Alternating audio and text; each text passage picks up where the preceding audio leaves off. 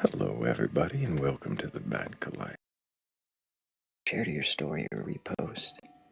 Get people get people that follow you to see it on their FYP.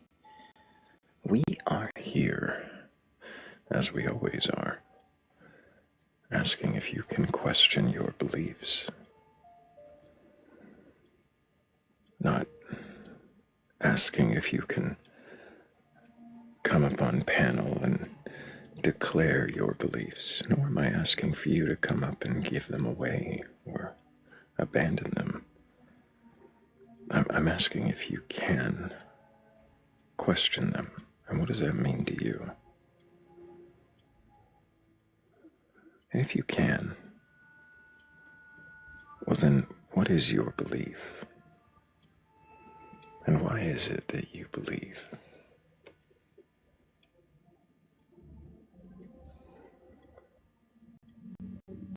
We are late and early at the same time. It's been almost a week since I've been on time, and I was even a few minutes late today. But I think, perhaps, if the algorithm abides, a few more taps and a few more shares, we might be able to get out to the FYP. As it stands, there's only 5 of us, perhaps. FYP. Welcome in Angel and McKenna and Mask of Questions. Welcome in MKJ and Squiggles. And Jose, welcome. I don't know if you're still here. Ghazi was here. Hope you're still around. Welcome in, everybody.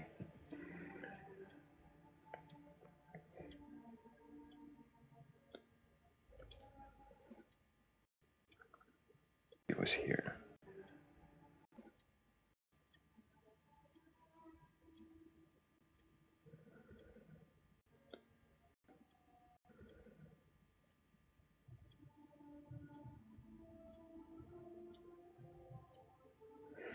Z and the gang over there playing D&D. Yeah, that's awesome for them. I wish I'd seen that he was live before I started, but good for them.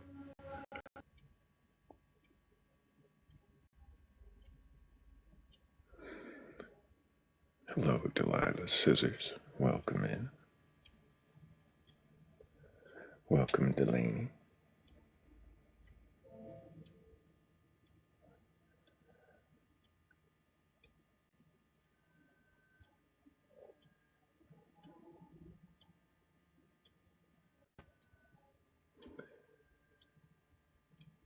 I'm feeling patient tonight, Delane. That's how it's going.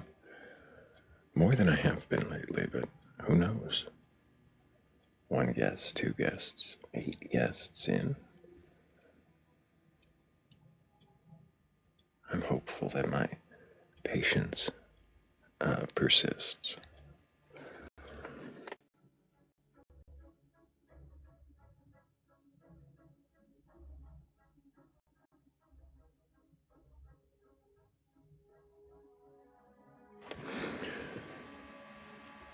I'm sure they will, Mask. I saw Tiny was running a banger of a topic. So, I don't blame anybody who's hanging out over there. But hopefully, everybody finds their way to the Bat Cave eventually.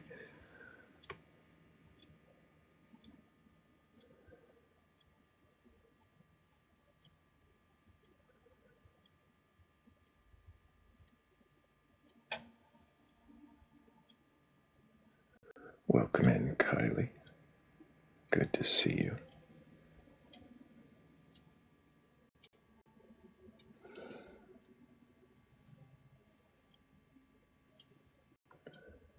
Oh, I see Bats has joined us. Welcome, Bats. Demon Harlot, good to see you both.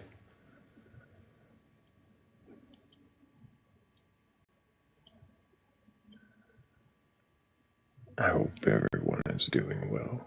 Hope we're all ready for another evening. Well, I guess it's a Friday, isn't it? So we don't really know what we're gonna get.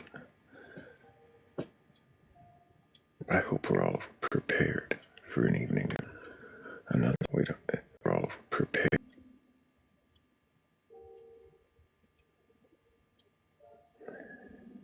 Yeah, Kylie, I like the purple too. I'm not usually a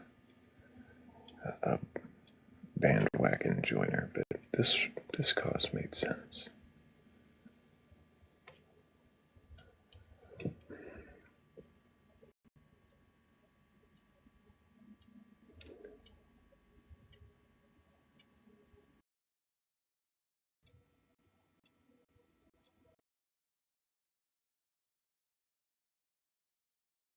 Who scrolled in has a belief in a god or gods, higher power, or anything like that, and you're open to questioning your beliefs.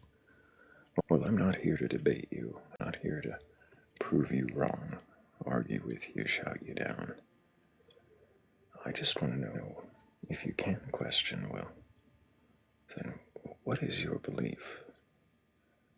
And question, and why do you believe it? And how do you question? Do you question that belief?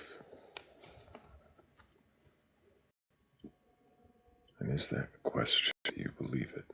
Belief? Or is it something else? Something else? A desire for truth?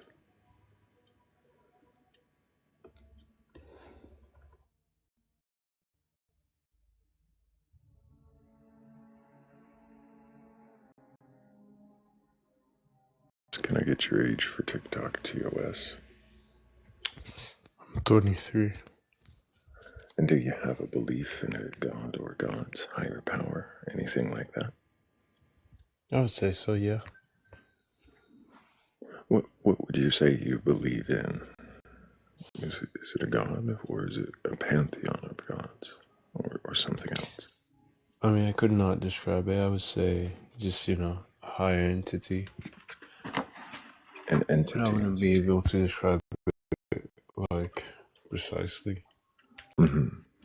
I'm not asking you to describe it precisely, just to give his best understanding of what you think is there. You say a higher entity. Something more aware than humans. Something more aware than humans. Does that mean corporeal? Does that we mean have what? a lot of background noise there. Kind of life form, or are you talking about something else? Yeah, something else.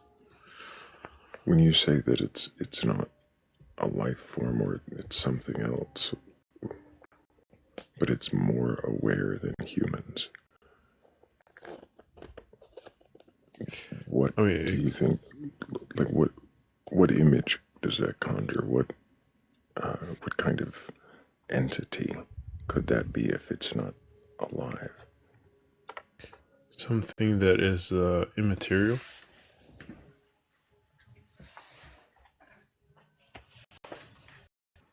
That isn't visible, like in the physical realm. Like the entity itself. Physical realm. What does that mean? Physical realm. Things that we observe. Yeah. Things that we observe.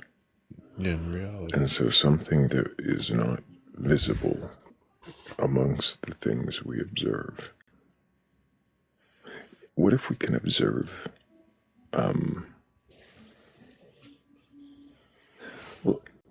well, I guess my question, would that include things like air or the vacuum of space? Or are those I think those are visible, just not to the same degree. I see. So those are Um, those are material. You thought. A thought. How did you determine that thoughts are immaterial? So because you can't see what you think, then therefore thoughts are immaterial. Isn't that kind of like saying I can't see? Whatever we're talking about, like I So can't. So within your experience, what is immaterial? Isn't that kind of like saying I can't see,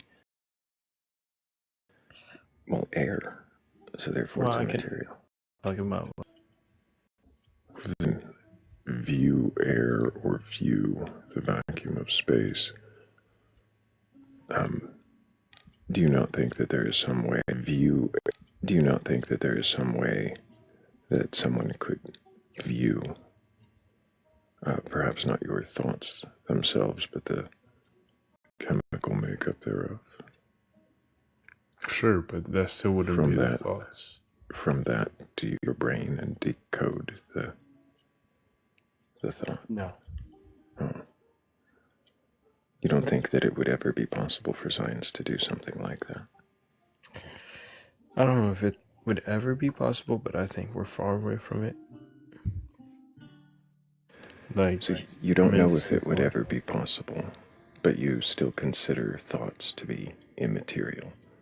Is the God that you think of, the higher entity, is it like a thought? Is that what you mean by immaterial? To the same degree, yeah. Could it be just that, a thought? Mm. No. Why not? Because I can't see like consequences that changes the outcomes You can see consequences that change the outcomes of what? of said belief. I'm not sure. You're saying that the belief has consequences that change outcomes? Or does the God, higher entity, whatever, have outcomes? The belief has higher entity, whatever. I would say both. Can you give an example of something that this?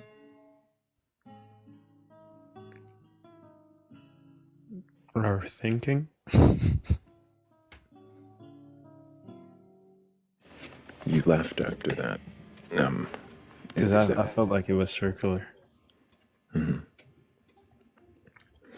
So you feel like this higher entity material causes our thoughts that you say are immaterial, and that this is an observable effect of the higher entity. Yeah. Is that it? How do you observe the entity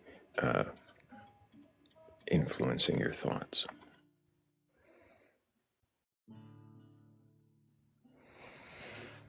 Mm.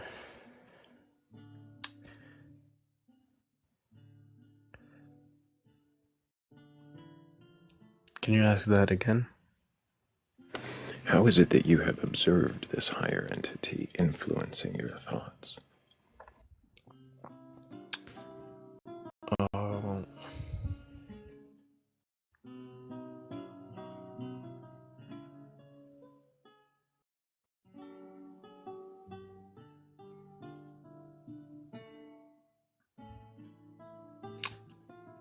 I'm looking for the right words. Or Is there any way that you have seen this entity influence your thoughts?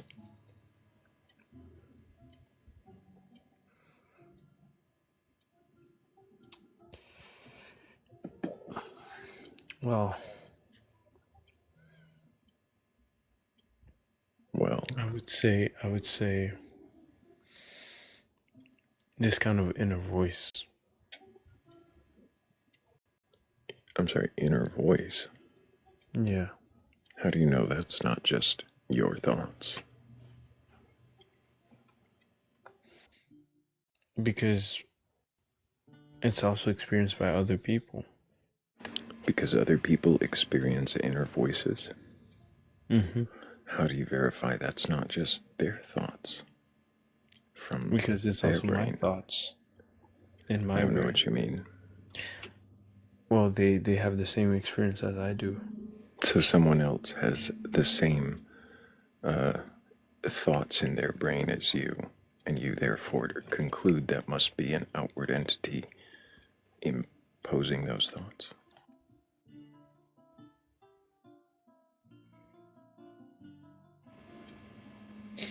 Mm-hmm.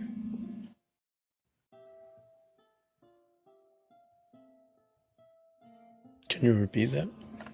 Yeah, I was asking you if you're saying that other people had the exact same thoughts as you, and you concluded that was an outward entity giving you both that thought. Is that what you're saying? No, I'm saying we have different thoughts, but the experience of um that inner voice is Oh, I around the see. same. It's not the same thoughts or influences, but an inner voice of some kind. And other people have an inner voice of some kind. You determine that inner voice must be a higher power. Yeah, that consciousness. How, how do you know that that is not just a product of their brain and yours?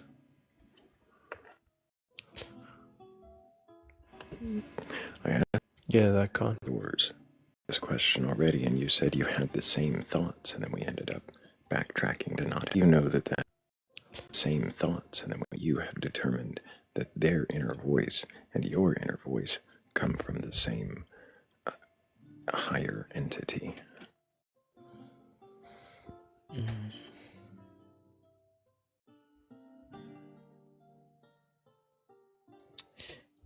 Because I think there's a moment where we can experience like deep realization. Like we can use our intuitive sense. Intuitive, you mean? Yeah. So you're saying we can use an intuitive sense and have a moment of deep realization, and because of that Yeah.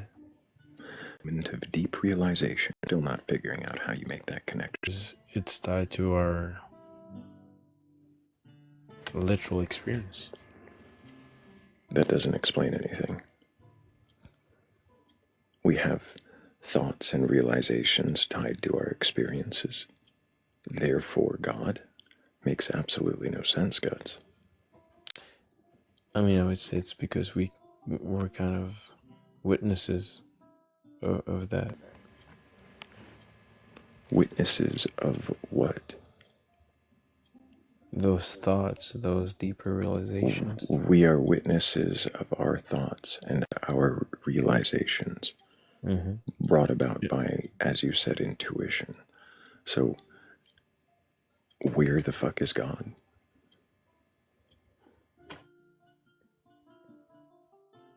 Not something I could answer, but What I mean is, where in your equation of we have thoughts, we have realizations, we use intuition, where is God in any of that?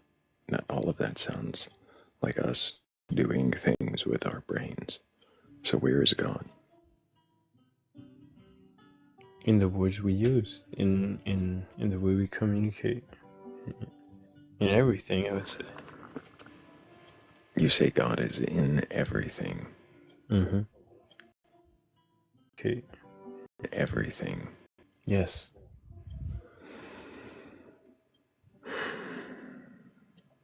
Is there anything that is not God? No. How do you determine what is God and isn't God if you assume everything is with no reason or evidence?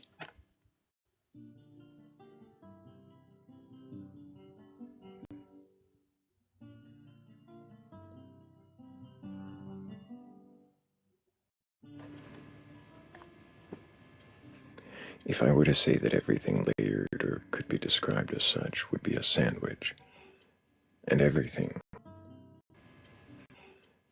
now I could just conclude on my own, absent that logic, that just everything's a sandwich. And there's nothing that's not sandwich. But if I just decide that, or if I use some weird philosophical argument that could easily be questioned, what am I actually accomplishing by just labeling everything sandwich? If there's nothing that's not sandwich and everything is sandwich, how am I determining the difference between sandwich and not? You'd be exploring the various layers of the sandwiches you're describing. Well, each of the layers would itself be a sandwich, but that's besides the point. I mean, you What try to use understand is the the package. word? What use is the word sandwich doing for me? Assuming things are sandwich, what good is that accomplishing? Is it It's describing and prescribing. prescribing? It's prescribing. I would also say it's describing. Utilizing descriptions for a prescriptive definition is prescribing. We're prescribing this definition of sandwich to encompass everything. You're prescribing your higher entity to encompass everything, to be everything. You're sandwiching God. Why? Sure. I think it's natural. Do you think it's natural to assume everything is God?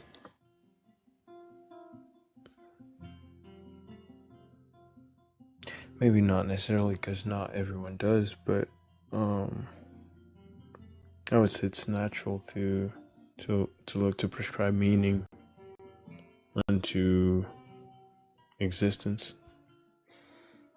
It's natural to prescribe meaning unto existence. Mm-hmm. So creating your own meaning and applying it to everything. Does that tell you if that is true or not? That No. a higher entity influences all and is all?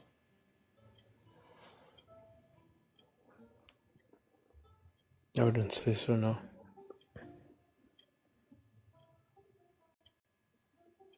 Does it matter to you if this belief is true or not? Really?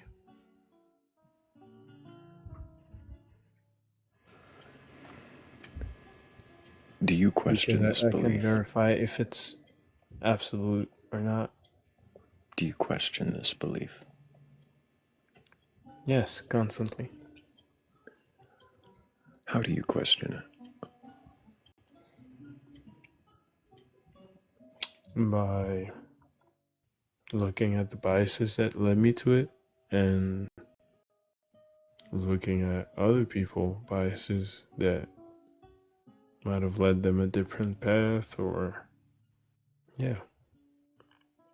So you question it by looking at biases. That's it.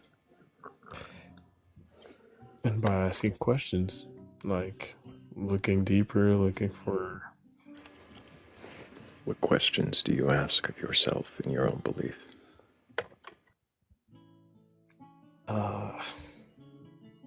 Why? What? Can you be more specific? I ask, why would it be this way? Or what would the entity use be? Why is there a need for such belief? Why wouldn't there be a need for such belief? Questions that, Why do you have a need for such a belief?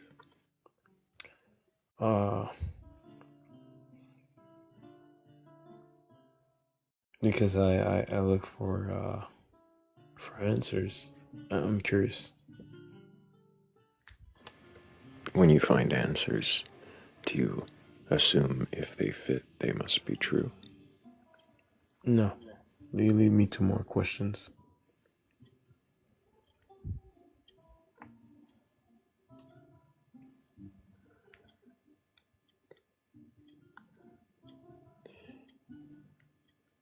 I probably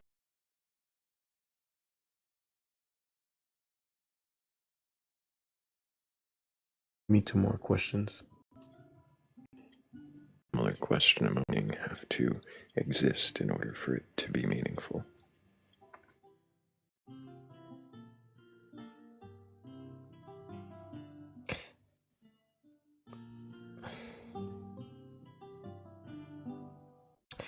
You said, does my God have to exist to make my meaning No, more meaningful? no. My exist? No. Does your God have to exist for it to be meaningful?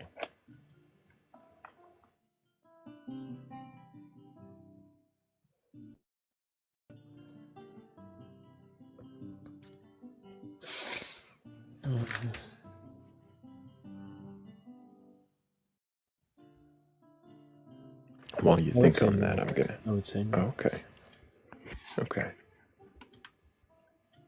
Really quickly, I'm gonna go ahead and thank Kylie, Shannon, Angel, and Donna B. Thank you all so much for helping with that goal. I appreciate all of you.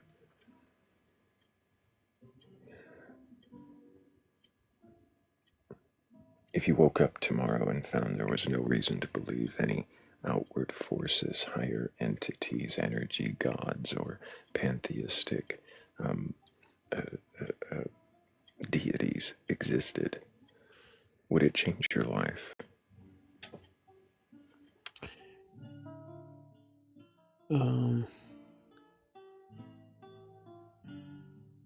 Not dramatically. Would it make you treat people any differently? No.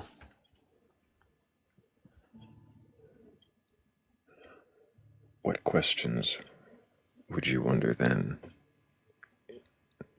if the answer of God had been given to you and there was none? Can you repeat that? Yeah, if the answer of the question about God or higher power, whatever, had been answered, turning out to be there wasn't one, what questions would you have then? Well,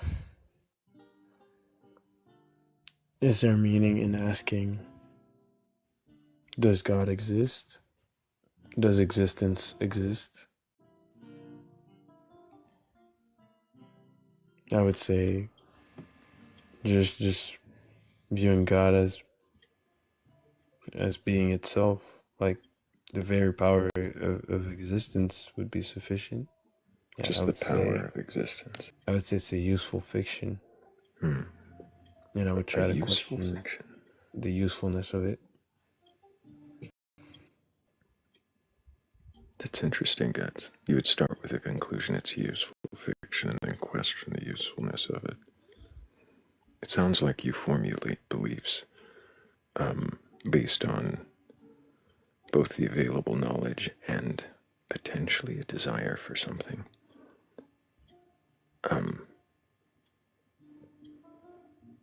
I guess I should ask a question before I finish this conclusion. Do you want for there to be a God or energy or force or whatever it is, the everything higher entity? I guess I should ask a question before I energy or the Not necessarily. I would say the idea of it doesn't necessarily have to be. what does divine mean? Uh,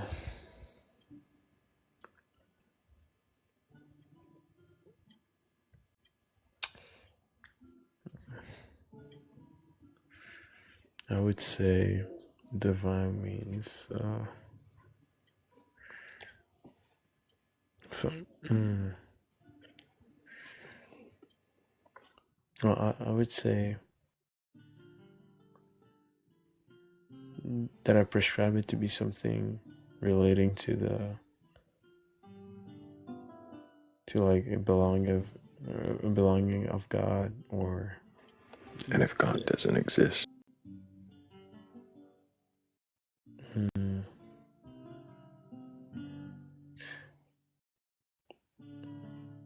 something that is infinite, perfect, immaterial, eternal. So basically, absolutes.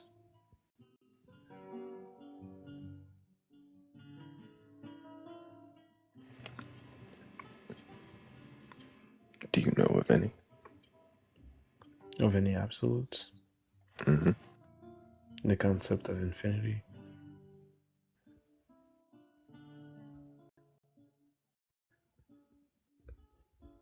In what way is it absolute? It never ends.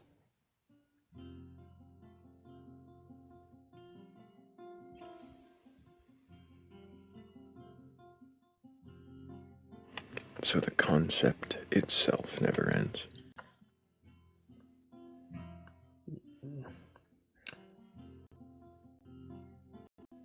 Yeah.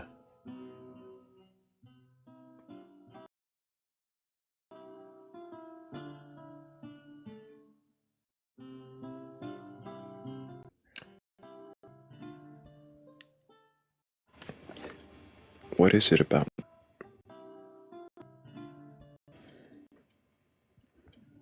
gravitate towards it? I wanted to ask, want it to exist, but it seems more. I don't want to impose. Answer that either way. So what makes me gravitate towards infinity? Not infinity, immaterial. The idea of immaterial. As I've asked these questions, you've seemed focused on either proving or exploring or discovering or, or, or naming something that is immaterial. And I'm curious why.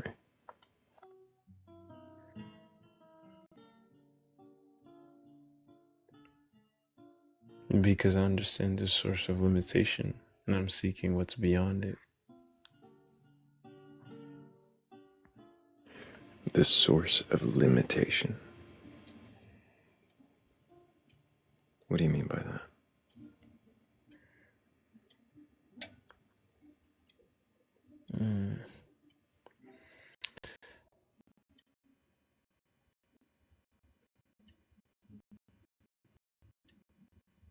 Something that has no limits, so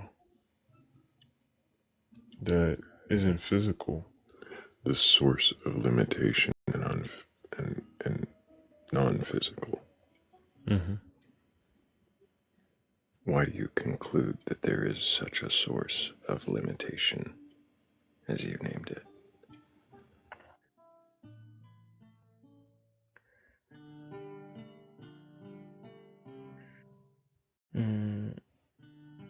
Because of what I've observed, I would say. What do you mean what you've observed? Because you've observed things with limitations, you assume that there are limitations. Yes.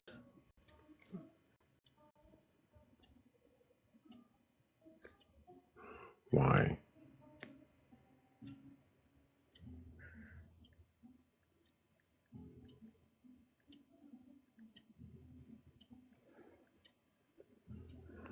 Because how can you make sense of reality otherwise? By observing it. I don't understand what you mean by how. You're essentially asking, how can you make sense of reality without assuming that there is a source of the limitations of reality? Yes.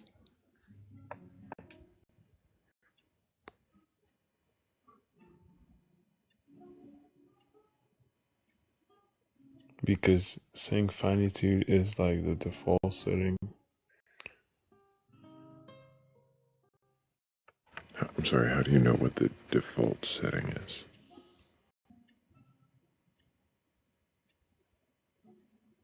Because it creates like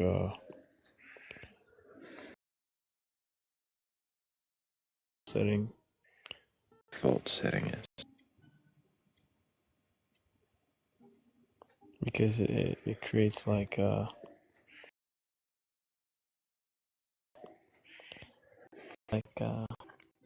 Is what, Guts? Are you falling asleep mid-answer? I'd say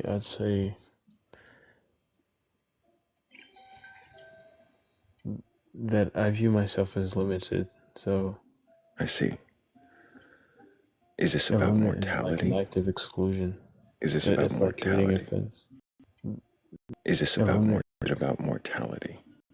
not necessarily. No.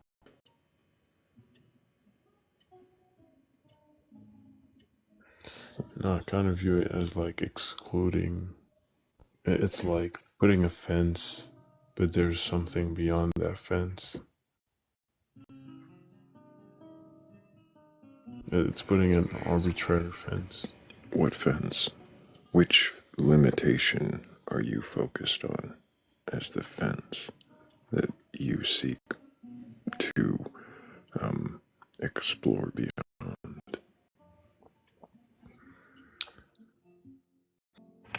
So Potential. basically, yeah, anything.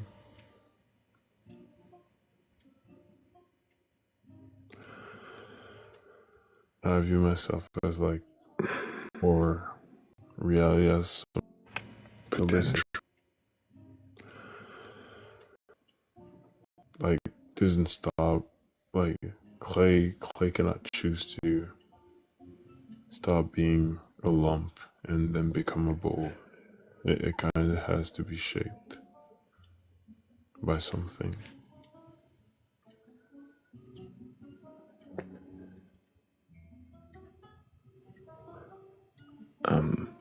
Bowl. It kind What are you talking about? I'm saying things have forms, and those forms.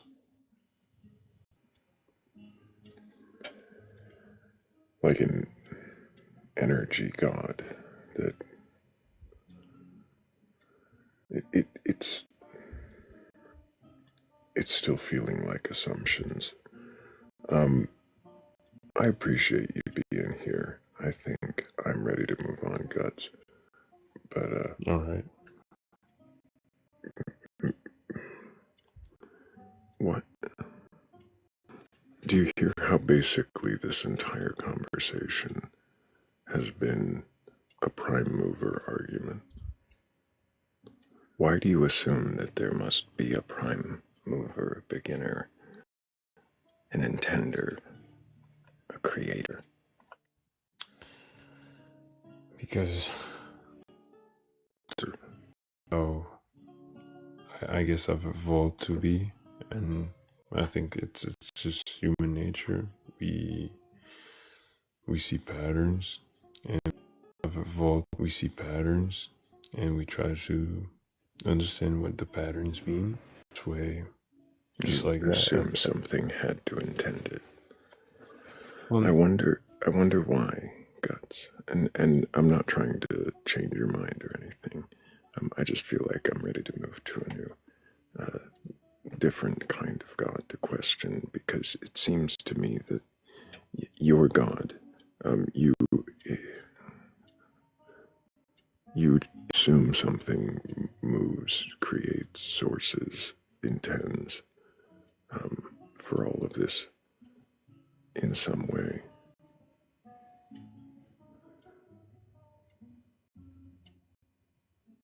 no, I view it as the baseline, but yeah. Yeah, that's the baseline. That's what you're, the the God that made it all, but not calling it God.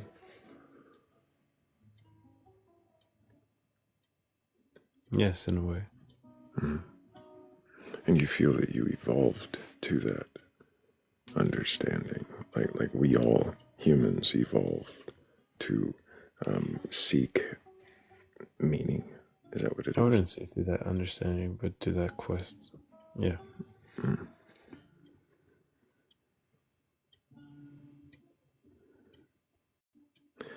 you question your assumption that there is a mover, a beginner? Yes.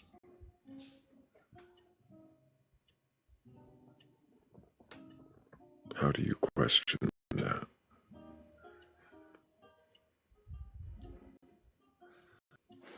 Logical, observable. If it's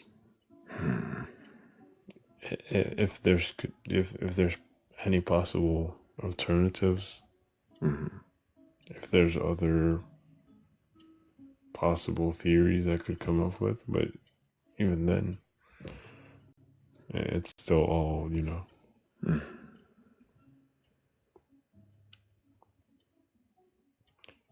I'm basically aware of my, how can I say, like, I understand that I don't know. That's basically what. I'm hearing that too. You're not pushing and insisting that there is something you believe that there should be. You don't know, and you don't know how to describe what you think should be there. Is that accurate? Yeah. I get that. I don't feel the same, but I understand what you mean, and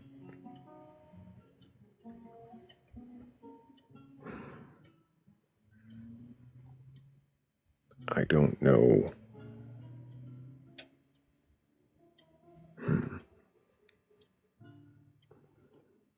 I don't know how much more I can question why you need that. But No, you I would should. say, I don't necessarily do various other things that gives me purpose. So it's not the sole thing that gives me purpose, but it's one of the things that. Do you believe in afterlives or rejoining of this source?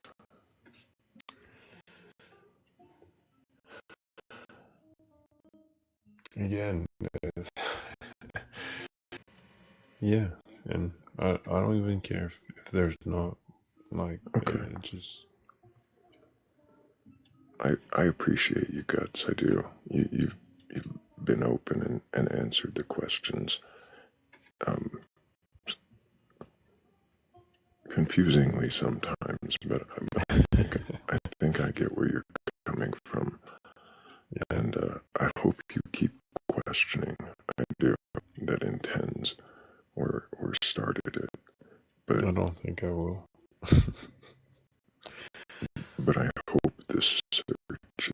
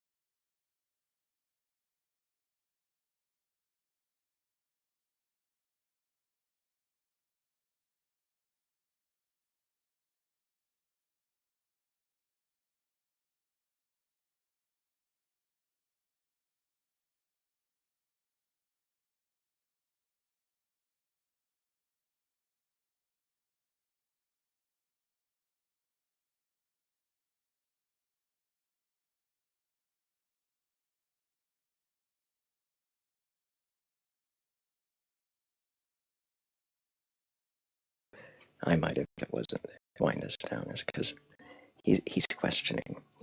Yeah, no, I admire the non-commitment to it. I like that. Us down is because to it. I like that. Are you just like having a moment here, or? we did a little purple. Yeah, the purple's different. I like the purple.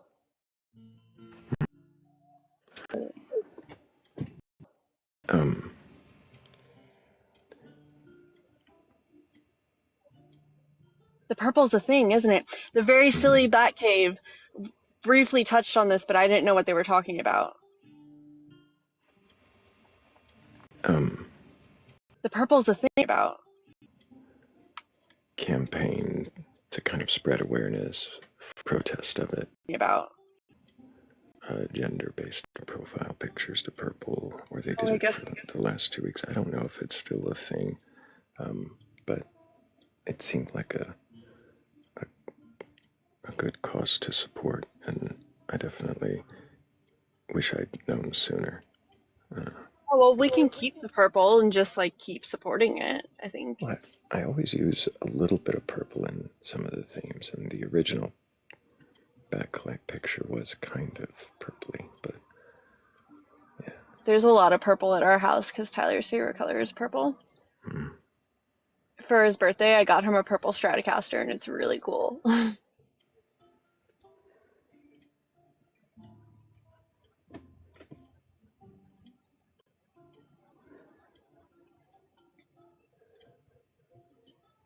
Oh, what is that? Oh, It's a wacky waving inflatable arm flailing tube man. Or that's air fun. dancer.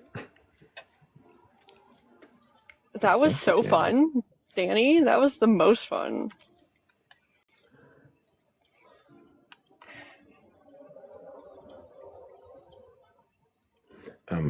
We do have a few people in queue, and one of them's been waiting a while, so we'll go ahead and keep moving forward. And okay, Mr. Super, can I get your age for TikTok TOS? I'm 29. Do you have a belief in a god or gods, higher power, or anything like that? Yes, I do. And what is that? My belief is in Islam, the religion of Islam. I'm a Muslim. Yeah.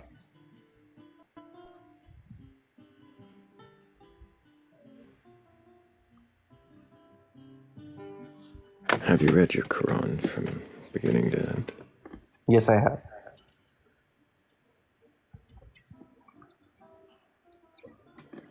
Have you read it in Arabic? Yes, I have. Okay. Twice. I have to ask a question. Can you question your beliefs? Absolutely. I think you should question your beliefs. What does that mean, to question your beliefs? To question your beliefs, I think it comes in a lot of forms. So you can ask, the simple 5 prompts is how, why, what, where, when. I think you ask all of it.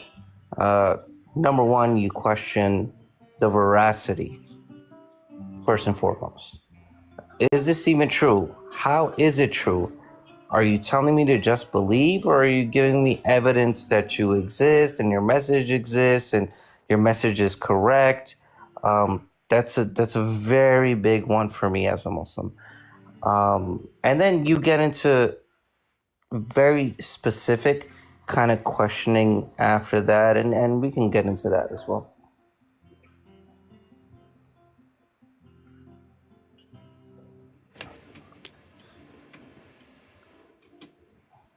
Can you question the existence of your God?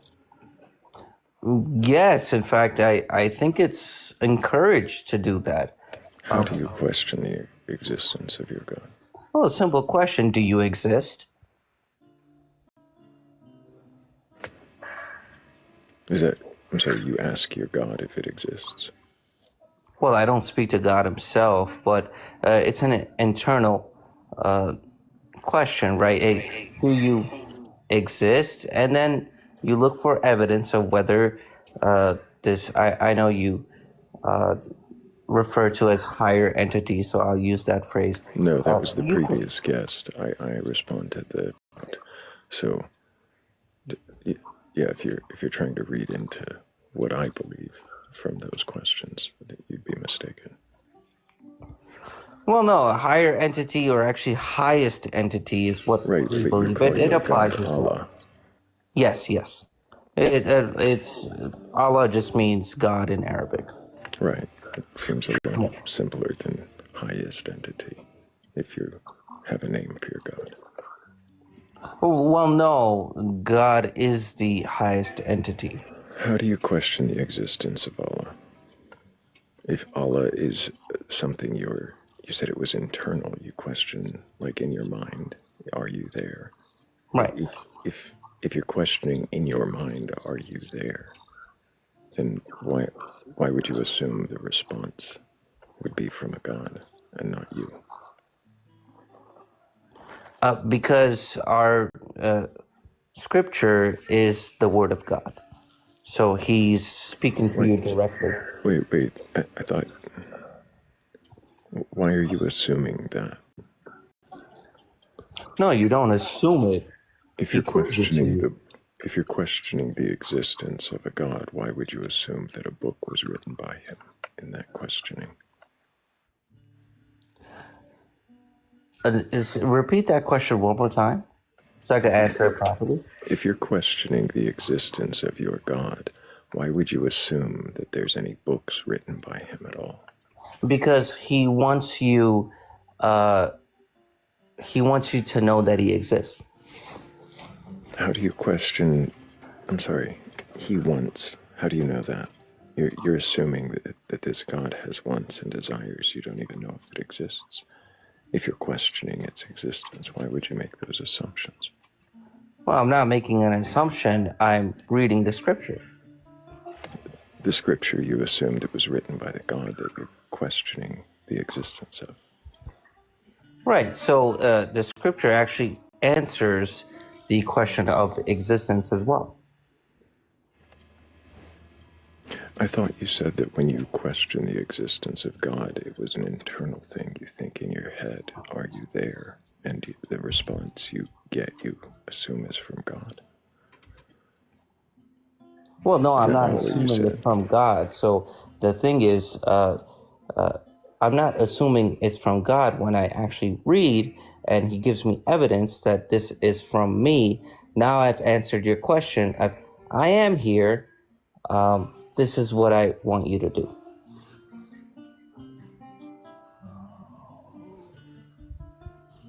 You don't see how this isn't like really questioning the belief, do you? No, it is. Like I said earlier, first and foremost, you question the veracity, right? Is this true? How Right. does Is it fit? God is so I asked if you could question the existence of your God. Yes. And that you do that by questioning in your head, are you there? Yes. Right. And then it's answered. Is that and you assume the answer is from God, and so therefore God is there. No. I'm not. But that's the thing. When I'm not assuming the answer is from God, because he's proven to me that I'm going to answer two questions for you. That's what he does for us. Is I'm going to answer two questions for you. I'm going to prove that I exist, and I'm going to prove that this is from me. That's so both questions get answered. How is he proving that the message is from him? Incredible. That's a very good question. So I don't know if you've read the Quran. Have you? It doesn't matter if I have or not. I think it very much does, because if you at least don't have a basic understanding, but I can explain it. I mean, I don't know if you want philosophical terms or like actual What was the scripture, or question I asked you? ask the question again. So you weren't listening. Ask it again.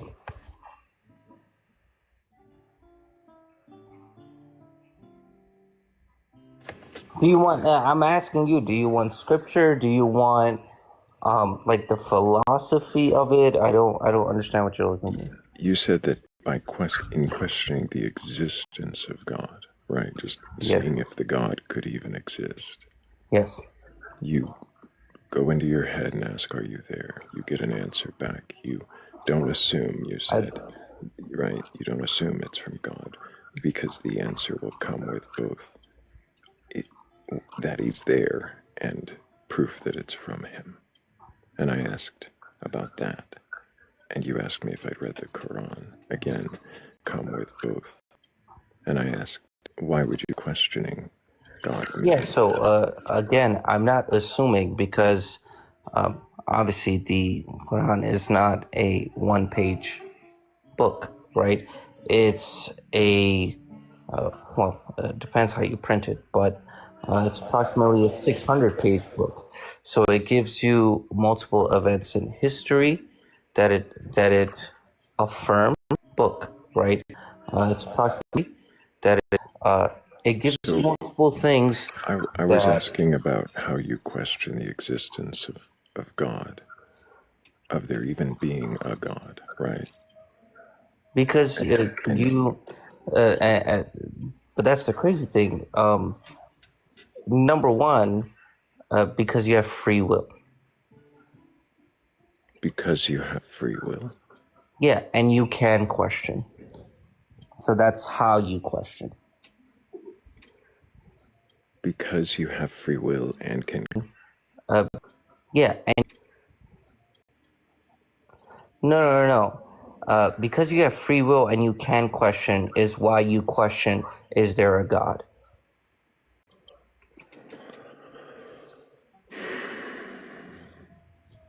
I'm not sure why we're talking about free will now.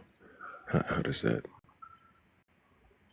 tell me how you, God, you wouldn't be questioned if there's a God. Presumably.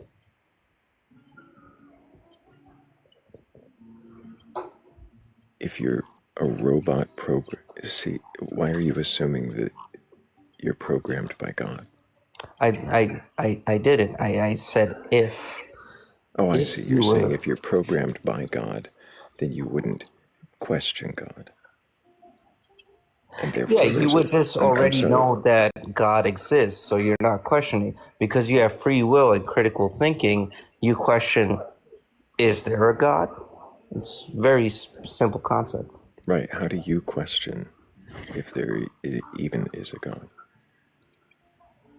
Yeah, so you ask the question itself, is there a God? That's how you question it.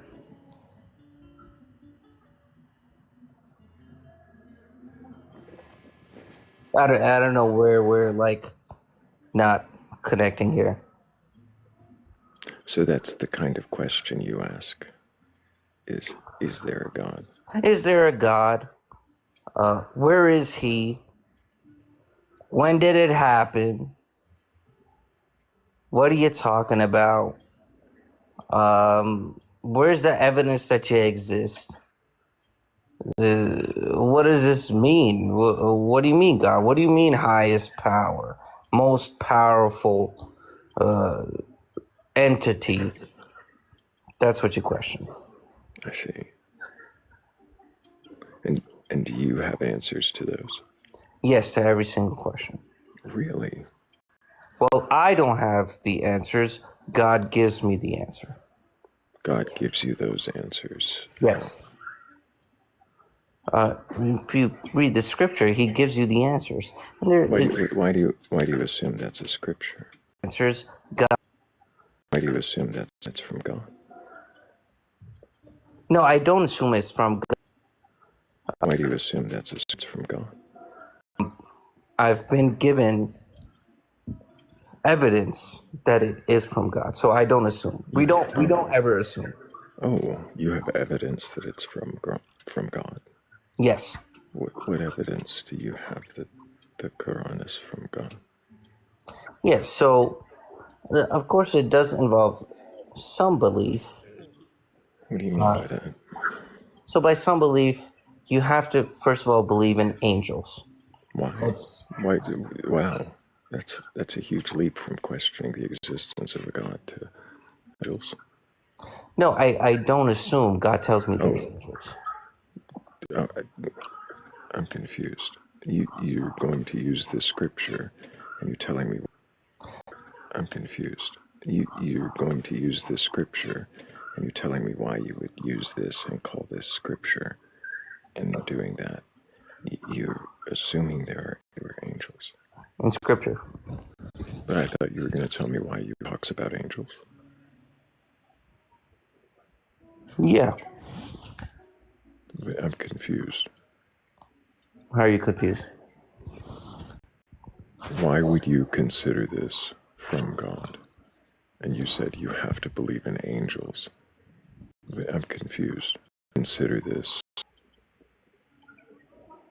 Yeah, he tells you that angels exist. So if he has verified his existence and he's verified that he's telling you the truth about himself and what he says, then you believe what he says. You, say that one more time just to make sure I... Yeah, so tell the truth. How did you... Whoa. So how did you verify he existed? So you verify that he exists by looking at evidence. I asked you about that evidence already, didn't I? Yeah, and then if you haven't read the scripture, it's like really tough to have this conversation. So the evidence is the scripture. The thing, so you're assuming... In and of itself. So there's a story that says it's from God, and you assume it's from God. Why? No, I don't assume it's from God. I've already verified that what he's telling me is true, so the story naturally has to be true.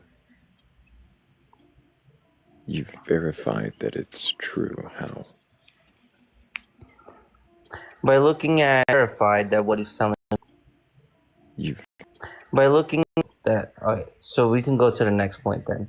So by verifying whether prophethood is a real thing. That's... Prophethood, what does that mean? So prophethood just means someone who's placed on the earth whose mission is the message of God. Okay, before I ask you, I need to make sure that I take a deep breath here, because this is strange. But before I do, I need to make sure I thank Delilah, Scissors, Shannon, McKenna, Hazelnut, Danny, and Donna B. Thank you all for helping with that goal.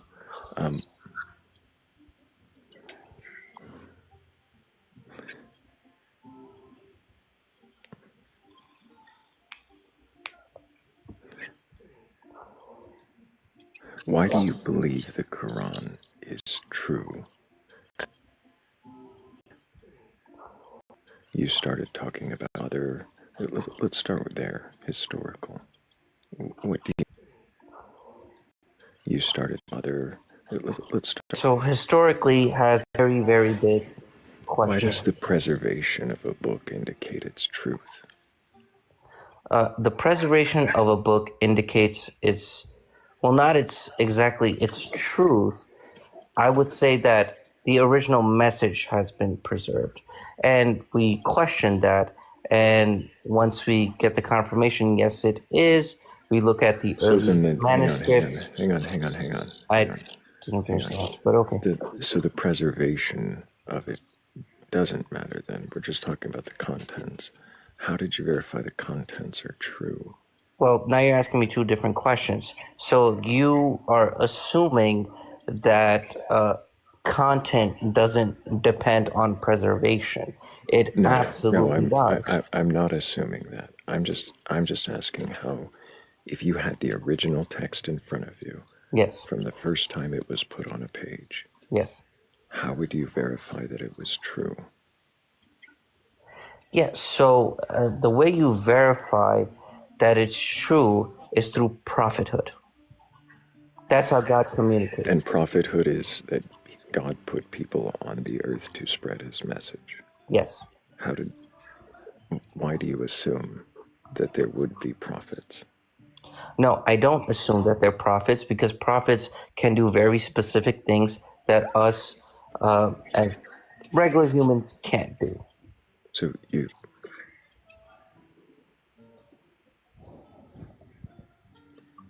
While preaching the message of God.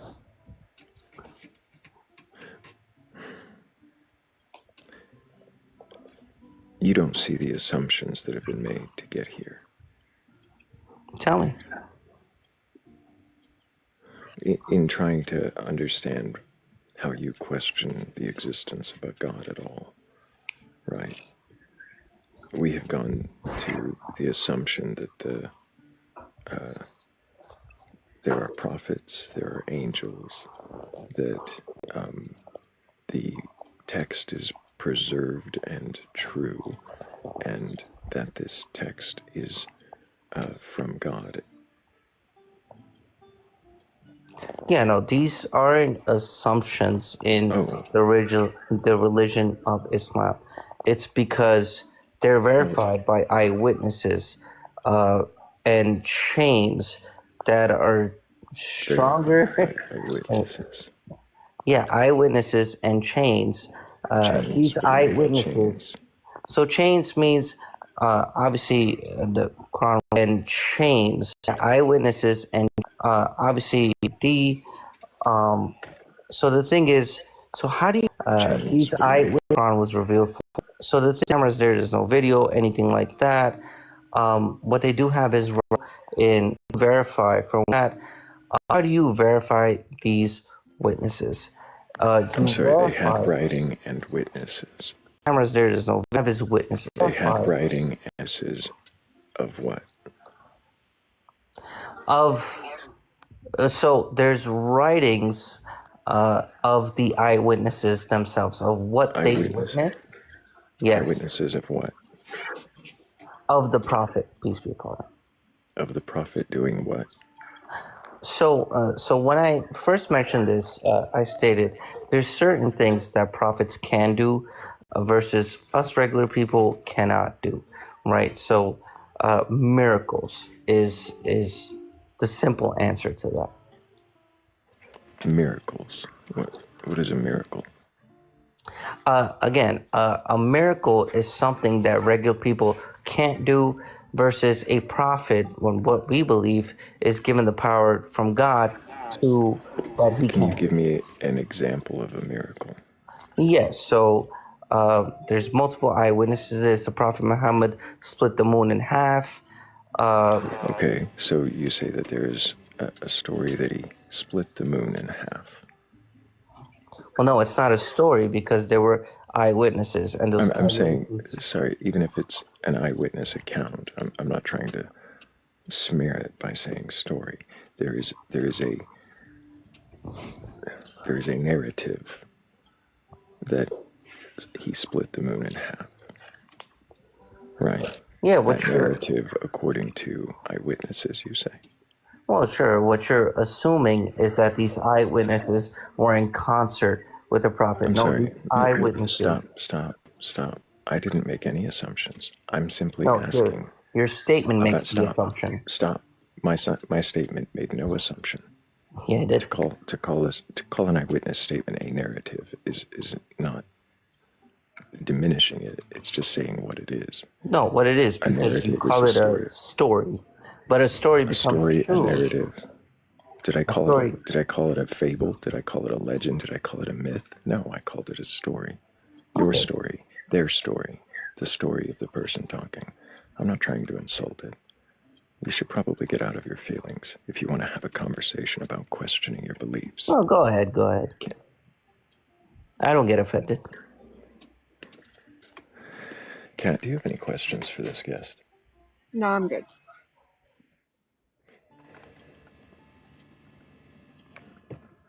Mr. Superhero. Yes. I haven't heard you actually question your beliefs in any way whatsoever. I don't think you're capable of it. As a matter of fact, I think you're afraid of it. And I'm not interested in platforming whatever the fuck this exhausting circle is anymore.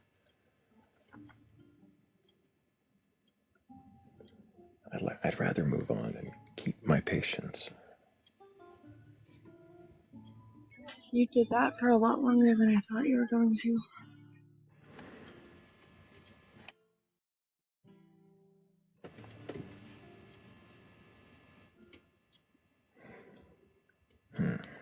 Stay in queue if you're in queue. I've got to take you one at a time, and some of you don't really exist.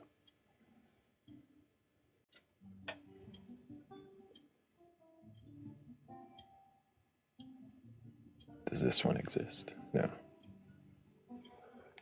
But while I do this, if everybody would just tap the screen and share the live, we could be well over 30,000 in the next couple of minutes. And if you do have a belief in a god or gods, higher power, or anything like that, a request stop. I'm not here to attack you or tear you down. I just want to know what it is you believe, why you believe it, and, well, how do you question that? What questions do you ask? And is questioning the same as a doubt? Zach, can I get your age for TikTok TOS? Yes, I'm 36 years old. You're very muffled. I'm sorry. Oh, I'm sorry. 36 years old. Do you have a belief in a god or gods, a higher power, or anything like that? I do. I don't like to call myself Christian, but I do follow Christ and that religion, if you can call it that.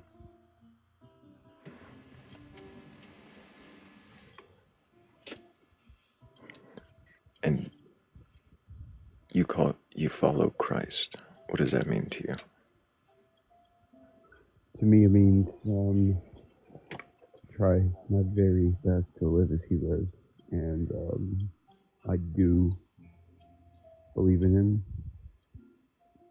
I believe, what You believe. the story in the Bible is about him. I was an atheist.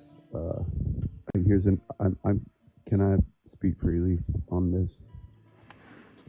I don't know what you mean by speak freely. They're TikTok terms of service. And before, It's just a little complicated. well, I'm not asking for your testimony. I'm asking more about the what you believe still. Do you believe? Well, let's back up just a hair. Have you read the Bible from beginning to end? Yes. I don't know how you're getting more muffled as you speak, and yet we hear you breathing into the microphone. It's really confusing. I apologize. Is that any better? I don't know yet. Testing. It's hard to tell. It's one kind of muffled after another. But, so, have you read the Bible from beginning to end, was the question I asked. Yes, I have read the Bible from beginning to end. Oh, no, it's worse. And I know I didn't. The audio is way worse. Uh, Is it like in a phone case? And no, it's not in the phone case. I'm afraid the mic at the bottom may be clogged. Let me do something. I can't even. Nope. Sorry, Zach. We'll give you a minute to sort it out, maybe, if nobody else requests up. But if anybody does have a belief in a god or gods, higher power, anything like that, and a working microphone. If my mic's not better by now, I'll drop. Yeah, it's not better, Zach. It's Okay. Yeah, but I'll see what I can do about that. Maybe you can back up later. power. Better by now. I'll see what I can do about that. Yeah, use the phone microphone is one way to do it, but it's hard to do that if use settings on your phone don't let it work. Whatever it is, I'm not here for tech support. I'm here to make my own problems. Apparently, as my earbud shuts off and makes a feedback. Yeah, I'm not here for Tech 47 and talking shit about other people's folks, and he does that. Hey, Aphex, can I get your age for TikTok TOS? I'm 28. Say that again. I'm 28. 28. Do you have a belief in a god or gods, higher power, or anything like that? I would say at this point in my life, I'm purely agnostic. Not atheist, but agnostic. In agnostic, do you mean that you believe or anything like that? Purely In agnostic belief there's anything, you don't know there's anything? Or do you think there is something and you don't know what it is? yeah. I think it's kind of a weak way out, or it's like I technically don't believe there's nothing, but then I technically don't believe there's something.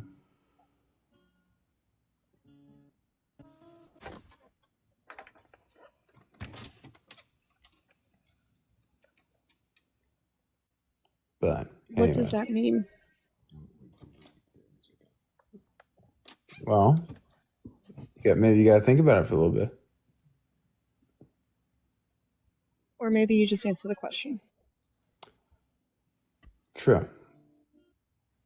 I mean, what do I genuinely believe? If I really dig deep into it and I think what I genuinely believe, I think that I believe that we as humans have an evolutionary trait to like where we need something to go beyond our mortality. I genuinely believe to go beyond is probably the most feared thing in all of human existence. So I think that religion or faith or spirituality is more of a evolutionary need, not even consciously, almost subconsciously, than anything. What do you mean existential existence?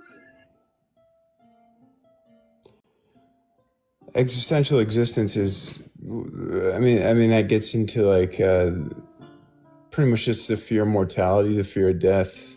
I don't know. I'm not as good as Google. Google would give you a better example of it.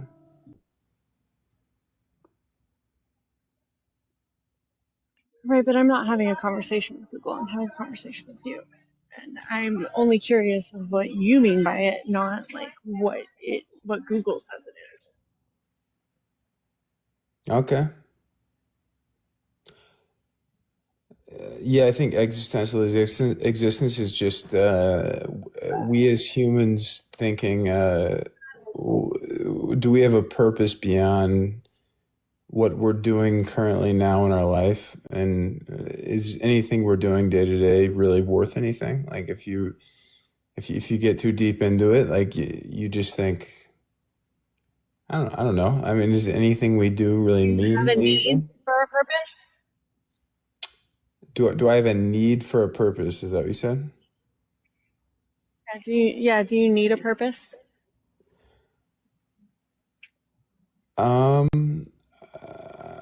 I at the point I'm at in my life right now, when I think deeply about it, I don't necessarily know if I do. I think that purpose can be found in just loving who you love and existing in the presence that you're in. I don't necessarily. I don't know. I don't So necessarily. do you think there is an inherent purpose or meaning that we have? Unfortunately, no. I don't necessarily. Or meaning? No. Why is that unfortunate? It's unfortunate because I think everyone has a fantastical reason to believe in things that make their purpose more than what it actually is. And I really think we're just evolved intellectually beyond what any other animal is.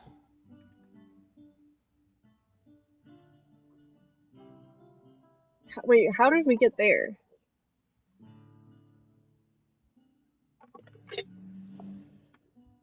I don't know. I feel like I'm making sense. I don't know.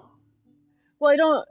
Maybe I just checked out for a minute. It might be on me. It's very possible it's on me, but like I don't How do we get from why is it unfortunate that there's no inherent meaning to we've evolved past every other animal? That's where I lost the plot at.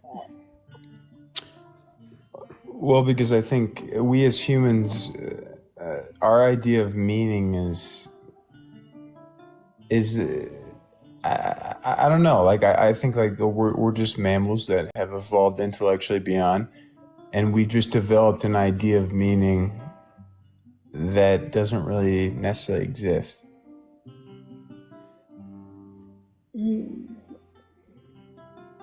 Why do you think that we developed this idea of meaning if it doesn't exist?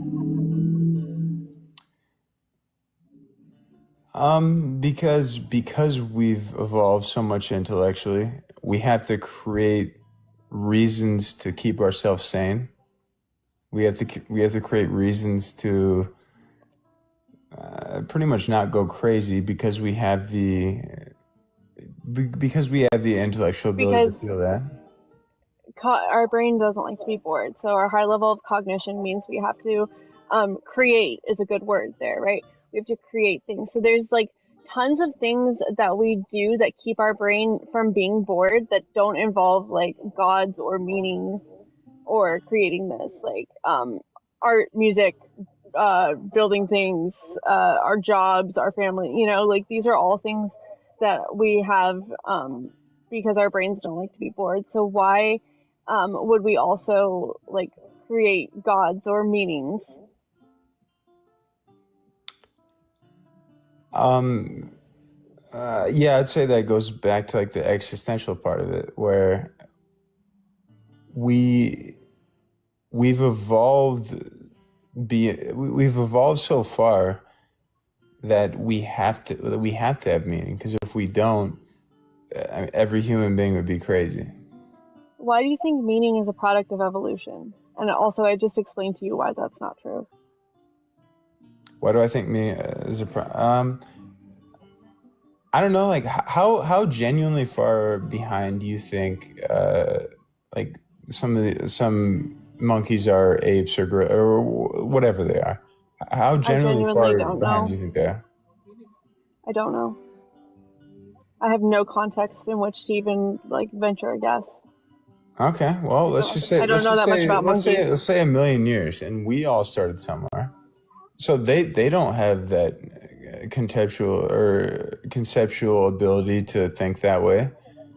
How could they be 1,000,000 years behind us when we haven't been around for that cognitive intellectuality? They will start to believe those things for their existence. How long do you think hominids have been around, or human beings specifically have been around?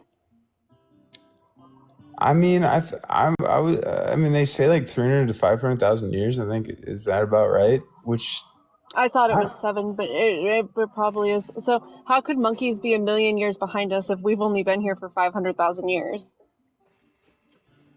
Well, because we look just like them when we started. What was that, Thrayle? I've heard that it's closer to 350, but I could be wrong. Okay, so yeah, somewhere around there. Either way, we're splitting hundreds of thousands of years at this point. Okay, that's not hairs. Is that hairs? It could be. I don't know. What is existence? Am I? Well, I don't really know exactly like what this chat's beliefs are, or if you're just trying to like fish for what other people's beliefs are. It's not fishing. It doesn't matter. Well, no, that's a bad word. That was the wrong word to use, but it doesn't matter what our beliefs are because we don't want to argue. No, arguing's fine. Why do you want to argue? We don't. Because that's not what we're here to do. Yeah. If you're here to argue, then that explains why this conversation has gotten circuitous and really gone nowhere. This isn't a debate. Okay. Well, where's the next direction we want to go with it? Okay, so where did we leave off? We left off at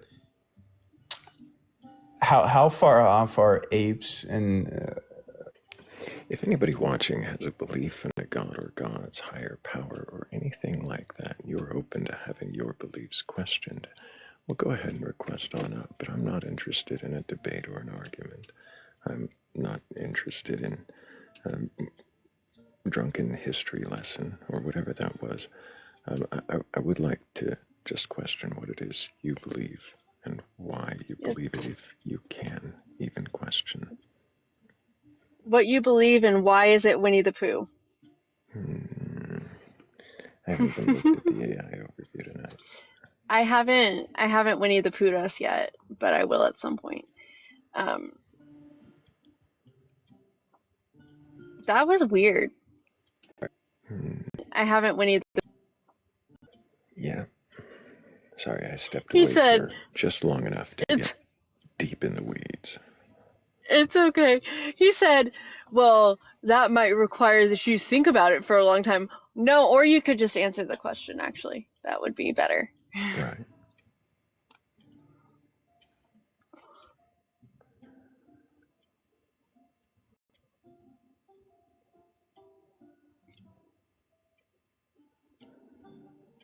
I wonder if there is How is anybody. everybody? Well, I don't know. How is everybody? How is chat? My ear infection feels better. Thanks for asking, you guys. It's okay, you didn't know I had one. That's why I wasn't here last night, because I decided to keep the headphones away. Oh my gosh, I made that, you guys! It's my energy god. The end. Way.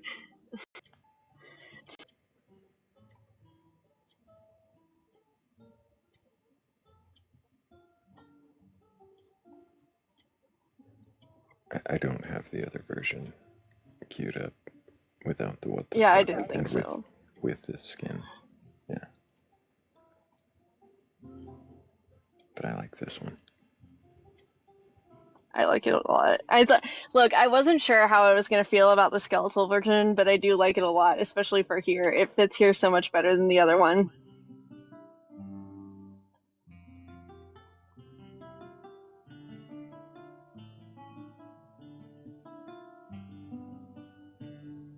I wasn't expecting you to already have put the what the fuck on it.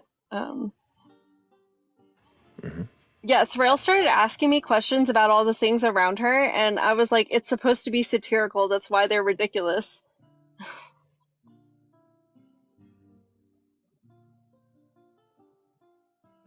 I also have this one.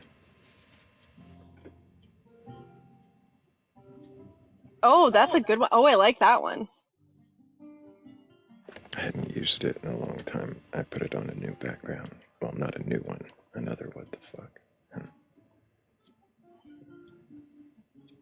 I made a Walmart order before we left, and I got some actual embroidery hoops, so I can like effectively finish my what the fuck bat patch. I think that'll be really nice once I have a real embroidery hoop to do it in.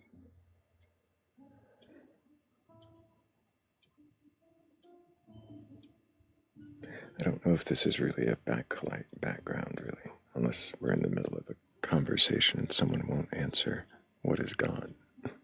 Yeah, I think it is. I don't know if this is someone won't answer.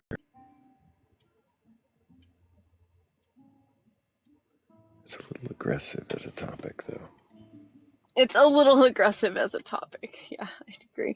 But I like it though. It's a good topic. It's kind of like Tiny's like, I don't know what God is and neither do you, which I also feel like is a little aggressive, but it is like, gets to the point.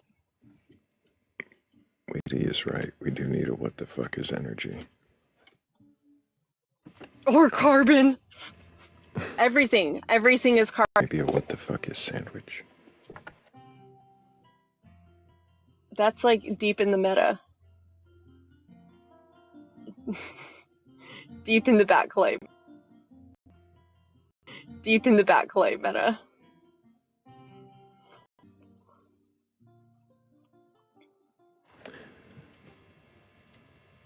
A wild hammy has appeared, maybe. Maybe. There he goes. and immediately gone on mute. Oh yes, I'm doing my day clothes, so I'll be muted for a little bit. Happy Friday night, Batcolyte. We need more believers and less drunks, hopefully. I don't know, maybe I should switch back to the what the fuck is God and just play it up. It's Friday night. It's Friday night. Let's get wild. Let's do something different. I see that getting messy. It could be fun, though.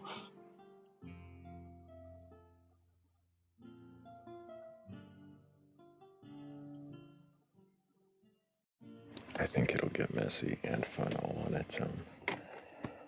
It usually does. Also, you have my like undivided Batcolyte attention every night for the next like 2 weeks. Oh shit. You're welcome, Unless you sleep. guys. I'll probably just sleep during the day. The only reason I don't is because like it's nice to sleep with him, but if he's not there, then there's no reason not to sleep during the day.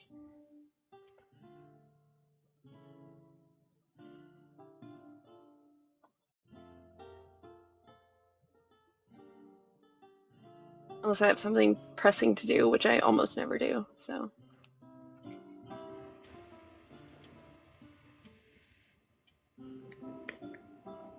That's a deep cut there, both sidesing.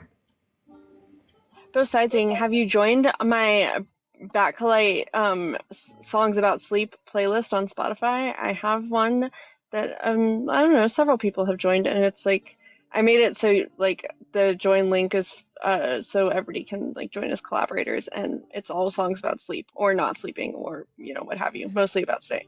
It says songs to stay up all night too, is the name. If you want a link, I'll send it to you or anybody else. Or Yeah, I'll anybody send you a else. link. That's pretty broad. Anybody. Well, I mean, it's just music. It's not like they can do much harm in the playlist unless they start adding some off-the-wall shit. All right, give me a follow, McKenna, and I'll send you a link after, like me, or send me a message, or both, whatever. BRB, you're gonna find some off the wall shit music. It's songs about sleep. We're about to earn a what the fuck. Because I would like if anybody watching who has a belief in a god or gods, higher power, or anything like that, if you're curious enough or courageous enough to question your beliefs, well then request on up.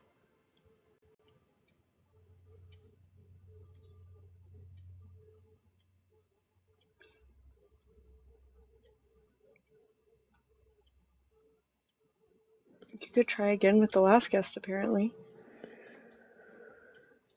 He doesn't have a belief. He's agnostic and wanted to argue about evolution. That is true. This is fair. We're not scary.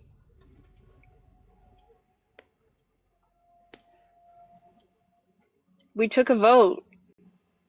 We took a vote. We're not scary. We were Well, tied. we're We were equally both as scary. Yeah. But Hammy's not scary.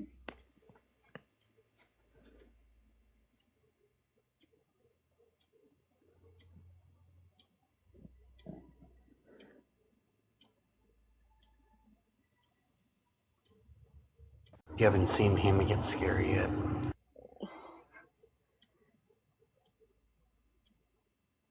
I have to leave the app for a moment. I'll be back right back.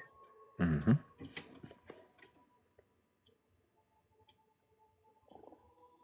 Hopefully by then we'll have somebody who has a belief in a god or gods or a higher power or anything like that, capable of questioning their beliefs.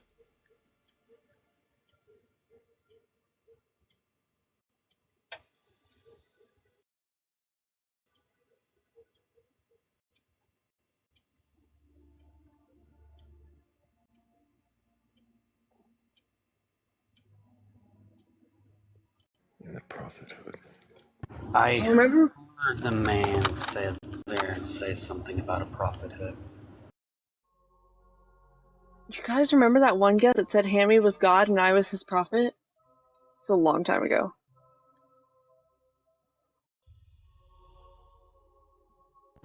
I mean, sounds about right. Guest that said Hammy.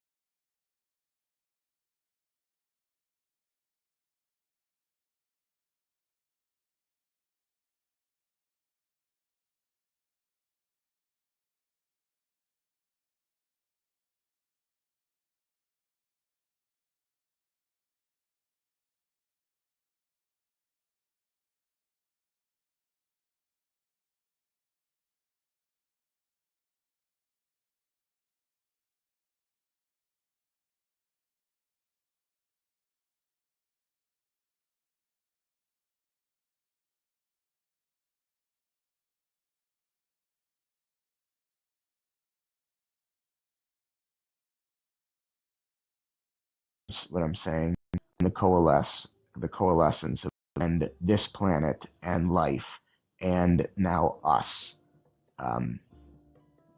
At some point in our own anthropological evolution, in our own human evolution, we our brains started to shift, our social structure started to shift, our inability to handle the stress that we were experiencing constantly in survival. We started experiencing, developed this sense of taboo and tradition and cult and spirituality and religion and God. I mean, and not necessarily in that order. And so, just as there is a storm on Jupiter that was produced essentially by the Big Bang, so too is your religious belief. And to me, that is the most awesome thing ever. That you are a product of the same process that has unfolded for literally billions of years. And so is your God belief. We are but star stuff.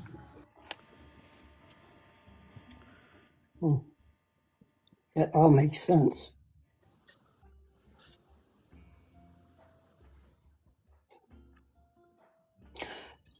Everybody questions the Big Bang, though. Was there really a Big Bang? Well, And, there's more to it than just probably the way you've heard it. yeah, probably. And there's more to it than we probably understand or will. But who knows? Maybe they'll find more answers there of some causation or some recurrence or some continuation of something else. Mm-hmm. But how can we assume where we don't know? True. But as humans, we tend to do Where we don't know. We tend to do that.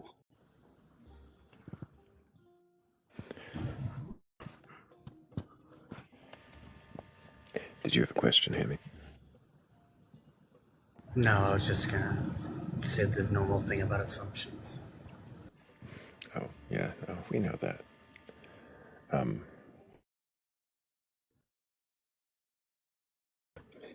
But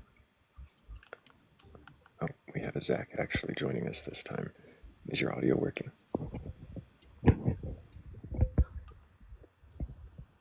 Are you there? Did you mean to join us?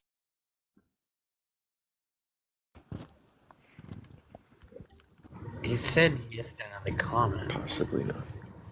Yes, but we didn't hear a word. It just a boinging sound. A little gargle in there. You can try again, Zach. Yeah, you can try again, Zach. But get the audio set up. Set your phone down somewhere near you and try again. Unless you've got to hold it in your hand, but then hold it still. I made an unbelievable bok choy stir fry tonight, and I just had to say something about it. Well, I'm glad you did. Thank you. Can you hear me now? Hey, Zach, we do hear you. Okay. Sorry, is there Taylor Swift playing in the background? Is there what? I'm hearing Taylor Swift. That's your phone doing it. The last I was hanging out. Your sound is... It's, the audio is terrible again, Zach. Yeah, sure. Since it's I'm 36 from Tennessee. Can't hear you, Zach. It's just, yeah, sorry. It's just muffled, loud, and like you're eating the mic. It was really bad. Get you some headphones, put them in, and it tends to work out better usually. I don't know. I think the halt to the show and the bad audio in our ears is what the Zach attack is. It might be what his name means. But maybe next time, Zach, get your audio sorted. We can try it again. Yeah, as Shannon says, shake it off. Wolf, I appreciate you coming up and questioning and being questioned. I appreciate all of you being really gentle with me. I have to say I was very, very nervous. And I appreciate you being gentle very much. And I come in here every single night before I go to bed. And I just appreciate all of you and your questionings and what people have to say. I think this is wonderful what you do. And Thank you, Wolf. It gives me more things to think about of what has been said that I didn't have an answer for or didn't totally understand. So you've given me reasons to think and to read and research, and I appreciate that from all of you. Thanks for being brave and giving it a try, and thanks for telling the chat that we're not that scary. No, you're not that scary. You're all really very caring people. Also, And thanks I for being a appreciate you. person. Thanks for being a person advanced in years and also with a plastic mind. Thank you. What a great example to set. Thank you. I appreciate you, Wolf. I'm going to set you down. I hope you keep asking questions. And if you find any more answers, well, I hope you question them and bring them to us. Maybe we can help you question those too. Okay, I appreciate that. Thank you all. Thank you, Wolf. Thank you. Take care. That's half for now. I want W's in chat for Wolf because Yeah. he was amazing. I had to convince him to come up here too. I was in the chat right before he came up, convincing him, and I'm really glad that it really didn't take that much convincing, which was nice. Sometimes it does, but I'm not allowed to get scary on Thrayle's panel. All right. we let the chat vote the other night on who was the scary one, me or Thrayle, and we got a dead tie twice. That's funny.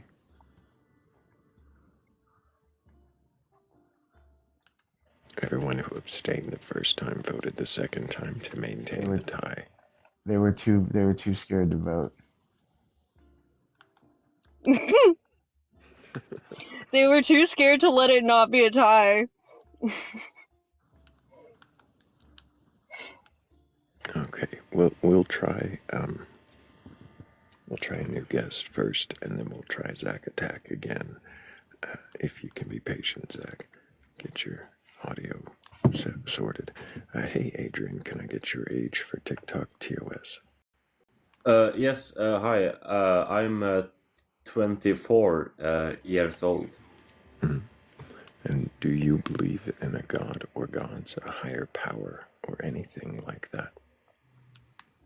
Well, I believe it's something between Earth and heaven. You know. What is heaven? Yeah, exactly. What is heaven? Well, I believe that when we all die, we just don't die. Okay. How can I explain this? Well, I believe in spirits and coasts and all that. What is a spirit? Well, I think spirits. It's well, when you die,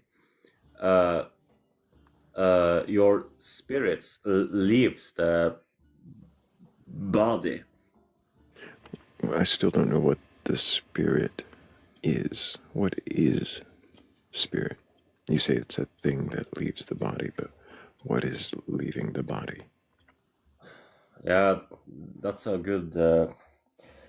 Well, I'm not I'm sorry, I'm stuttering. I'm so You're sorry doing for that. fine, Adrian. You're doing great. Yeah, but I also have to say that I'm from Norway. You don't say. I thought I detected a slight accent there. Okay. Yeah. You're doing great. Yeah, but I believe that when we die, I believe, you understand what I mean. I have a vague idea of what you mean, but what I'm asking is for you to think about what the thing is that you're saying leaves the body. What is the ghost? What is the spirit? What is that Yeah. thing?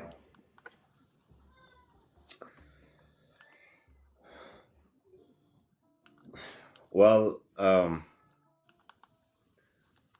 when we die, do you guys believe we go to heaven or hell? I don't really have beliefs in that matter. But I would ask you the same thing. Do you believe there is a heaven or hell or something else? Or something like that. Or something like that? Or nothing at all? Well, I don't really know, but but some people, they say that when we die, it's all going black, but I don't believe that. Why not? I think yeah, maybe we go to heaven. Maybe, I don't know. Do you want there to be a heaven instead of everything going black? Yes. Why? Yeah, because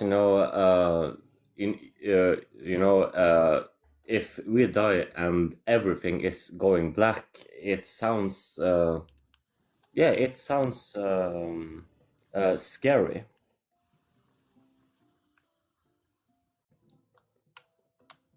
All black for all eternity. For all eternity? Why would you be experiencing that if it just stops for you? Well, I don't know, but all I know that we are all going to die one Wait, day. Adrian, don't run from that question. That was a great question. Like, why Yeah, would it? yeah, it was. Yeah, don't run from that question.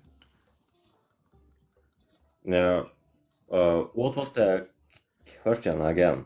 Why be afraid of something if you're not going to experience it? If it's all going to be over, right? If everything fades to black and it's all over. Why be afraid of something that you're not going to experience? Yeah, okay, yeah. That's a good question.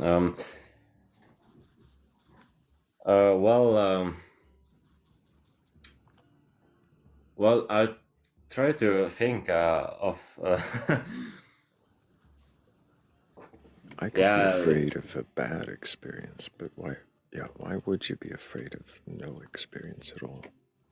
Of an absence of experience? Well, I know that when we die, well, we are dead, and I heard some other people said that when you are dead, it's nothing to be afraid of because you are dead, right? But well, we all know that life is short. Does the thought of not existing scare you? Yeah, just a little bit. Is it Why because? is non-existence scary? Thank you. Yeah, non-existence. Well, I'm 24 years old, so I know that that I'm not going to die soon. But How do you know that? I mean, truly. I mean, I'm not trying to be dark or anything, but how do you know that? yeah, I understand what you mean. Yeah, well, you never know. You never know. I mean, you could die tomorrow, for all you know. Great. And if we died, you know, if that's the case, then like, what will have been the opportunity? I guess is the question.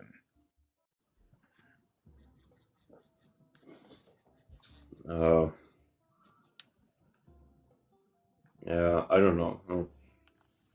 But have you guys heard about Ed and Lorraine Warren? I have heard those names, but I'm not sure how that.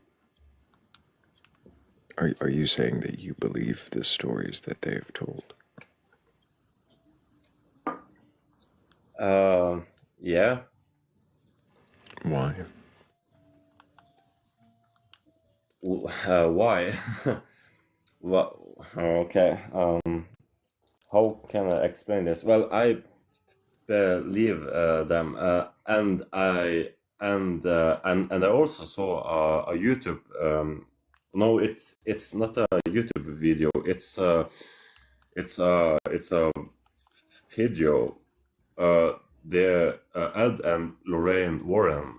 There was uh, and they begin to ask the spirits, well, if you are here, please move the table. And you can see the table is moving. So you saw a video where someone said, move the table, and the table moved. Yeah. Well, it could also be fake, of course. I know that many people they fake videos on YouTube. Do we believe everything that we see on TV? No. Who benefits from such, you know, who benefits from that kind of production?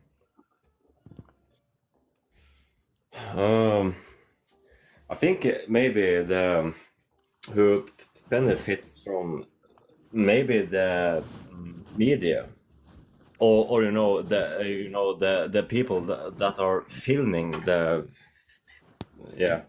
Right. And I guess not that there's, I don't know, like who's impacted by this? Impacted. Yeah, maybe it's yeah,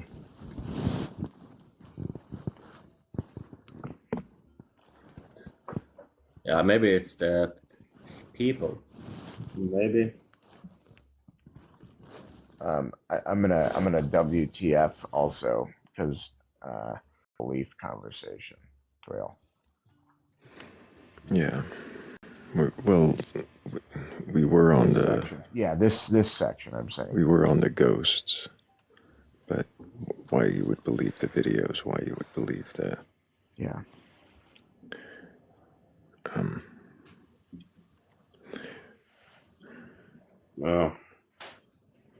Adrian, imagine for a moment that a video like that was real, where the table moved when someone said move the table. That the ghosts are doing what? Are they waiting around for people with an ability to see them, or they're waiting around to perform like monkeys for the living? Like, what is the thing they're doing that is, like, what is that existence that you imagine is there, where spirits are moving tables at the command of supposed paranormal investigators? And well, let's say if I died and I was a ghost, and I'm walking around in my apartment as a ghost, and then some people come to my apartment and they ask me to move a table. Well, I will do that if I have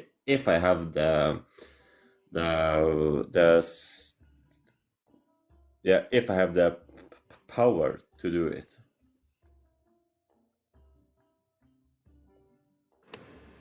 do you imagine? Is it like Casper? Is it like Casper the ghost? do you imagine there are just souls wandering about, lost and occasionally able to communicate with the living? Yeah, but it sounds very boring too, you know. If you were a ghost, why would you take orders from some lowly human? Yeah, well, yeah, that's a good. Well, maybe I would. Maybe I will do that just to maybe just to scare them, or just to show them that yeah, ghosts are real. Maybe that's why. I'm not gonna lie, if I was a ghost, I would fuck with people so bad. Right, but I wouldn't do what they asked me to do. Like, I am far too contrary for that. But what kind of existence is this that you're imagining, where there's just wandering souls around? Like, what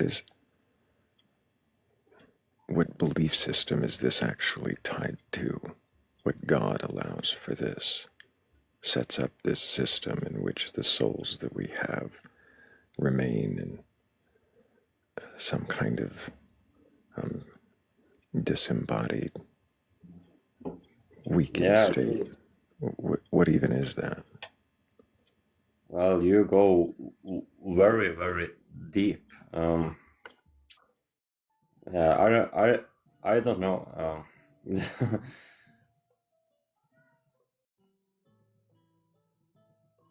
I mean, I just believe there are something between heaven and earth.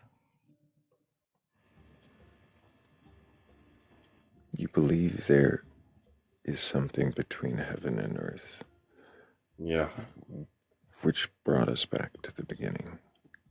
What is heaven? Yeah. What is heaven? Yeah, exactly. What is heaven? Why would you believe that there is such a place?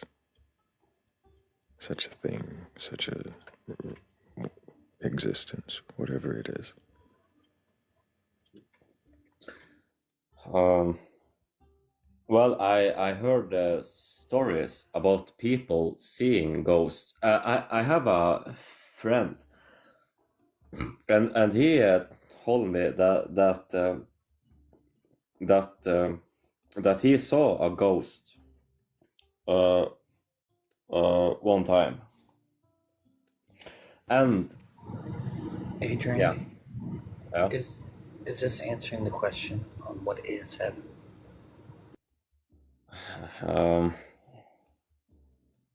No, but what is heaven? I mean, how can I answer that?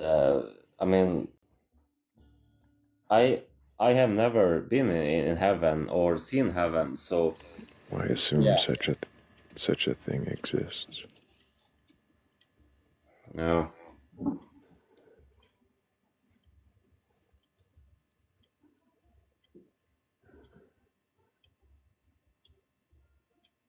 Could it just be that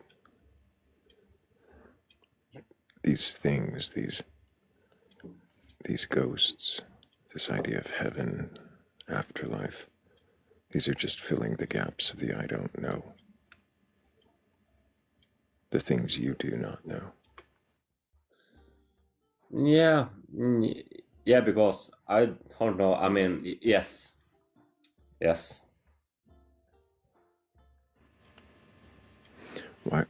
Why fill the gaps of the things you don't know with assumptions? Yeah, that's a good. Yeah, that's a good question. But I have to say again, I'm sorry for my bad English. You're doing fine, Adrian. I appreciate you coming up and answering the questions that you have. I think we're going to move forward to a new guest, but I do appreciate you. Unless anybody Yes. else had a question for Adrian before we end. Yeah. Nope, your English is really good. Yeah. Thank you. Thank you, Adrian. Keep asking questions, and maybe we'll have more questions for you sometime. If heaven is the place where the angels go, well, then I have a story to tell. Are we ready for another Zack attack? If he's still there. Let's do it. He might have lost patience.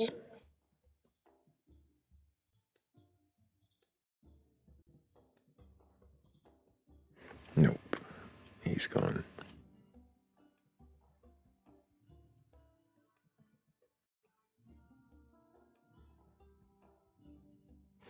If anybody does have a belief in a god or gods, higher power, or anything like that at all, and you're open to having that belief questioned, we'll go ahead and request on up.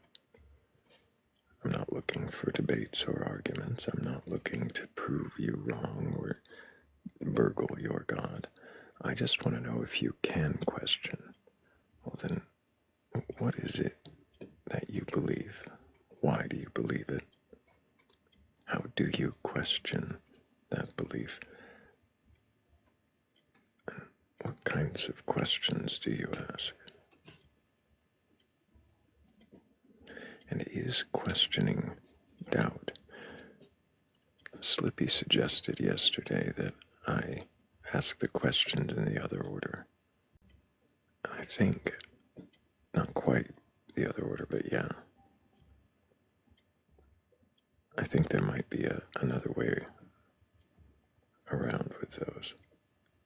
I didn't even notice that we got new questions. Where have I been? Oh my goodness. They're good questions.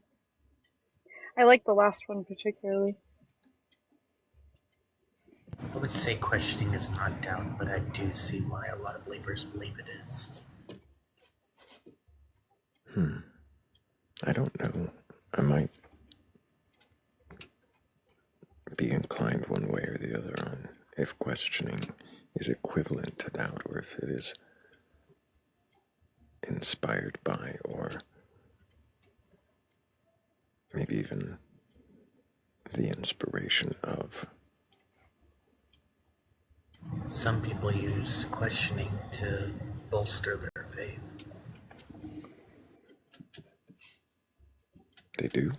I know many guests that have been on this panel who questioned very well, were very open to reason and explanation from other panelists. They were open to considerations and really embracing I don't know when they didn't know.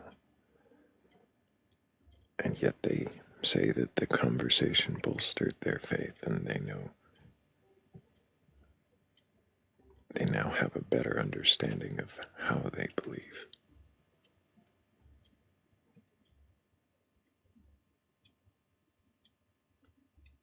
Yeah, so in that sense, I don't think that questioning in and of itself is equivalent to doubt, but I do see why a lot of believers think it is.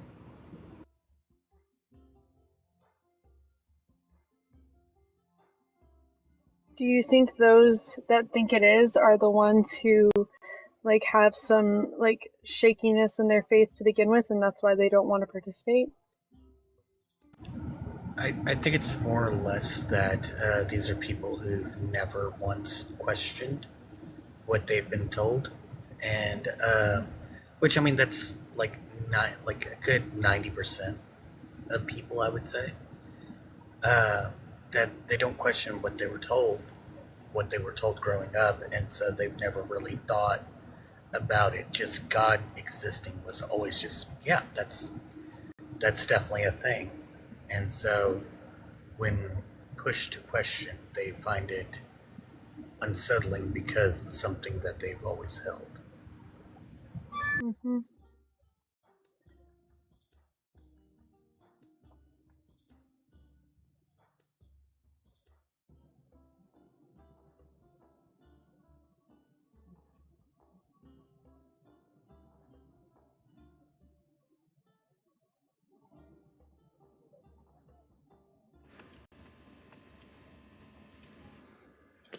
Hello, Koi. Can I get your age for TikTok TOS? I don't need your camera, though. I am 33.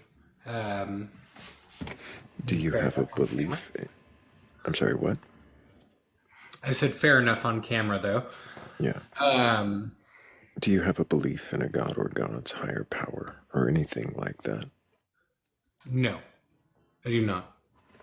I have questioned myself out of any beliefs in higher powers or gods. I've questioned myself out of beliefs of things that are accepted or created by mankind. And so I'm kind of lost at this point. Mm-hmm. But comfortable. And so I have a hard time going back into things that would make me more socially acceptable. Because the majority of people have a belief. I see.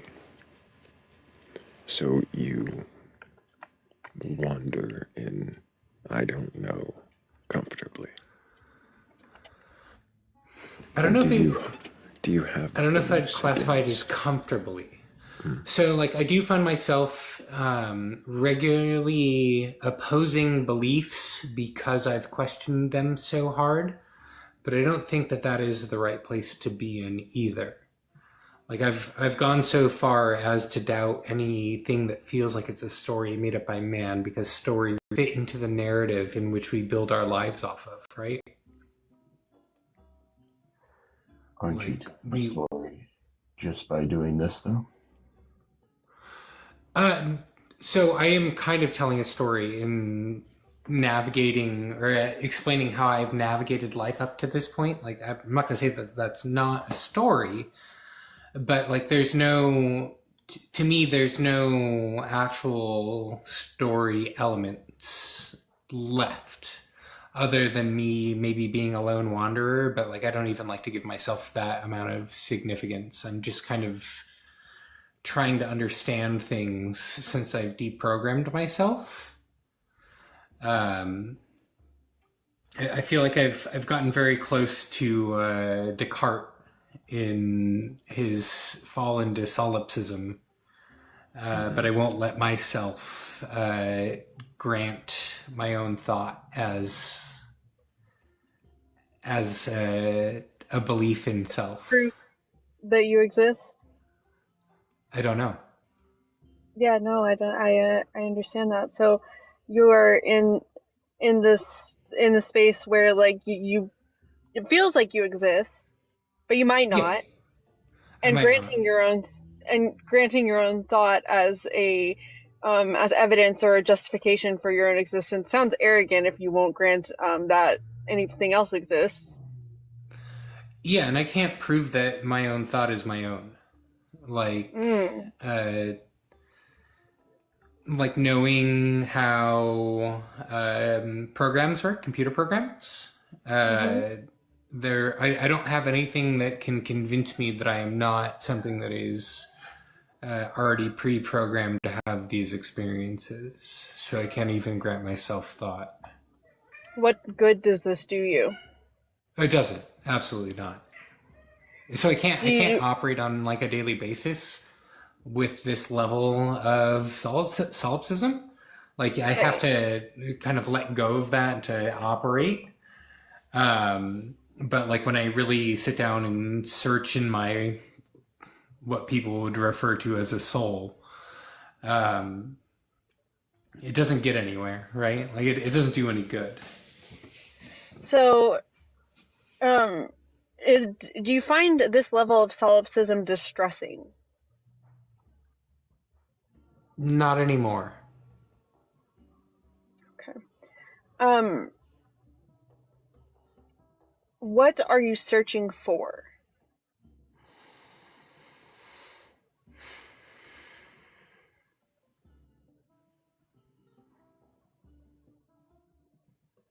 I'm pondering. Give me a moment. Yeah, no, absolutely. I don't know that I'm searching for anything at this point. I guess it would be that part that would grant me the belief in my own thought. Why does that matter? It doesn't. Like nothing matters. I've fully fallen into nihilism. None of this matters. Like I'm in 100%. That is a belief that I could say that I ascribe to, is that none of it matters. What does that mean to matter? It just depends on the context of matter. So like grand scale, it doesn't matter. None of this matters. Are you talking about meaning, purpose, utility? Yeah. Utility on a universal scale. There is none. Like the sun will die, or will unalive, excuse me. The sun will unalive, the earth will unalive, everything on this planet will unalive at some point, and then it'll be gone from all of history. If we don't manage to reach out past our own solar system, it'll be like it never existed unless some other alien species come and discovers our artifacts. And then it still won't really have mattered other than the kind of traces of thoughts that it causes in their minds. But even then, like, the universe will end. Like, neutron decay is likely a thing that'll happen, and in the end of times, none of it will have mattered. Cosmic nihilist. This person is exactly the same, like, hello, hi. This is exactly what I, like, this is almost like word for word how I would have said this, and that's wild to me. Nobody else thinks this, but you do. That's cool. Hi. Okay, but like that's zoomed meaning, out all the way. Right. Right. So meaning besides the cosmic scale, what else does that mean, like, to you? So if I want to zoom in a bit from my own perspective of meaning, like I do have things that have meaning in the kind of story that I've written in my own life, or the experience that I've built. Like I've got this real cute half disabled cat that I love.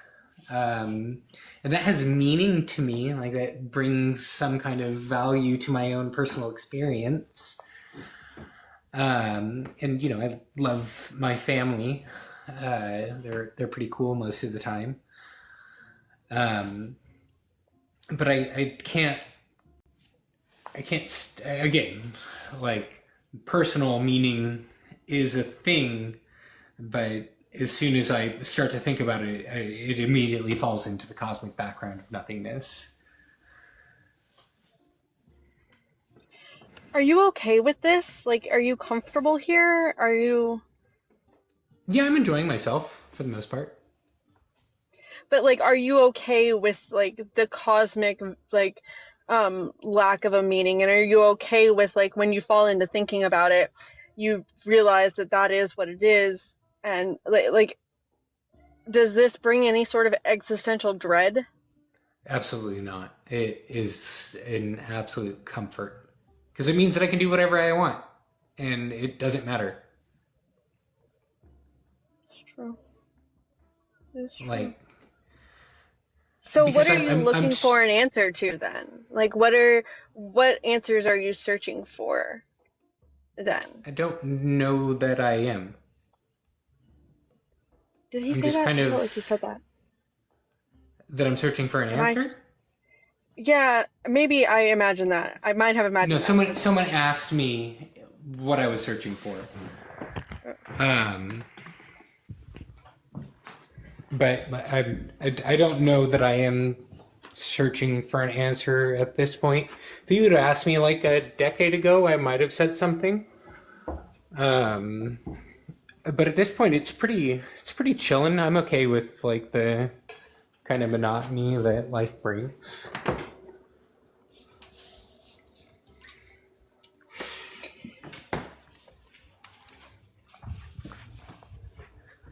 I can enjoy the carnal pleasures. It's too close to my own belief system, Thrayle. I can't ask anything else. You can't question this.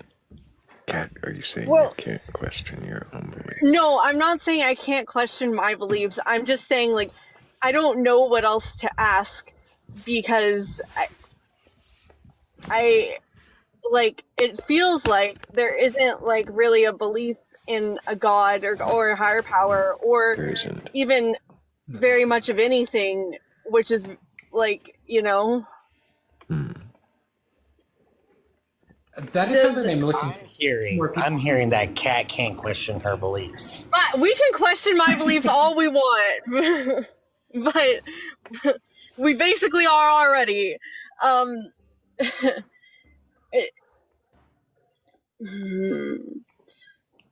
I have a question. Does it have to do with the comment you put in the chat? Yeah. I want to get there, but we do still have Coy Boy on panel, so... Oh, it is Coy Boy. Okay. Yeah. Mm-hmm. I guess I'm wondering, I'm listening to this, and the comment that I made was judgmental, but I think the question I thought it was a pun. Oh, well, it occurred to me as I wrote it that it is also a pun. But it is also, like, inherently, solipsism is selfish and self-centered. And I guess, like, how do you, like, when I heard you say, I can do whatever I want, what I heard was both freedom and selfishness. And what I heard was, like, you know, I think a Christian would ask a question like, well, what's stopping you from unaliving someone? It's like, well, you don't want to do that, so that's what's stopping you, you know? Yeah.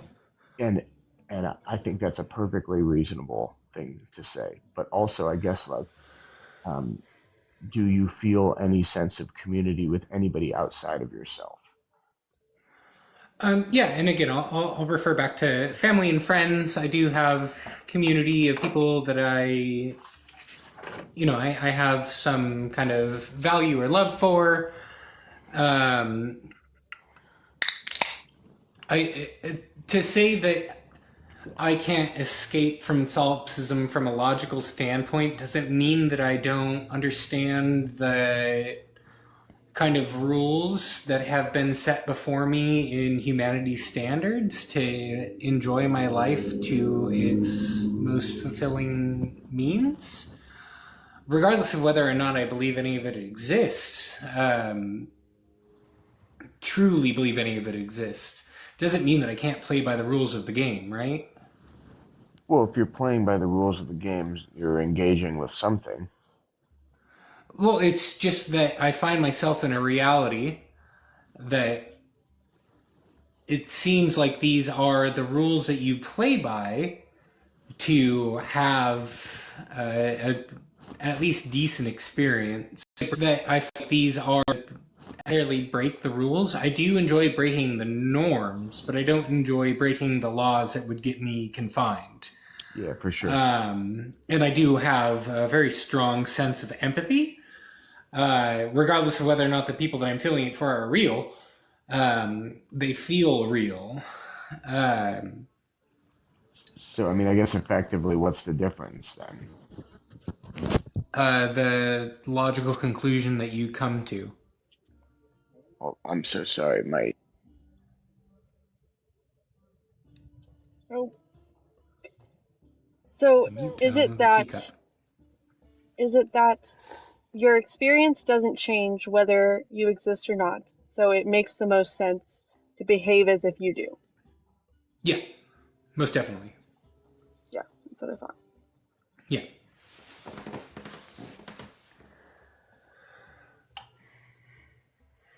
Yeah, because I can question whether or not any of it is real, but it still doesn't change the fact that the way that I am playing does affect the conscious experience that I'm having. This is such a strange literally conversation for me. An RPG, right? So doesn't that mean then in some capacity it is real, even if it's not necessarily the exact one that you're experiencing or something like that? I mean, how real is World of Warcraft when you play it? I mean, it's still real. Like, there's still an experience that's happening there. Yeah, but whether or not it's truth is a different matter. It's the truth aspect that when I think about it, the truthiness of the nature of the game that we are playing. Whether or not it is true reality, or whether or not it is a hallucinated experience generated by my mind or some other kind of cosmic mind.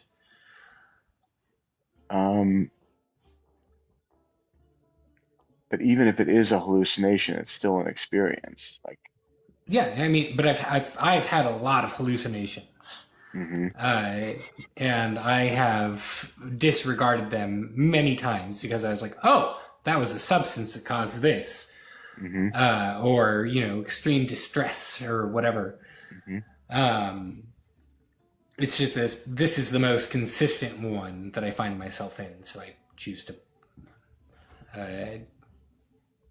bridge the different time spans together into a consistent story.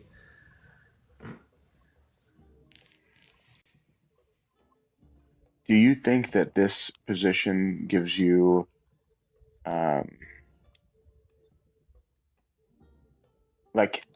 is there any chance that this is just a cop-out? And that it's like actually just a cop-out sounds so judgmental also. It's not really what I mean. Like, yeah, I didn't take it as judgmental. That's fair. But I understand. I understand what you're saying. It's like a way to escape from taking responsibility from the actions that are taken in this lifetime. Yeah, or just to like, yes, that, and also to like distance yourself from, whatever actual, like, life is hard, like life is not. But like I genuinely try to be as good of a person as I can be. Like I try to be non-judgmental. I try to be loving. I try to spread joy as much as possible because that not only enhances the joy of the individuals who I do interact with. Again, whether or not they are real or not doesn't matter. I enjoy their experience being brightened in any way or shape possible. And them being brightened or enjoying themselves brings me joy. Yeah, so I mean, like, doesn't that ultimately make it real then? I mean, I guess like. No, absolutely not. Okay. Like you cannot escape solipsism. Descartes didn't escape it; he copped out of it. I guess like he took things for granted. Yeah, fuck He could not Descartes. prove that he thought. Yeah, Descartes fucking didn't. Descartes was uncomfortable with the conclusion that he came to, and I'm made not uncomfortable with the assumptions. conclusion. I just am not convinced that it's like, Inescapable. yeah, like I don't know that it's. Why do you believe that it's inescapable?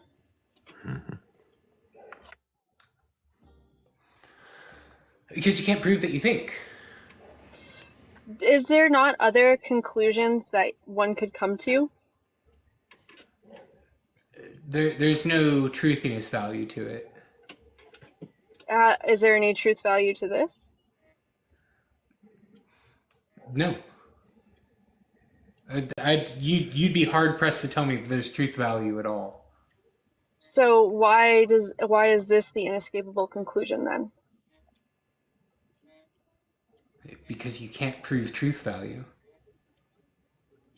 Right, but if all conclusions have the same amount of truth value, right, which is none, which means that they all have none. Right. So, but if they're all equal, why is this the conclusion? Like the one that's because inescapable? all of the other ones ascribe truth value. All I haven't found one that doesn't. All of what ascribes a truth value? All of the other conclusions that you come to in life ascribe truth value that can't be proven. I guess and this one, what does that mean exactly? Isn't this itself a conclusion with a truth value? You both said it. What was it, Thrayle?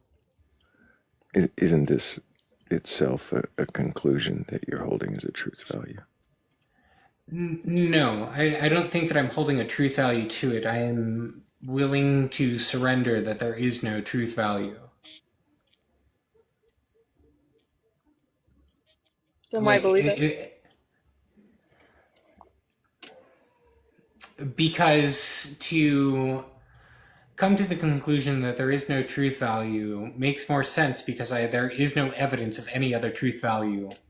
So like to say like there is none is giving less than saying that there is any, right? All the other conclusions you come to build off of some ascribed truth value. Can you give me an example of one of these conclusions that builds off of ascribed truth value? I think, therefore I am. Yeah. Well, it's the only way you dig out of it. Yeah. I mean, it's the only way you dig out of it. How have you come to the conclusion? Because in the same way that Descartes descended into solipsism is that he carved everything else away. And for some reason, he thought that his own thought had truthiness to it. He wanted to say, I think, therefore I am. That is the only thing that he could do, right? Well, that's not exactly what Descartes did. Explain. Descartes, when he stripped away all the things that he couldn't prove for 100% factuality, he said that the only thing that he knew for certain was that he was doubting. And the reason, and that he doubted everything. That's the only thing he knew for certain.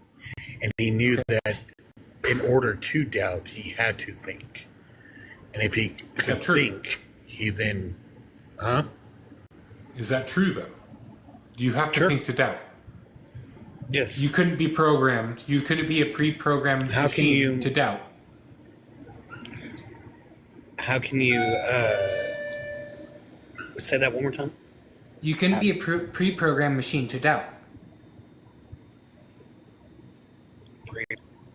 A machine that is programmed to think that it doubts. Programmed to doubt.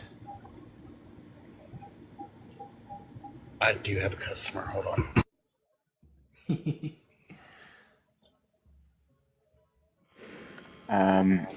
So, how many other unfalsifiable beliefs do you hold, or is solipsism the only one? I mean, once you get to solipsism, it's all gone. What's all gone? Everything else. Solipsism is an unescapable belief, Uh, and I have a hard time even giving it the word of belief. Like, so, I mean, I think It the sounds only like- way it would make sense. Sorry, Thrayle. It sounds like itself a conclusion, a claim of knowledge. it's Yeah, honestly, it feels more like a belief than even some of the Christian statements.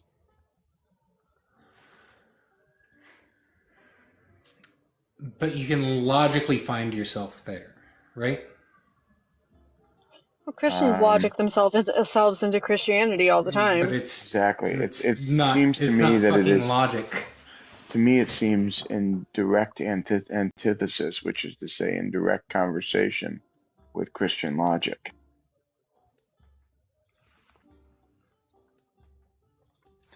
No, but Christian logic is usually giving things. Yeah, but that's what I'm saying. That's how antithesis works. Thesis, antithesis, synthesis works. You've taken. Go ahead. Or perhaps maybe your solipsism is the synthesis, right? If Christianity is the thesis, the antithesis would be something like atheism or the rejection of Christianity, and you are rejecting all of it, and that's your synthesis is to reject all of it. But I think it's less about rejecting than it is again, just trying to strip everything away and to find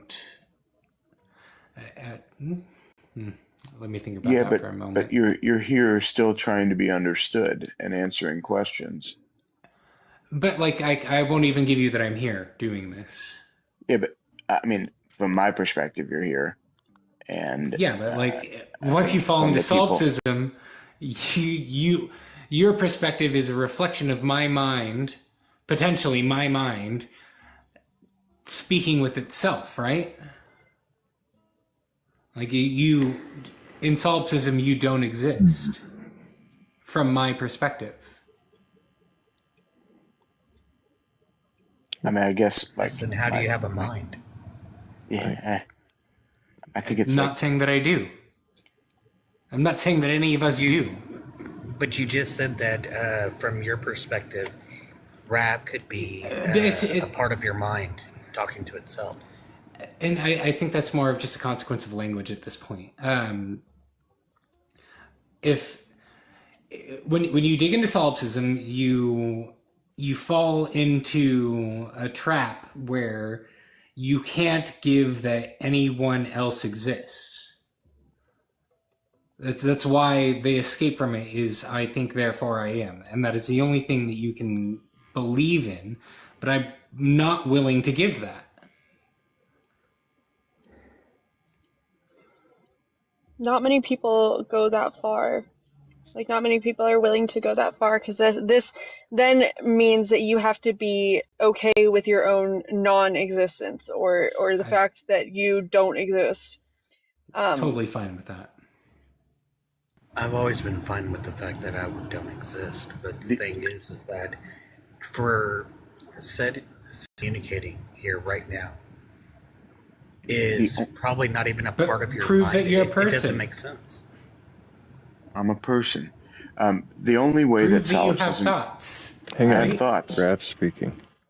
The only way that I would kind of see to this is if we acknowledge that, let's say the average life is like 75 years or whatever. Mm-hmm. That in the course of 14 billion years, 75 years is not actually existence. Like that to me is the only solipsistic perspective that I would understand like the insignificance of my existence. But to So say you're a that I do not, nihilist. no. No, he's not. No. But I get what you're saying, though. I think just by the way, like You are. you saying that, you hearing what I'm saying, and then labeling it as something and putting it into a category, like all of that is direct evidence of interacting with something and others and being in conversation with and having context and having inputs and like and the other thing is like I mean, I guess you could also say that you don't exist because these thoughts are not actually your own. Mm-hmm. That they're a product of text, and I mean, I get that they're a product of that. Also, would be a interesting, I guess, perspective of solipsism. But again, that would make it a collective thought or something like that, or several interconnected collective thoughts. But still, not the solipsism that I think you're claiming or that people who say things like this are claiming. Um, I I think that it is. I'm trying to ask the question. I guess to say I don't. If you really do believe this, which I have a hard time believing, I don't understand um, where the benefit is in denying um, what you're experiencing like as reality. Like I just don't understand that sort of willingness to deny Does your own reality. I don't think does Grav's ever questioned me, I've just realized. does the baseline of your perception of reality have to be beneficial? Did I say beneficial? Yes. You asked I if it benefited. well, I guess to say then the benefit, like the question of benefit arises in like um, this is so dark and I don't mean it this way and I guess trigger warning like um, you know the like existence is something that uh, people choose in large part, and Yeah. you know I think like it's hard for me to understand um, like like to like every day people like we in so I'm Jewish and the like we say people like we have something called Jews by choice, people who choose Judaism. Some might call that like conversion. But I like my point is that everybody is a Jew by choice that is Jewish because you have to continuously choose to engage with whatever. Hmm. Um, so I mean, I guess like to some extent you could choose not to not to engage with reality or not to engage with existence. Um, but like I think by virtue of I don't know. I guess I just am not convinced that it's an actual belief or something like that. Is it just because it's like opposed to your own? Like it doesn't make sense No, to have this belief structure and that nothing exists, not even myself? no, it's funny. Like I like to consider myself somebody who can really sort of belief structures at the same time. Yeah. Um, and I just like don't see it. I don't see uh,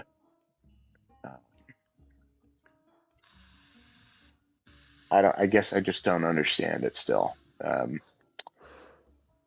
Is hmm, is it because it doesn't benefit the person who believes it in any way whatsoever? I think it only benefits the person who doesn't believe it. That's what I think is the most troubling part about it all. It only benefits the person who doesn't believe it? Yeah, like just because you're here, Koi Boy, I'm just saying, like, it only benefits Koi Boy. This mentality only benefits them.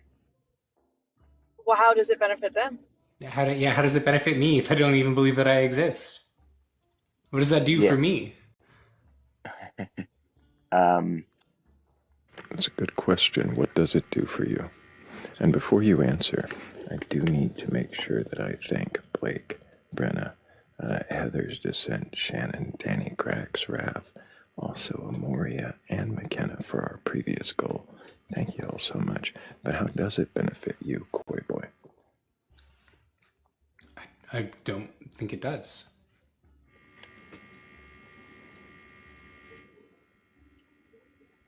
It doesn't need to. Why do you believe it? I mean, why? It's just where the logical endpoint you feel like it's come to. You feel like it's an irreversible conclusion. I feel like at this point in my life, I am yet to find any evidence that is contrary to it.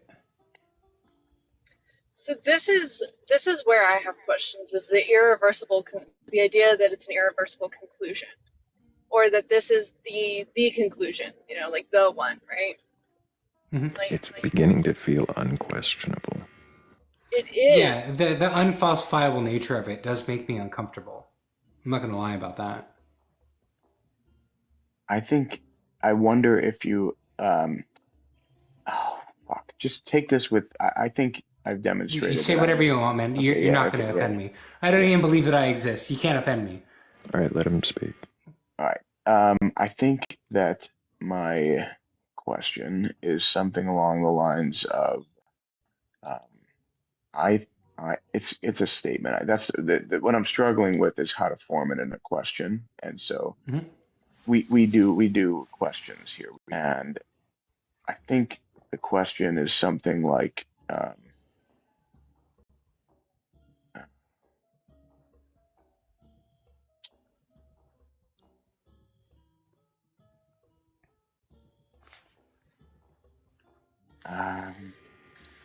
in what ways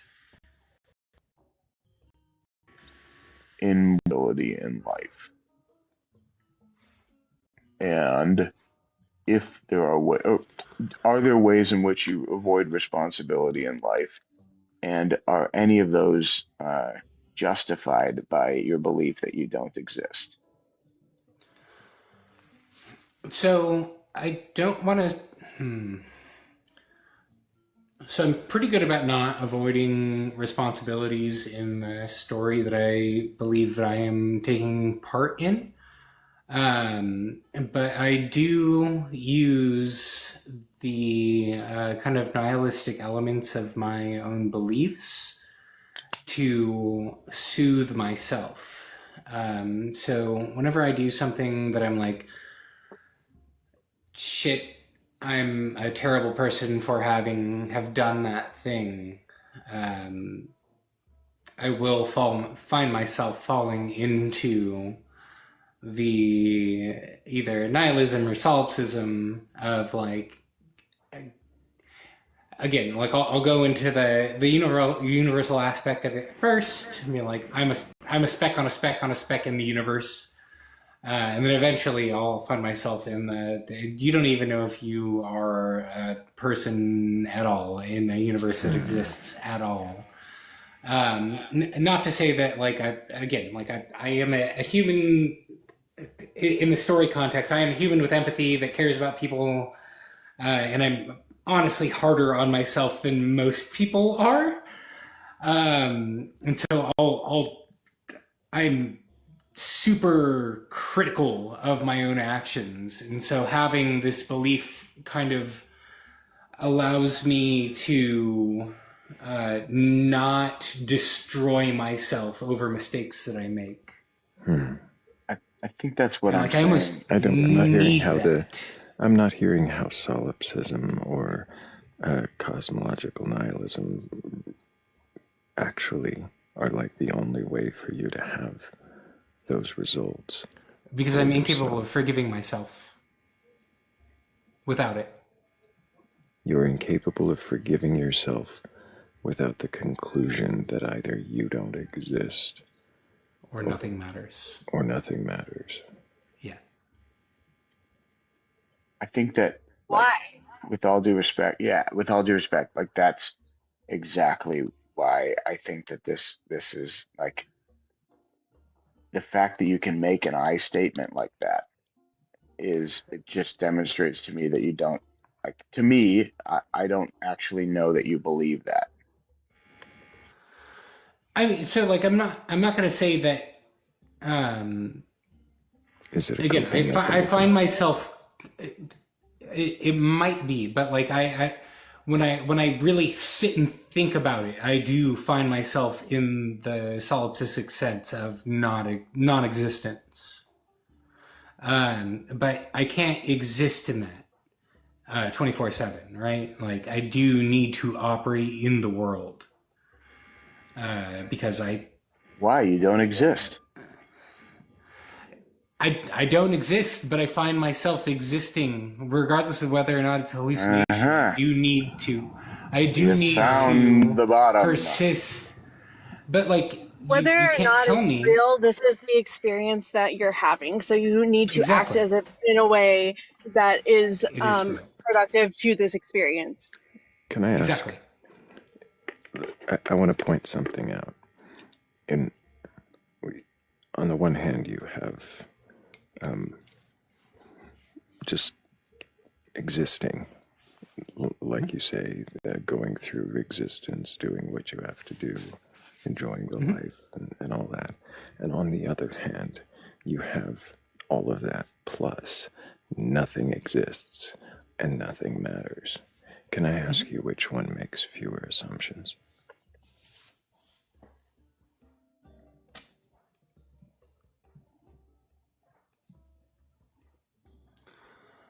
It would be nothing. Nothing exists makes fewer assumptions. While you go about including all of the assumptions from the first. You're not making fewer assumptions, you're adding one more. No, absolutely not. How is that not? Absolutely not. I'm sorry, how Because is that not? That's... Because You're assuming experiences... You are going through all of your life, and in the way you have to, under the assumption that this is the life that you're in, all the assumptions everyone else is making, and you're also assuming none of it actually exists at the same time. That's adding an assumption. And all the assumptions, you're also assuming none of it matters. And all of this is all of this is unfalsifiable and unquestionable. And that sounds like a whole falsely not in this snap defense. Why are you running from that question? Why are you running from that question? Stop then. Stop for a moment. Mm-hmm. Just stop for a moment. What question did I just ask? You asked whether or not the operation on... Excuse me.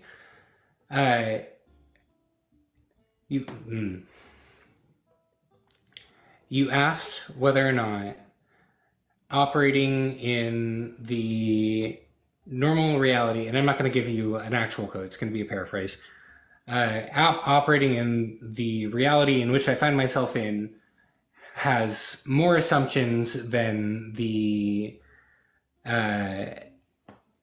operation in which none of it actually exists. There are countless assumptions that you make in... Okay. Nope. That's not what I asked. Do you want to ask again? Yeah. I'm surprised that the paraphrasing was an absolute butchery of the question. Bad. The question was, if you in your beliefs, that you find yourself in this world, and you have to go about existing in this world the way that it is, right? Those are a whole bunch of assumptions. Plus, none of it exists.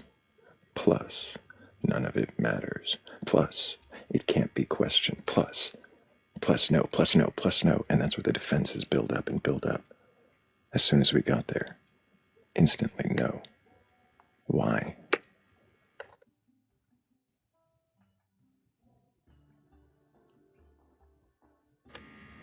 Sorry, I altered the question in the middle. It's all good. But why? Why there?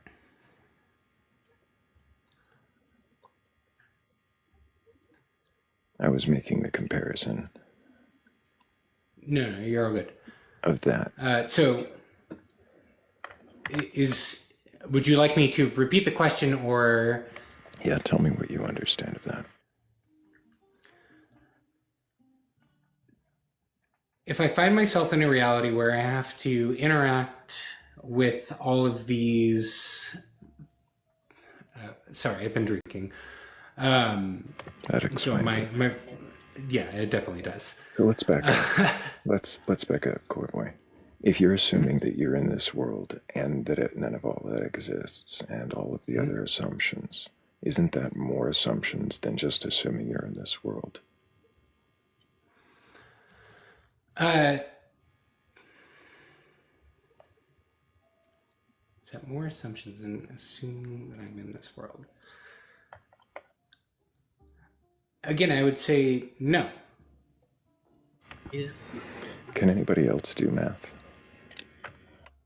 I can't. But so, like, the assumption that none of it exists is less assumptions than assuming that all of it exists. But it's an assumption, correct? But you're not just assuming none of it exists because you're in this world, assumption. You have to exist within the parameters of it, assumption. You have to do all of these things like all of us do. Those are the same assumptions we all make. Now you add to it, none of it really exists and none of it matters. Those sound like more assumptions. But that's ascribing value to the original assumptions based on the construct of the mind building reality, right? So, like, that is exactly the point of solipsism, that you dissolve all of the things in which your mind is able to build. Like, your mind builds reality based off of the inputs from your senses, right? What senses? They don't exist. But These like that's assumptions. But like that literally goes back to materialism versus I forget the word that Plato used. Just a moment. Hang on, just a moment. Just a moment. I do need to thank Yrza for that. Thank you so much. That was beautiful.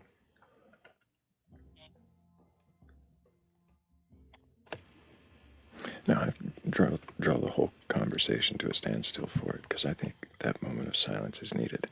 How are you not making more assumptions than everyone else who just goes about this world?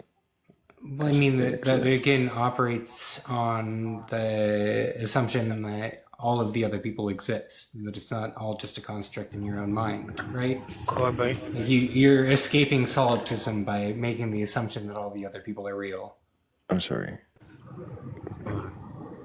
Your assumption is that you are here, or your assumption is now that all these other people aren't real? Yeah. It's that none of it exists. Like, that is solipsism, is that none of it exists outside of your own mind, right? None of it exists. Yeah. You're experiencing this, right? Is there an observation? Presumably. Is there an observation being made? Define the truthiness nature of the observation. Define truthiness. Exactly. You can't. You just used it, I didn't. Why did you just throw out truthiness? What? But like that is the point of solipsism, is that you can't ascribe any truthiness to anything that you experience. Assumption. Your senses are flawed. Assumption. Your senses are flawed. They are Assumption. flawed. You have untrue perceptions of reality. We all have untrue perceptions of reality. When you go into solipsism, you strip yourself of all of your ability to percept reality because you cannot rely on your senses to give you true That value. itself is a truth statement. It's a self-defeating statement. But You it's can say true. I'm uncertain. You can say that I recognize how uncertain I am and that I have complete epistemic humility in saying that like whatever I experience, I'm not sure that it's true. It could be But I mean, true. like you Could know that your senses have been false in the past, right? You have sensed things, you have seen things, you have likely heard things, you have felt I experience. senses, things you have felt. That doesn't mean that there's not a reality. Like that's not evidence of a not reality. All that But is a faultiness it's of my own evidence to senses. not trust your senses. Why are you right? shouting over the top of him? Stop doing that. Calm the I'm fuck so sorry. down. Stop. I'm so sorry. Stop. This isn't a debate, and it's really starting to piss me off. Stop it. I can leave if you want. You probably I'm not should. trying to be. Have a good night, y'all. I didn't mean Any to questions? yeah. I'm sorry if I was over intense, but I just like I You weren't think though. He was. I He was overly intense. He can't forgive himself unless nothing exists and something in his past he needs to fucking work out, not on my panel. That's not why I believe this, by the way.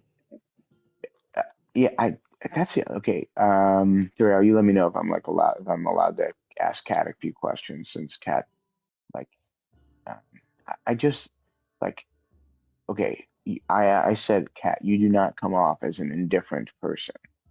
Hmm. You clearly understand that there is impact outside of your own self. Hmm. And So so to it's kind of me, the same.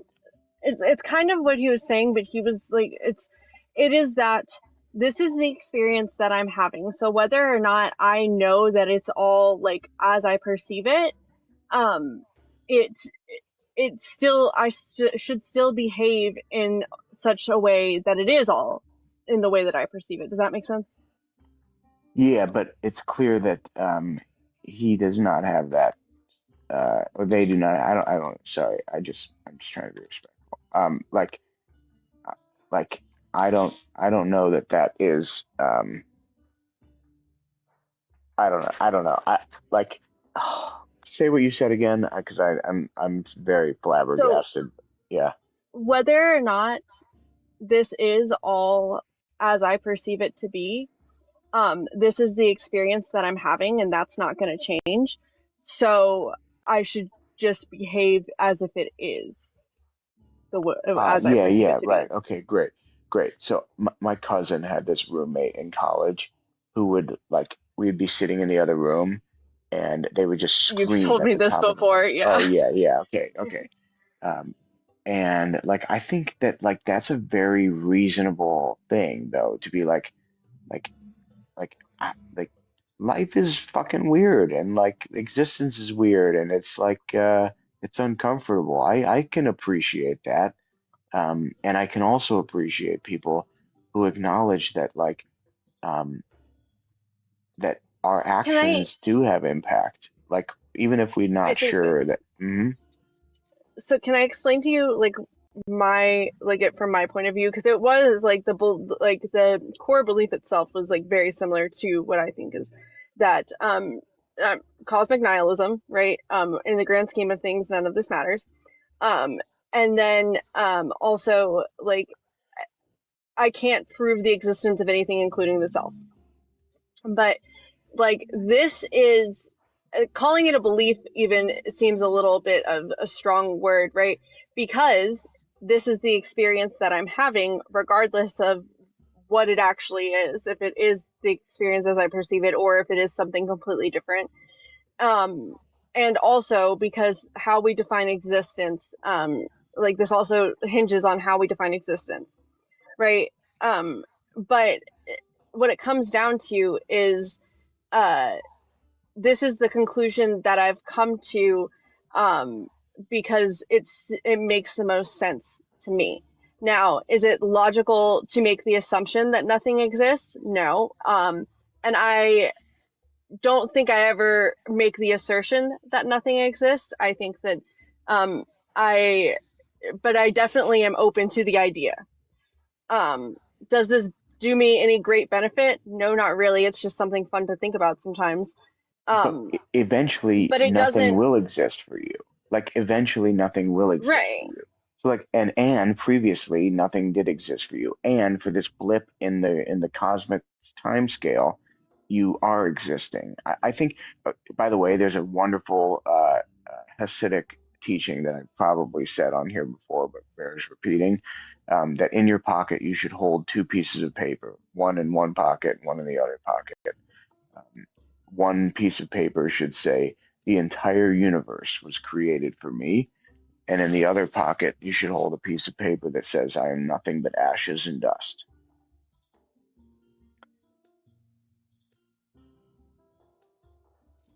I think both It's can be kind of true. that. Yeah. Yeah, it Okay, kind of great. is that That's though. beautiful. Great. Yeah. I think that's a very reasonable thing to say. That you have a profound opportunity to exist, and also, boy, Well, see, it's the thing that it seems that I am existing, whatever existence is, however we want to define that, but I'm open to the fact that maybe I'm not, and maybe there's something. It's I like to contemplate what the true nature of reality is, and this I think leaves me open to every possibility of what it might be. Um, you ever listen to the song Bug by Fish by any chance? I'm not going to sing it, I promise, Thrayle, but I'm just going to read the opening stanza. It I don't says, like jam bands. I hear you. This is their only profound song. Actually, they have two profound songs. Um, Joy is a beautiful one, but this one, Bug, there have been times that I wonder and times that I don't, and concepts I'll ponder and concepts I won't ever see. God isn't one of these, former or latter. Which do you think I meant? It doesn't matter to me. Bug, it doesn't matter. Like like you're a bug, I'm a bug, we're all bugs. It doesn't matter. Um, and then Joy is also a beautiful one. It says, uh, uh, when we were young, we thought life was a game, and then somebody leaves you, and you're never the same. And all the people and places are part of and all the people and places, all the people belong to a puzzle, but one of the pieces is gone, and it's you. Uh, um, uh, the two pieces of paper too, that like wow, like we have relationships and feelings and emotions, and that's so incredibly beautiful and profound. And also, like, fuck, none of it actually matters, and it's all fleeting, and it's all just like a breath of air that's going to dissipate. Uh, So we make jokes about me not existing, or me being open to not exist, or thinking I don't exist. And it's not that I think I don't exist or that I think you don't exist. It's that I'm open to the idea that none hmm of it exists.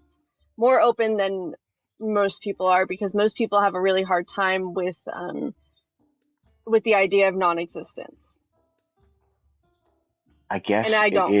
it is Schrodinger's box, right, or Schrodinger's cat, or whatever. Like it does exist and doesn't exist at the same time. Mhm. Even though our time scale, like we're perceiving the existence for the most part, or at least like most people are perceiving the existence, in reality, like it's only a short time away. Uh, the Grateful Dead said, what a short time to be here and a long time to be gone." Yes. Also, real quick, Thrayle, in the middle of that, I got a message from a group chat that I have, and it was one person in the group chat asking the other person in the group chat if they had been questioned by Thrayle or not. And I giggled. Um, uh, Also, how great was Wolf Wolf was great. if he existed? Wolf, Sorry. if he existed, so far the best guest of the night. Thanks, Kat. In You're in a welcome. world where nothing In a world where nothing exists, what is pain? Yeah, that was yeah, yeah. It's the experience that you're having, whether or not that's So, true. how can you experience something without existing? Well, it, like I said, it comes back to how we define existence. As far as I know, existence isn't just to exist. Well, you've You gotta can't use the word to you've gotta define itself. quantify the truthiness of it, Hammy. Yeah. Really quickly, I do have to interject and thank Kamikaze and Irza for helping with the last goal. We are open, by the way, if anybody does have a belief in a god or god's higher power or anything like that, and you're open to being questioned. We just want to ask you questions. We don't want to shout, but we also don't want a drunken fundamentalism. It would be nice to have Now I want a truthy grin. questioned. I want a truthy grin. Can I get one more thing in on this? Because Rav went somewhere that really got me thinking about it. Mm-hmm. So, also Becca wants to question me. But later apparently. But okay. So Rav, you seem to be going in a place that is a place that I go with hard determinism, which is like an absolute, like a way to absolve responsibility for, or like accountability for things. And I had never thought of it in this context before, but I do see the validity of that. And I had never thought of it in that context before. And for me, because I behave in a way that all of this is like, like, because regardless of whether or not I'm open to or have ideas about the fact that it might not be real, it is the most beneficial for me to behave as if it does. It doesn't absolve me of any responsibility or accountability or anything, and it also doesn't allow self-forgiveness. That was weird. So, but I just wanted to touch on that because I thought that was a really valid criticism. Thank you. Thank you. Would that be your example of most valid criticism? It's something I'm considering now for sure. Really before it was like, it's nonsense. What the fuck is the point? But that is a very valid criticism.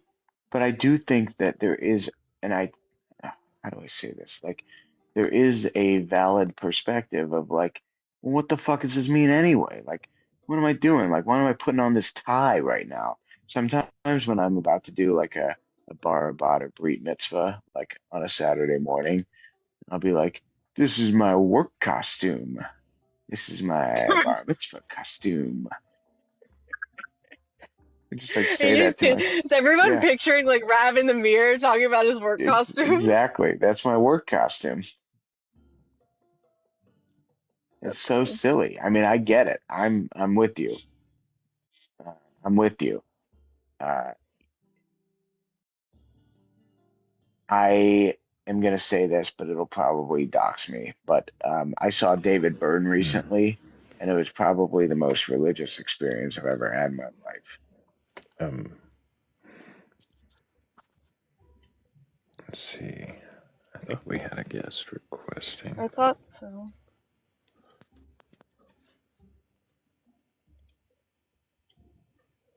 I think we're probably in that person's pocket, and if we're not, you want to be up here, request again. I'm going to go ahead and clear the queue. Sorry, what'd you say, Thrayle? It's a little soft. And there's one. JMO, can I get your age for TikTok TOS? 35. Do you have a belief in a god or god's higher power or anything like that? More of like a system thing. What do you mean by system thing? Have you ever heard of the Library of Babel, I think it's called. What do you mean by that? The Biblioteca of Babel. The what? The Babel Biblioteca. The Babel Biblioteca. Maybe this guy wrote a system of code that's basically, Oh yeah. Where you can, all of the ideas are already there. yeah. That is fun. So if that, I mean, something It's like not that as to where, it's not as profound as I think you might think it is, but go on. Sorry. Does everybody yeah, know what that is? Like you can type up any sentence, any combination of letters, whatever, Yeah, and it'll take you to what page it is in the library. yeah. But yeah. if you think of that in the sense of like um, a computer code matrix or something, that like maybe nothing is real, but everything is real at the same time, in the sense that we are all experiencing this same instance Yeah, together, because that's, I mean, it's but it's yeah, but JMO, there's 26 letters, and there's you know, I think it would be more interesting if there was data collection on what was more searched, or like if you got to that page and it's like you know Oh, it Joe tells you how many Schmo was times here. somebody's looked at. It does. Yeah, I put it. I've done it a few times where I put in a phrase like any random string of words together, and it shows where it's at, and then it also shows you how many times other people have looked it up. That's way more interesting to me. Sorry, you were saying you believe in a god or gods or just honestly, I believe more in like a kind of simulation theory, I guess, but And we're back. a like a universal program, I guess, and anything can be existent. It's just whatever's being read at the time, and however many different aspects of the code are incorporated into that one instant. Rooms. No, I haven't. Have you looked into it at all? A little bit. I mean, I kind of, yeah. So, my my question to people who always think of this the world, our existence as some kind of computer code, is that with the best codes, you can see like where shortcuts are made to make things a lot more efficient. You can see where things happen in the code where it makes sense, right? Where things are efficient, where things are, you know, some parts may even be junk code from a different system that was in that program, but then was taken out. But because it didn't cause any errors, then like part of the code still got left in. Um, and I'm just curious, where do you see any of that in our existence?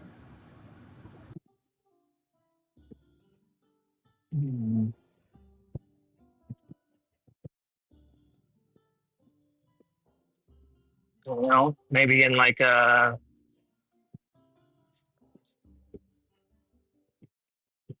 not sure. I guess I don't really Definitely. know. I I don't would really definitely know look what into to it. believe, or it's just more of that's what strikes me as the most plausible of something that, I mean, anything I'm could. I'm curious on how it sounds more plausible if you don't know anything about coding a program, or you don't know about certain aspects on what goes into the code and all that stuff. How is it? How do you see it as more plausible? Mm. I mean, anything could exist in theory, right? I mean, if the universe is infinite, I then mean, that's it, kind of a cop out, though, isn't it? Like, yeah, anything could exist, but not everything does exist, right?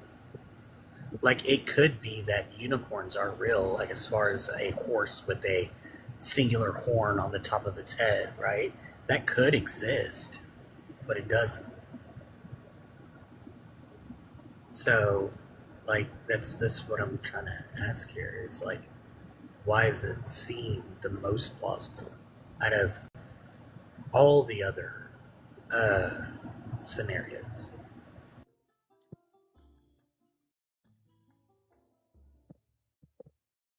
I'm not sure. I guess I've just thought of like a choice between an all-knowing, all omnipresent being, or I mean, I could pretty easily describe a computer system, a matrix that's it could or would be anything at any given time, just depending on perception or like what's being ran at the time, I guess. I just, like, without fully knowing something, I just don't understand how one could say that it is the most plausible thing out of everything else. Because you've really admit you don't know much about coding, you don't know No, much I'm also about here just kind of programs. more for insight. Oh, well, we're here to just kind of ask questions. We're questioning beliefs. We're not really here to educate. Yeah. But I guess I don't know that I really believe one thing over another. I mean, I'm kind of could be anything, I guess. Could it be nothing?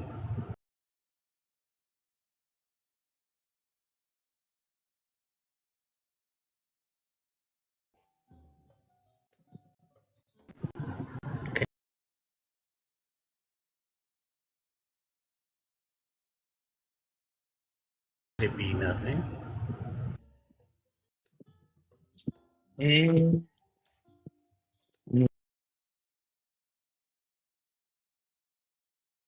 mm, I am. I'm perceiving. Is this there be nothing instead of that?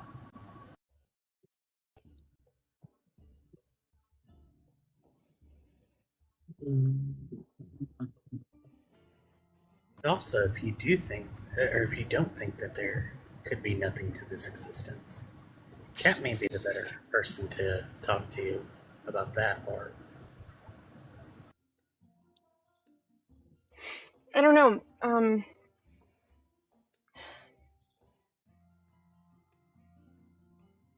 Yeah, sorry, I'm not giving you much to go on here.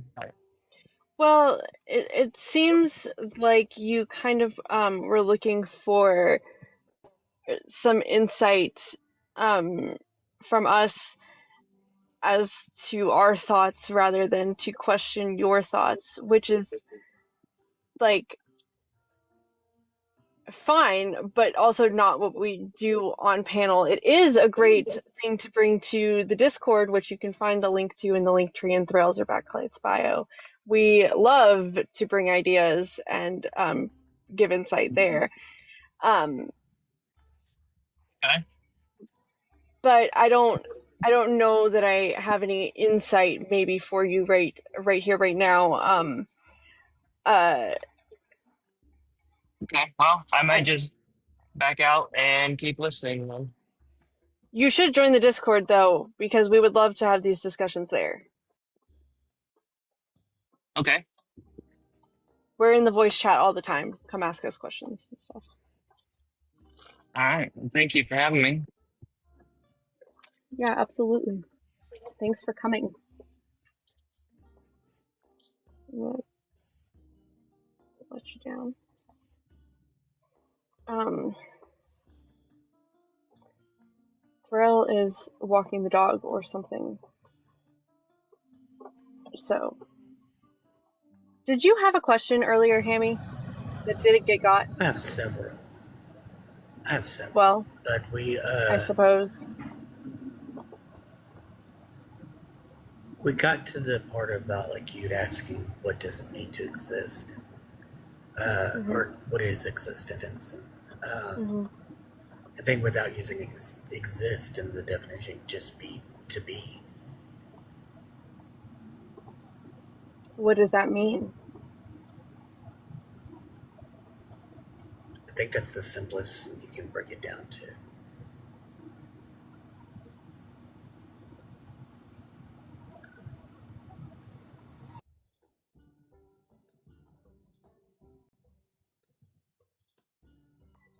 I do like that definition, actually. So one time somebody told me that it was experience, or like that existence is quantified by experiencing something, right? Like if you're experiencing that, you're existing, and in that way there is no way around existence, right? So when I say existence in this context, it's generally about like physical existence, physicality, more than anything. The question had gotten to the point where we were. Did you I were miss saying a that you were request from perceiving Forrest Mendez? Well, you guys didn't. That button so much. I don't like clicking the accept button. I'm not comfortable with that. Well, we've got It's not my Anthony job. back in queue, and we can talk to Anthony for a minute.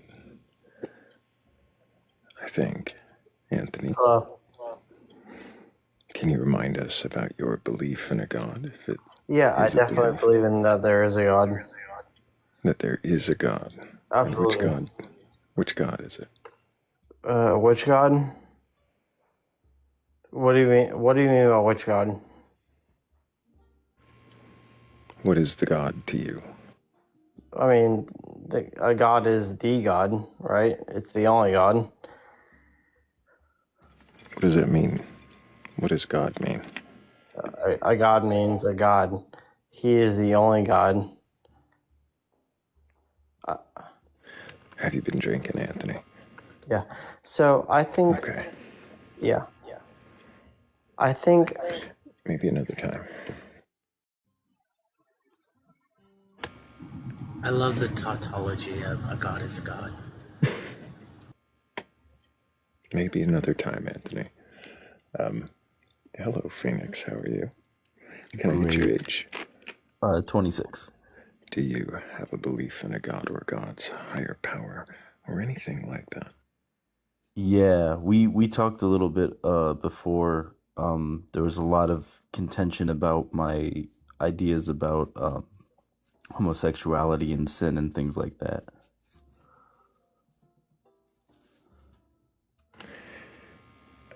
Are you Catholic? Yeah. Mm-hmm. Yeah, Cat reminds me, or Cat remembers me. Mm-hmm. Wasn't it just last night? It was Probably. Okay. Yeah. I kind of had this idea pop into my head, and I hope it's not too contentious, but I hope that it kind of stirs different ideas. Wait. Yeah. So you're here to just bounce off an idea you had, not a belief you hold. Well, I think you talked about like questioning your beliefs, and I kind of wanted to invite you to question your beliefs about homosexuality, if that's okay. Why would we need to question our beliefs about it whenever this What is do you about know questioning about it? your beliefs? Well, I question my beliefs, and I think it's good for anyone to question their beliefs in a healthy way. So. Yeah, I'm not saying that we don't question our beliefs, but I'm saying that why would we need to whenever this is about questioning your belief? I change the background. Not every day, but maybe every other day. And it says question the questioner. Yeah, I'm just I'm inviting you. I'm not saying you have to. I'm sorry you don't come on to my panel and invite me Okay. to participate in what I'm already doing. You've been allowed up here to question your beliefs. Are you open to questioning your belief? Or are I you just mean, trying to? Are you just trying to instigate? not instigate. No, I just think that the answers I've come to are satisfactory for me, you know. But I'm, you know, I appreciate you bringing me up from last time, you know. It was because I didn't remember the conversation until you brought it back up. Yeah, no, I meant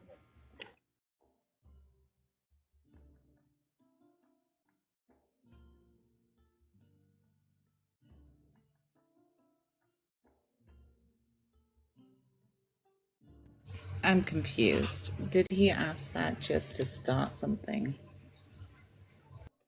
He got grilled pretty hard on a certain belief last time, and I think he wanted us to answer questions in regards to the same belief that he got grilled pretty hard on.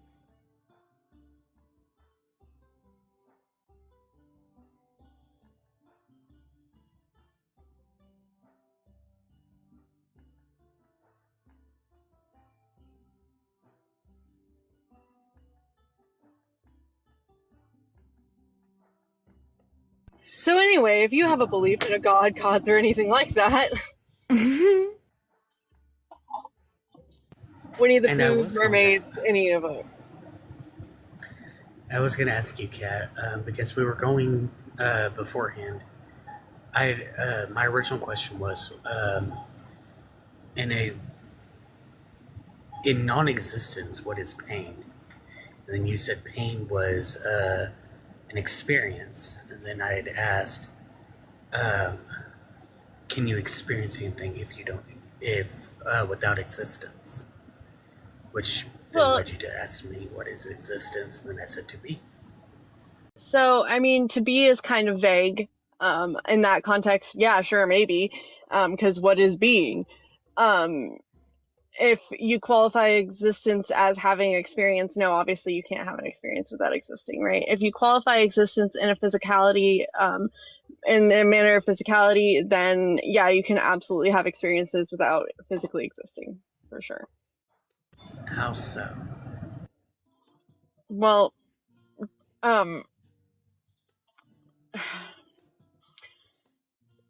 you can have experiences, you can experience things that don't exist, can you not? You can. I don't know if you can. I feel sure that you can. Hallucinations are an example of this. So. Or if you lose a limb and have phantom pain, right? You can experience this thing that doesn't actually exist. Is that not just flipping it around though? Because this is experience as far as like pain, for instance, like physical right. pain. So like, how can you have physically experienced something without, if you don't physically exist, right? Like, this is what the question is, like. Yeah. How do people who have lost a leg experience pain in that leg, right? It's a psychosomatic thing. So there has to be there has to be some consciousness thing that is existing, but it ends there, right? What that is, or how that is up for debate, but not debate here because we don't debate. But you know what I mean. Right. It's a figure of speech. Yeah, I got it. But so are you saying that any pain that we experience, like, say, I don't know, a machete going through a leg, right? That is just psychosomatic? No, but I'm saying that it could be.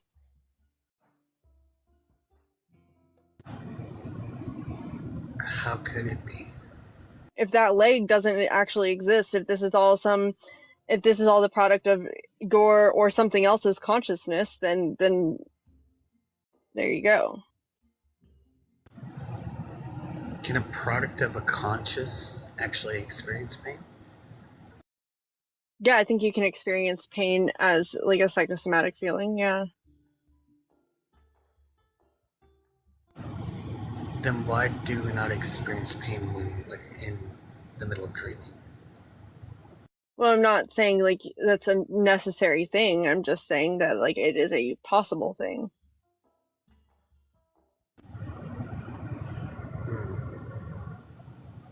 I don't know if I'm quite convinced of that. I mean, I'm not really convinced of it either. I just like to think about the possibility. So solipsism isn't even a position you hold. No, it's just a position I'm really open to. Oh, okay. Yeah, I wouldn't. So it's not like the guest we had up here that was like really like hardcore on it. Like it's like it makes sense to me. I get it. I think it's reasonable and valid, but like it doesn't necessarily mean it's right or, you know. It's not that I don't understand or get solipsism. I do. I mean, I myself am an absurdist when it comes to all that. So, but I don't know if I can get behind certain aspects of it because it doesn't seem correct to me. Well, like I said, or like he said, rather, it's not that there's a lot of truthiness value to it, but I see very little truthiness value in most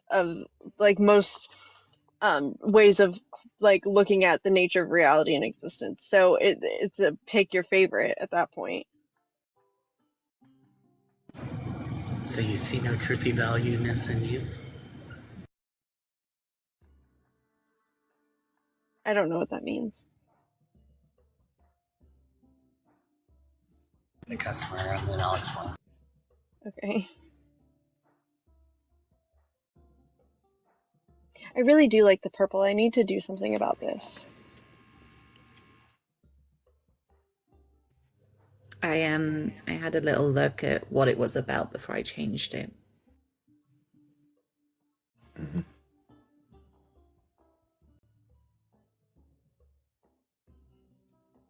I like this picture. Oh, I was just saying I like this whole truthiness value statement. That's fun for me.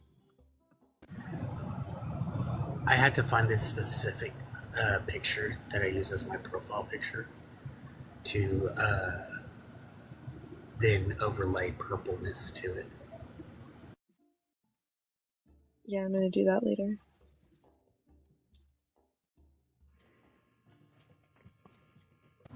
I made this TikTok account like 3 or 4 phones ago, so I just have to remember where this specific picture is so that way I can use it. Truthiness. Are we really back there again? I like truthiness. Oh, look at you! You got a galaxy. Thank you, Koi Boy.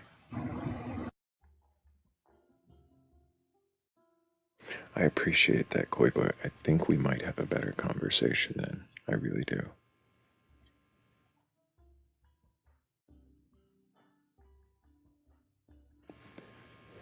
Not that our conversation was terrible. Just It got a little elevated at the end, you know. Just got a little elevated, and I ended it before it got worse because I saw a pattern, and I might have I might have been too slow. I don't know, but I'm glad we did have some way to pry into this for anybody else who's got thoughts and solipsism or cosmic nihilism. Or is it existentialism, Kat? I don't think it's existentialism. I don't know. I don't know all the isms, okay? Like, um,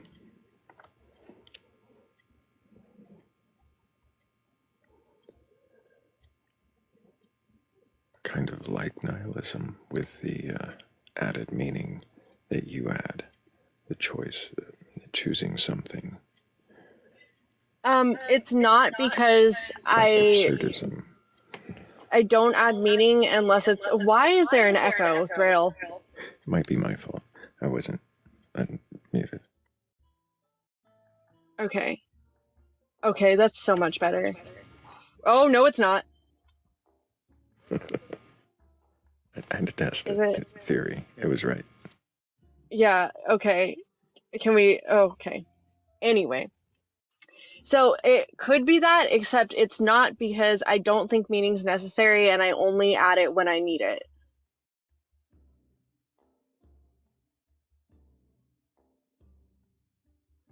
So you only add it when you need it. Yeah, like I only like ascribe, oh my God. I Is it only worse ascribe than meaning. it ever was? Like, is this a new echo? It's actually slightly less bad than it was, but it is an echo nonetheless. Um, I only ascribe meaning when I am too depressed to get out of bed in the morning and I need something to get me like through every day.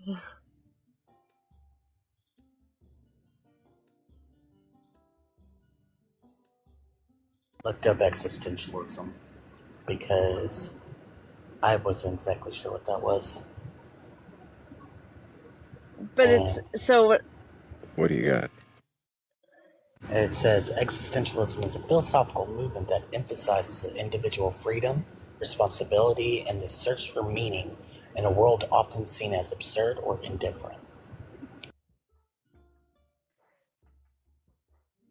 yeah, I don't know that there's a search for meaning, and I don't know that I like the only reason I ascribe meaning is because it like serves a purpose for me. So the only time I ascribe meaning is when it serves a purpose for me to do so. Meaning, like if I am having a major depressive episode and can't get out of bed, but I have animals and plants. That it focuses on the lived experience of human beings rather than abstract systems, insisting that each person must define their own purpose through choices and actions. But outside of what I just described, I'm kind of just wandering through life, and I'm okay with it.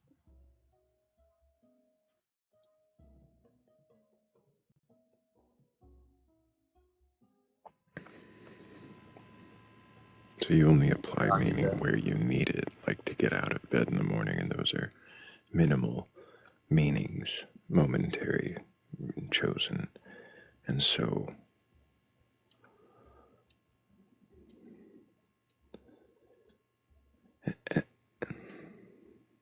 instead of being part of some search like existentialism, it's just what is. Yeah, it's just what is. It's a good way to put it. It is what it is. It is. It's like it could Sounds just absurd. like I often say like there's a lot of things in life that people like label as like good or bad, negative or positive, whatever. And like it isn't oftentimes either of those things, it just is. And like it's how you deal with it that makes it like one thing or the other.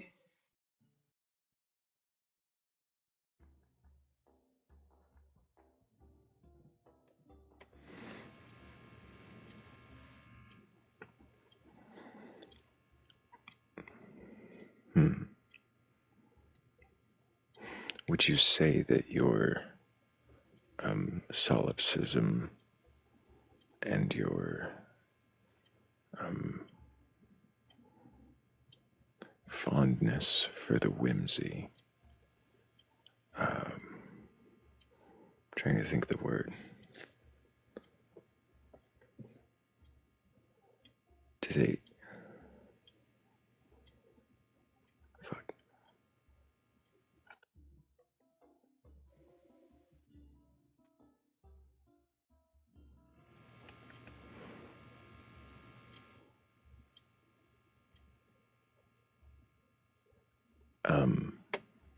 Are they on par with each other before I ask the... Like, is my attachment to them on par with each other? Yeah.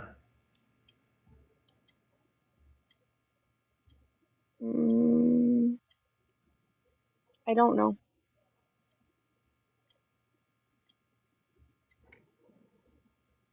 Because I think that we also discovered the other day that maybe it isn't Thrayle. I can hear my own voice. Oh, sorry. I think that we discovered the other day that it isn't as much.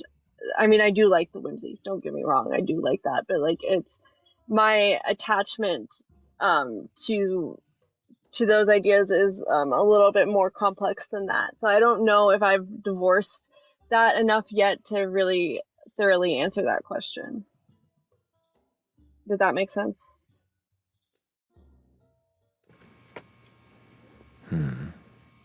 Yes.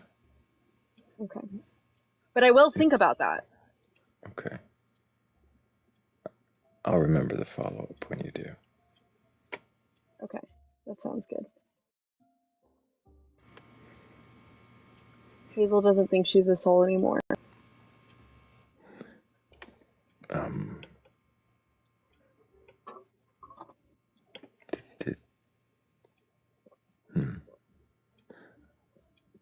I wonder what brought that on.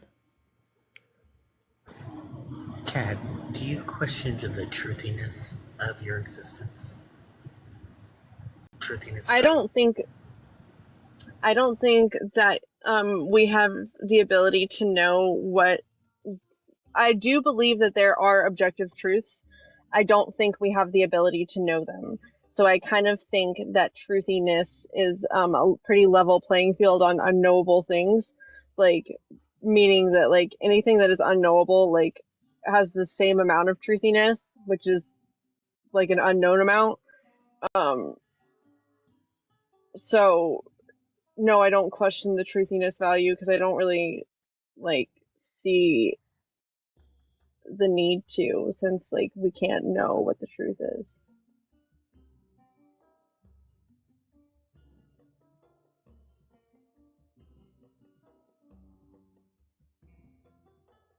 I don't put a lot of truthiness value behind or any really. In what sense? Have we defined know the truthiness truth? yet? I don't think so. Oh. Well, truthiness Sorry, is just Thrayle. truthiness, Thrayle. What was that, Noctis? I said, oh, I can't even remember. It's gone. It's gone. So, I need so more In what coffee. sense? My fault. In what sense something about the truth? No, I think it was how do you... Nope. No, it's gone. It'll come to me or it won't. We'll find out. How do you determine what truth is? And howdy, No. Noctis. Hi, Hammy. Yeah, no. It was something about truth, but I think it was along the lines of how do we know? No, I'm gonna have to sit with this. One sec. Okay.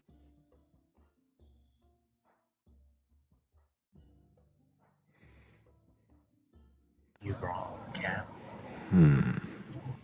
What did you just say to me on this panel? I said, why are you wrong, Kat? Oh, I thought he just said you are wrong. He could I just request thought he that, said though. you're wrong too, but I was waiting for it. I was like, oh. It's funny, I normally let guests get away with that before I let Hammy.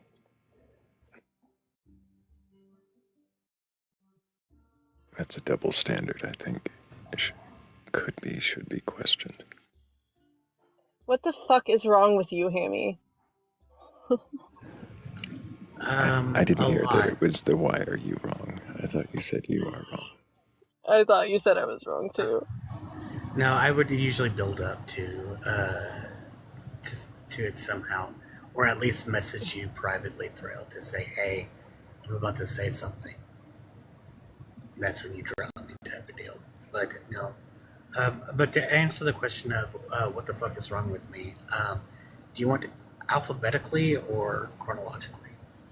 Also, to be fair and answer your question of why am I wrong, I I don't know. I mean,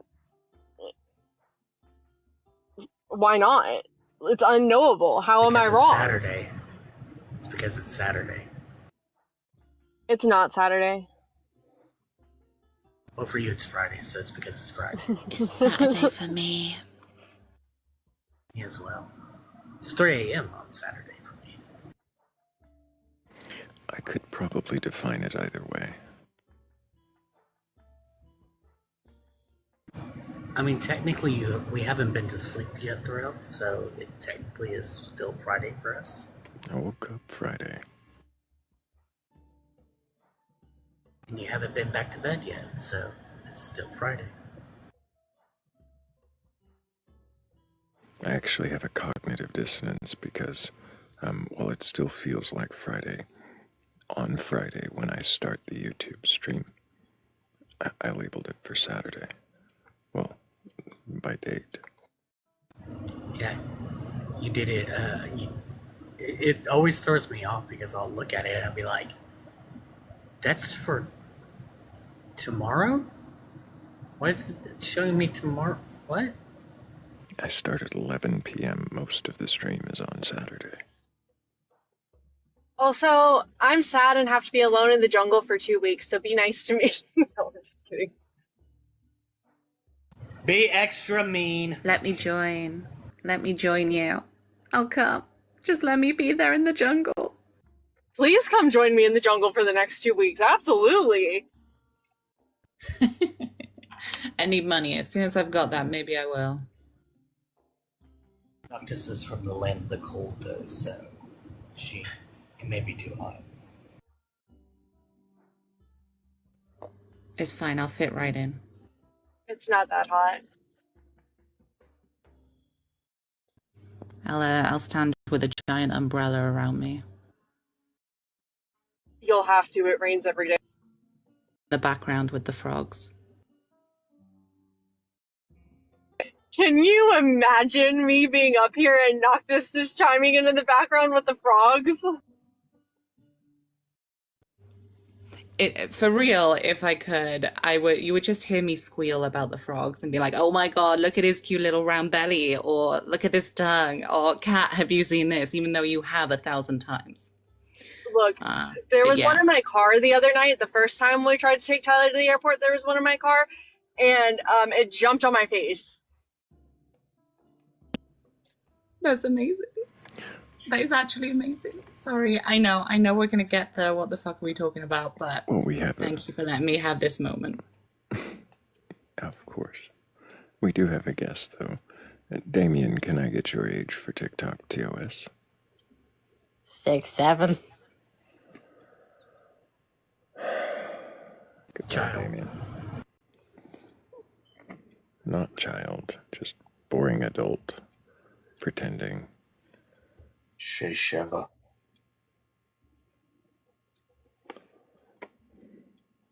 Gesundheit, Rav.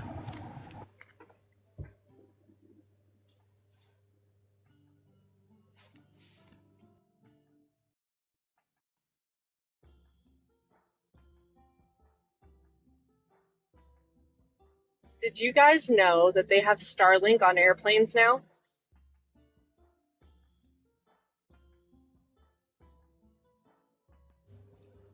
As in the currency?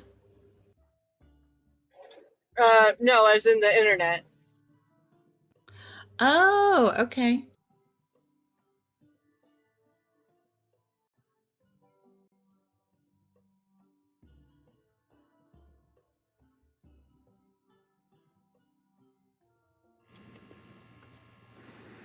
Hmm. Well, fascinating. I can see a million different directions that could take us. Not a belief.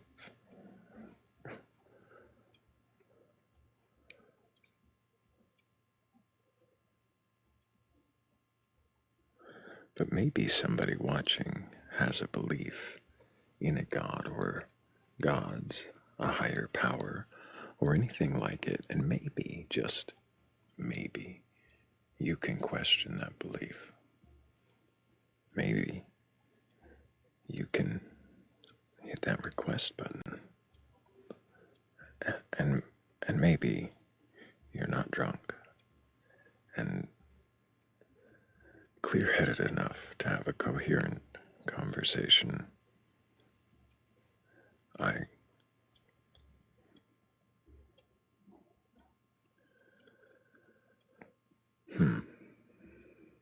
No, Coy Boy, I actually say that to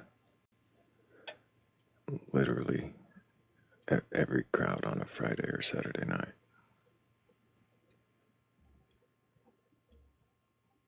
Interesting. Or recently, even on a weeknight, 'cause sometimes it's the worst on the weeknights. Oh my God, Mondays. For some reason, Mondays have been drunk laden.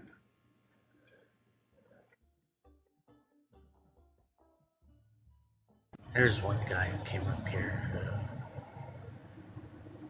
It took him a long time to answer yes, that he was. And I think that he was seriously actually thinking and having an inner monologue going on about discussing whether or not he was drunk or not.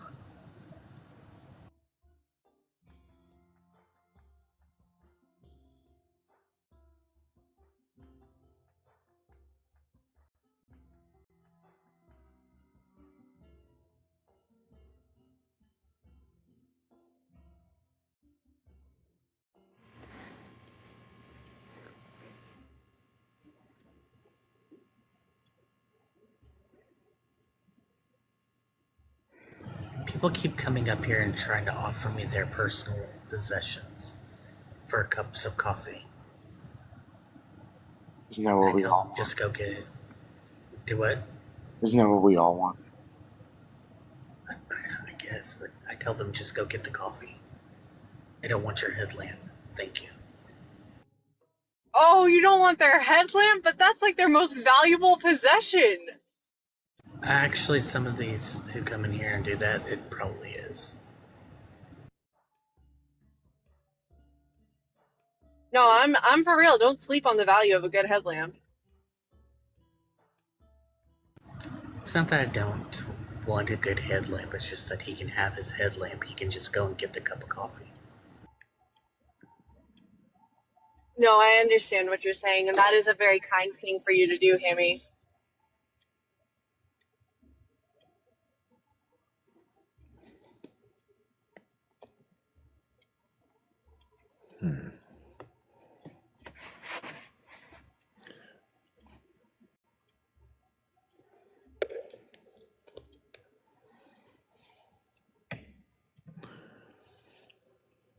What's up with stuff? Where did the music go? I don't know. There it is. I can hear it now. It's just very, very quiet.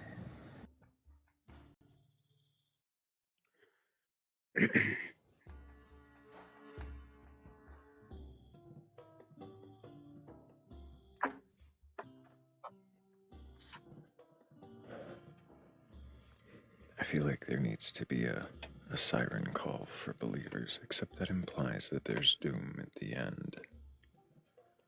I got a siren call for you, Thrayle. What's that?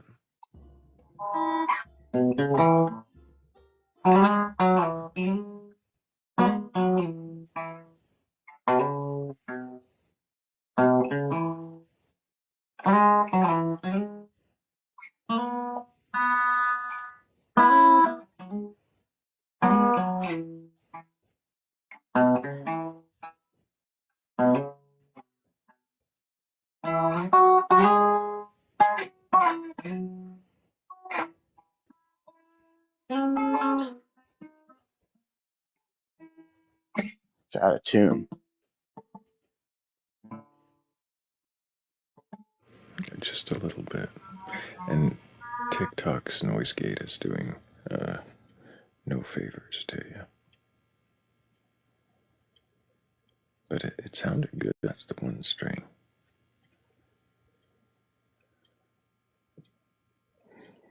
Did it strike a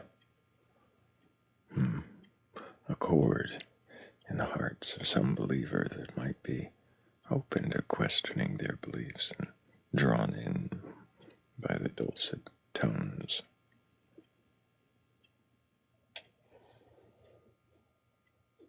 Or should I try again?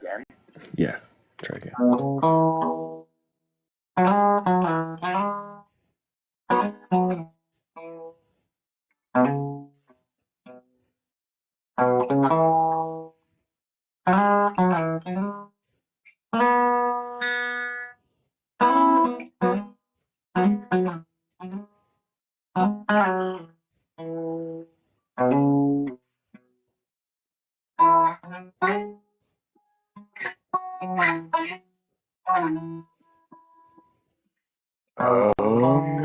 Amazing grace, how sweet the sound that saved a wretch like me.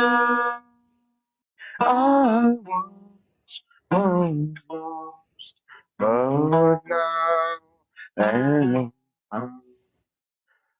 I was blind, but now I see.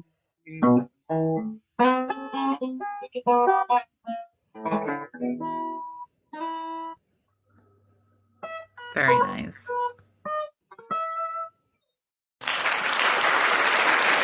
Thank you very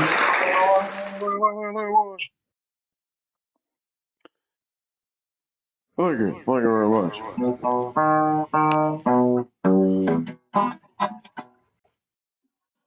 I hear a train a coming. No, let's not get too deep No, into it. that's It's not better. karaoke live. Yeah. I tried. Yeah.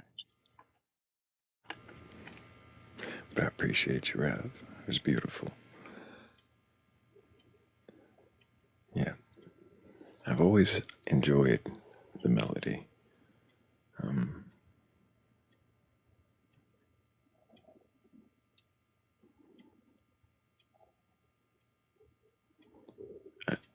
I don't know what. Can I tell you my first moment of anti-Semitism that I experienced in my life? Light topic, yeah. Well, that took a dark turn. Well, the only reason I say that is Here's because Wonderwall. I'm sure, yeah. Well, I'm sure somebody's like, "What's a Jew like Rav playing Amazing Grace for?" And I said that in my head, and I was like, "Oh, that's literally what my 10th grade English teacher said when I brought in Merle Haggard's Old Rugged Cross when we were reading Truman Capote's In Cold Blood." That references Old Rugged Cross, and I'm like, oh, I love Merle Haggard. I have this version that I'd love to share with the class. And the teacher goes, "What's a Jew like you listening to that for?" No, they didn't. Yeah, Oh my, are you and really? yeah. I mean, thank goodness I was only, like I made it to 10th grade without experiencing that. That's gross, though. Also, a man playing an acoustic guitar and singing is like one of the most comforting things in the world to me, and that was very nice. Thank you, Rob. My pleasure.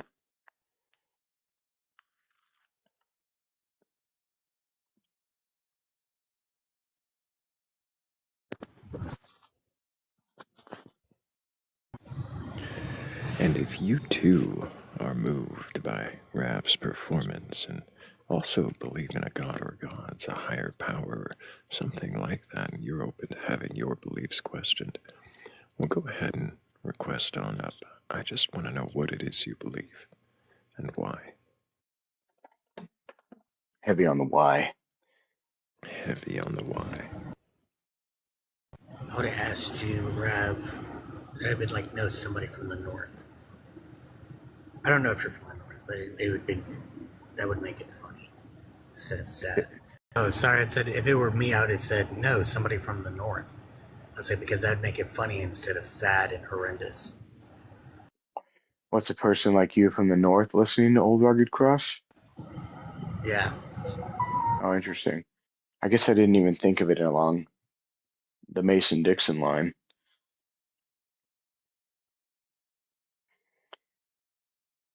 Well, I'm Texan, so anything north of the Red River is technically north. One of my favorite cowboy songs is Red River Valley. Where's the Red River? Where is that? Why do I not know where that is? The Red River borders Texas and Oklahoma. I see. That makes sense. Yes. And remember the Red River Valley and the cowboy that loved her so true.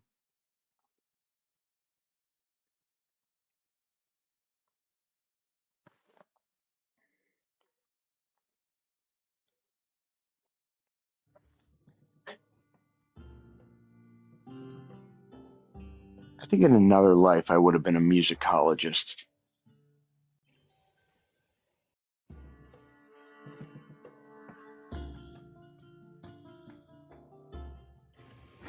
I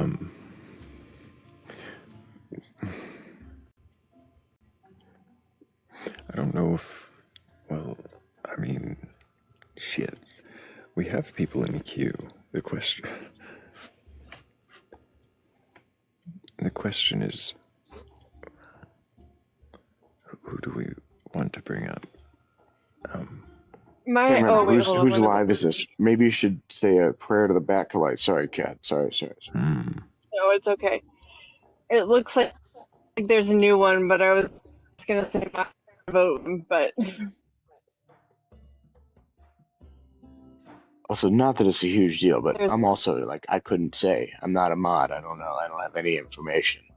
Well, I was hoping for a new believer who has a belief in a god or gods, who can question that belief and coherently. There is, unfortunately. Oh, you've caught it. You said coherently. Never mind.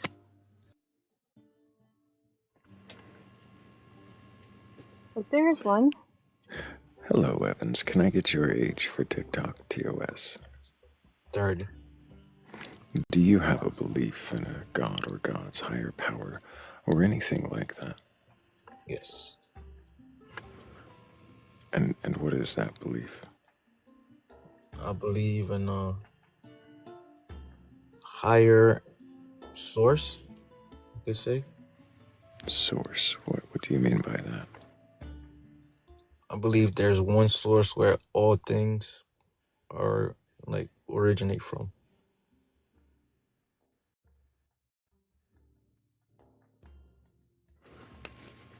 When you say there's one source that all things originate from, what are you assuming that source is? Or what do you believe it to be? I would say that source is God or love or life or truth. Why would you apply those words to it? I think those are the words that best describe what that source would, the attributes of that source. And the source, it's a source of what exactly? Of everything. Of everything. And nothing. Oh, and nothing. Because So nothing is part of everything. So your belief is that there is a source of everything and nothing, which is a part of everything, and that is truth and love and light and God.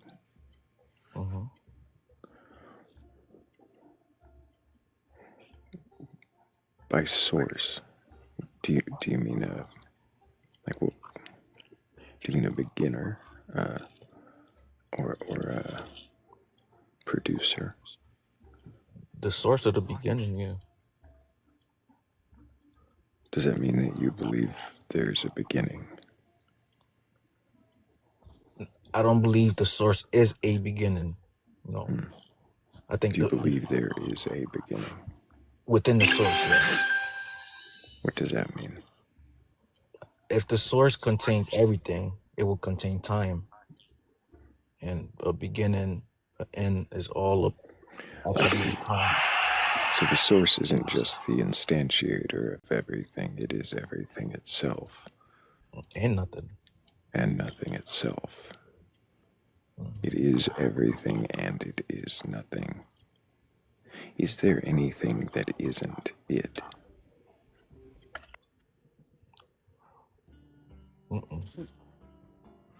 There's nothing that isn't the source. There's nothing. It's Really quickly, I'm just gonna thank Heather's Descent, also Rob. Thank you, Missy, McKenna, and thank you, Becca, for helping with that goal. I appreciate y'all. So if there is nothing that isn't source, and everything is source, how did you determine what is and isn't source without something to compare? There's degrees, you could say, or there's distinctions within the source, because everything is in the source, also distinction. You know, it's like the source change and non-change is found. So again, if everything is source and nothing isn't, there's nothing that's not source, right? Mm-hmm. Nothing. What is your basis of comparison to determine that everything is source? What do you mean? Like, how do I? Because you asked me, how do I figure out what is not source? Yeah. That's not a possible question, since everything is source. Yeah. How can you determine that if there's nothing to compare it to? Source them. It's source them. Like, I get what you're saying. Like, how can I know that everything is source if there's no such thing as non-source? Yes. Good question. Everything is source. I would say,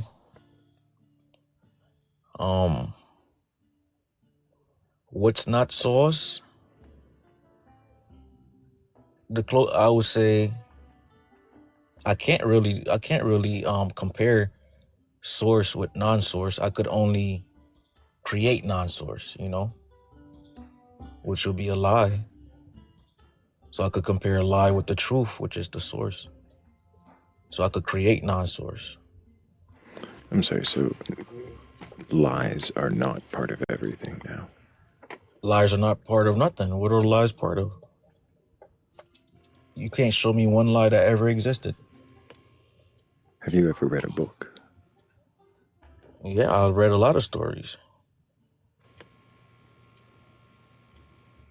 I seen them in my mind. I interacted with a lot of stories, but never seen a lie that existed. Because it's not source. I'm sorry, so if somebody wrote something down and the thing they wrote down was false. Well, if Hammy wrote that down and put it in front of you, you'd see it, right? I could see the ink in the paper. Yeah, I could see the story, the message. And if the message was false and intended to deceive, okay, then would that be a lie? Yes. The paper and the ink wouldn't be a lie. The message would be a lie, and I would never see like he said, I'm 8 feet tall. I would never see him being 8 feet tall ever in my eyes, even if I was next to him. No matter if he wrote it down on a piece of paper or not, I think I'm understanding you saying that if somebody lies about something, that the thing that they're lying about isn't, so then that doesn't exist. Yeah. And that isn't source. Yeah, because it's non-existent. So we have the power to create non-source, I guess, within the source. How is that? Mm-hmm. If the idea of it even exists, doesn't that make it part of something or a part of everything? If an idea is conceived, doesn't make it real. No, I didn't say that. I said, is it part of everything? It's not.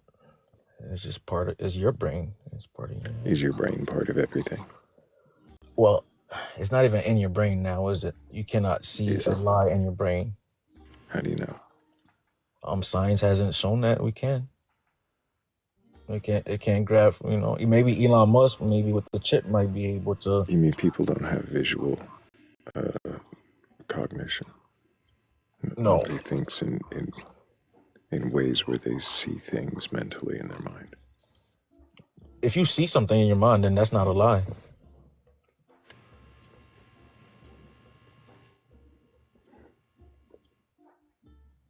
Then that's real. You see something in your mind, that's real. Then it's part of everything. So if I see a lie in my mind? So if Hammy sees himself as 8 feet tall, then he's 8 feet tall in his mind. He saw himself 8 feet tall in his mind. So then his lie. No, that's not a lie. Mm-hmm. He's just sharing the experience with me that I'll never. Sorry. I'm sorry. No, if he can imagine himself as 8 feet tall and then lie about it. Wait. So tell me how that process would go. So it would be like this. In my mind, I see myself as 8 feet tall. And so I go around telling everybody I'm 8 feet tall. I go to the DMV to demand them change the height on my IDs to notify that I am 8 feet tall. And tell them, yes, I am 8 feet tall. And you withhold the in my mind part. So a lie without, what's that called? Like you withhold that crucial part of information. I'm 8 feet tall in my mind. So you'll be a liar because you're withholding critical information to make No, because harmony. I think that I am, because I now think that I am 8 feet tall. Like in reality? I believe my own lie. I'm gaslighting my own self to say, yes, I am 8 feet tall. And so a person with like schizophrenia or whatever that believe they're 8 feet tall? Not like that. What I'm saying is that, do you know what the term gaslighting means? Yeah.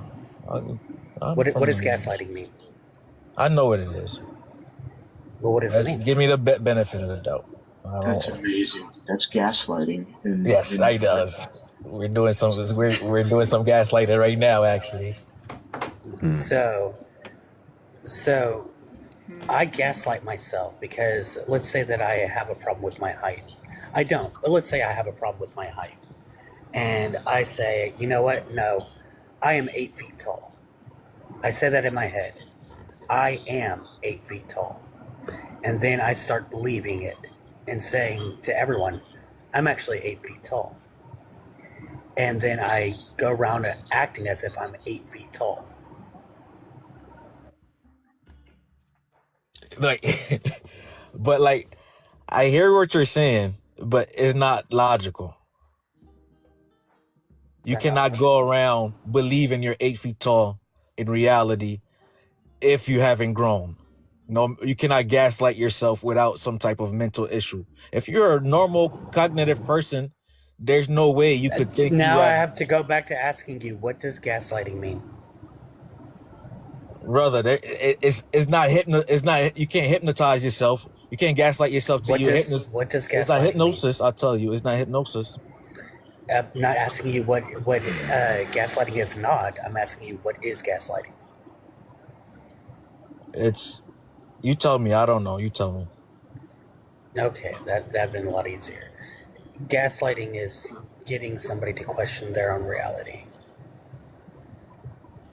So I questioned my own reality, and now I believe that I am 8 feet tall. I feel like I've just been gaslit. So if you question your own reality, what determines the answer? At this point, it's me. I'm determining the answer. Because I have now successfully gaslit myself into believing that I am 8 feet tall. Based on what merit? Just pure gas. That I believe that I'm 8 feet tall. Okay, so I would say if a person comes to me and believe they're 8 feet tall and they're not, and they truly believe it in their hearts of hearts and their minds of minds, I would say they have a mental issue. It is not normal. No matter what type of gaslighting you do, it's not normal for a normal human being to be convinced that they grew without a single evidence. So It's pretty simple. So there is a difference between truth and not truth, then. Yes. Sorry, I quite literally have to break up a cat fight back here. One moment.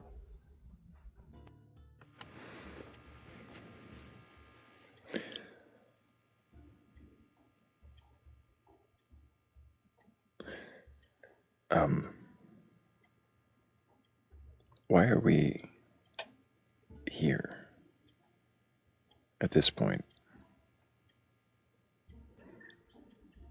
Evans, you believe that everything is source. Source is everything. Everything, nothing isn't source, and except for lies, but not the lies themselves, just the stories they tell. Except sometimes when someone can imagine it. Well, I would say your imagination is not a lie. That was kind of like the. So even if Hammy just imagined he was, so if he imagined it and then told somebody, and that person imagined it, the act of imagining is not the same as the act of speaking. So where's where's the thing that isn't source? What was that? The words that he said, the words that he said when he said, "I'm actually." So words. 8 foot. Yeah. So words. Sound. I'm sorry. Words are not part of everything. That's what you're saying. Not the words. Not all right. So the message that the words are. Messages are not part of everything. The line messages, yeah. Not those. False messages are not part of everything. They don't exist. Illusions are just fake. So does that mean that messages that aren't lie are part of everything? Messages that are what? Aren't lies. Like, so for instance, in this scenario, I now write down on a piece of paper that I'm actually 5'9". Are you 5'9"? Which is true. Yes, I am 5'9". I mean, why not go all the way? Why don't you write on a piece of paper that this statement is false? This statement is false. Okay. So what are you saying? Is that a false statement? Does it exist? Does the statement on paper exist? The statement on paper does exist. But the meaning of it, what's the meaning of it? I can't tell you. Right? What if the meaning has any truth or not? Does it exist? Is it if it has truth, it exists. If it's just nonsense, it don't exist. If I say chicken trees, I didn't say nothing that existed. Like, there is such a thing as nonsense, you could just make sounds. Right, or sounds part of everything. Okay.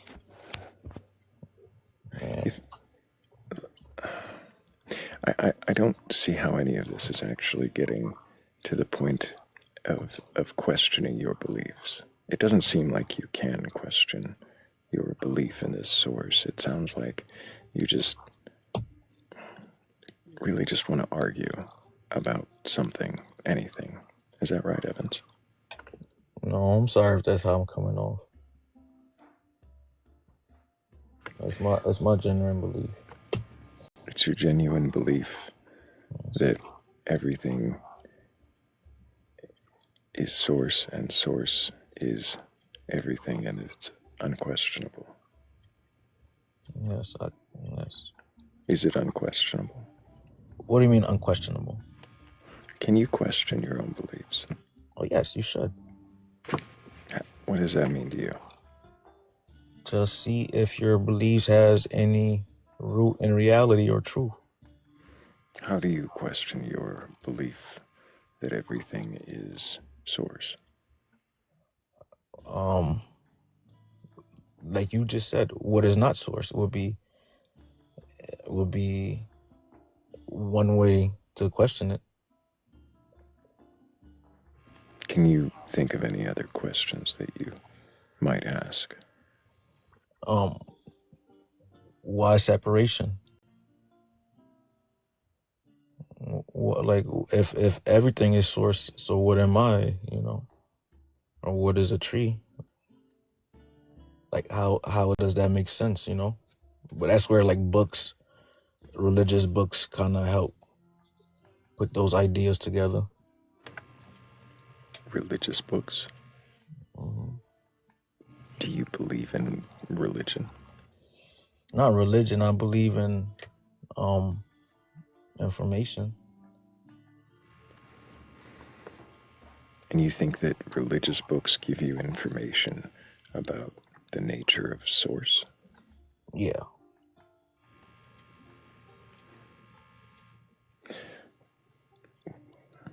Why would you think that? It makes sense. Is it any particular religious book, or is it just all religious books? Well, I can't say all because I haven't read all, but the ones that I've read pretty much say the same thing. Which ones have you read? Bible is where I started. Read the Quran. I read the Bhagavad stuff like I forget the full name. Bhagavad Gita? Yeah, and then some Egyptian stuff. Some Gnostic books, some Plato, some psychology. Kind of have that same little golden thread. Is psychology a religious book? No, I said information. Oh, okay, just information.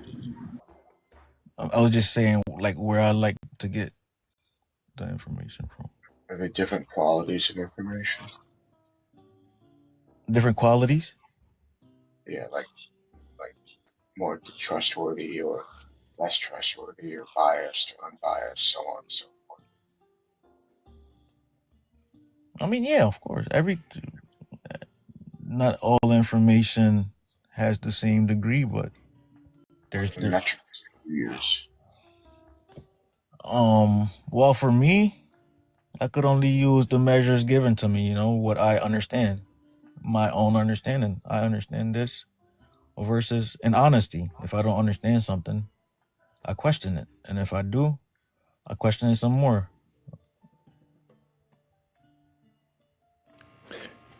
How do you question that everything has a beginning? No, I don't know. Like, what do you mean by that?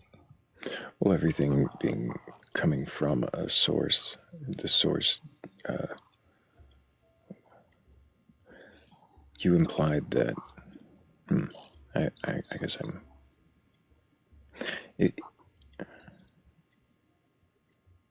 the source is not time. Time is just a factor. Right. Time is just a factor. Time is within source. Source is everything, though, you said.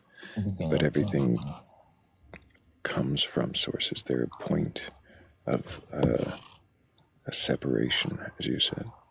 I guess you would say time is a good measurement of beginnings and stuff like that. That's like in the realm of time. Do you believe there is a beginning?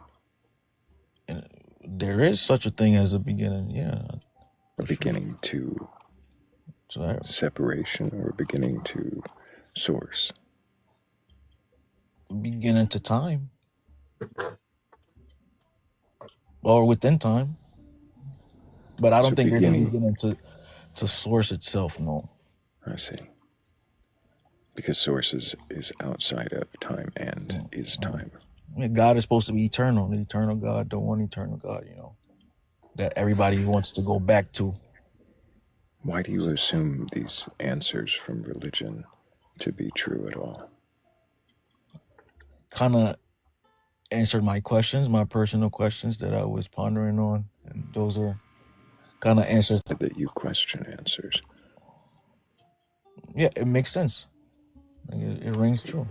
It makes sense. It rings true. Does that mean the questioning stops there? No, it doesn't. I wouldn't be on TikTok trying to get new questions.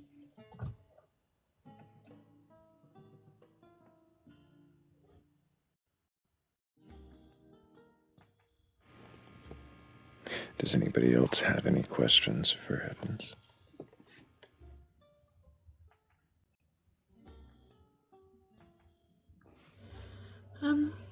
Well, you said you've read multiple religious texts, and I'm wondering if you came across any contradictions, and if such, what did you do in that situation?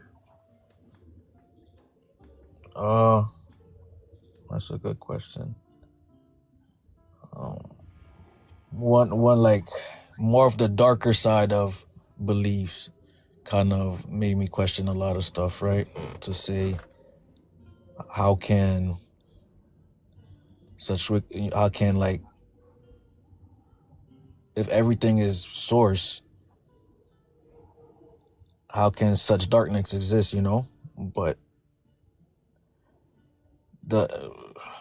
my conclusion was that it is part of source, like I would say, like the Crowleys and the more darker cult stuff I'm referring to, those kind of beliefs. How can that be part of, but it has a golden thread that still goes to even the darkest parts. Like they still have a common. Oh, I'm sorry. So you're saying that not just some religious texts, but all religious texts point to your source? No, not to my source, to a source. Like there's different, like certain religious texts say this, the source is this, the source is that. This is what source is, or some say there's no source. But source is always the top. Sorry? What do the edits say? I think what he's saying is he's saying broadly that they all point to something. To one thing. Are you sure? To something that's one, to something that's eternal, I'm sorry, do you think all religions do? In a way, yes, in a way for sure. Not all that I've seen. I can't speak for something that I've never seen. Maybe I'll reach, if you have one that kind of contradicts what I'm saying, I'll be glad to see. Which leads me back to, have you read the Eddas? Eddas? Like the Bhagavad-gitas? No, Eddas. What is that? As in Norse mythology. Which? No, I haven't read it because I don't know what you're Odin, saying. Thor. Oh, I know about Thor, but I haven't went deep into the Norse mythology, like Odin and stuff like that. I know. Yeah, maybe you should read the Eddas and the sagas and see where you see this one thing that they're pointing to. Yeah. So even in the religions where like the Greek mythologies and the Norse mythologies, they're still showing a side of like the same coin to me, like chaos and life. What? Like chaos, like in the those mythologies. Really quick. Yeah, sorry. Really quick. Everybody vote in that poll in the upper left hand corner of the screen. Evans, you said chaos is not separated from life, or not far separated from life. In which mythology? In general, but yeah, you could say that in mythology too. Where In Norse mythology does it say it? Sorry? Oh, I'm sorry. I said, where in Norse mythology does it say that? Say what? That life and death are not whatever I just said? No, it doesn't say that verbatim. I just said that. But there's like the underworld is like, they still speak about life and death and chaos. It's still the same. Are you just saying now that all of these religions you've heard of will speak of life and death and chaos? It has the same theme for me, in my understanding. What does any of that have to do with the source? It shows how does, if the source is one thing and we experience a plethora of different experiences, how can one thing contain so much change and never change? Is like a question that is answered throughout all religious books to me. I mean, we literally have evolution. Things change all the time and adapt to their environment. Yes. Change is forever. And yet there is something as non-changing. You know what I mean? What is unchanging? Is change forever? Well, hang on. What is unchanging? You could say change is unchanging. Are you sure? Change doesn't change in ways. There's forever be change. Something like the spin will forever keep rolling. There's a force forever spinning that world. Are you sure? Yep. Why do you assume that there will be a wheel spinning forever, as you say? I don't see how it could stop. Are you familiar with the North Sentinel tribe? No. No. I would look into them because this is a society that has not changed since the Neolithic era. So it's the same humans that was breathing? They didn't have kids or nothing? It's not the same humans, but the thing is that their way of life has not changed since the Neolithic era. That's cool. It has nothing to do with what I'm trying to say, but that's cool. Is that not... Weren't you just talking about change? Yes. That's unchanging. In general. Change is unchanging. This is kind of going nowhere. Yeah. Really, I appreciate you being up here. We got, a minute left in a poll. Only 12 people have voted, but, there is time for somebody to vote the other way. But, Evans, I hear you somewhat questioning your beliefs, but also writing in a lot of assumptions, and I wonder why you don't question those more deeply. Question what your assumptions are, and more so, why do you assume them? Okay. Are you asking me, or are you just telling me? I'm just kind of asking, seeing if you had a response, but...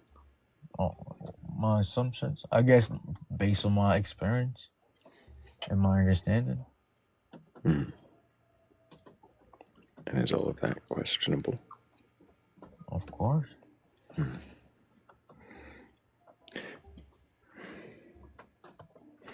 I would recommend questioning if the questioning you think you're doing isn't an assumption in itself. But I would like to move on. And if you do have a belief in a god or gods, higher power, or anything like that, go ahead and request on it. Why is it whenever I start to wind down the conversation, the queue clears out, or all become ghosts? Well, there's a moonshine. You're intimidating. That's what it is. Hello, Moonshine. Can I get your age for TikTok TOS?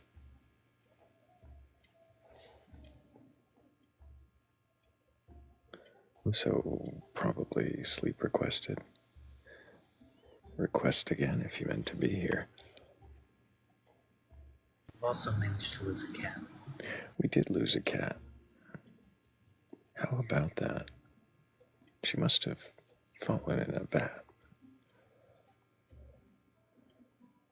And There he was has no in the idea. changeably unchangeable forest. You just broke the rhyme.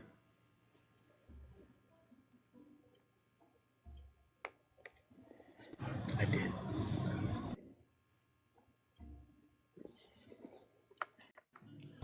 We're not living in Your Dr. cat Seuss there. and sit in the place where she sat. Slovenia, we're not in Dr. Seuss. Now that's a religion right there, Dr. Seuss. If you guys just, I've learned everything I need to know about morality just by reading Yertle the Turtle. I don't know how we lost Kat, but I am mad at Silvino for sitting in my spot. I did it just to piss you off. I know you did. Here, let's both drop it. I'll let you get it back. Oh. Little do they know, I could easily throw Hammy in that spot while they shuffle. I know. You would should never. put me there. We could put Noctis. Oh, Noctis can sit there if she wants. I love that, Hammy. You're not allowed, but I am. Hammy has sat in that spot multiple times. I'm comfy down by Rav. Oh, that'd be funny if Thrayle put her anywhere and everywhere else. Because of that. I could have shuffled us around. I thought about it for a moment. Oh, we do have a request. Hello, Larimar. Can I get your age for TikTok TOS? I'm 32. And do you have a belief in a god or gods, a higher power, or anything like that? Not anymore. I don't abide by religion anymore. You don't abide by religion?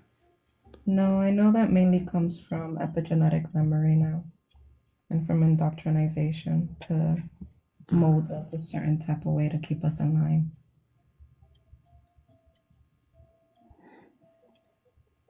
So you don't have a belief there's any kind of higher power or any creator being, anything like that beyond religion? I think we are all part of the so-called creator. I abide more by quantum science and fractal existence. Quantum science and fractal existence. When you say quantum science, what is it you mean by that? For example, the explanation of energy and how many hertz each color holds on the color spectrum, things of that nature.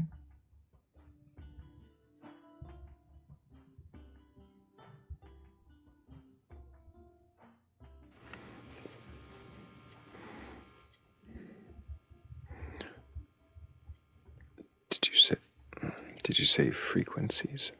Yes, frequency, energy. What is energy?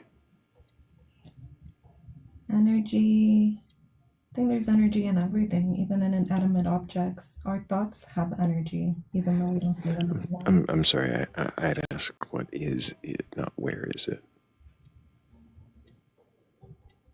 How can I explain this?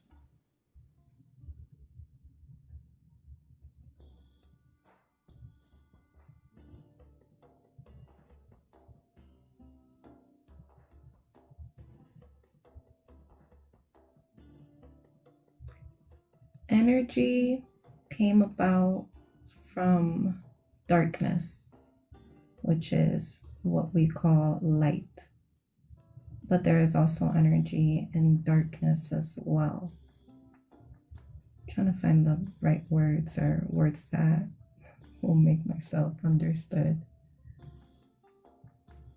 The best way that I could explain it is that the Big Bang to me basically is when there was nothing first. It was just darkness. And then a thought had to have come up, and that's where the light came about. But in all reality, there's more that we can see in the darkness than in the light. So I think there is more energy in dark than in light. I'm sorry. What did you say happened at the Big Bang? I'm still trying to figure out what the energy is. I don't think I can explain it properly. The best way that I understand it is that there is energy in everything. And just Right. Mhm. So what is it? And you're saying where it is. I don't really know how to describe what it is. It's So more of if you don't know what it is, how do you know it's there? I feel it. I know it. Feel what? Know what? Like, for example, attraction. When one person is attracted to another subconsciously, even without seeing them. Yeah, subconsciously. When you're not looking directly at somebody, but you feel somebody looking at you because you feel the energy of their thoughts directed towards you. You think you can feel energy from thoughts, but what is the thing you're feeling from the thoughts? The intention of the individuals, how much they hold that same thought in their head and they focus on it. Feeling, but go ahead, Hammy. I'm pretty much lost at the same spot, because are you saying that somebody else can feel the intention of somebody?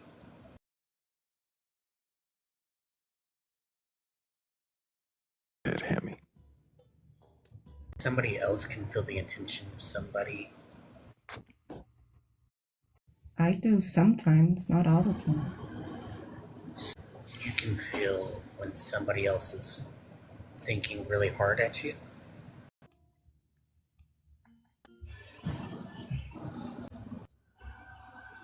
If that was the case, then why would we need the word no or yes? If you could just feel it, why would you need those words?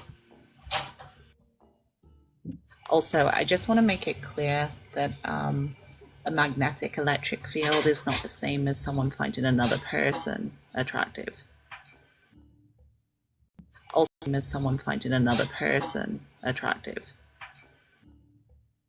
It's not about. Okay, so how can you communicate this without using your words? This is gonna sound a little woo-woo, but a little. Yeah, a lot. But I've been able to send pictures just by placing the palm of my hand on my spouse's forehead without speaking what I am, the picture that I have in my head, and letting them describe it. Could this not just be a result of him knowing you really really well? Or them, sorry, I made an assumption. That might have a part to play, but the thing is, we don't go out to the park like that. And we hadn't gone in a while, so it wouldn't be something that he would have at the forefront of his mind. Did he like to go to the park with you? Not necessarily, no. Did he know that you liked going to the park with him? It wasn't necessarily a park, it was a field. There was a lush green field, and I was picturing bunny rabbits, like a random animal that I don't even like having. I wouldn't have a bunny rabbit for a pet. So I just thought of the most randomest thing. They're not that dumb. They're also very, very common animals to be in fields.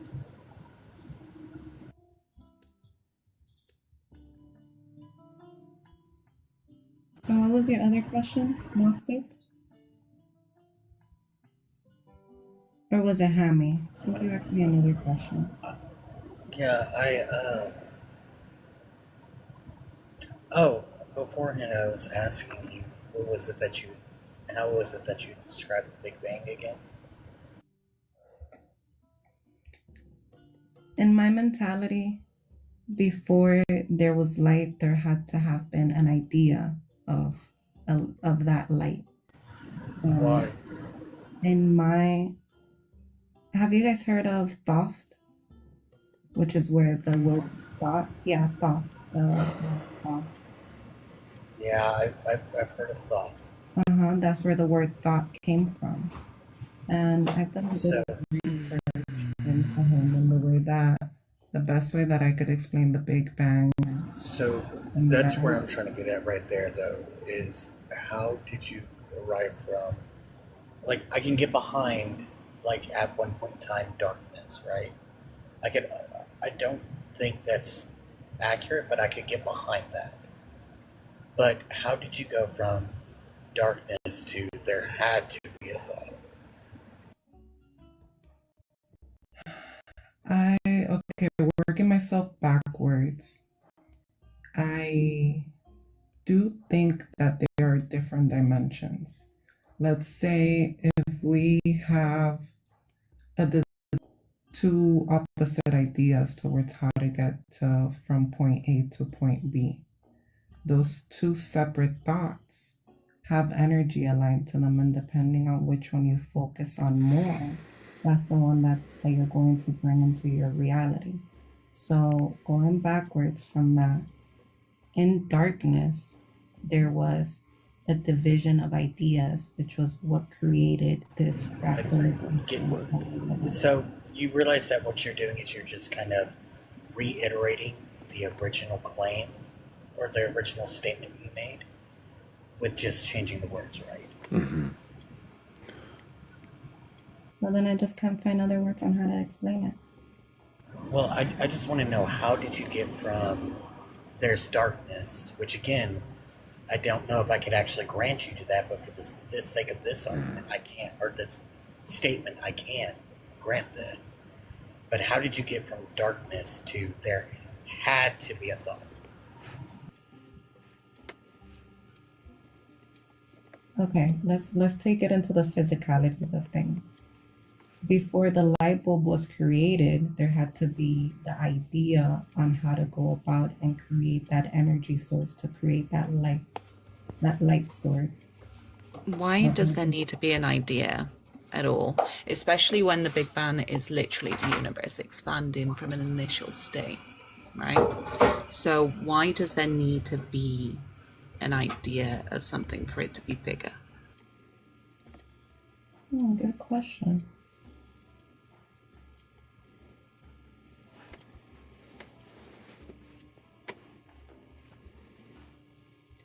I don't know how to answer that.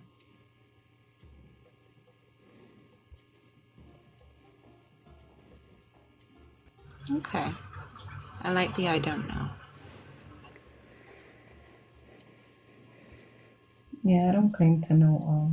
If I don't know how to explain something. Do you think the things, Lermer, that you know are all fact? No. Just because they're my reality doesn't mean that it's anybody else's reality. I don't push what I think on other people. Well, thought, for instance. What is, you said the origin of the English word thought is the Egyptian god Thoth. Mm-hmm. Have you ever looked that up, or did you just assume because the words sound the same? I've looked a little bit into it. I need to do more research on it. Is it possible you could be wrong? Yes, it could be.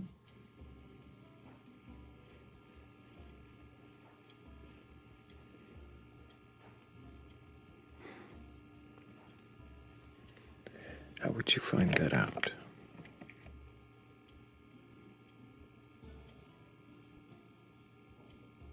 Well, I don't really trust sources, the internet, that much.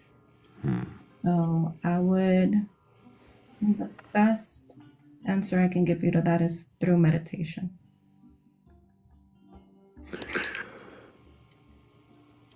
And you think that the answers you come to through meditation are more likely accurate than ones you would come to through source research on the internet. Yes. There is something called the mitochondria. We all hold knowledge within ourselves. Oh my. Why do you assume that that means that we hold knowledge, such as the etymologies of English words? Because if we all came from one source, that means we can reach the mentality of all the beings that have been here before us. If, why add that? Why would you assume that? We come from one source, and that means somehow assumption that we would be able to communicate.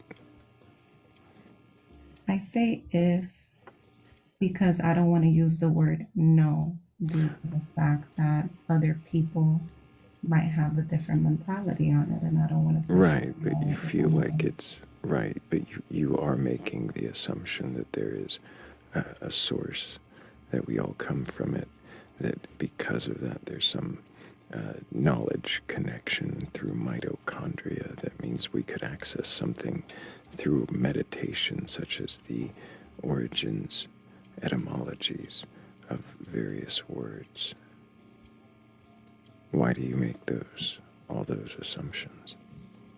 Because I've meditated before, and that's just what I know for myself.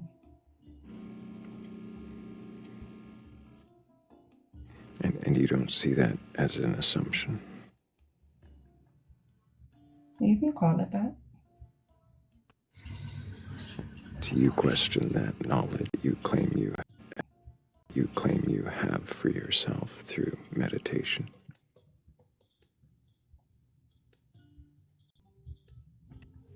Do you question... Oh, sorry, go ahead, Noctis.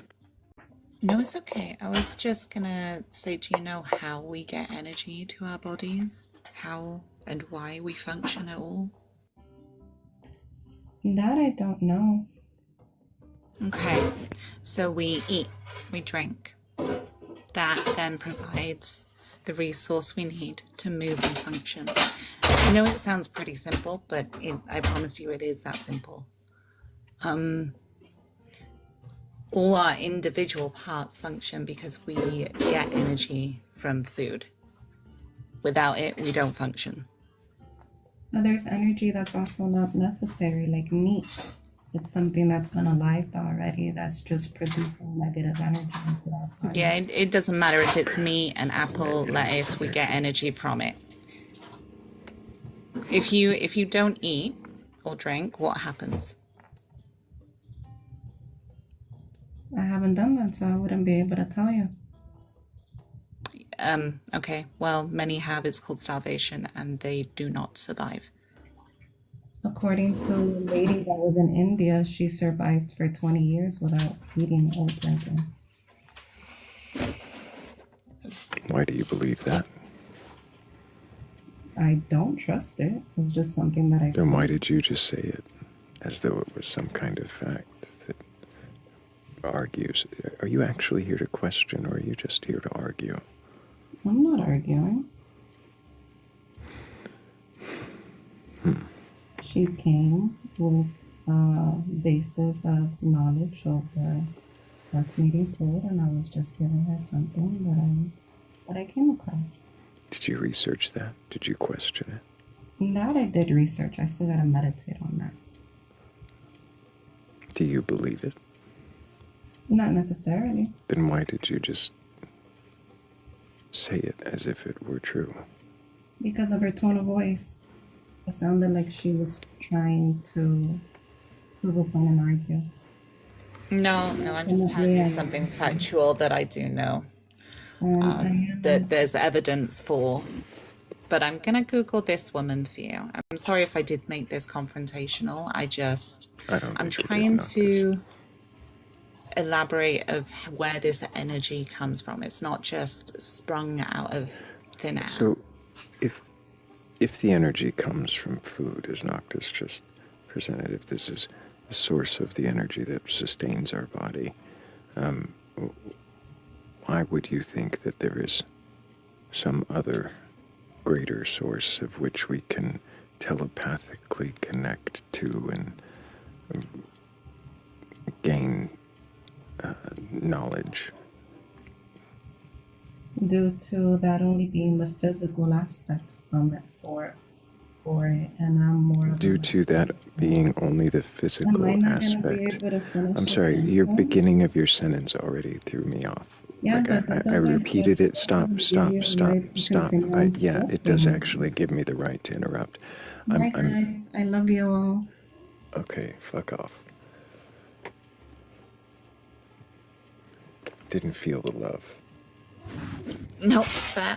And so I was having a look at what she's saying. There are claims about an Ethiopian woman who reportedly has not consumed food or water for 16 years. However, all the doctors could confirm is that she had no food in her stomach at that moment.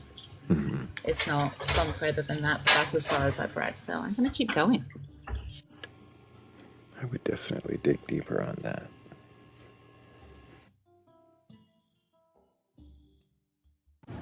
It really felt more like a tone policing thing than anything. I didn't like the way she said it, so I threw out this story that I don't necessarily believe. Exactly like 7-Lemon says, if I'm not allowed to say whatever I want, I'm leaving.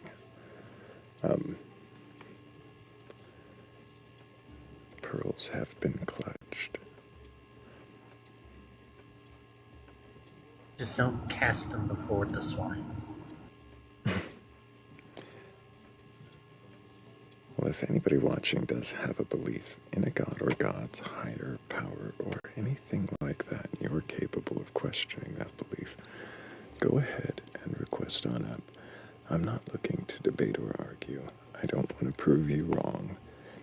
I don't want to interrupt unless you begin with complete nonsense, and I need clarification.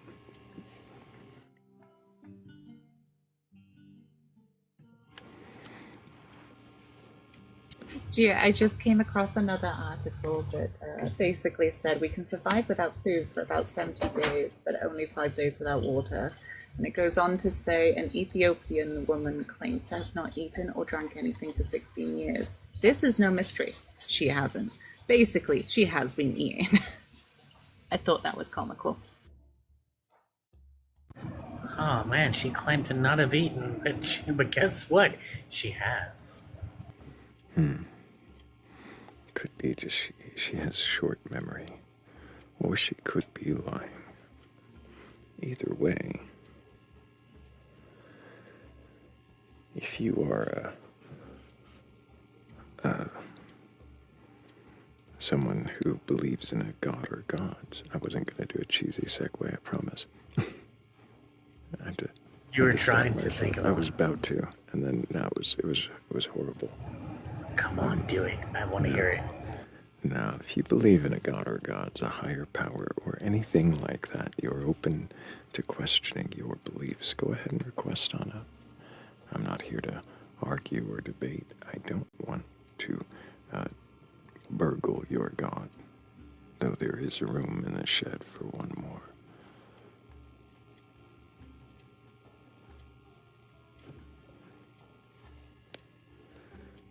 I lost track of my thoughts. I was like, That's the only reason they voted that you were the scary one at all was because of the shed. the shed. That's what it is. It's the shed. Well, the shed is full. But there is room. But that's not what I'm trying to do. I don't always want to burgle your god. I just want to know if you can even question your belief. Raccoon says she has 70 gods. Hello, OP. Can I get your age for TikTok? Hey, how are you guys? 22. Do you have a belief in a god or gods, higher power, or anything like that?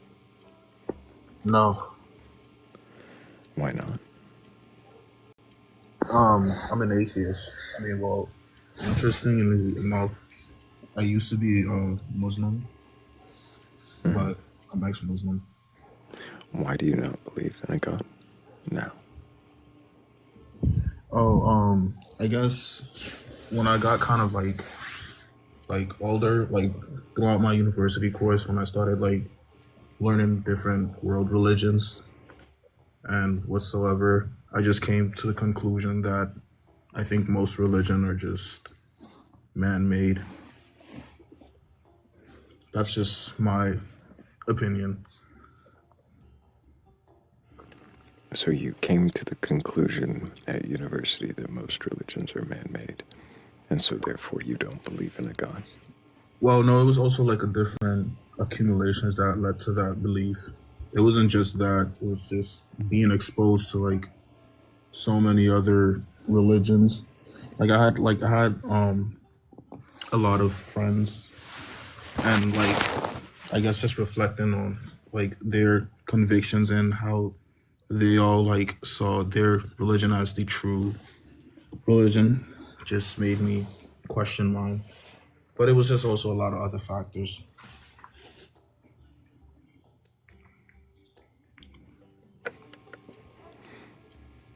What would convince you that God is real? Well, if he like came down to me and said, "Oh, I'm God," but that hasn't happened. So why should I believe it? You know?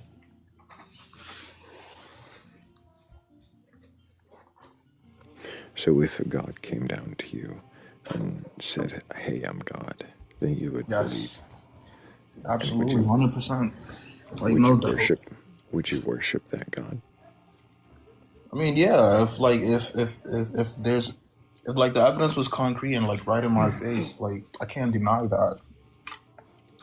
But he hasn't appeared, so no, no. Why should I believe it? So just by nature of existing and proving its existence, any God would earn your worship. Wait, I'm sorry. Could you repeat that one more time? You said if a God came down and showed himself to you, then you would worship it. Am I accurate? Am I correct? Yeah, in a sense, Would yeah. that be for any God or just a specific God? Any God. Any God that could prove its existence would earn your worship. Yep. Yeah. Like if Jesus came to me and said, "Hey, I'm Jesus," and started like walking on water, you know. I'm sorry, are we interrupting snack time? If anybody else has a belief in a God or God's higher power or anything like that, go ahead and request on up. I probably could have given him a little more latitude to answer a few more questions that I would pose to atheists, but I don't feel like he was actually here for the conversation. I think I don't even know. I won't ascribe motive. Yeah, but this, thank you. I couldn't deal with it either. Mm-hmm.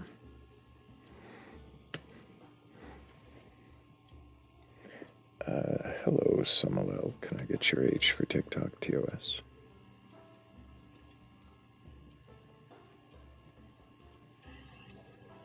Samaleli. Hi guys, how you doing?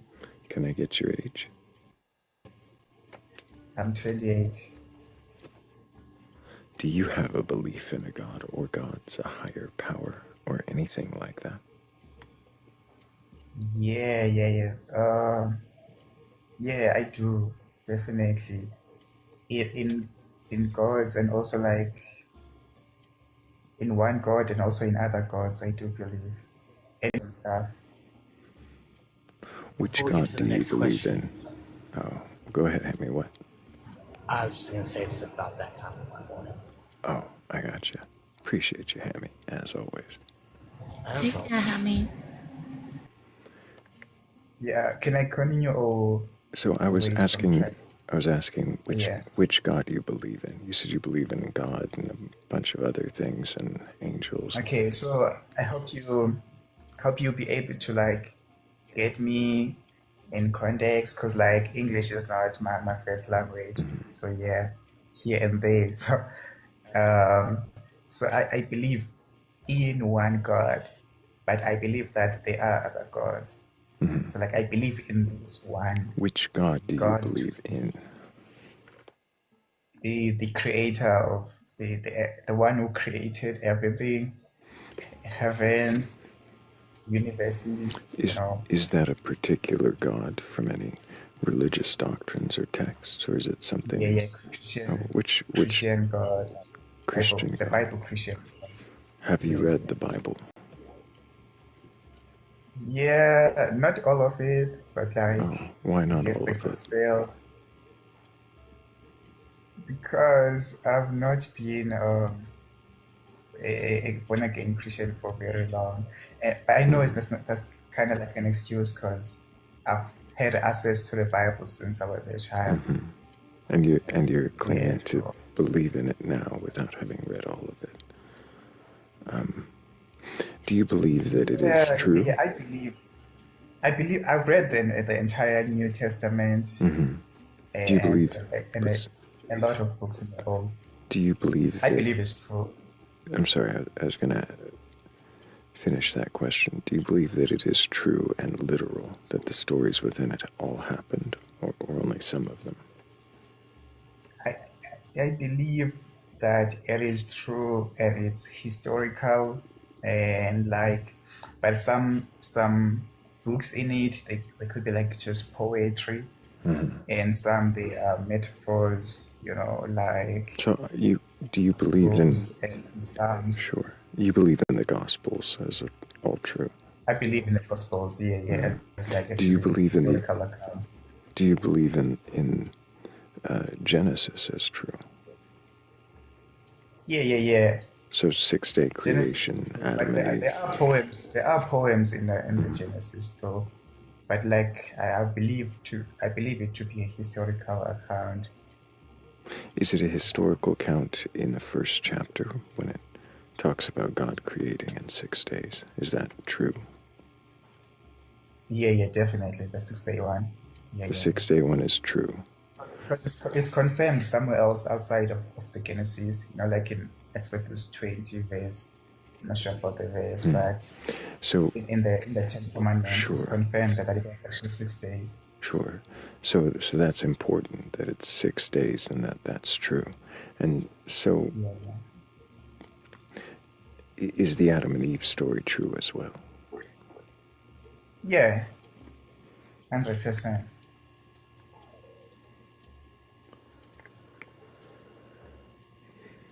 Yeah. The Adam and Eve, am I supposed to, you mean according to the Genesis? We're still in the Genesis, right? Genesis, yes. Because I've heard some extra biblical accounts of Adam and Eve, like Lilith and stuff. I don't know about that one. Do you believe the order given in Genesis 1 is true when it says that everything's created in 6 days and that it's, light, firmament, vegetation, sun and moon, animals, man and woman? Do you believe that order is true? Yeah, I believe that like God created, before he created, it says like everything was formless, kind of like, darkness, and there was no life. And then he said, let there be light. And then at an instant, boom, there was light. Boom, there was light. Yeah, and then... My question was about the order of events after the boom, there was light. What does it start with? Light, and then firmament. It says like... vegetation, and then sun and moon. I don't recall the vegetation before he created. The only thing here's the thing, okay, I don't want to explain things I believe that you did not ask. Maybe you'll get there. Yeah. So if you realize there was water before he created. So as a Christian, I believe that this one is not biblical. That it was not his first time creating. It wasn't his It's just first like the time, so Bible. we're adding a whole bunch to it. Yeah, the Bible is not interested in like according to what it's trying to tell us, the narrative. It's not interested in telling us what was there before he created heavens and the earth. Does that mean it? You know? Does that mean it's lying by omission, or is it just? No, it's not lying. It just says in the beginning, but in the beginning of what? Because there is the beginning. There is the beginning of the New Testament. It's the beginning of Old Testament. Right. It doesn't say in the beginning of all things, because you have to realize that God already existed. So there was a time before he created. So in the beginning of what? So you're saying that that he created other things. I'm not saying that, but like since water and chaos already existed, if it's God, like in John chapter 1, it says that nothing was ever existed without God, without the word. So before God creates in Genesis, we can see that there was water, there was chaos. Chaos comes from like disorder, right? Okay. So I'm not. There was I'm not quite chaos. sure. I'm not quite sure why we're focused on the water and the chaos. My question was about the order of events after that. Yeah. After the light, I believe that. You believe all that. But the vegetation, I don't remember the vegetation. If it was different in a different chapter, if things were in a different order, would that be a contradiction to you? And what would you do with a contradiction like that? If maybe God, it says that like he created humans and then the other things. He started with like if the order in Genesis is kind of like reversed in somewhere else. That's what I'm asking. Yeah, that would be an issue, but I have to understand the context, and I'll have to understand the context. What does that trying to imply? I cannot just say like it's a contradiction, unless it's a direct contradiction. Like maybe in another chapter it says a Big Bang happened, and I'll have to try to understand what it means. Would it not be a direct contradiction if in another chapter it said something like the man came first, and then the plants, and then the animals, and then a woman? If it's direct like that, then it would be a direct contradiction. I think you're pretty clear in what you're saying. That would be like a contradiction. Have you read Genesis 2, the very next chapter after Genesis 1? I think I've read like, remember I said I've read some of the books in the Old Testament. I've read all the Genesis, but a long time ago, so I may not remember all of it now directly. But I've read all of the Genesis. I've read all of the Exodus, all of the Deuteronomy. I think a couple of the first books, I've read all of them, but quite a while back. Yeah. So to answer you, I've read the one you're talking about, chapter 2. Do you remember the part in Genesis 2:5 where it says, before there were any plants of the field, because he had not, the Lord God had not yet made it rain, and there was no man to till the field. He made mist, and then he made a man. Do you remember that? Yeah. So there were no plants, and then he makes water come up, and then he makes a man, and then he makes plants. It says there were no plants. It says there were no plants. Which would be before he makes them. I'm sorry. Yeah, it says there are no plants in Genesis 2:5. You might. What version would you read it from? You probably. I was just going to ask what version you would read. I read it like in my. At first, I read it in a Xhosa version, which is one of the. Xhosa is a language, and there are many versions. I think the one I read it from is kind of translated. It's similar in translation to NASB. It's similar to NASB in translation, but NASB is 70s, I think. Yeah, but it's an old Xhosa. We don't usually. That's not the Xhosa we speak today. Xhosa is like a language in South Africa. So it's kind of it's an old I language that you don't. kind of saying.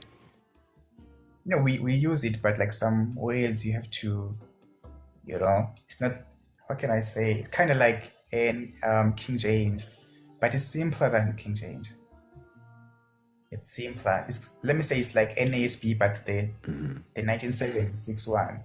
It's not that ancient of a language. Yeah. So you're saying in Genesis 2 verse 5, I'm trying to pull it up. It says there were no shrubs or plants in the field because they had not yet been any rain. All right. Yeah. So you're saying in the order of creation, it says God created plants. In the other order, it says plants, animals, then man and woman. In this order, in Genesis 2, it will say before the plants, he makes a man, then he makes a garden, then he makes animals, then he makes a woman. So if it rains, does it like rain plants, or is the seed on the ground? It doesn't say I'm trying to plants grow. I'm trying to understand what it implies.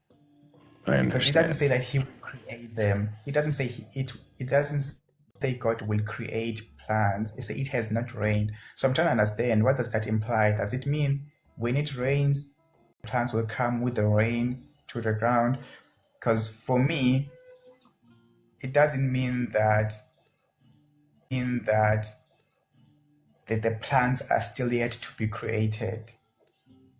It's just kind of like the first verse, when it says God created the universe, the heavens and the earth. That verse is like how Genesis is. It's like it circles, It's in an order, but it's like a spiral circle. It takes it from the end to the beginning of creation, when it says in the beginning created all things. In that one verse, all these things that he will still create, they're included in that one verse. I'm a little lost in your explanation here. I'm not hearing how you're explaining the difference. Let's try again, right? We see a spiral. We see like a cone. A cone. A cone? Why are we talking about cones and spirals? Like ice cream cone. A shape. I'm trying to explain the order. Like it's not linear. It is linear, but so it's linear, but it's not linear. I'm confused. So the first chapter is linear, right? Let's talk about the first verse only. Why are we talking about? Sorry, why are we talking about the first chapter, the first verse? Because the second chapter and the fifth. We'll get, because it starts from the first chapter, first verse, before it gets to the second chapter. The first chapter, first verse, it talks about all the creation, including even the plants and the rain and everything. And then after the first verse, now it goes in details. The same creation, but now in details of like all the things that were created. Second chapter, again, it shows like when now humans are being created, at what stage of the creation. It goes back within those 6 days. It goes back now in the stage where humans are being created. I'm confused again. You haven't answered. The contradiction part. Yeah. So here what we have is a story that tells a particular order in chapter 1. Give me just 5 seconds. I'll turn off my mic and then I'll be listening. So there will be some noise a little bit, but I'll be listening. Okay. I guess you could have muted without interrupting me.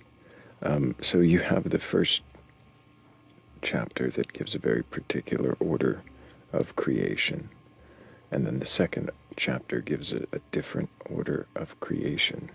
And you're telling me that it has to do with cycles and cones and going back to the beginning.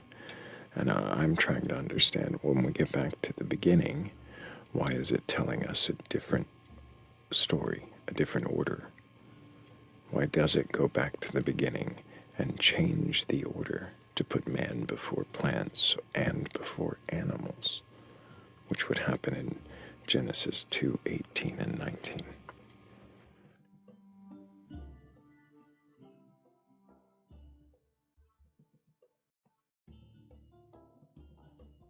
I wonder if Rav is still with us. He might be asleep by now. It's awfully late. We'll set him down gently. Oh, the other gentleman left. Cat, it's just you and me. And I might be feeling a bit solipsistic, so it might just be me. Oh, there you are. What? I didn't know if you still No, existed. it's not just you. I still exist. I just have been I haven't had much to say to the last few guests. I didn't realize we lost Silvino. I knew Rav had been asleep.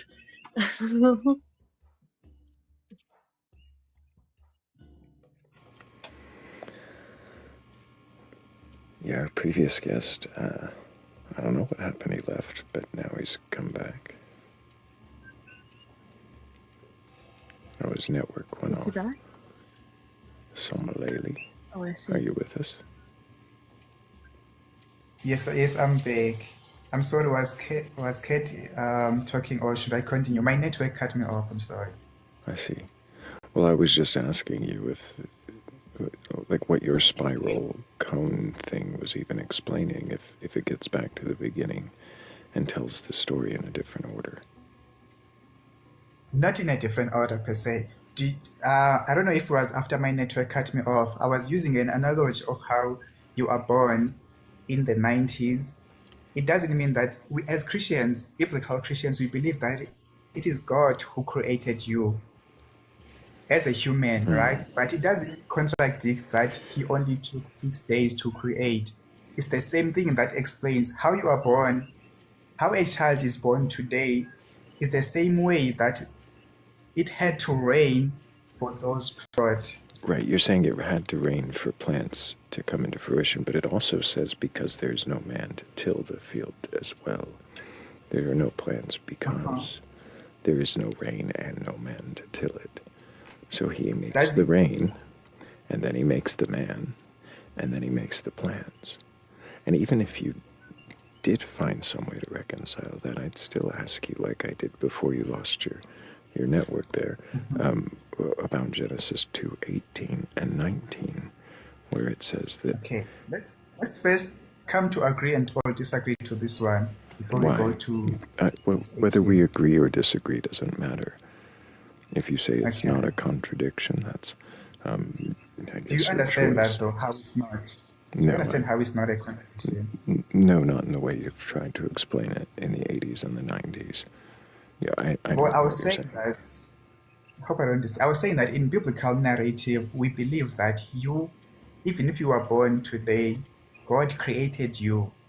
But that doesn't imply contradiction in the fact that it only took him 6 days to create, even though you are born after that 6 days, like 6,000 years later. None of that answers my question about how the creation of the first man... Are you... And the plants. And the plants are in a different order. The plants have been already created. It doesn't say that the plants will be created after the man. So there's no contradiction in that chapter. You can maybe use another verse and show. You're saying the plants have already been created. When were they created? On which day? I'm not sure which day. Third because day. like I said, I've even read. Sure, if it's the third day, Yes, I'll take your word for it. Then why does because I it haven't say there Googled. are no plants? And then he makes a man. There were plants, but there were no plants. Is that clear? No. Some things that were already created, it needed to I'm rain sorry. for them to actually come out. You know, I don't know how I explain it. Like it needs like You're saying, okay, biological. just to clarify, you're saying that he put the plants in the ground but didn't sprout them at all. There were no seeds, there were no fruits, there was none of that. Just plants in the ground, but not growing. And Yeah, then only when the rain came did they grow. And God yeah, God yeah. hadn't You explain it better than I'm sorry, I but was trying. if you read Genesis 1, let me pull that up. Actually, this is interesting what you're trying to put it up. This is the first time I'm hearing about these contradictions, and it's an interesting one. I've heard of other people who are implying contradictions that are way far-fetched, but this one is a very Say it's not a contradiction. I wonder why you've made the judgment before you fully understand.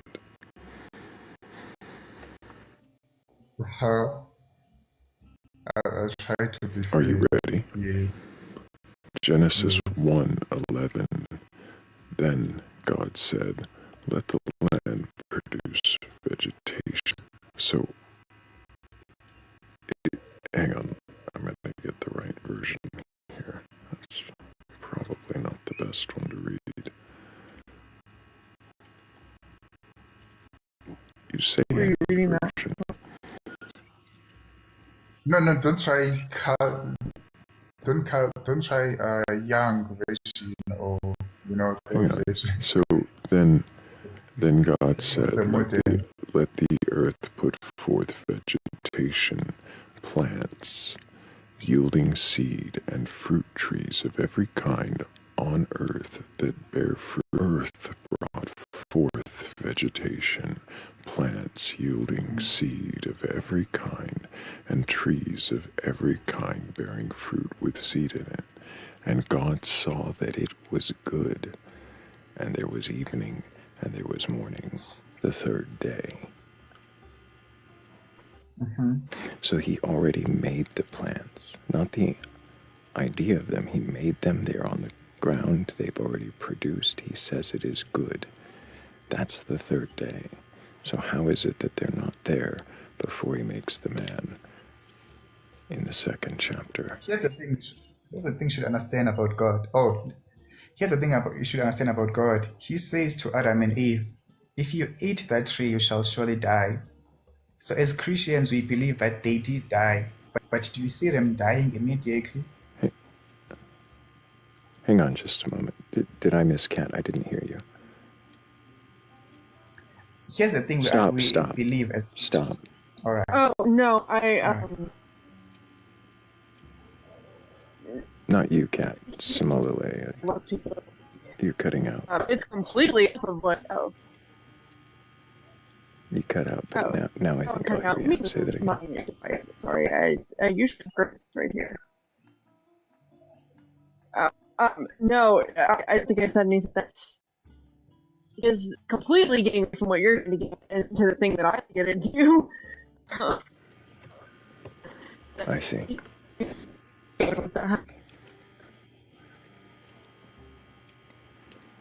I didn't quite catch you, but something about you have a different direction to go. I don't know why I have bars right there. No, I said I didn't have anything right then, but he did completely dodge what you were getting at and get into the thing that I love to get into.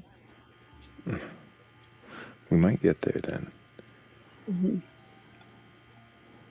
But similarly, you're saying that if the God made the fruit on the ground, and he made, the fruit trees, the plants, all the things with seeds in it, all the plants, and he says that it was good. And he saw that it was good, and then the day ended. And then he ended. So a whole day ended. But in the next chapter, there's no plants. Mhm. and then he makes a man. We,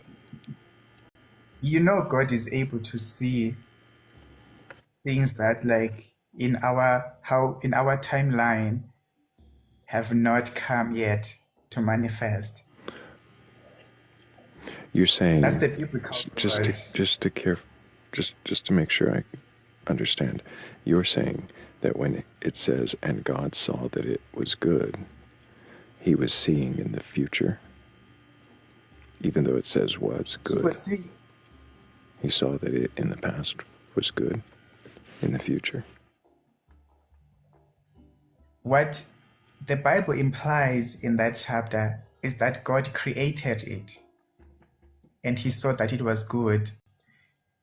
So if it comes to manifest physically, or like to grow from the ground a few days later, it doesn't mean he didn't create it that day.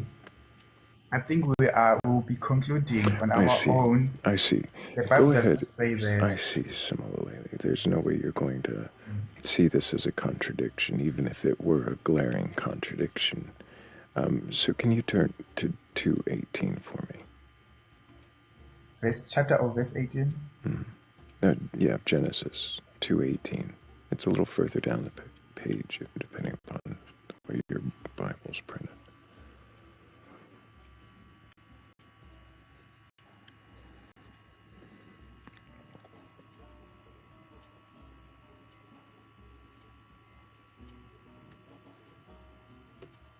I'm sorry, I'm using my phone to check the Bible, so I don't want to use my native. I keep on going off. Okay, I think I get it here.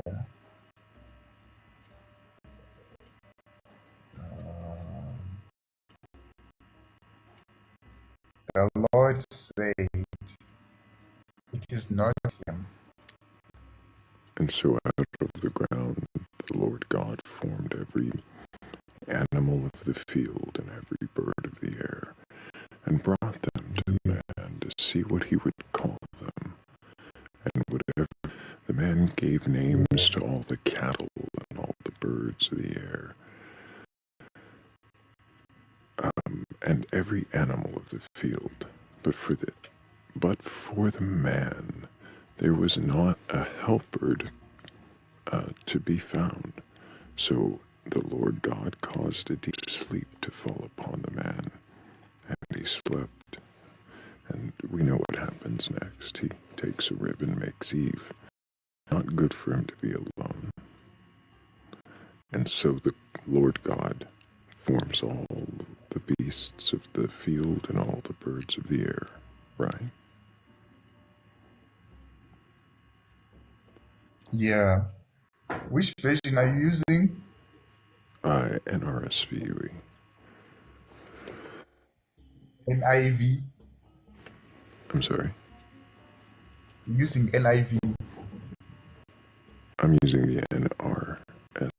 Using NIV. New Revised Standard Edition. I'm sorry, New Revised Standard Updated Edition. Sounds reliable. Yeah. So it goes back to that thing of explaining the same narrative, but out in of order. circles. But out of order.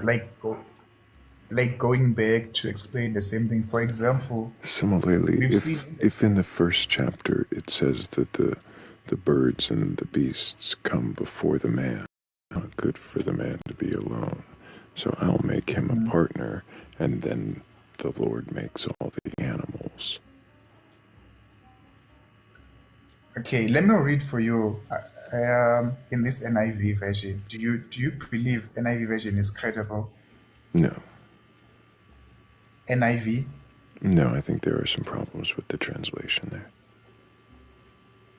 As such, like in what way? It changes a translation of a particular Hebrew word in the beginning of that sentence that it doesn't do anywhere else. Okay, maybe I'll turn to, so that you don't feel like it's fine similarly if you prefer the NIV.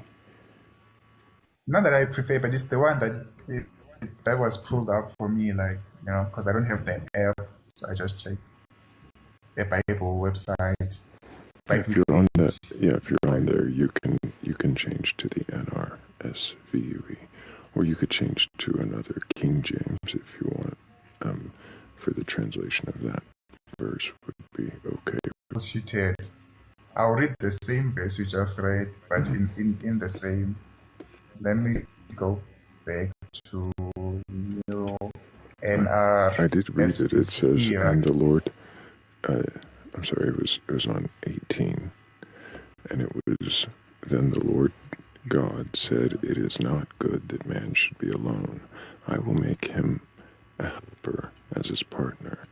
So out of the ground the Lord God formed every animal of the field and every... I have a problem with that, but I can't find the version you are reading. Let me read in this one first. Sure. So you tell me if this version, you cancel this version. It says in 18, "The Lord God said, it is not good for man to be alone. I will make a helper suitable for him." Verse 19, "Now the Lord God had formed out of the ground the birds in the sky." That was the translation part. The part where it said "had formed." The Hebrew word there isn't translated that way in any other verse that it's used. It's translated, and in so... any other versions.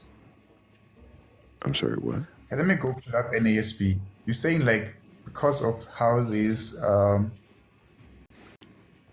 it translates this part, I don't know if the NASB does any better, but I can't find the one you're if you compare it to the Hebrew, Let me try NASB. if you compare it to the Hebrew, there it would be the same time before.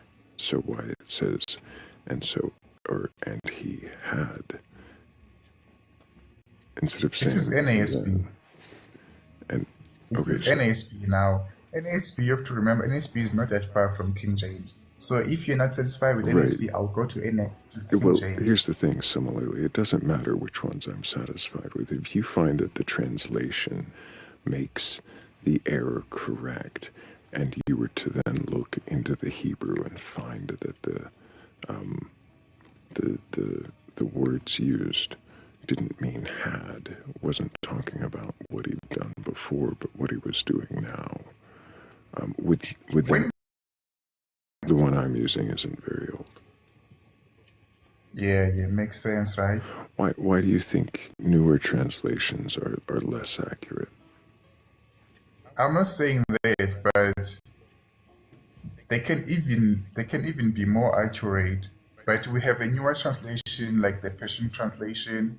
So sometimes some translations, they are created to support a certain narrative. How many other translations put it in that way, except for this one? Like, you have your ESV, New King James. So I think someone's talking. I heard Kat talking. She's got bars. This but hang on just a second, Samaleli. When you hear her talking, stop for a moment, because we're gonna hear her. All right. So you said that some translations are created with a certain agenda, right? Like a maybe. And do you not think maybe King James version is the best example of that?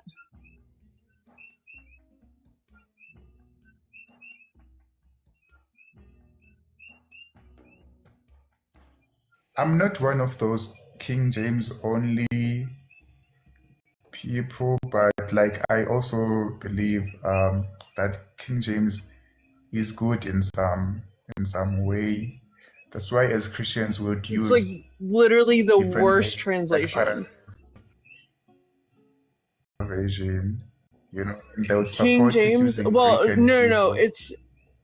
It's because King James had his own motives when he had the Bible translated, and it was translated in a way that supported those motives, and it was very clearly done that way. for example, of those motives?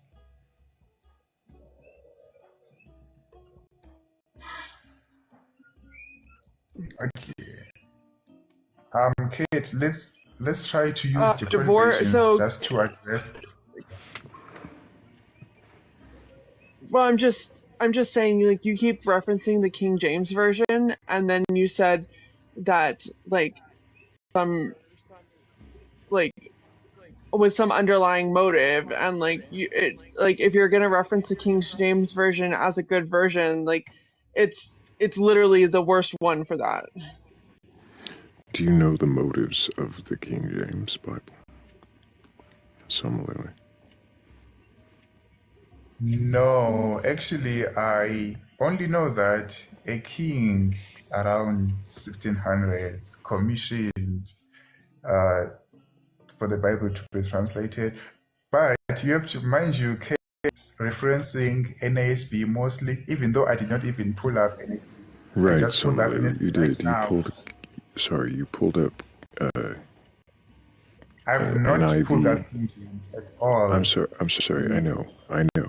You pulled up NIV and then you pulled up NIV NA. at first, You're, and okay, then here's the thing, Somalele.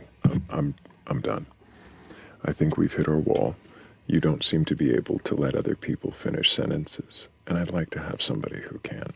So if anybody does have a belief in a god or God's higher power, and you're capable of having a conversation without talking over everybody while they're talking clarification, but usually I try to let you finish your thought, at least most of it.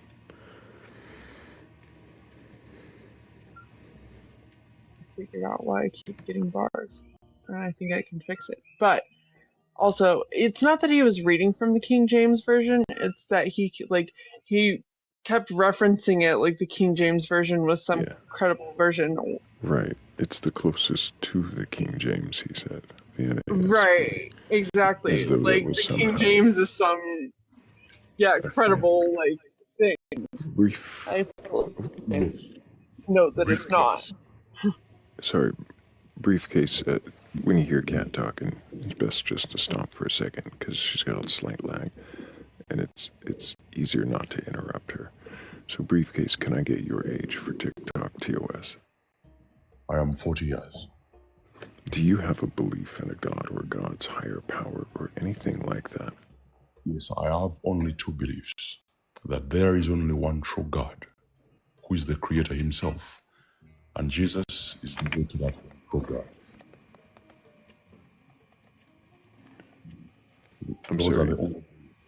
Those are the only beliefs I have, that there is a creator of all creations. Jesus is the only way to that God. The only way to that God, not God. Not God. You say Jesus is the...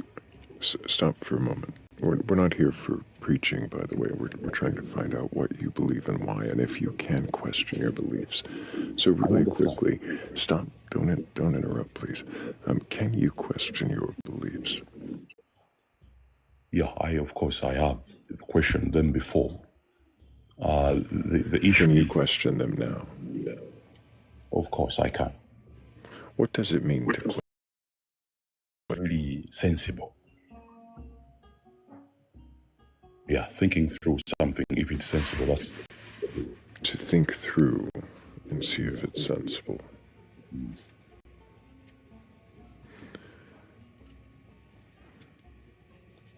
So, does that include asking questions?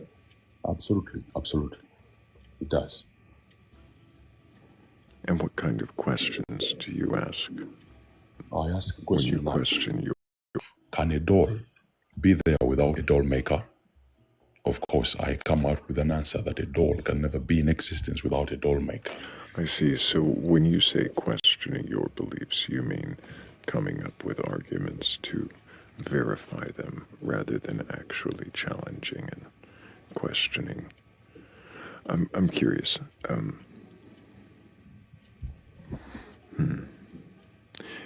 You believe in the Bible? I do, but... Have you read it from beginning to end? Almost all of it, not all of it.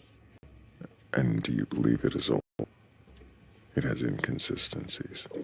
Yeah, it has inconsistencies. Then why do you believe any of it to be true? Because it was authored by men, and it is only natural for men to have inconsistencies. So because it was written by men and it's natural for men to have inconsistencies, you believe it to be true. I'm still confused as to that. Yeah. Why do you believe it to be true? What makes it fundamentally true is the fact that it says there is a creator who has created everything in existence. Why do you believe there's a creator that created everything in existence? Because nothing can come from nothing. Something must come from something. Before we go down that, you say that what makes it true is that it says there's a creator. Does it matter if the way it says that creator creates is wrong or self-contradictory? The creator has a creation story where he brought things into existence. There is no any other source where someone has claimed to bring things into existence.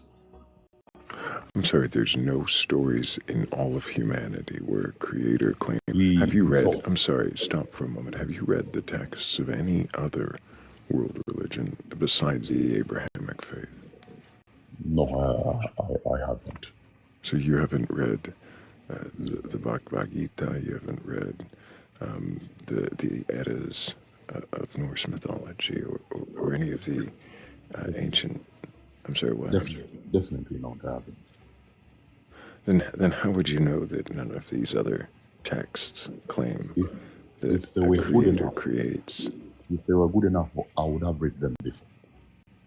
You're saying if they're good enough, you would have read them? Yes. Isn't that kind of... Stop for a moment. Isn't that kind of arrogant for you to assume that if you haven't read it, it's not good enough? Yeah, because if it were good enough, everyone would be talking about it. How would you know if they're good enough if you haven't read them? Like, how would you? No, it is just like the best car in the world. Best car in the world is, so... Okay, Yeah, what's the best car in the world? Everyone talks about the tallest building. Yeah, let's The tallest building, that's a measurable quantity. How are you able to measure the quantity or the quality of a God claim? His story must really make sense. The story must make sense. This story doesn't make sense. You already said that the story could have contradictions. No, I talked about inconsistencies, not contradictions. So there's inconsistencies. Yeah, there's inconsistencies. What is the difference between an inconsistency and a contradiction? For instance, if someone says that there is no God, and another says there is God, those are two contradictions.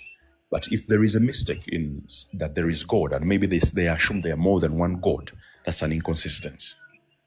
So the Bible has inconsistencies that it assumes probably in some verses that maybe there are other gods, but generally it comes up with a conclusion that there is only one true God. So that's an inconsistency. Do you have questions, Kat? No. This is an unquestioning dogmatic belief with absolutely no consideration for the possibility you could be wrong. Okay, that's okay. I'm asking. It was a question. And I'll repeat again. Come again. Is this an unquestioning dogmatic belief with no possibility that you could be wrong? No, to be truthful, I cannot be dogmatic about the existence of God. I can't. If there was no God, it would be self-evident that there is no God. Just like there can never be a car without a car. I'm sorry, stop for a moment. You're saying that if there was no God, it would be self-evident that there was no God. Yeah. What does that mean?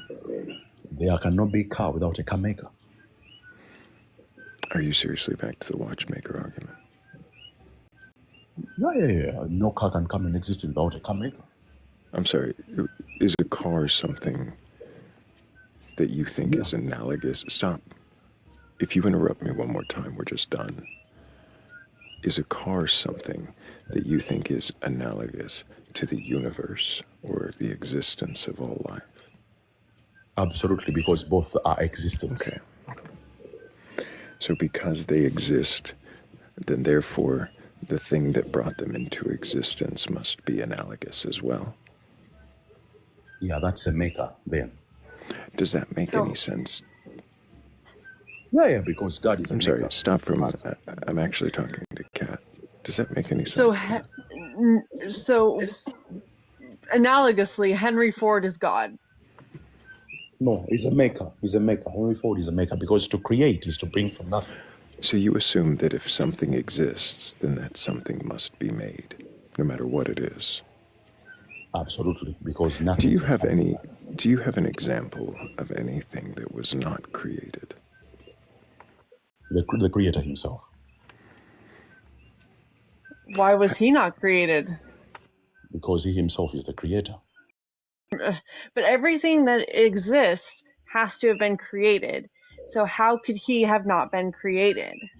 The very fact that he is the creator, he's not a creature. Every creation must What be makes created. him exempt? Because he's a supreme Right, being. every creation must be. Well, why is he a supreme being? How does he? Where did he come from? He came from himself. He's infinitely infinite. He does not come from anywhere. He's always there. Thrayle, do they not hear it? They just don't hear it, do they? They don't hear it. How? No, God has. Well, see, so the thing is, Kat, what you're missing is that everything that exists has to have an existor that existed it into existence. And so even everything, well, hang on, even everything has to have an everythinger that everything's it into everything. But God doesn't have to have a God that God's it into Godding. But why It's all not? part of everything. That is the most illogical thing that I hear every day.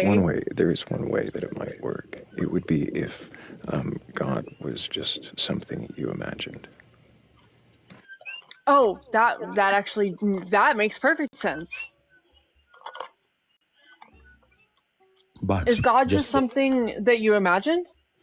No, God is even beyond imagination. He is someone you cannot even imagine because your brain cannot imagine the creator itself. A car cannot Then how is it that you have imagined so much about the creator, such as its inability to be created and its ability to create, or its existence itself? The creator. I'm sorry. How does the manual reveal the maker to the car? That makes it. That I think that's reveals a crime. Right. No. The manual actually reveals the car. Stop for a moment. Doesn't the manual actually just reveal the car design to the end user? That seems to not have too much to do with the maker to the car. The car isn't getting the revelation of the manual, is it? No, this is just an analogy. So your analogy falls apart. Why we keep going back to this analogy that doesn't actually have to do with what's going on? Okay, we have not imagined the creator, but the creator has. How do you know? Stop. How do you know you haven't imagined the creator? Because it's beyond imagination. How do you know you haven't imagined that there is something that created, and then stop and then declared that it is beyond imagination? The human brain can't imagine things. You're just saying that, though, right? How are you not just saying that, well, I imagine there's this thing that you can't imagine? If we can't see it, we can't imagine it. I'm sorry, if we can't see it, we can't imagine it? Absolutely. The very fact that we don't see God, then we can't imagine. You're saying nobody has ever imagined anything they haven't seen before? No one has ever imagined anything they haven't seen. That's what you just said. I'm sorry, what is imagination? Imagination is going beyond what you already know and trying to expand what you already know or what you have already seen. That's imagination. You go beyond the boundaries of what you already know or have seen. Yeah, but you cannot imagine what you don't know or what you have not seen. Yeah, imagination. God is beyond imagination. The very fact I'm sorry. You're saying you can't imagine something you have, but no one. So nothing anyone has ever imagined has been something that they haven't seen. Yeah, no one, absolutely. So nobody's ever imagined a cartoon character that didn't exist before. Nobody's ever imagined a world or a story that didn't happen. Nobody's ever imagined. Cartoon characters and human creativity. That's human creativity. Putting the human brain to use. That's just within the normal realm of using the human brain. It sounds like you're using your human brain to draw conclusions and then declare that they're not conclusions because they just simply are, and you are dogmatically unquestioning. I'm also kind of annoyed at the echo, so I think we'll just move on, and if you fix your audio and decide that you're capable of questioning your beliefs, then maybe you can come back. But yeah, the echo was more nauseating than the circular reasoning. I was getting dizzy. I couldn't do another car analogy. Well, but then it would have been a doll that needs a doll maker, and when he puts the instructions or the story on the box, that's for the doll. He's revealing his own making to the doll, and revelations of the doll, the tag. I don't know. Or the watch that comes with. Did you catch my super funny joke? I might have missed it. His audio was He really was talking muddy. about he was talking about God revealing himself to his creation. I said, "Isn't that a crime?" Oh yes, I did catch that. I thought that was funny. I was like, haha. Which is funny because it's something that they say a lot, and it was the first time I had that thought, but it was a good one. Well, a quick reminder to everybody to tap the screen and share the live. Thank you guys for getting us up to 139. If we hit 150 before the next hour. Ifridge, can I get your age for TikTok TOS? I'm 38. Do you have a belief in a god or gods, higher power, or anything like that? Yes. And what is that belief? So it's contrary to what a lot of creative Christians believe of who God is. I believe that there are multiple gods, but one supreme creator. I'm also known as a Mormon or Latter-day Saint. I see. Do you believe the So, Bible and the revealed words from Joseph Smith are all true and literal? I believe the message that was conveyed in the Bible and in the Book of Mormon are. I believe that the stories do have inconsistencies, but that doesn't discredit that they didn't happen at all. Interesting. So, very familiar roads to this audience, and I'll butt in if I need to. Okay, first things first. I love talking to Mormons. I also feel Well, like that's it good. is necessary to say that this space is not usually easy on them, but not in a like mean way. Just like we get into some real so. You seem like you can probably handle it. Um, have you always been a Mormon? Yeah, I was born and raised in the church, but there was a time where I denied it all, and I really asked myself, did this stuff actually ever happen, or is it just complete make believe? Not just what the Book of Mormon is, but the The existence of Bible in God and general? Christ. Yeah.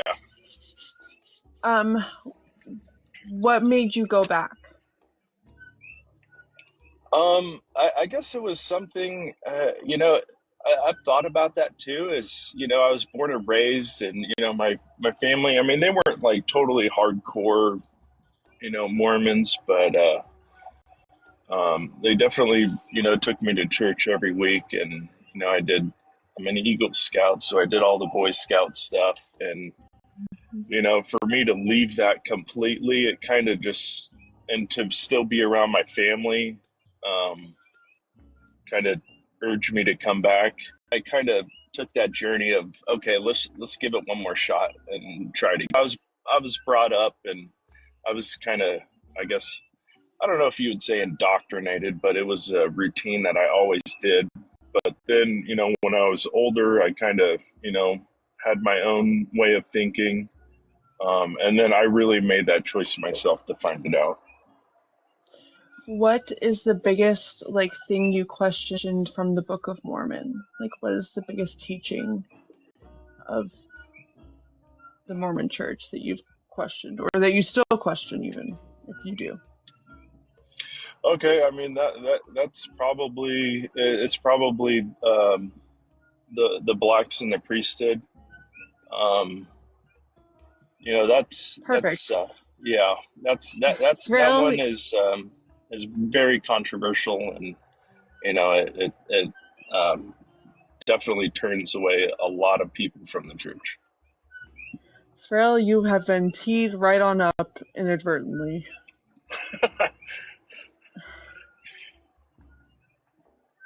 Where is he? I might have stepped away from the mic for a minute.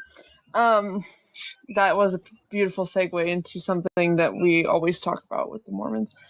Yep. Did you feel like? I feel like the thing about the Mormon Church is that when people start to leave or start to question it, or like they do end up going back because there's such a strong sense of community there, right? It is a really good community for a lot of people.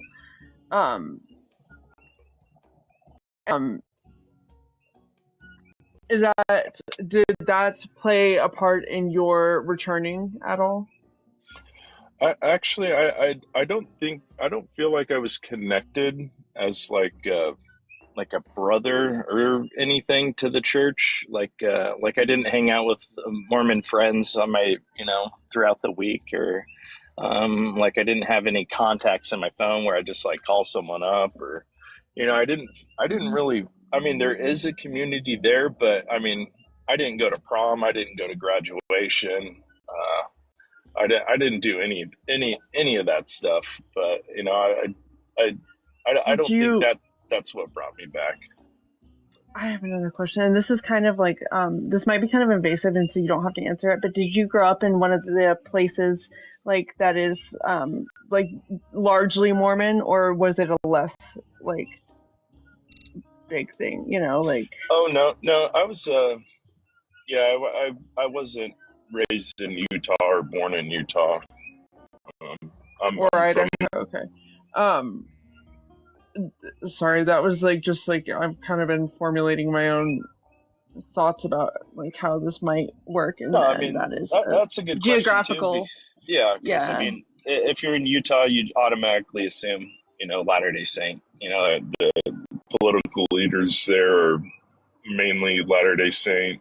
The governor is Latter-day Saint. So I mean, if you go to Utah, you almost have an obligation to be a Mormon.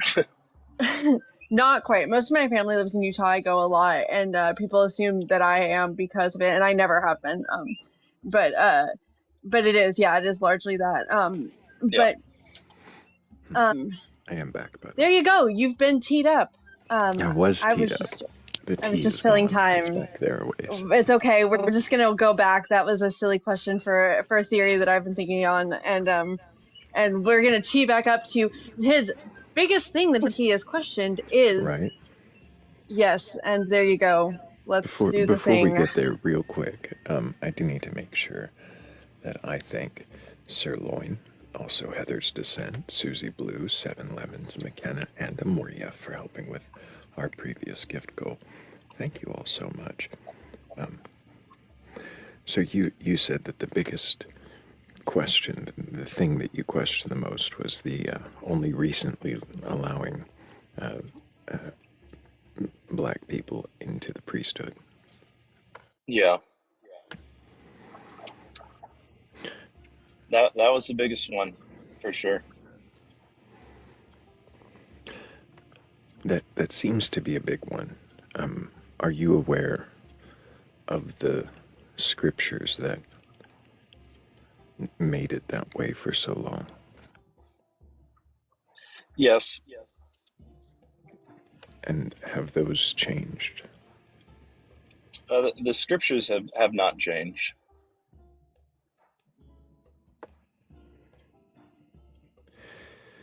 And are you familiar with them? You've read, like if I were to say 2 Nephi 5:21 through 25, you'd know that section. Yeah, about the blackness of the skin and the curse, and yeah. Does that mean we don't have to hear it this time? I don't have to read it every time. But I do read it often. And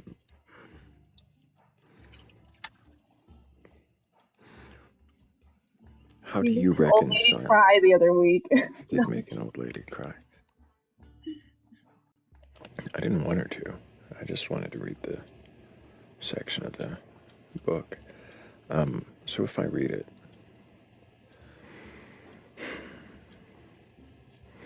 I guess I want to get your take before I would read it. What is your understanding of what I might be about to read? So I'm assuming that's that talks about how because of their unrighteousness, their skins were changed, and it was because of the curse. I'm assuming that's what you're referring to. Mm-hmm. It goes on just a little bit, but yeah, what is your take, your interpretation of how this is? I mean, is this from God? Is this something that happened? So I don't think it's a literal transformation of skin pigment instantly. If we take the scriptures literal, I do believe that those group of people, they were unrighteous. Wait. Yeah. Which group? The Lamanites. Okay. Yeah, you have the Nephites and the Lamanites. Who were the Lamanites? The Lamanites are so the story goes that they came from Jerusalem. You have Laman, Lemuel, and Nephi, which are the three brothers. They came over to the Americas. Nephi was the righteous one, and Laman and Lemuel, they rebelled against his brother. How did the Lamanites rebel? What did they do? Well, I mean, they tried to unalive Nephi. They just disobeyed God's commandments. Yeah, they just weren't righteous. They just weren't righteous, and they disobeyed God's commandments. And yeah. So some of them at least tried to unalive someone. Mm-hmm. Okay.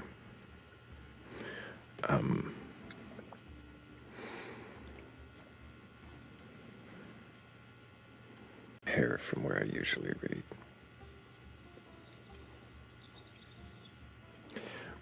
Wherefore the word of the Lord was fulfilled, which he spake unto me, saying that inasmuch as they will not hearken unto my words, thy words, they shall be cut off from the presence of the Lord. And behold, they were cut off from his presence. And he had caused the cursing to come upon them, yea, even a sore cursing, because of their iniquity. For behold, they had hardened their hearts against him, that they had become like unto flint. Wherefore, as they were white and exceedingly fair and delightsome, that they might not be enticing unto my people, the Lord God did cause a skin of blackness to come upon them. And thus saith the Lord God, I will cause that they shall be loathsome unto thy people, save that they shall repent from their iniquities. And cursed shall be the seed of him that mixeth with their seed, for they shall be cursed even with the same cursing. And the Lord God spake it, and it was done. And because of their cursing which was upon them, they did become an idle people, full of mischief and subtlety, and did seek in the wilderness for beasts of prey. Yep. So the Lord God said that I will cause that they shall be loathsome unto thy people. Yeah. And the way he made them loathsome was to make their skin black instead of white. So God found it fitting to make people's skin black in order to make them more loathsome. Yeah. So, so I don't think that that is an actual cause of pigmentation, though. I think it's other distinguishing attributes that they would acquire so that they would be distinguished from the Nephites to where they would be recognized that they are. Whereas they were white and exceedingly fair and delightsome, that they might not be enticing unto my people, the Lord God did cause the skin of blackness to come upon them. And thus saith the Lord, I will cause that they shall be loathsome unto thy people. Right. So what is white and fair? Fair. It says it's talking about their skin, isn't it? Yeah. But what Their is skin? But what is white? What is white skin? Like white is a piece of paper? Okay, so now black is Vanta black. That's what I'm saying. Like what is white and what is black? I think that we don't need to split hairs over the colloquial uses of these words.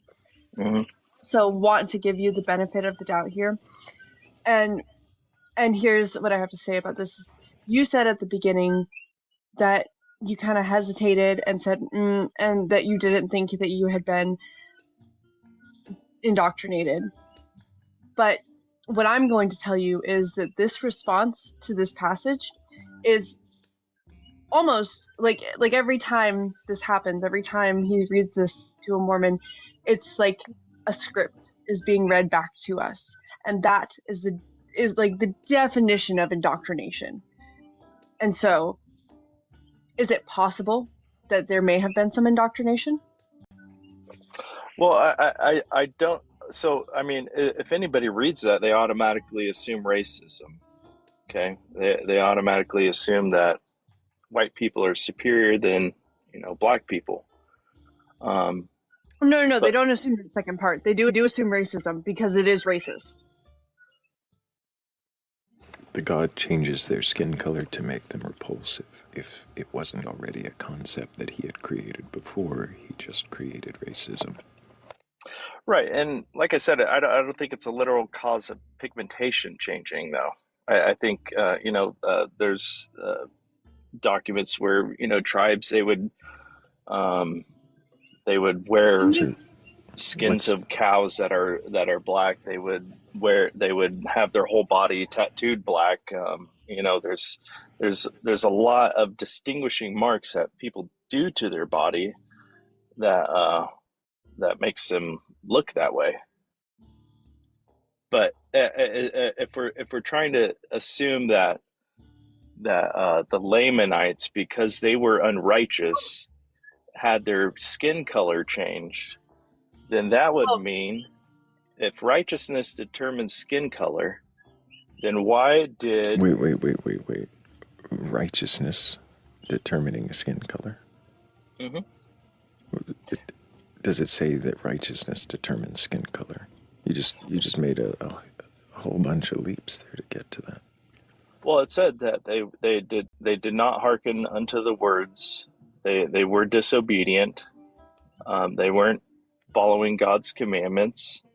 So because of that, because of their iniquity, right? because they had hardened their hearts against him, according to it, he did cause a skin of blackness to come upon them. Mm-hmm.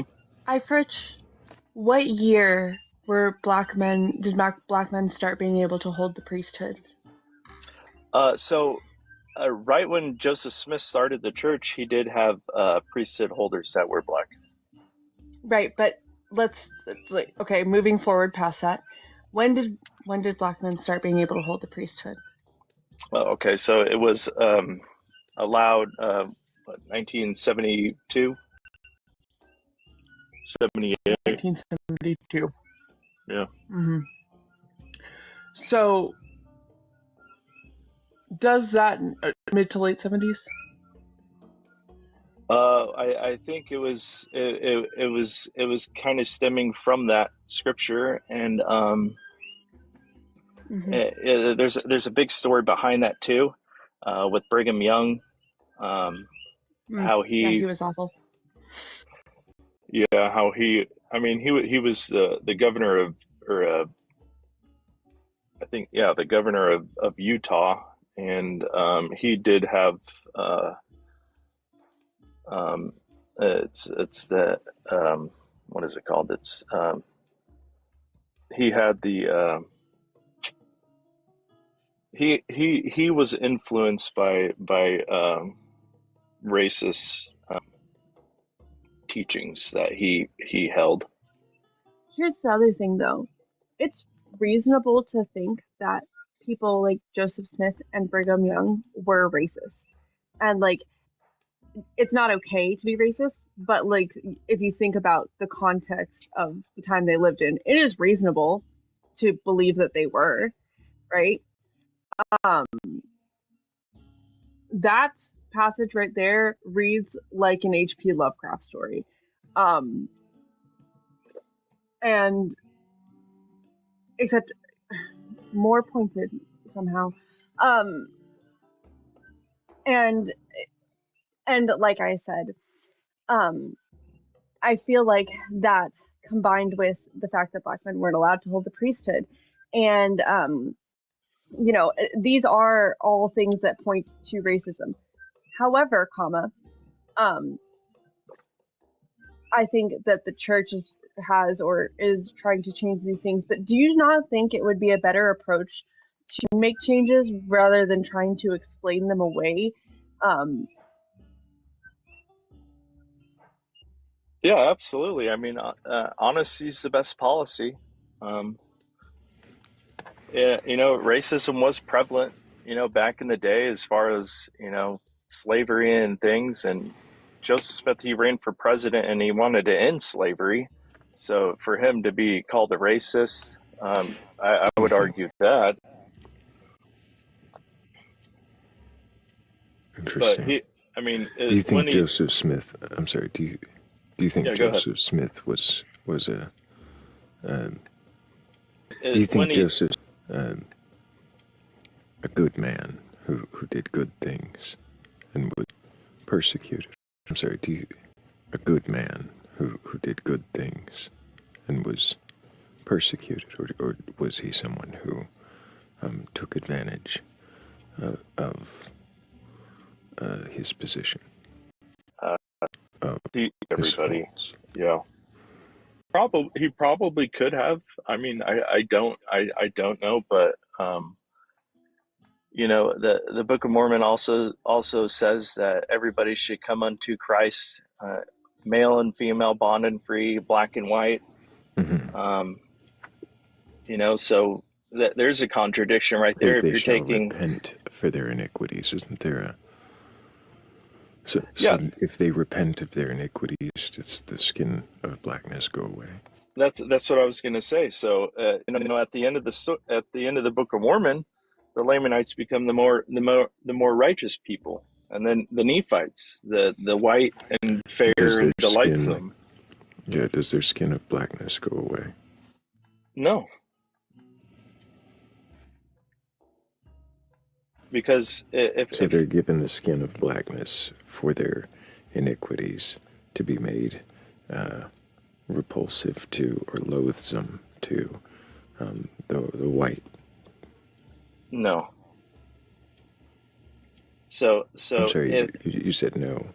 I wasn't quite yes, finished, but I thought we had already understood that part. You don't think that they were given a skin of blackness to make them repulsive to the white people.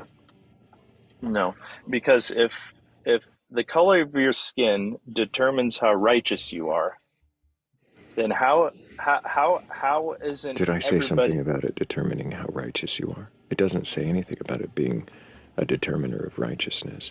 It says that it's a punishment. because of what? What are they being punished for? Iniquity. So for you, it's okay that the God punishes iniquity by making people black, and then describes that as making them loathsome. Do you understand that what you're saying is not actually fixing Well, it? Like you're saying something about the skin of blackness determining that they will be loathsome, or not loathsome, but that they will be inequitable and unequal. well, like I said, I don't believe that the curse was the actual pigmentation change of their skin. Then why does it say skin? Well, I mean, I believe it refers to other things on the body. Why does it say skin? That's probably the only word that they had to They who? uh, the people who wrote down the Book of Mormon. The people who wrote it down. Yeah, In what language did they? it would be Reformed Egyptian.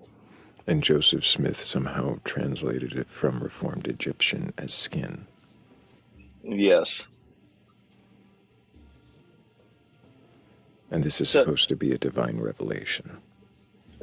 it's supposed to, yes. And so through this divine revelation, the idea that God punishes people for their iniquity by making their skin black, which he then says will make them loathsome. Right. That's not what it meant. I don't believe that it meant the skin, their epidermis. I don't think it referred to their epidermis. What does it refer to? I believe it's a distinguishing uh, uh, uh, attribute that they acquired to be distinguished from the Nephites, as far Why as do you think The skin tattoos. of blackness. It could be the clothes they wear. Why do you not read the text literally? I don't think you can. You can't take it literal, because I mean, if you do, nothing makes sense. What does that tell you about the text? I feel like they didn't have the words that could convey to us now back then. Could God not have But inspired better words so that the message would be more clearly transmitted? Well, that's that's one of the reasons why I came up is, can you question your beliefs? And yes, I can. And It doesn't sound like it. It sounds like you have apologetics and indoctrination baked no. in. So here's the hypothetical I bring up. So if God was to come down from heaven and pen the Bible himself on TV so the whole world can see it, would everybody be on the same page? And the answer is no. No, if he was to do it on TV, because why would you believe what you're seeing on TV? That Or doesn't make sense. even right in front of you. If he gathered everybody and penned the Bible into the language that we know and speak and that we interpret and understand. If he did pen it in front of all the people that he penned it in front of, then I'm sure many of them would believe and many would have questions. And if he was the God that was the God that had created all and could, with all the power that that he has, or is supposed to have, according to the book that you're saying he would pen in front of us, then he could find some way to convince us. No, I find it strange that you came up here to make some argument about why everybody up here should believe in your God or believe in a God rather than actually question your beliefs. It's well, kind I of do. insulting. No, I You're do. not, I do. I do question it. I have many questions that no one answers. I don't know. I feel like the church, the Mormon Church, the Latter Day Saints, and stuff. I feel like we hear them every time we talk to somebody who belongs to this organization. And here's the thing: I have so much empathy. I have so much empathy, and I because I have never. I don't see a group of people who are indoctrinated to the levels that Mormons are almost ever. And I'm not saying that as an insult, and I'm not trying to be rude. I'm really not. Because you don't know when you're indoctrinated until you don't know until you know. You don't know until you see it. And it's why is it that every time we talk about this with a Mormon, it's like they're reading off a script of like reasons and apologetics? Why does that happen? Because I think that there's papers and articles about this of how they compare the word skin in the scriptures and how they're used and what fair and delightsome actually means and what white actually means. There's literature Yeah. on how you address this when people ask you about it. Called apologetics. Sure, Yeah, it's apologetics, and it is, and you asked questions about it to your church leaders, and they pointed you in this direction, and they gave you these things because it stopped you asking questions. So because of that, would you assume that we are racist? No, I don't assume that you're racist. No, like I said, a lot of my family lives in Utah. I know plenty of people who are Mormon. I actually generally really like people who are Mormon, and I think they're good people. But I don't think that all Mormons are racist, but I do think that Joseph Smith was racist, and that scripture is racist, and that the church was racist for a very long time. And I think that there's evidence to support all of those things. And I think that it would be much less problematic if the church would just acknowledge, yeah, that was bad, that was not great, that was exactly what it sounds like, but are the things that we have done to move away from that. I think that's a much better route than the apologetics. Mm-hmm. Yeah, I do believe that racism is definitely prevalent in every religion and in any type of group of people. And I wish that racism was never an issue. I wish that there was no mention of any type of skin color or skin or you wish. Yeah, I wish. Yeah, I there wish wasn't. So you use the apologetics that change the skin to something else. You wish there wasn't the word there, so you change it in your mind to something else. Well, Is that not accurate? If it is racism, then what is right? It's the Book of Mormon. It contradicts itself. The Bible contradicts itself. Right. So why do you believe them? Is everything discredited within it because of that? No, not because and the answer of that is no. specifically. Well, hey, is everything in it discredited because of the contradictions where it contradicts itself? Not necessarily because of that, but those should give you pause. Shouldn't you question those? Absolutely, and that's what I did. Yeah. I'm sorry, Kat. Go ahead. Hey, actually, I have to drop down and I have to go into work, but I would love to come back and yeah, absolutely. I appreciate it, guys. Please come back. Yep. Absolutely. Sorry, I cut you off. I tend to do that right at the end. It's like literally, if you don't get unceremoniously dropped, like something is wrong. So, We do have a few people in queue, and hopefully we'll get to talk to a few of them. Many of them were probably just waiting to talk to that guest, but let's see who actually is still there. I made it through that one without crying, probably because we didn't get to the end. But I did make it through a Mormon without crying. So WCAT in the chat. That doesn't happen that often. I just usually am on mute when I do it. Everybody stay in queue if you do want to have your beliefs questioned, if you are open to questioning your beliefs. It does take me a minute to cycle through because some of you aren't really there. So I hit accept and then nobody shows up. Or then I hit accept on 2 of you and then we have 2 beliefs to question at the same time, and that's pretty nauseating. Yeah, especially when they're like anti-Semitic flat earthers. Right, that was wild. Hello, Wandering Luna. Can I get your age for TikTok TOS? Did you mean to join us? Wandering Luna. Gonna go ahead and drop you down. If you did mean to, go ahead and request backup. I won't make you wait as long. Oh my god, the chat's so sweet. They actually did it.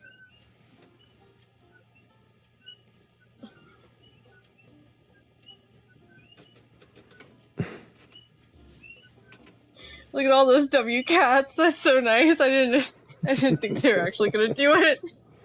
Well, you said it, and you did make Yeah, it well, through. And I'm sure some of them were here for the last time, so... that was rough. Hello, Rhetorical. Can I get your age for TikTok TOS? Do you have a belief in a god or gods, higher power, or anything like that? Yes, you don't have to wish me a happy birthday because it's not my birthday. That happened about 43 years ago. There isn't one after that. I was born once. It was... in this 43 years. Sure, it was a turn of phrase. It was even a joke. Rhetorical, can I get your answer to the second question, which was, do you believe in a god or gods, higher power, or anything like that? Yes. And what god is that? I don't have an answer for that because I cannot know. You believe in a god. Is the god you believe in from any books, sources, faith practices, any particular doctrine? It's quite hard. It's quite hard to alleviate one's persona basket of an indoctrinated belief. So, if I were to believe in something above myself, it would be that of the good that speaks to my heart.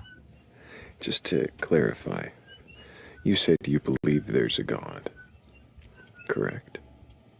No, I did not. Oh. I feel like you did. I feel like I'm being gaslit. I was So asked, I was asked if I believe in yes, a god or you asked gods, the higher question. power, or anything like it. You said yes. And what is it that correct. you believe in? That the spirit within my soul knows the difference between what is a good choice and what is a bad choice. So the God we've got to know, would be the like, good choice. I see.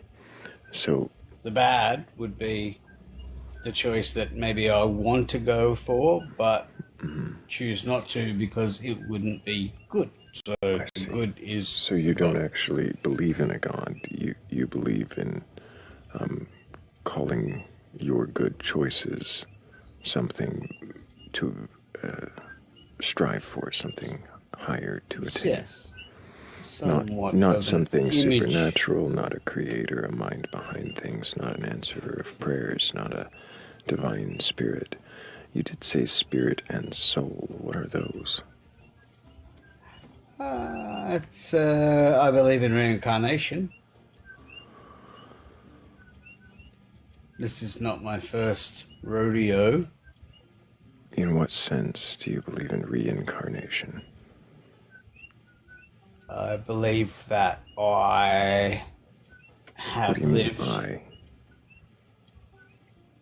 the persona within myself that has to identify itself to withstand this density. The persona within yourself that has to identify itself is the I, and that is the thing that you think has existed in other lives? Well, it's right there in between my eyes. That doesn't make sense. Rich Oracle, are you drunk right now? I'm always drunk. Okay. Cool. That's going to be unfortunate. We'll have a very difficult time finding a chance to actually interview you.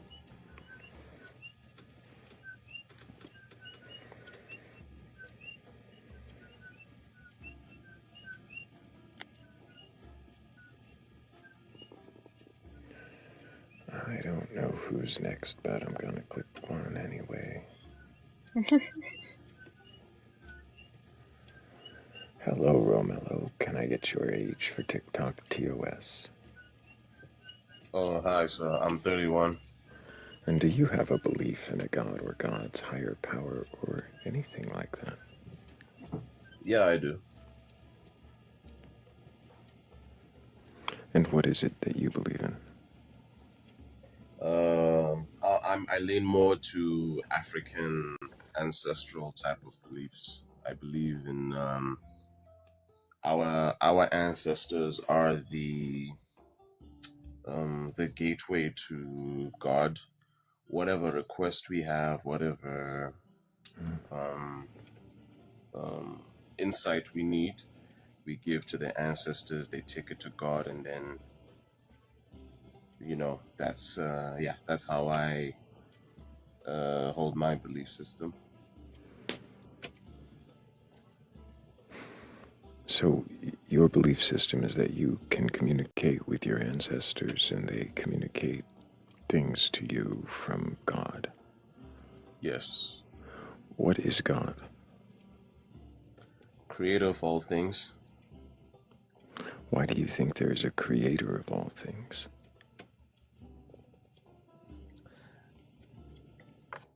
I'm not convinced that all this came from nothing. I guess that's why I believe in it. I'm not sure what you mean by came from nothing. Is that the only alternative for there being a creator? I don't know. I don't know if there is an alternative outside of the fact that there is one. Because I would only wait. Oh, okay, wait. I think I would appears designed to perfection. It only makes sense for me at least to think that there's a designer. What is design? What is a design? What does design mean?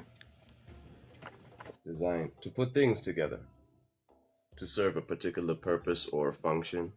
Sometimes it can be void of purpose or function. Well, I'm sorry, if it's void of purpose or function, in what way is it designed?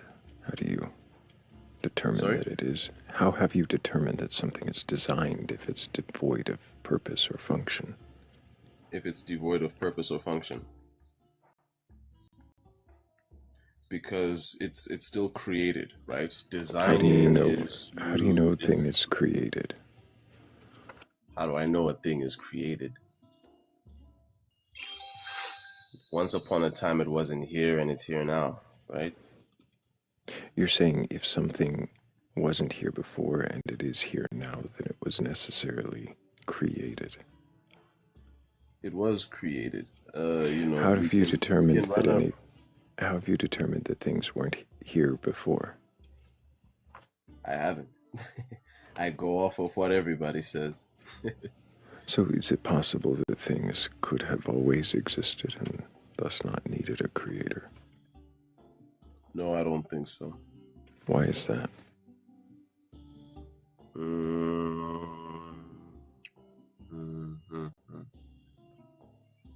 You know, it's funny because all of this stuff that I roll with is based on assumptions.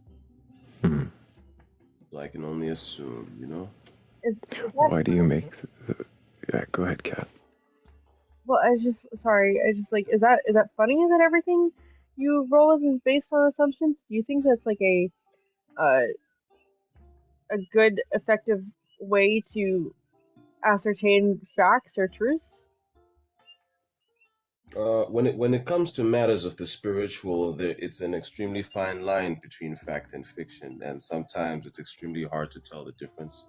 Some over here in Africa, we have what we refer to as knowledge systems, and we gather the idea that God is unknown and unknowable, but He is the source of all things, and we have people who have interesting gifts and interesting abilities. So I simply go by the um So if the God the is unknown the and unknowable, why do you or why does anybody presume to know anything about it? you can only know that it's there, but you don't know what it looks like, and you don't know how it operates or functions. We simply If it treat it is as unknowable, the source of all. We simply call it the source of all things. We can't articulate what it is, how it functions, or whatever the case may be. It can't be described like how you can describe a human being. We simply refer to it as the source of all things. right, but if it is unknown and unknowable, then why do you think it's there at all? We don't think, we know. And like I said, like there's no way to I'm sorry. Hang on. there's Hang no on. way How do you know? to like You say you don't think you know. How do you know? like You've just I will gone from a belief claim to a knowledge claim. I'm curious how. to a belief claim or a knowledge claim. Yeah. It is confusing. I'm just as confused as you about me right now. Why is it you say you know there's a creator of all? Now let me not say I know. I just assume that there is one, because I can't be Why? convinced that there isn't one. Because you can't be convinced that there isn't. Why do you say you can't be? Because you would have to explain to me how where all this came from. Why would it have to have come from somewhere rather than just been here?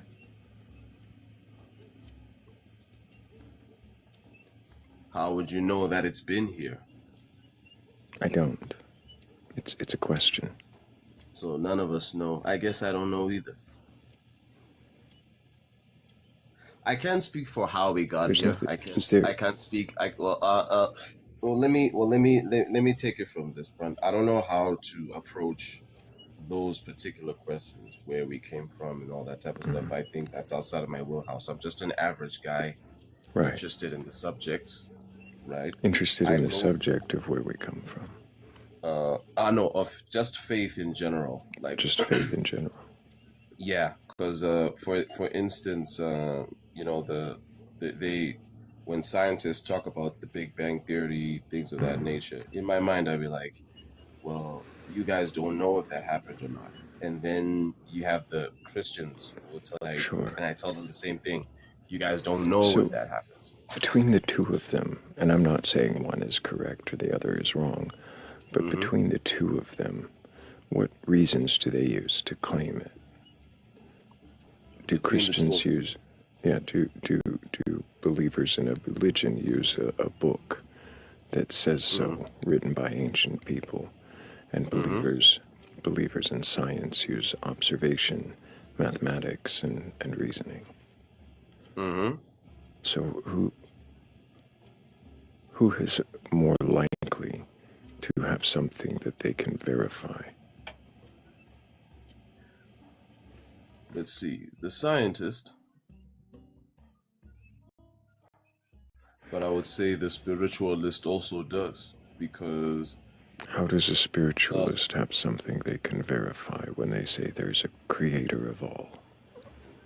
sometimes the challenge with spiritual matters is that these things can only be experienced individually, and they can only be articulated from what you yourself have seen and experienced. Like a lot of this spirituality can't be quantified in terms of scientific metric and measurement. But they both can be experienced in their own unique ways.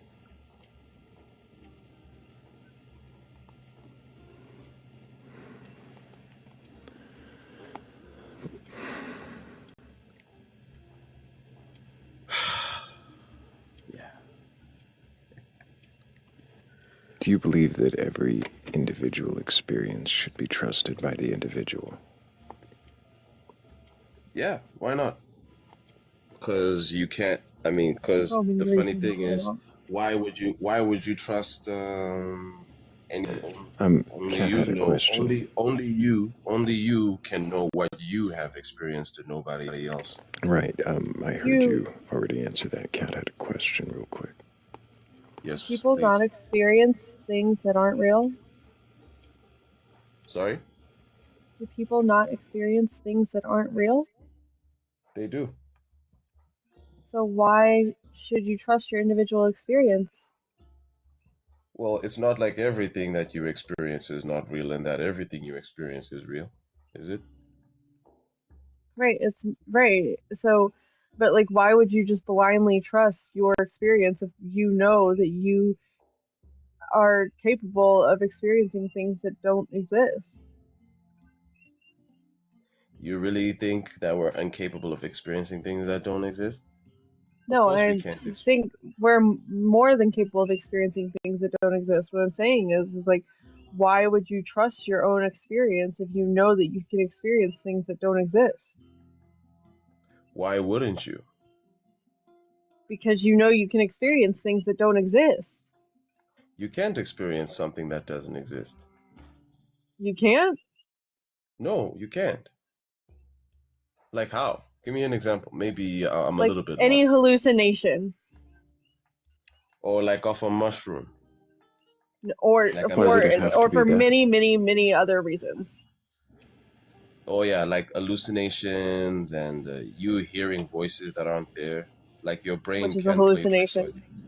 you. Yes. Like your brain can play tricks on you. Mm-hmm. Right. If your Yeah, brain absolutely. can play tricks on you, then why would you trust personal experiences alone? Well, that's assuming that everybody on Earth is having an hallucination, and that's not the case. Wait, when did everybody on Earth witness your creator? We weren't talking about everybody on Earth, were we? No, but you have You to were talking extract. about individuals having individual experiences. Yeah. How do you determine that individuals with their individual experiences of a creator or something like it can trust those experiences? I can only trust mine. I How can't trust anybody How do you else's. determine that your experiences are trustworthy? I don't know if they're trustworthy or not. All I know is what I see. Have you what I experienced a feel. creator? I don't know if I've experienced a creator. I have. Let's see. I'm not asking you to make something up. I'm asking if I'm not this is a making anything reason up. you believe there's a creator. A creator. So far, you've had a prime mover argument that didn't move very much. What's a prime mover argument? The idea that something had to create for everything to be here. And you, no. Let me not ask you any questions because this is not my place to ask anybody questions. I appreciate you. Oh, WU though, that is awesome. Good. Sorry? She just won. I She just won the night. Yeah, so many people come up here demanding to get answers from me, but you recognize that we're questioning your beliefs, and I appreciate that. No, no. It's all good. It's all good. I'm a guest in this house. I therefore shall conduct myself accordingly. Yeah. So this is where my mind is at with it. Let me give an extremely silly example. You guys may not take it seriously, but um, it got me curious. I remember this one time I was just chilling, and we like to tell ourselves that dreams are a sneak peek into the future, such and such. So I've had those type of dreams that gave me a little sneak peek into what happens in the future. Like I've had that happen to me like twice. Over here we've got false prophets and things of that nature, and we've got people that are actually gifted to be able to see those type of things. You say they are So how actually I gifted. interpret How that, do you? in as much as I don't understand the definitively how these things work, I am convinced that there are forces that are above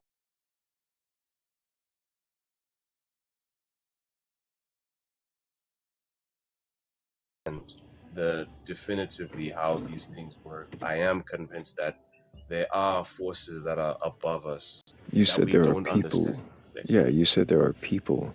We were asking you if you had some experience that gives you a reason to believe there's a creator, and you said there are people who are confirmed to have these gifts. I'm not. Well, yeah. I'm not sure how you For me, confirmed. I know. Like for me, another instance was let's see. Your dreams. You had I don't know. I don't. Yeah. The dreams is. It was when I was when you're meditating. For all I know. that recognition. If you could have been hallucinating in meditation, and your dreams are potentially just dreams, then how would any of that imply that there's a creator? Well, just the fact that I saw a sneak peek into what's gonna happen. When you say you saw a sneak peek, what do you mean by that?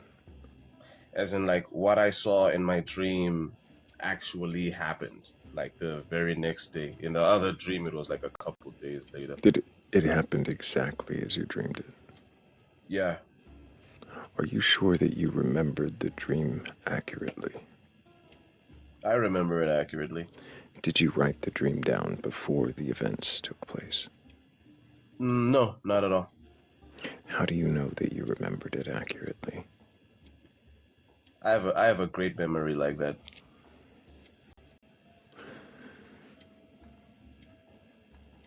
Do you think that memory is infallible? That if you think you remember an event, you're remembering that event perfectly? No, memory is not. No, I don't think it's infallible. It has its funny moments. It has its funny moments, but I trust mine to be able to retain information. I don't remember everything, obviously, but it's pretty crazy as to what my memory can do. Yeah. Have you ever heard of memory reconsolidation? Memory reconsolidation? No, I've never heard of it. Partially explained by the idea that we, when we remember an event, are not usually remembering the event, but we're remembering the last time, the most recent time that we remembered the event. Like a game of mental telephone. So you might have an event happen, you might remember it later. And when you focus on that memory, you might alter or change some details. And then the next time you remember it, you won't remember the event, you'll remember the time you remembered it before, where some details might have changed just a bit. And then the next time you remember it, you might remember it with even more changed details, and so on, in a chain. Okay. So is that maybe like to say that maybe my dreams was this me messing with my memories and my dreams or anything For of that instance, you could have dreamed a dream similar, had an event happen, thought, what a coincidence. And the next time you remembered it, thought, oh, I dreamt that thing that was almost the same.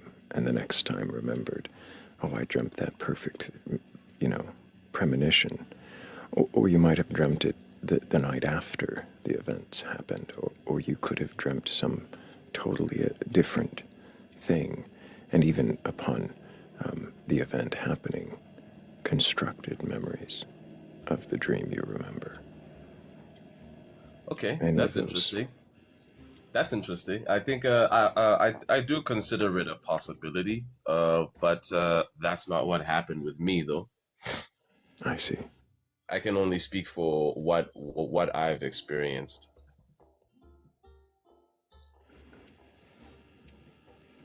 And so, from your experience, you're absolutely certain that you had a dream that, and you Yeah. don't question that.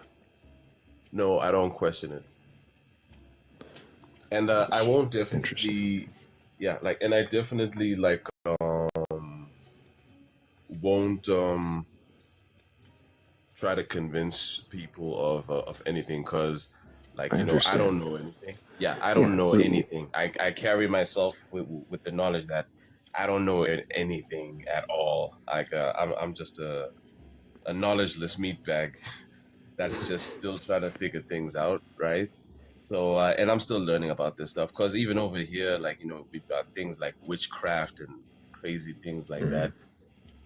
Yeah, so it's all these things that I consider and I try to make sense of it all. I hear you. Also, good morning, Bats. I think Bats might have a question for you. Surely. Good morning. Yes, I did have a question. What would you say if someone who had experiences with dreams and the supernatural, and then chose to not believe and live their life according to what can be proven, maybe even had similar experiences to you? What would you say to them if someone who maybe had similar or even more experiences who chooses not to believe them? I'm cool with that. I was actually having a funny discussion last night with one of my sisters when she asked me, "Am I anti-Christian?" And I said, "No, I'm anti-ignorance. People should be free to go by whatever belief system suits their minds and their lifestyle. Um, I don't have a problem with you having quote unquote prophetic dreams and then you choosing to go the other way because I share a number of sentiments as you got. Moses and the burning bush. My argument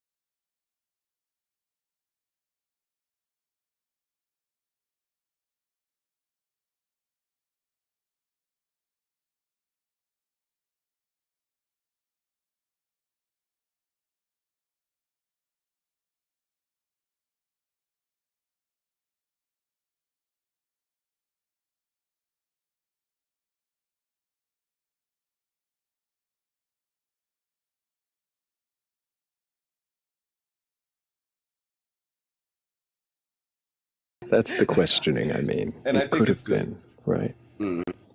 Wondering if it couldn't be. Questioning is worthwhile. Yes, I appreciate you guys bringing me on. I enjoyed this conversation. I appreciate you. I think Bats might have one more thing to add. Sounds like Cat has too. Okay, okay. I just wanted to say that it's wonderful that you're questioning and that you're doing that. I would encourage that you if you are wondering about things like hallucinations and dreams, that you do look into other things that can cause it besides substances, because things such as simple as meditation, spiritual connection, and spiritual psychosis can also cause hallucinations.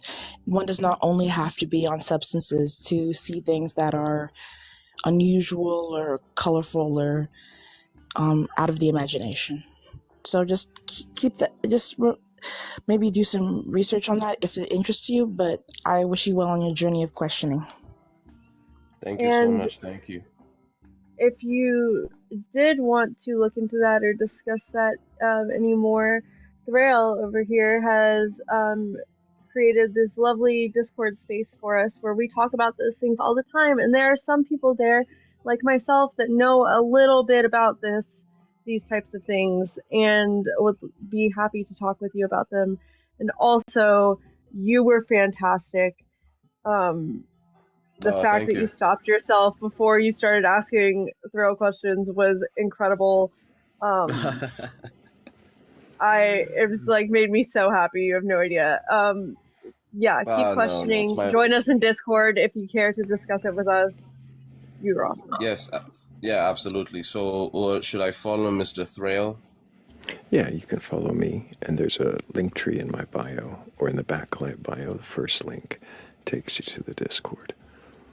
Oh, that I know, super cool, bro, super cool. I'll definitely look into it. I do have, I don't know. May I also ask a question? I would also like to be curious on what you guys think of certain things. I'd prefer not at the moment. Normally I have a background I swap up that says question the questioner, gives people an opportunity to kind of probe my mind a little bit. But normally I like to ask the questions from as neutral a stance as possible. Okay, that's all good. It's no problem. But anyway, thank you so much, sir. Thank you. Appreciate you, Romello. I hope you take care. Thank you. You too, sir. W's for Romello in chat. That was you, Romello. It was a pleasant conversation, and I almost did give him the question at the end, but I can almost smell an insatiable curiosity, and we would have had several questions, I'm sure. But you know where you are allowed to ask questions to all of us at is Discord. In the Discord. Yeah. Thrayle will answer your questions sometimes, most of the time. Sometimes. Yeah. He's very good at run to all of us at is this most of the time. Sometimes. Yeah. He's very like sitting in the room on mute. Hey, Thrayle. Win guest though. That's how you do it.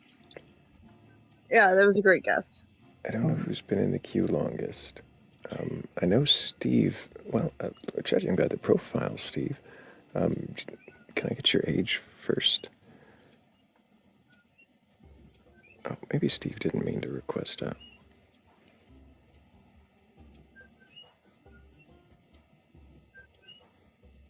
Okay. Well, by the profile, I don't think he had a belief he wanted to question. I think he wanted to question someone else's belief. But I might be interested in questioning your lack of belief sometime. I think we also have this guest, if they exist. We're slowly working down the list. But thank you guys all for tapping the screen up over 150,000 likes. That's amazing. If we keep tapping, I wonder if we could break 200K before I go to bed. It's so early. You're not going to bed yet. Well, I might go to bed a little earlier than usual, but this is still pretty early. I got at least another hour, if not 3 in me. We'll see.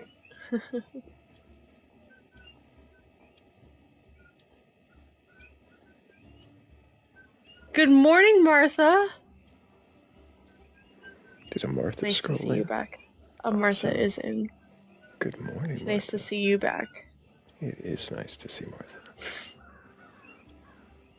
Oh, there we've got a James. I don't know if this is the same James we talked to before. The name looks familiar, but I do need your age for TikTok TOS. I'm 37, man. It's all good. Do you have a belief in a god or god's higher power or anything like that? I used to, but I've sort of gone to the spiritual side of things, and I wanted to know what you guys thought about the theta stage of brain development when you're a child, from the age of 0 to 7, when your frequency operates at theta subconsciously after the age of 7 for the rest of your life. Maybe Okay, like James. 90% of your behavior is from them years. Do you agree with that? I have no idea what you just said. I can't agree with something that sounded like gibberish. Can you repeat that? From the ages of 0 to 7, our brain frequency operates at something called theta. And after the age of 7, for the rest of your life, everything you learned during that age, you act 95% of your subconscious behavior through what you learned from the age of 0 to 7. But it can also be reprogrammed via meditations with theta. Okay, so James, yeah, I mean, I heard the words this time. I got them in order. You're saying that from 0 to 7, you learn certain things because of a state of mind that you can repeat later in life through meditation. But that those things are the formative things, the things that will make you who you are. I don't know whether to agree or disagree with that, because if you paid attention at all, my beliefs don't really matter. We're questioning your beliefs. So is this what you believe that you wanted questioned? Because I asked if you believed in a higher power. Yeah, I do believe in a higher power, but I just don't know creation. But I think it's good not to know the answer, because if we knew the answer, what would we be looking for?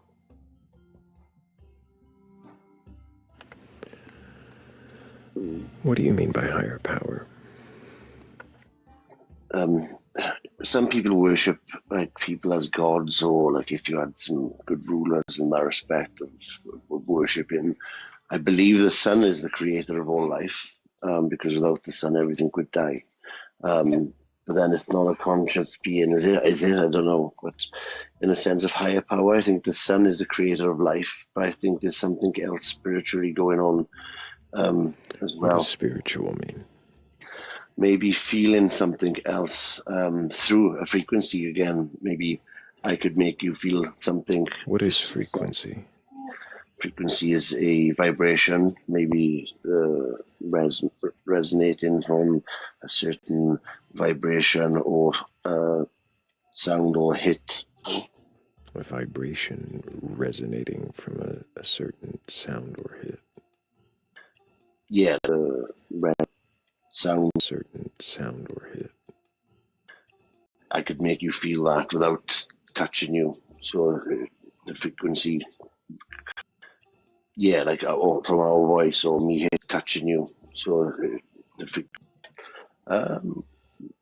no, because you can have vibrations in, well, at all frequency sounds. Other sounds we can't hear because we haven't got the capacity to hear other things which are maybe there. So when you say frequency, you're talking about vibrations coming from things. Is that more concise? Yes. And so the vibrations that you say come from things, how are they coming from them? Well, from me right now is my voice box. From music, it'd be from hitting a certain chord or key or whatever. But then we all operate at a vibration at a certain hertz anyway. Like, and I don't know if you guys have ever heard of, I think it's maybe a conspiracy, I don't know, but in America, I think in Vietnam, they had these night vision goggles and they were seeing different entities through I through don't what they know were how given. this is helping us understand frequency coming off of things. Everything. Everything is a frequency? Yes. Are you sure everything is a frequency? I'm not certain, but I believe so. Why do you think everything is a frequency? Because everything operates at a certain vibration. Like you can measure. What do you mean by operates? Like for instance, I'm operating. My heart is giving off 12 volts through my body, just like a car battery. But then my table next to me doesn't have that sort of electromagnetic. Are volts a measure of vibration? Yes. A vibration of what?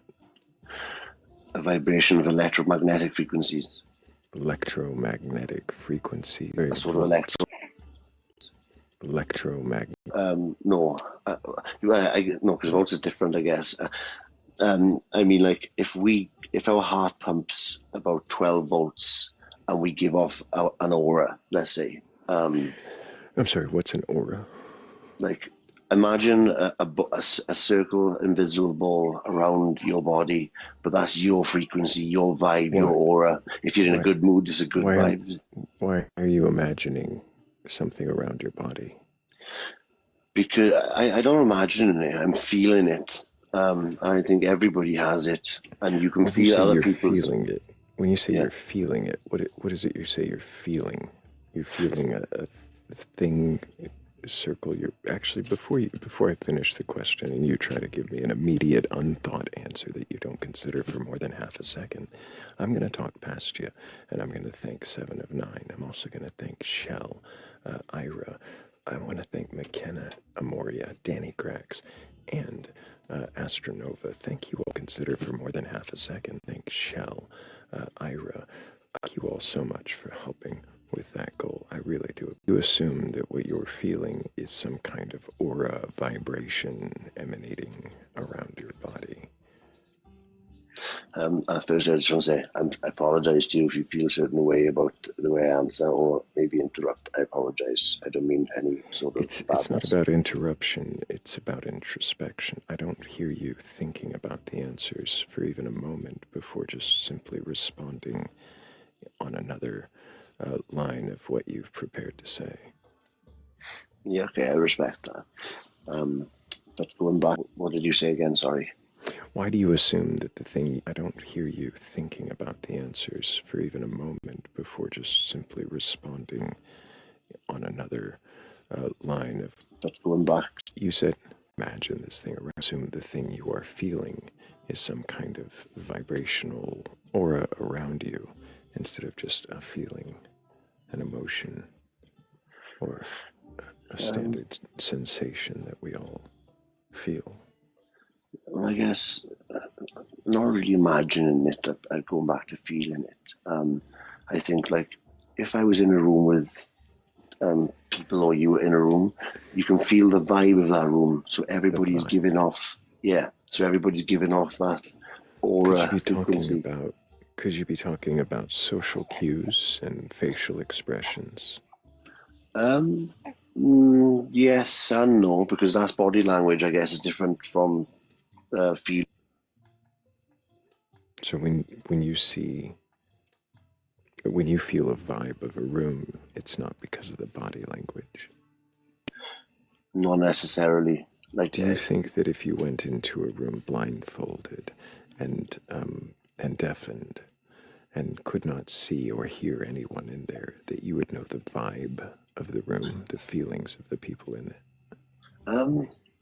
That's a very good question, and I'd like to say yes, because you'd feel something. If like if you would know the vibe. It's a very good question. Think if like if somebody was hitting the floor with something, or you could maybe feel a bad sound to a good one. To hear or you'd be able to feel it. You feel it. You would feel what? Vibrations. Like tactilely, you would feel it through your skin.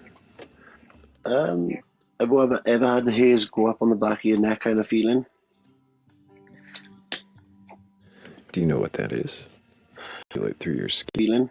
I think it's very Have you ever intriguing. looked in to see what the hairs on the back of your neck feeling is? No, I haven't. Why would you assume that it has anything to do with vibration then, if it could be explained through evolutionary science and physiology?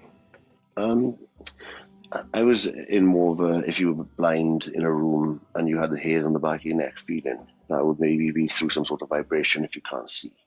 But I do disagree respectfully with some of the evolutionary things science says, because I think science today is politicized a lot, and some things are cherry picked for an agenda or narrative.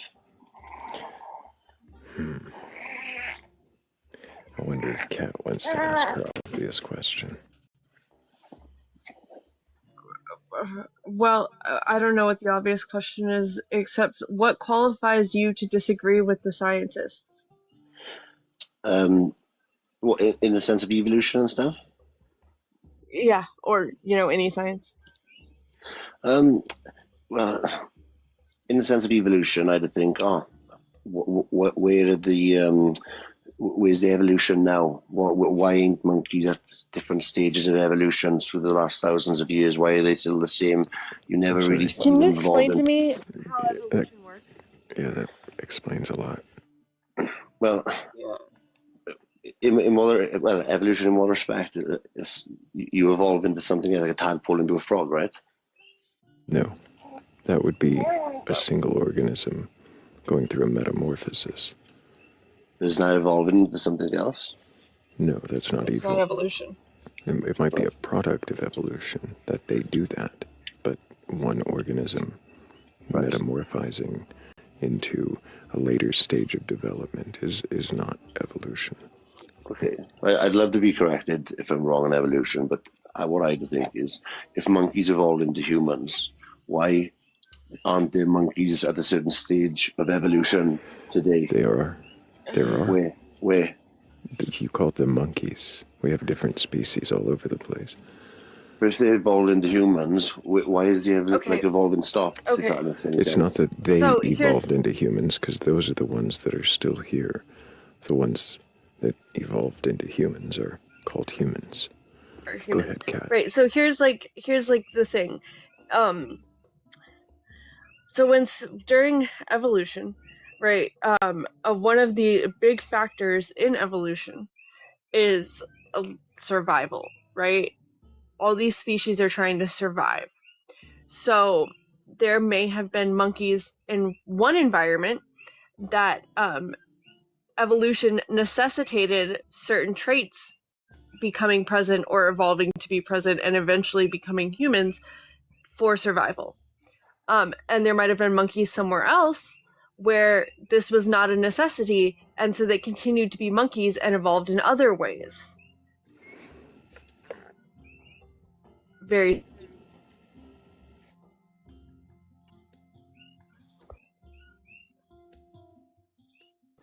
Oh, sorry, my headphones died. Apologies. I didn't get the end of that because of my headphones. Sorry. Well, so I basically just said adaptability for survival is a large part of evolution. So there are times when and Morgan in the comments makes a great point, apes not monkeys, right? So apes Technically so there both at different stages. So it gets technical going into the clades, how we come from monkeys in a way. So- but yeah, I get what she's saying too. So there might have so it's not like monkeys or apes just exist in this one part of the world, and also the world wasn't exactly the same as it is now then.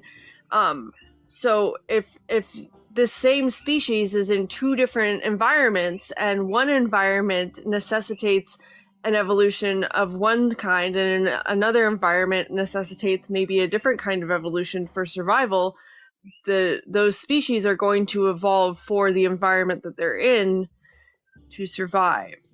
So maybe that one environment necessitated evolutionary things that eventually led to humans, where another environment didn't.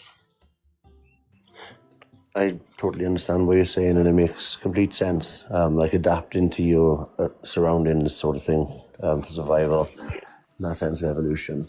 But if evolution is what happened, and we sort of evolved from monkeys, like why is it stopped? Who said it stopped? What stopped? Like if monkeys were to evolve into humans, like as a species, like evolve into humans, or like you said, they've already evolved. Why can't I see them evolving into humans, or why James, James, you like evolving into humans? 6 to 7 million years for an ape to adaptate and evolve into what is considered to be human. To be clear, not an ape, but apes. Okay. Sorry, many years. Who But said it takes 6 million years? I did a quick research while you were talking about that because I'm curious too on why it takes so long. We witness adaptation daily, but evolution is a much slower process, which can take millions of years. It's not something that we can just sit in a lifetime and see. But how can you trust that if you've never seen anything with your own eyes? Do you trust the documentation in that respect? Well, that's Do you a great only question, trust things James. you've seen? Right. No, that's not what I meant. I believe in indoctrination, and we are told things which aren't true sometimes. Do you believe it's possible that you've been indoctrinated? I have definitely been indoctrinated, yes. And when you say that you've definitely been indoctrinated, do you think it's possible that the indoctrination is not when it comes to science? I think it can be indoctrination in the sense of teaching you science, because I went to university and learned. I was doing my degree in mental health and biology and physiology. Is the obvious question obvious yet, Kat?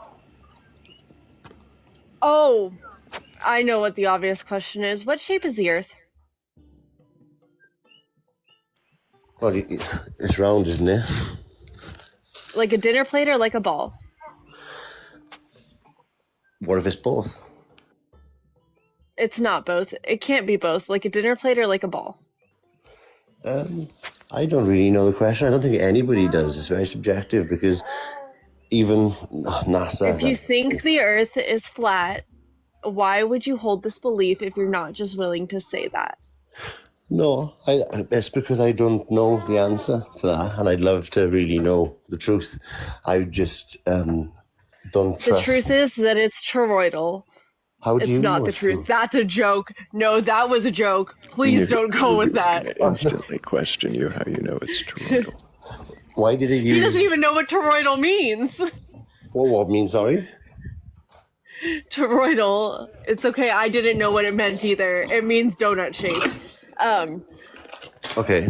You know, like it was a hole in the middle. But that was a okay. joke. I was kidding. The Earth does not look like a donut. It is round like a ball.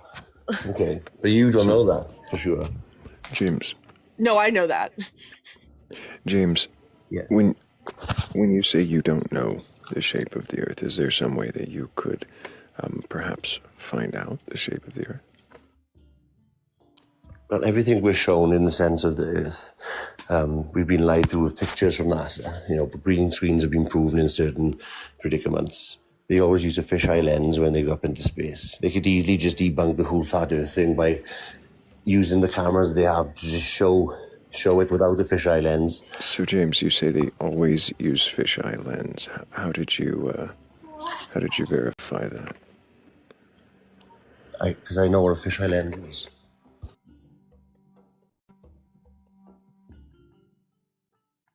I'm sorry, how did you verify that they always use a fisheye lens?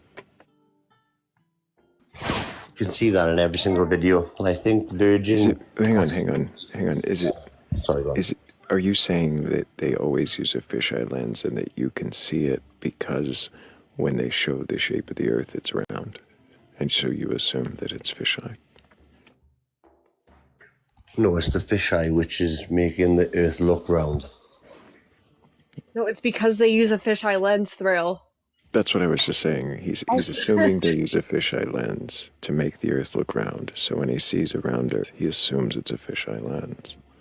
Is that correct? The moon landing in 1969 was real. I didn't ask you anything about the moon landing. You didn't, sorry. Did I? Did I say moon? Did I say landing? You didn't tell me. Did I say 1969? And you did, though.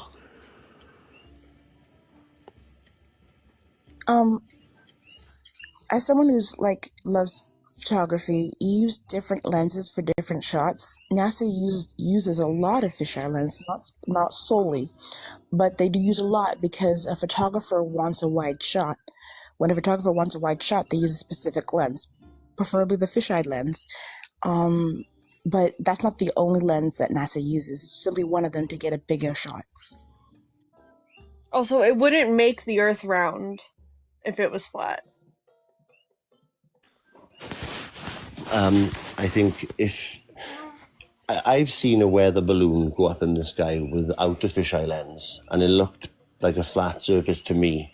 And when you say NASA uses the sky looked like a flat surface?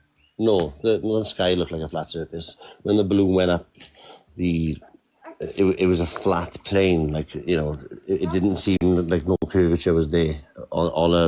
It was an amateur weather balloon, it was, but it was no fisheye lens. I think they would try to do it to see themselves. But the weather balloon wasn't on the Earth; it was in the air. Yeah, but if it goes up into like high enough, like if NASA's rockets go up and you can see the curvature before they go into space, I hear on this camera. Have you ever flown around the world? Yes. Like how around the world? Oh, sorry, what do you mean? I don't fly, if that's what you mean. I'm not a pilot. Right, but like, have you ever been in an airplane? Many times. I've traveled the world quite a lot.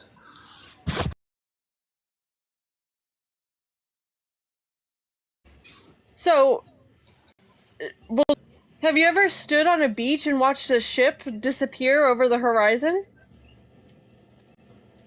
That's because our eyes can't see like a certain distance. It doesn't mean it's not over the horizon.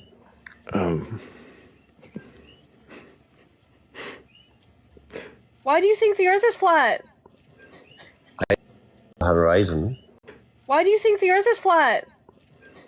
I don't know if it's flat or round. This is the thing. I'd love to. If NASA just put up with all the new HD cameras they got on Mars, I'd be like, oh, great, thanks for clarifying that for me. You don't think there are any real clear pictures of the Earth? Oh. James. Yeah. Why do old sailing ships have crow's nests at the top of the tallest mast? Is that something to do with the direction? Do you know what a crow's nest is? You've seen an old sailing ship, like a pirate ship. I have. Is it Corsair. For navigation, is it?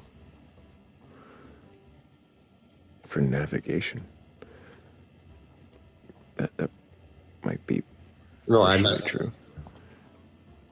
To navigate, to see. More than anything, right? To see farther. Yeah. No, I'm not true. To see. More. Yeah.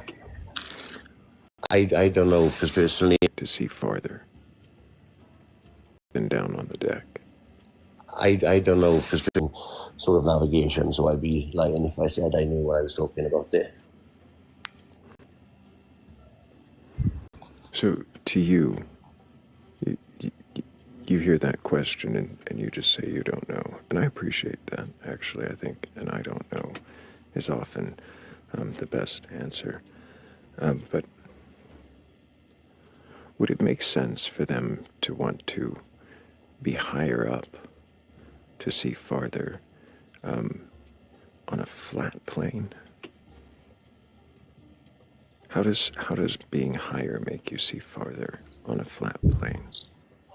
Well, being higher up, you just got a better vantage point in general, don't you? But for the flat plane thing, I don't know, because if you do even go up, say, 30,000 feet, you still can't see the curvature if the Earth is round. So would that really matter?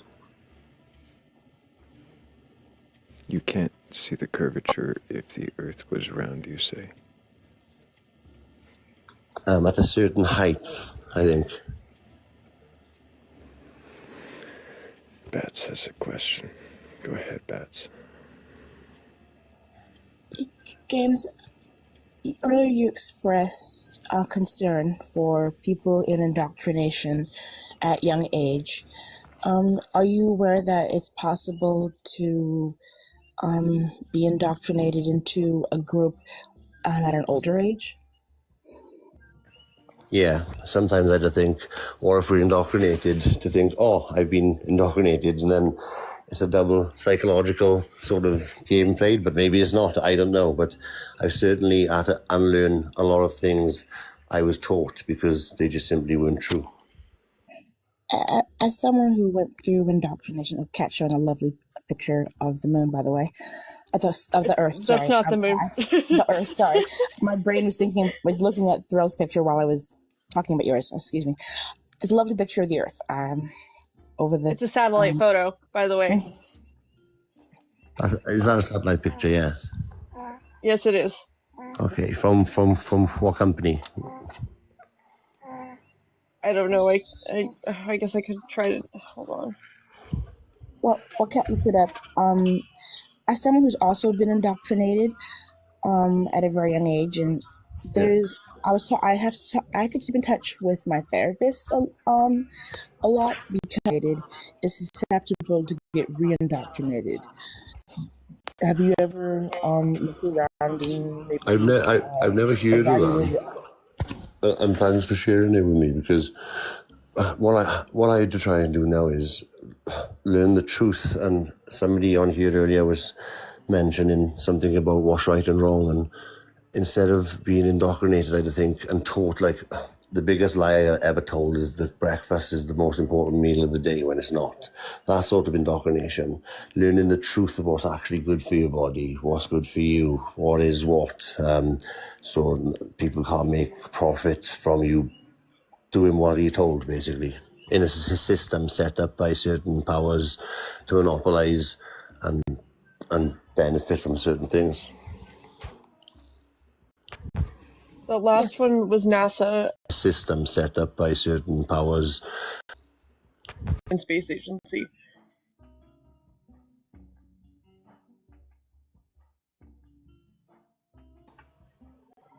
It's interesting to look at. And in a sense of, like, when I don't know, it's not that I think the Earth is flat. I really don't know, and I would just love to know.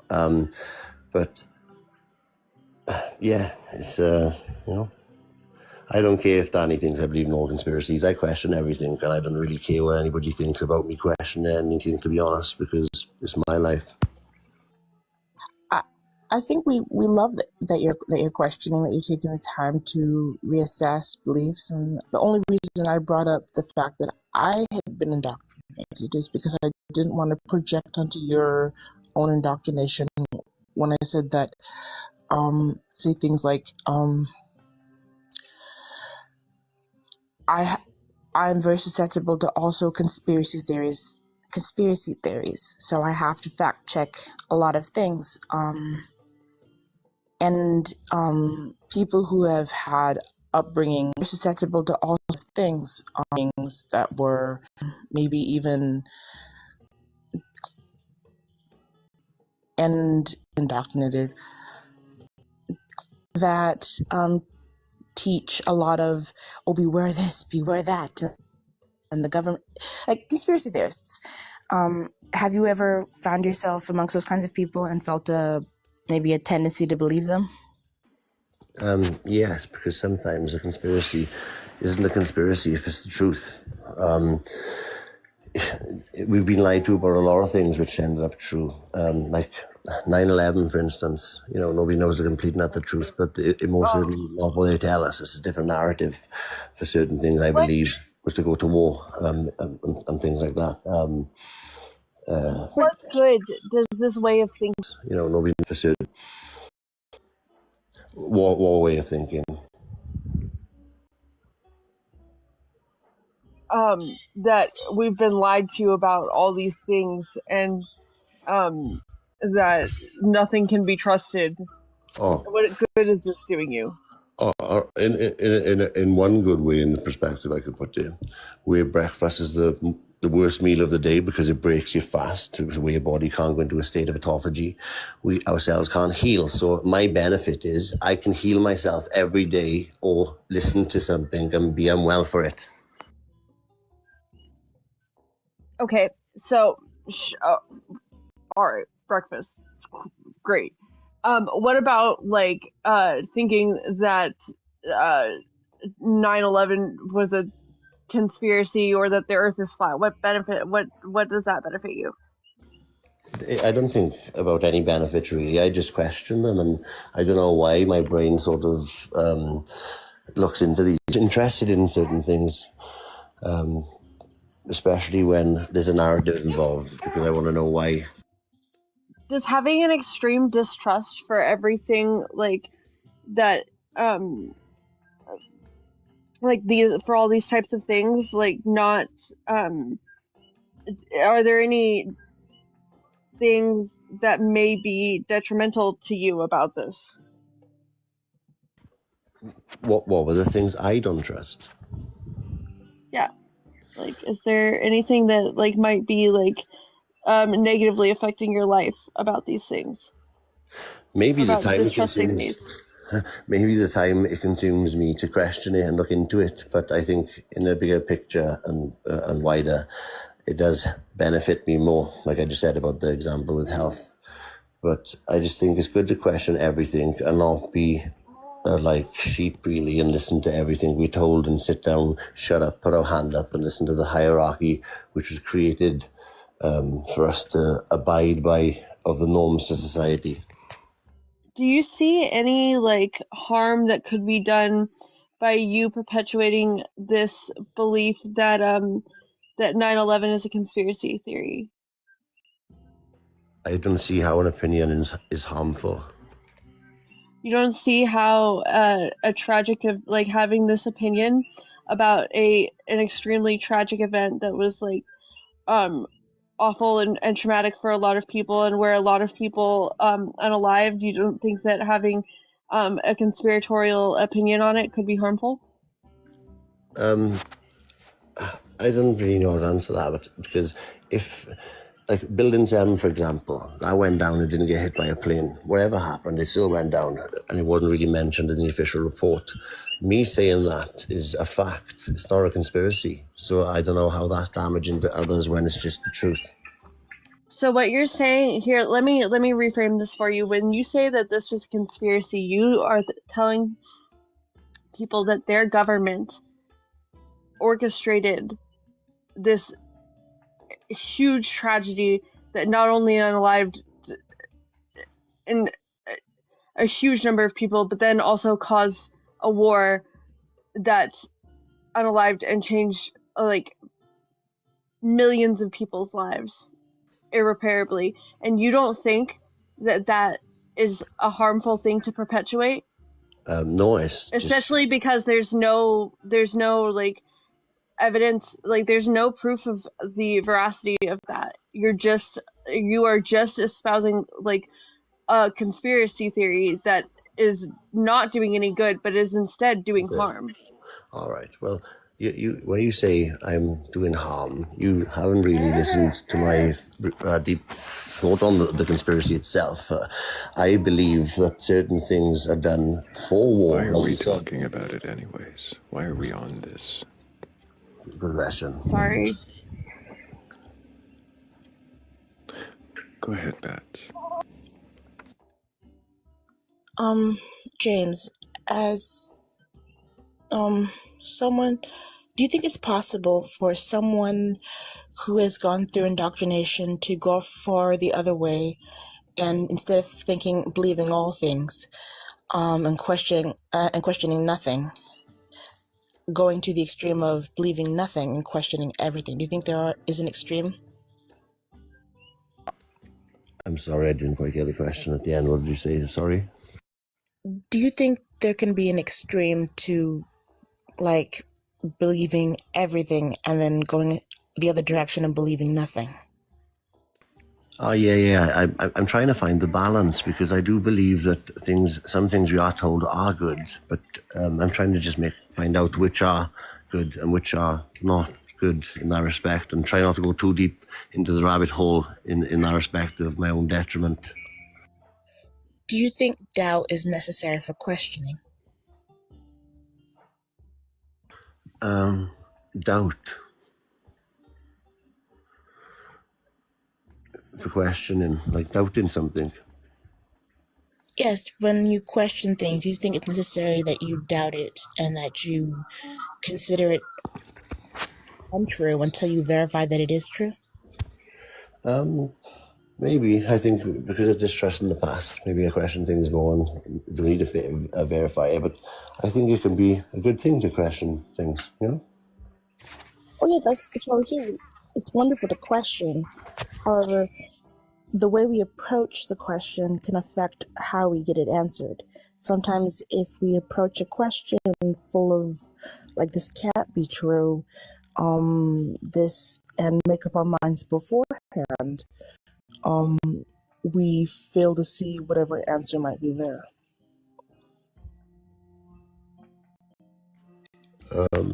Personally, I'll be completely honest with you. I look for some answers to certain things which remain unanswered to this day. I think that has an effect on my more than the average person. Yes, there was a wonderful poem that I read the other day by Z, another wonderful person who talked about it like, so we're constantly climbing this road. I don't know. I'm looking for an answer. Are you okay if there's no answers?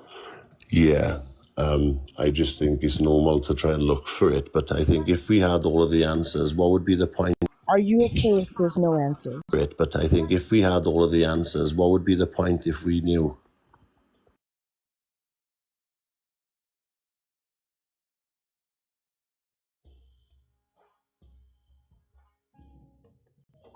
But for some questions, it seems you already think you have the answers and have developed a judgment to a mother of someone who deceased on that day. You would see how that would maybe cause her great turmoil to consider those kinds of things.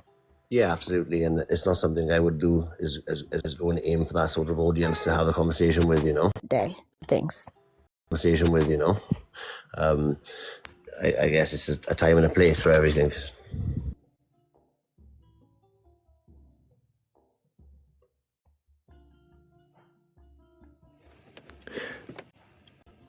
Yes, it's a time and a place for everything.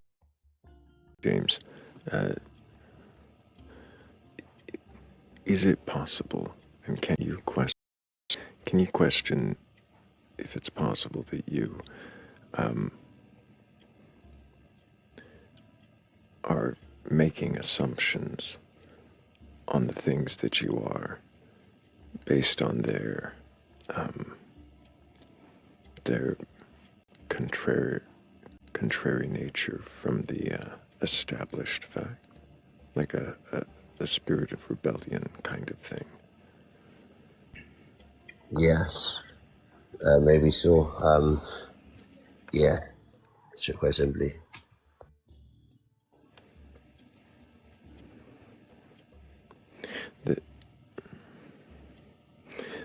That other than those things, you tend to be in the I don't knows, and comfortably so. But conspiracies are kind of fun for you to go against the grain. I'd say fun. Maybe something which, you know, if I could pick something to do with my time more, it wouldn't be conspiracies as such. I'd try and put it into something more meaningful, if that makes any sense. But I don't know why my brain does, like I said earlier about past experiences psychologically, maybe affects me in a way to ask questions more than the average person, like I was saying. I mean, I hear you asking questions, and a lot of the questions you ask are fine until you make a conclusion and then use that as fodder to question. Actually, fodder to stop questioning, I think is what it is. I think it feels like you get to a point in the conspiracy, and it's not that you question it, but you conclude it, and now your questions are shaped by that conclusion. But as I was saying earlier, if something happened, it's not a conspiracy. So if I conclude something which has happened, how is that a conspiracy? And how do you know if they've happened? Due diligence, checking, fact checking, looking into it, double checking. And you feel that you have confirmed those? It is coming to a conclusion on some things and not all things okay. Like say, oh, there might have been something fishy going on there, but I don't know for sure what it is. Would that be also a valid point to come from? Yeah, because some things you can never get to the bottom of, just like you can never get to the bottom of where we come from and who has created us. But it's what confuses me is like, I'm okay not knowing. Like I was saying, if we knew the answer, maybe what would be the point? But then why do I chase the answer? It just doesn't make it. It's weird, We ran a poll and only got 5 votes. I don't think that's quite right with 100 people in here, so I'm going to run it again, but I'm going to run it for only 2 minutes. Go ahead and vote in that poll, guys, in the upper left-hand corner of the screen. We've been talking to James for a while just to see if we should move on to a new guest, but I do hear you, James. Thank you for having me up. I appreciate it. And I never mean to come up and offend anybody. I just appreciate the people like-minded. We're not kicking you out. It's just letting the audience decide what direction to move. Of course, absolutely. Thank you. But, unless you're trying to leave already, I just wanted to try to get a couple more questions in, if that's all right. Yeah, that's fine. Do you think that the conclusions that you've drawn are unquestionable on these things you say are not conspiracies, but others might see? I can give you an example. During the pandemic, when they brought out the mRNA injection and said that it was safe and effective, which it wasn't, that it wasn't going to be systemically distributed to the body. See, this is what I wanted to avoid by using vague language. I was trying to keep you from going into specifics. All right, I that would get apologize. you flagged or something. Okay. So without going into specifics, do you think that the conclusions you've drawn from something like whatever it was you were about to say, do you think those conclusions are unquestionable, what you have decided? Yes. Why do you think that? Because science and numbers don't lie. And you have determined that the science that you looked into, the sources you looked into, are the most authentic or most truthful. Yeah, in a sense of being just slightly misinformed or misled or coerced possibly into doing something and then saying that it was completely your choice the whole time.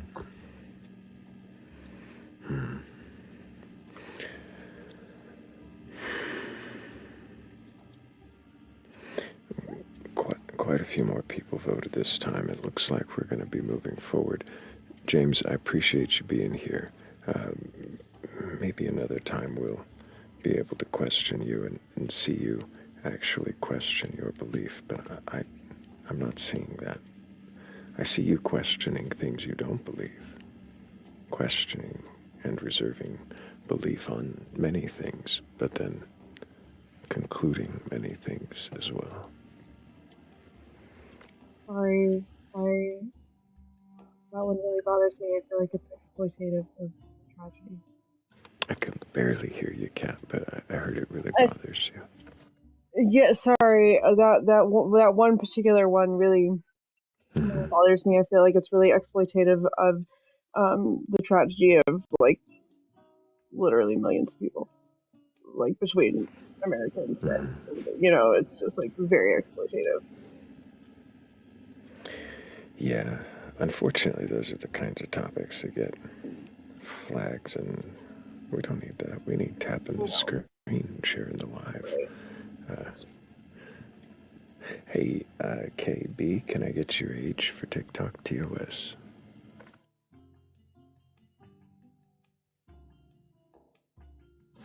KB, did you mean to join us?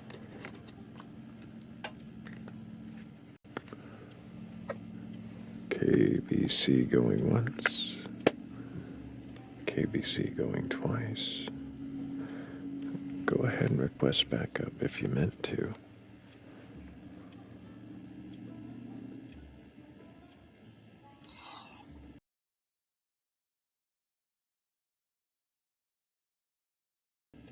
I think it's very important for people who have dreams or anyone to be wary about suspicions leading to conclusions too quickly, because I also have a tendency to have suspicions on topics we're not going to talk about.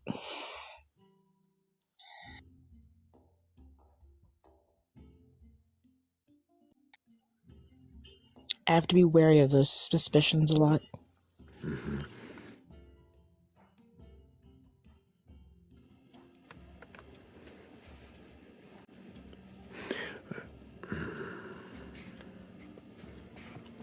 I have to be cautious for the sake of the live, but I much further on.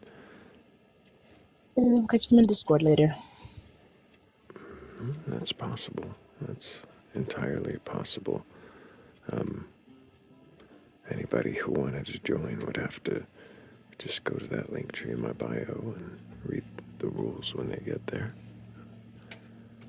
And if they can agree to those, then they should find that they're not alone. But I do wonder if anybody who does have a belief in a god or gods, a higher power, or anything like that, if they're capable of questioning their beliefs, because that is what the fuck we're talking about.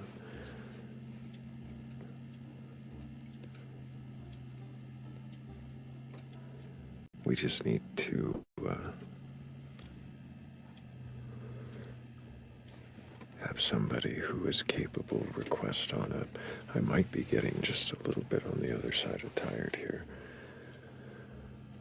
Yes, so I was going to ask you that if you're doing okay, if you've had some water.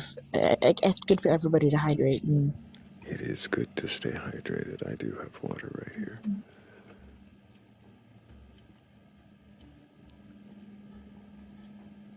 Why are all you people up so early on Saturday morning?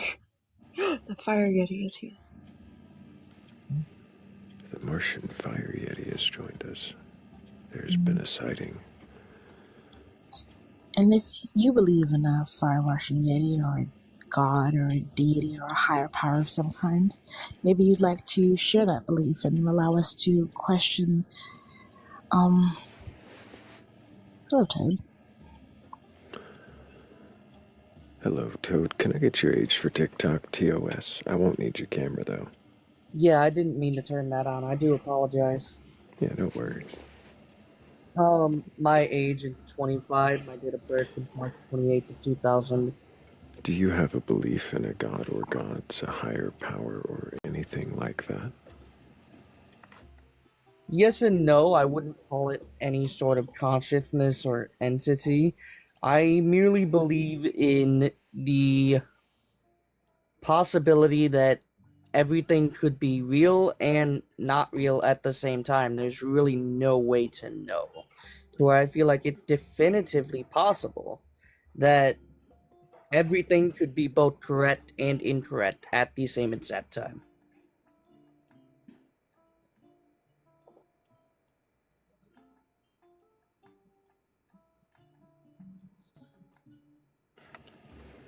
So you think that a God exists and doesn't exist at the same time? I believe in the possibility, and I also believe in the fact of the impossibility of knowing for sure. So you are certain that you cannot possibly know. Exactly. I feel like it is truly impossible for us to know definitively one way or another.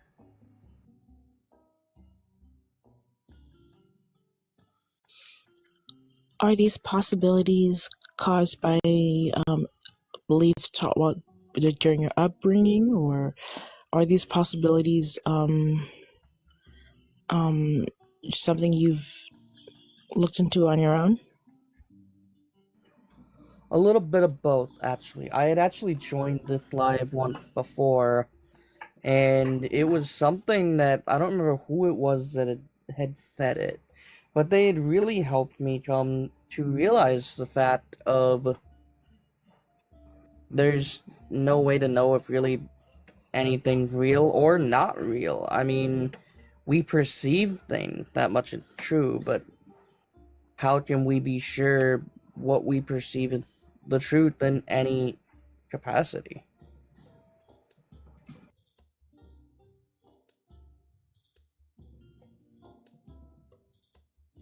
So you question these possibilities often? Very often. I like my belief is the in the uncertainty. I guess is the best thing I could equate it to.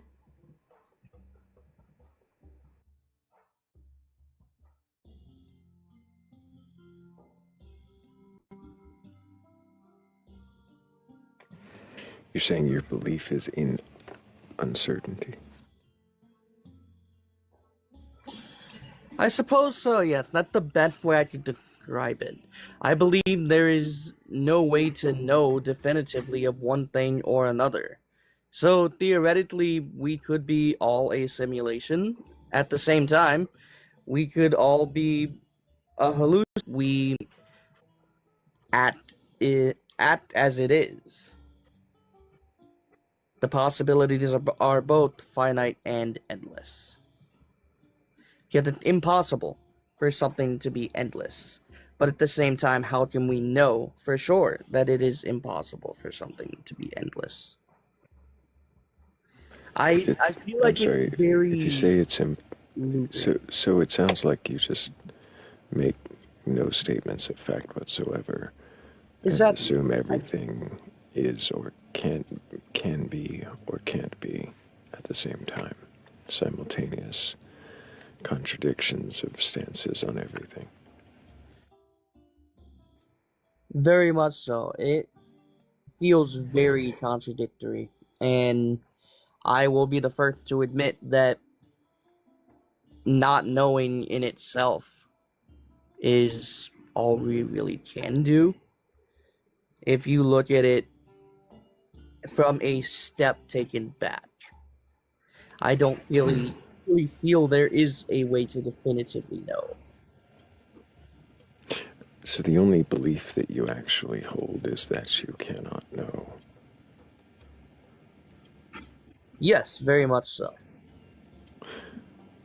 Is that not in itself a claim of knowledge? Knowing that you cannot know. How do you know that you cannot? And see, that's where I'm stumped here. Because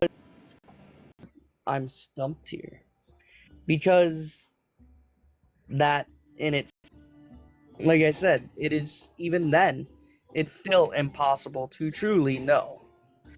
But I feel like that's the closest thing we have to something that we know. Is this stance motivated by any kind of fear? Oh, very much so. I'm You're sure it is afraid of, impossible. are you afraid of being wrong? So you don't make a stance that could be wrong? Not at all. I embrace being wrong. because being wrong is how the beginning of learning. If you embrace being wrong, then how do you allow yourself to be wrong if you make no claims? I allow myself to be wrong by admitting and recognizing that I don't know. And because I don't know, I recognize that if I don't know something, I can't be right. And the opposite of right is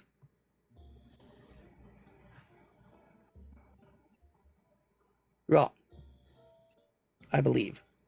It's my understanding anyway. It seems like another knowledge claim. See, that's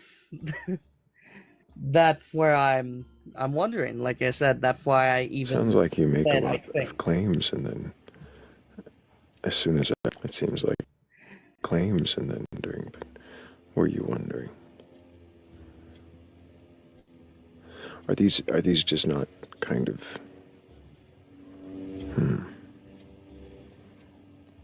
indecisive shower thoughts? Could you repeat that? I'm so sorry. I heard indecisive and It was condescending, and I shouldn't have said it. Is this just not you being indecisive and kind of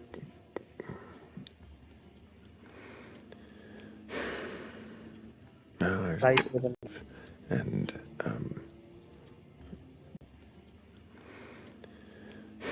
statement was, are these just random musings that you're stating indecisively?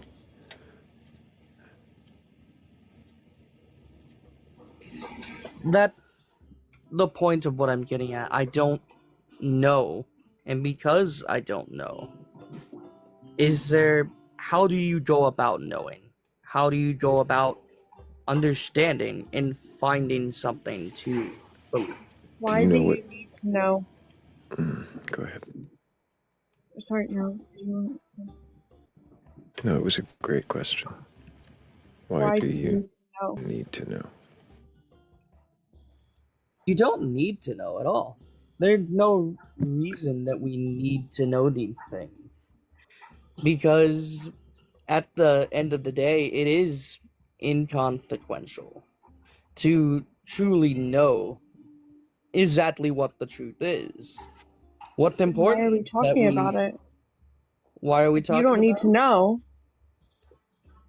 and you can acknowledge that you don't know. Then what are we talking about?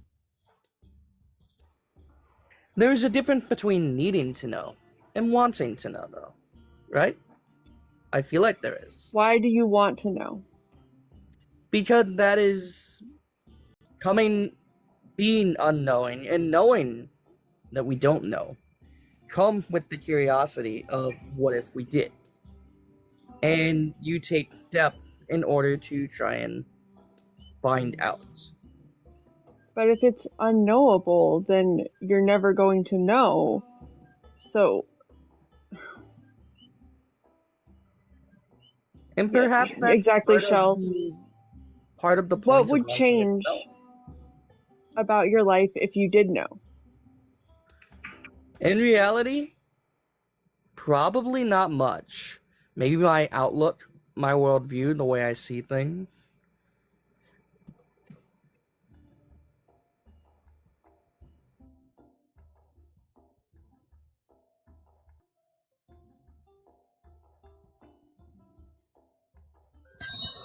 Would it change how you treat people, maybe, who claim that they do know?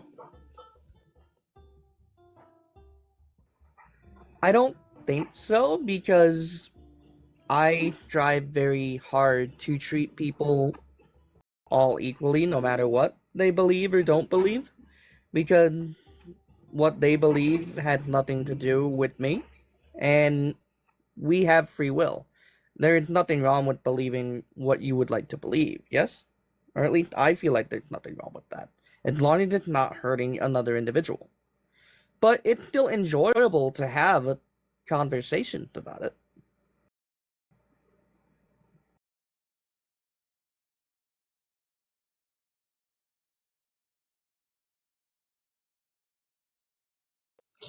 Yes, it is always wonderful to have conversations about what we believe, and oh, I think we are about to fall off the internet.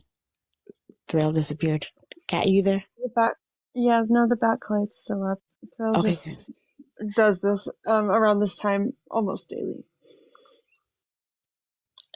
So then, Toad, do you think it's necessary to have doubt to question these things? I feel like it's helpful, but not necessary. You can question something while still wholeheartedly believing in something as well. If you don't know anything, belief.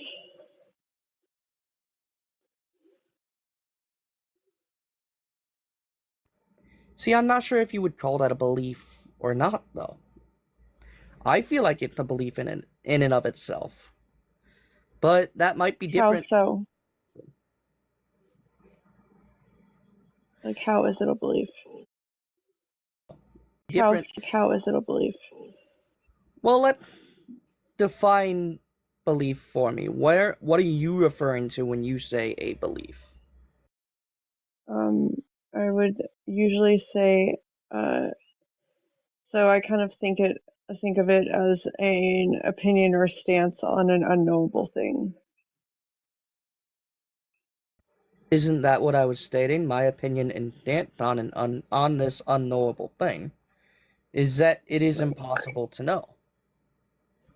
So, but that's just the nature of the thing, right? Do you like? I asked how it differs from an opinion in believing in God, or the self, or spirituality. How does These it? are all still unknowable things. You say that you know that you don't know. How do you know that? I know that I don't know. I don't have the evidence, to show for it.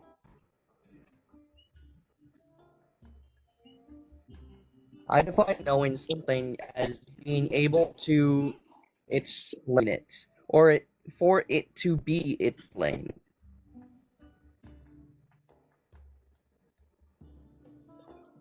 It's great to have you back, Thrayle.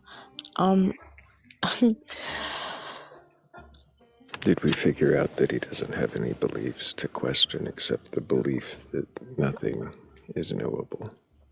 Yeah, I think And so. of course, all the other little things that he assumes to be true to help guide that belief.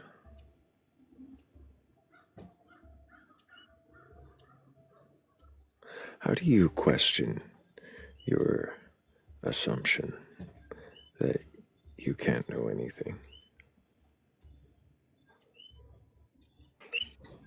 Could you elaborate that? I do apologize. How do you question your assumption that you can't know everything? You need me to rephrase it?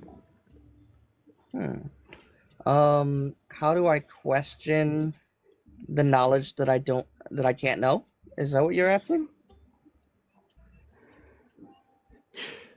The knowledge. How is it?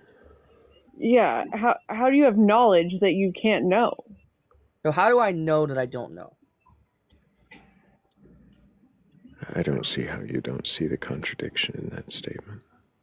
I very much do, which is why I was confused. Thrayle, when I say that I don't know anything, what do you say to me usually? Like if I were to say I don't know anything, you would say, do you know if you exist? No, you would usually say, how do you know that? There's that Or are you sure? How do you And know I would that? say, no, I'm not sure. I don't But know. he knows that he knows nothing and can't know anything. He knows that he can't Right. know. And that's very curious. You know that you can't know that you know you can't know. I would argue even then. How can I know that I can't Oh, and know? that's the problem. Because it is at base nothing is truly knowable. What percentage? We figured out why you came up here, though. At least we know. I'm You not wanted to trying argue. to cause problem. I genuinely You wanted to am argue. looking for opinions on this because I can't wrap my head around it myself.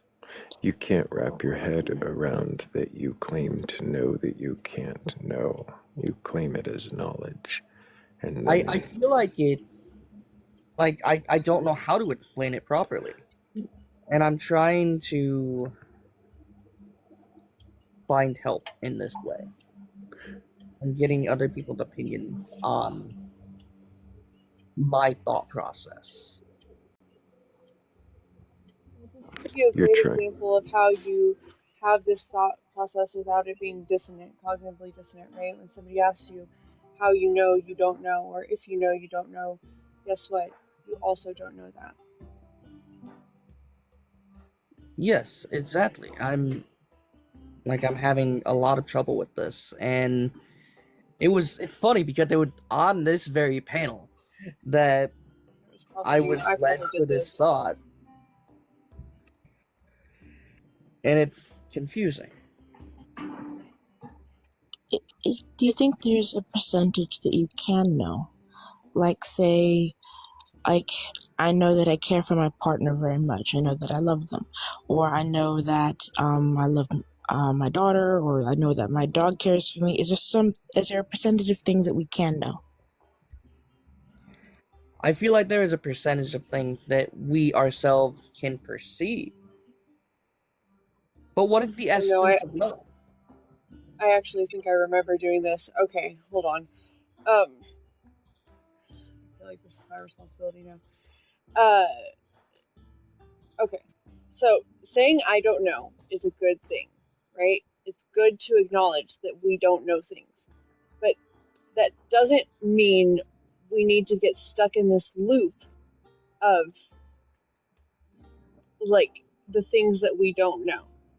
What good does it do us to be here stuck in this loop of things we don't know?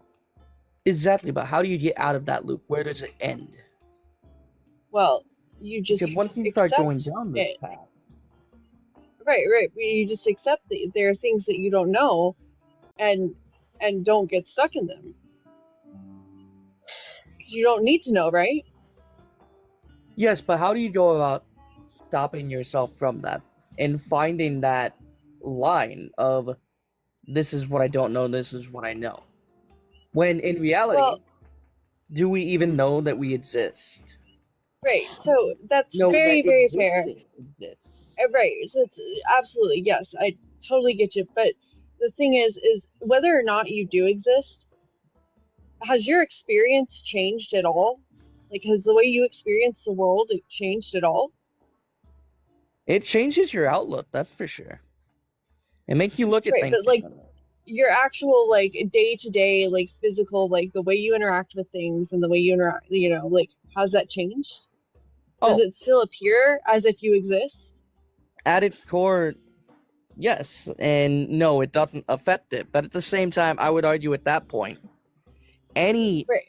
conversation on religion could be pointless because does Any it really conversation at affect all things? could be pointless, but that's beside the point because it isn't pointless because your experience is still meaningful, at least to you.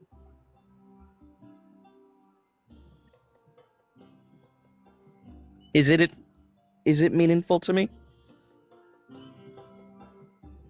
Well, you're the one living it. I mean, maybe it's not, but like I don't see why it wouldn't be.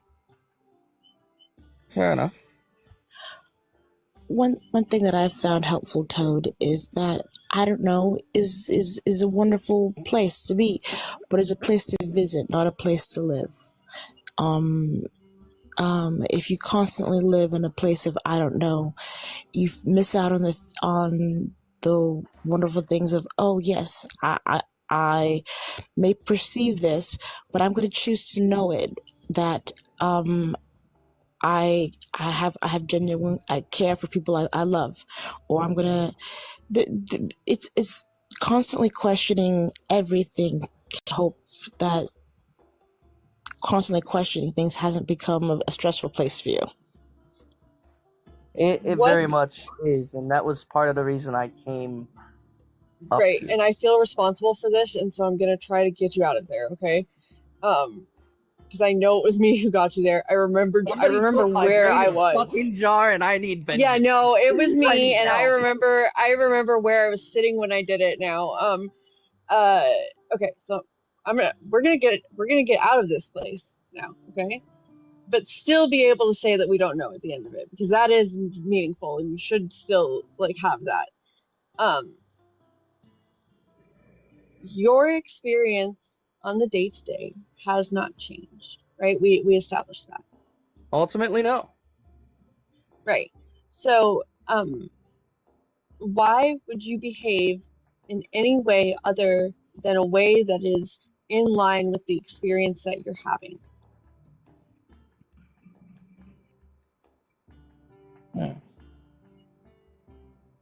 I don't know. Like, could you rephrase the question? Why would I? Why would you not just act as if what you're perceiving is the truth? Because there's no other truth that you're perceiving or could conceptually perceive. So this is the one you got. This is the experience you're having. So what reason is there to behave as if it isn't? 100%. There really isn't much of a reason. You are here and need to focus on the present. What's behind or in front of you at its core is not here, so it really doesn't affect your choices here and now. Granted, you can Right. look towards the future and future plan and things. It's called planning ahead. And it's good to do that to a certain extent. Right. But so the fact that there are all these I don't knows that come with our existence is fine, but there's no reason to like get hung up on them or like try to solve all the puzzles, because we can't, and we have this experience. So you should be having this experience, yes? Indeed, it's important to focus on where you are now and what you are doing now to experience, because there's no So way why no are we one is hung up? going to have another. Right, exactly. So why are we hung up in the I don't knows? I feel like we shouldn't be at the end of the day, because while No, it may we be shouldn't human be. nature to wonder and to want to have an answer and want to have closure for something, that doesn't mean you need it. No, and it doesn't mean it's going to be beneficial or helpful to you in any way to get it or even pursue it to this extent. Fair enough. You're not wrong. Do we feel a little bit better now? A little bit, yeah. I appreciate it. It was my responsibility to do it, so thank you for coming back and holding me to that. I was just having a little bit of issues, and I need a little bit of help wrapping my head around shit. Did you end up in a jar, and all you needed to do was recognize that you don't know what you don't know? See, I thought that's where I was. Bit of issues, and I need a little. You needed to do was recognize. See, I thought that's where I was. It doesn't really matter. You don't know. It doesn't. Indeed. Yeah. So we don't have to go get caught in the I don't know loop, huh? So it's okay to not know what you don't know. So instead of solipsism, maybe what you needed is epistemic humility.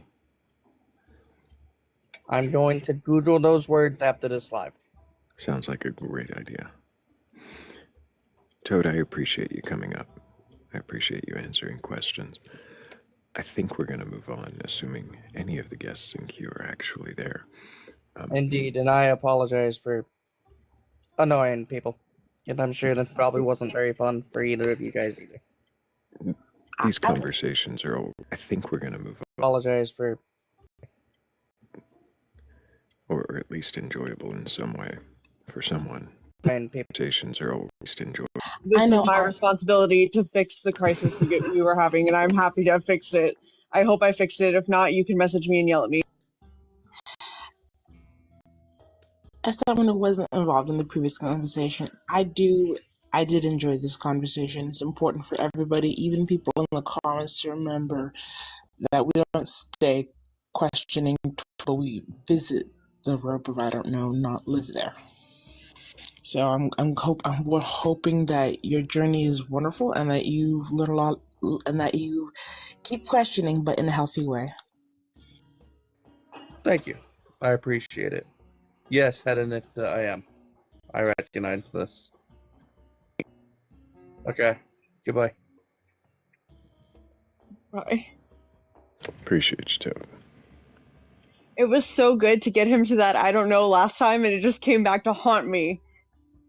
I don't knows are great, and it's okay to live in I don't knows. You just don't want to dwell in them. You don't want them to become everything.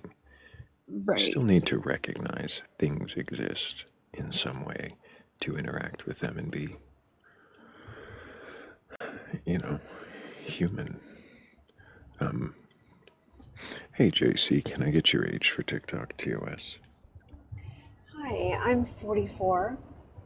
And do you have a belief in a god or God's higher power or anything like that? Yes, it is the traditional Christian belief in Jesus. Or God's higher power. And what is that belief? It is, Beginning to end? yes, a few times actually. A few times. And do you believe it to be entirely true and literal? No. Are there parts of it that are true and parts that aren't? Well, parts of it are poetry and also spoken in a different way and was passed down word of mouth before it was written, etc. So it's hard to tell how ancient people would tell stories until it eventually got written down. But I just actually have a few questions for you guys, if that's okay. Nope. Oh, okay. Yep. It says on the screen, can you question your beliefs? Can you question your beliefs, JC? Oh, yeah, sure. Okay. So, do you believe that the Earth was created in 6 days, as is told in Genesis 1? No, I don't know. So you don't believe Genesis 1? I believe Genesis 1 was creation story. But I do believe... I see. Yeah. Do you believe the Adam and Eve story that follows?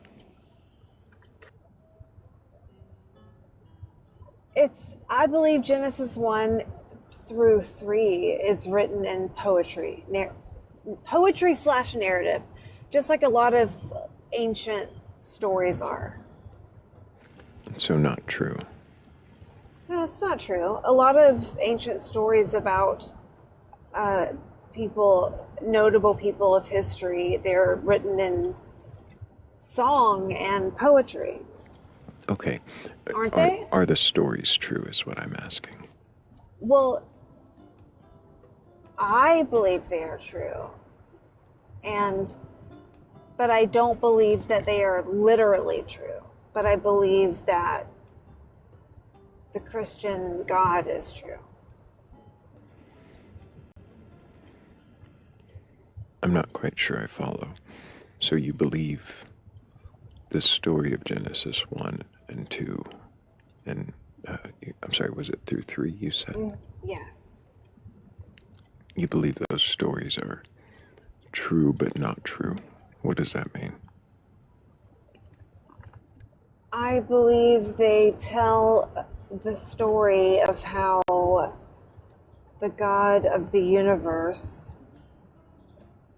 the one true God, what I believe is the Christian God, that how he created, how do I put this? That it was in order, that it was ordered. I guess I guess that's the best way for me to put Does this the for you order to understand. does the order things are created matter in the story? Cool. I think the order in which the universe is created matters, of course.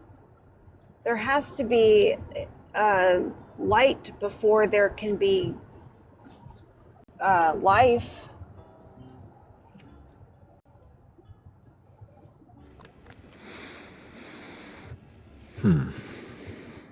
Does there have to be a sun before there are plants? Yes. Then why is the sun made after?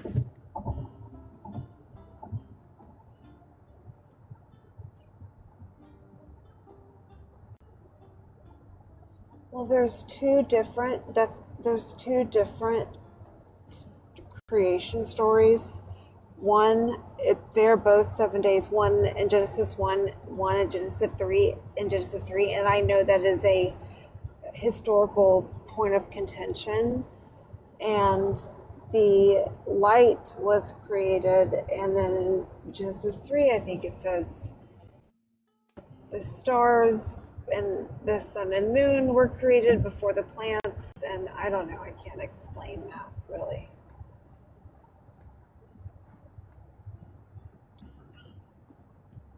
You're saying that's in Genesis 3? The two creation stories contradict. When the light was made, when plants were made, they contradict one another. Is it my signal cutting out or hers? I can't. I didn't hear what you said. I think it's hers. I didn't hear it either. Oh no, I'm sorry. I have a poor signal. Can you hear me? Automotive Thrayle. Ah, I see. JC, when you're not driving, I think you might find a better signal and try again. Because I would like to ask you some questions about your beliefs, but we can't have you up here while you're driving.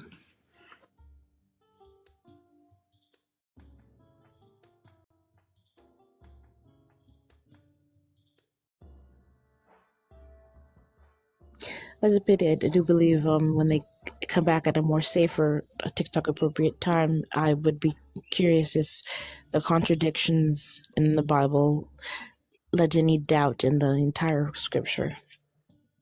That was a wild ride we were on. Mm-hmm.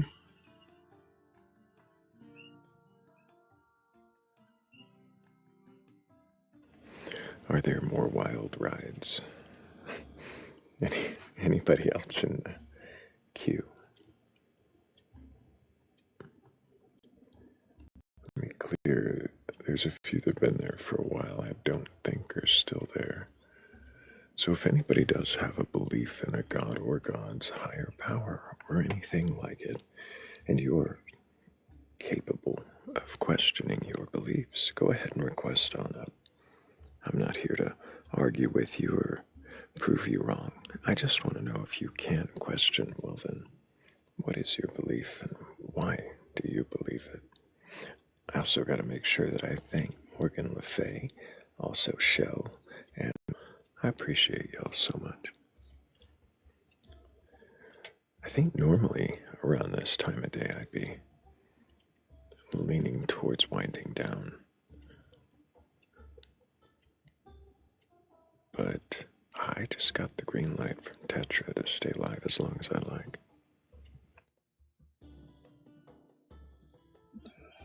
Did you know Yay, we get Thrayle more longer.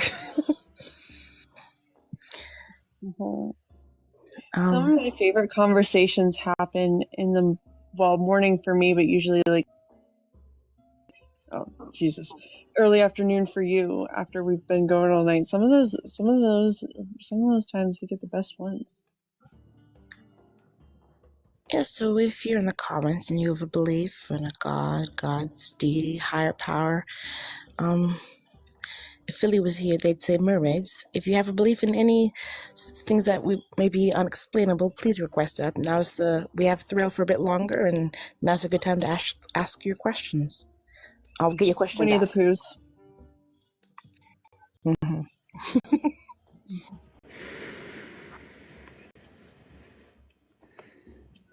We've spoken to the person in queue before, haven't we? I was wondering, but I'm not sure. Thank you, Shell, for the panther paw. Yeah, we can try.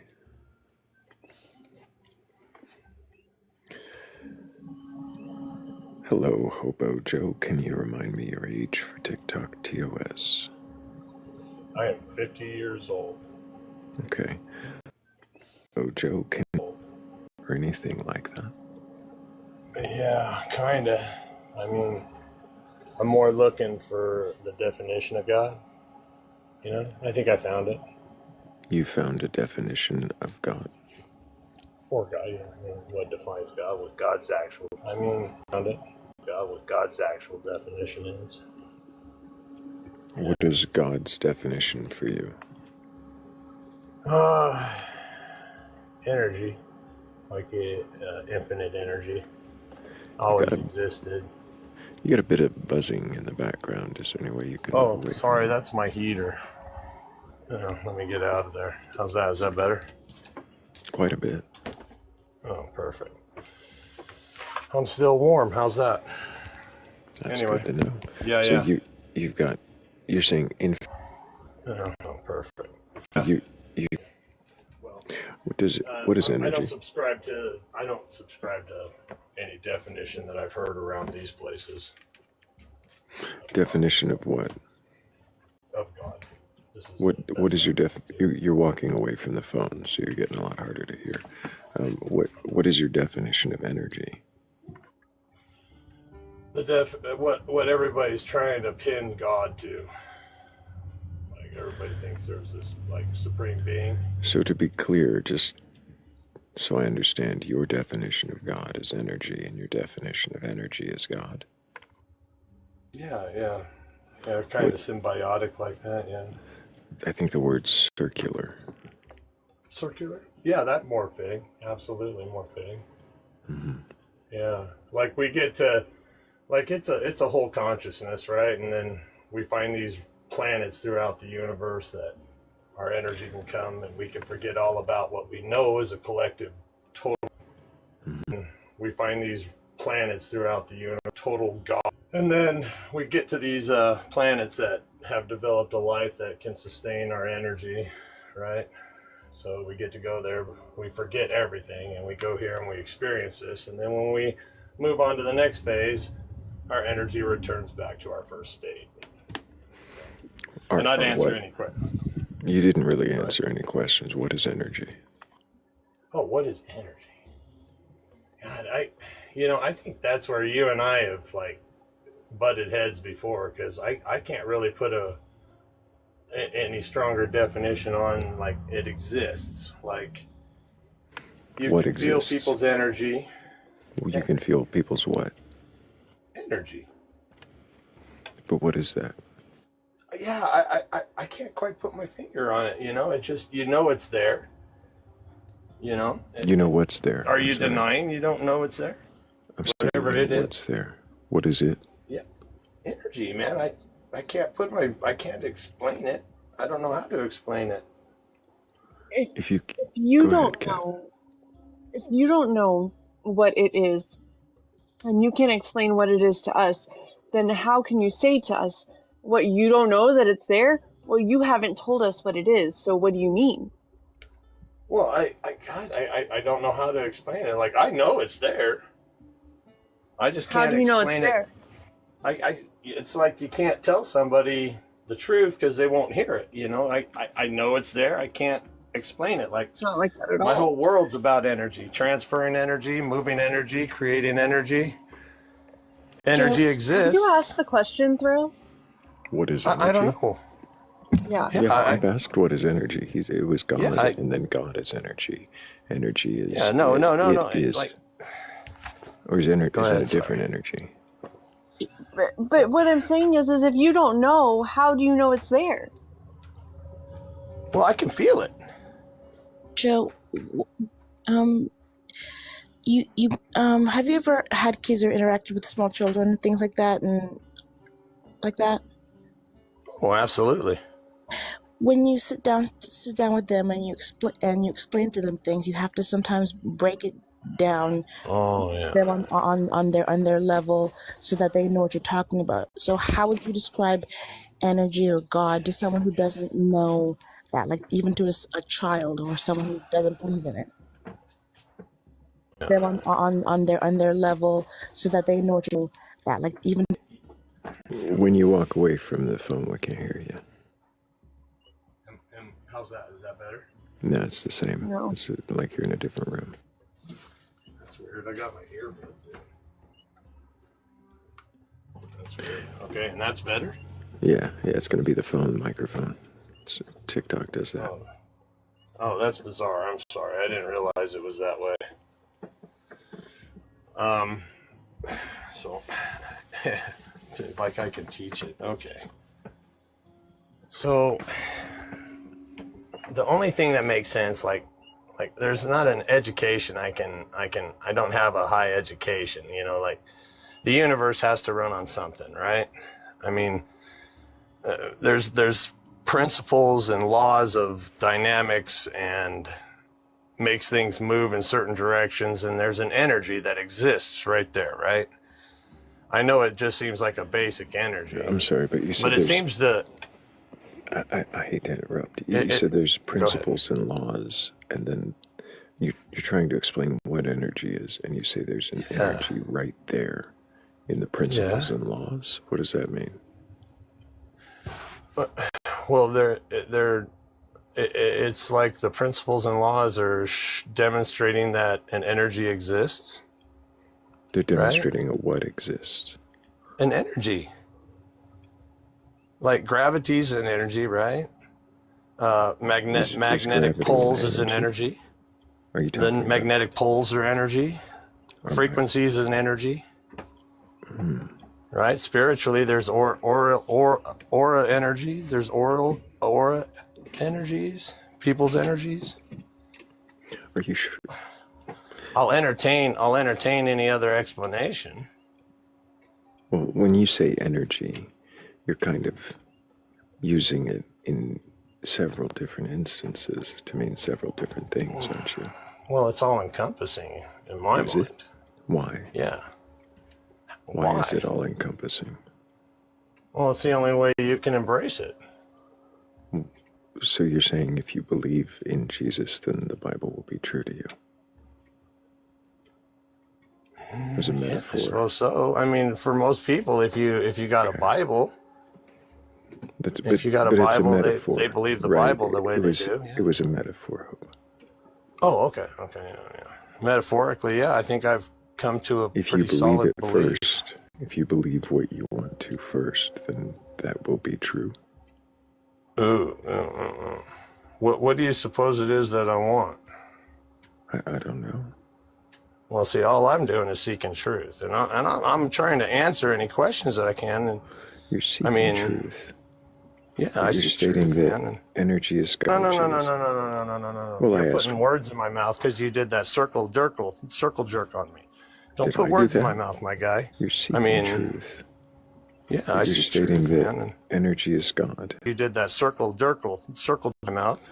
When I asked you what God is, you said it was. Yeah. But you're twisting my words around and putting it in my mouth the way you want to hear it. Am I putting them in your mouth? I'm just stating. Yeah, bro. Don't do that. Then shut. Well, when you're twisting my words, you bet.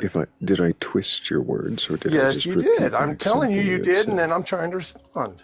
Okay, so tell me how I twisted your words by saying that. Okay. Everybody is trying to define God. That's all this whole world's about. They got their heads in the sky trying to define God. God, God, God, God, God.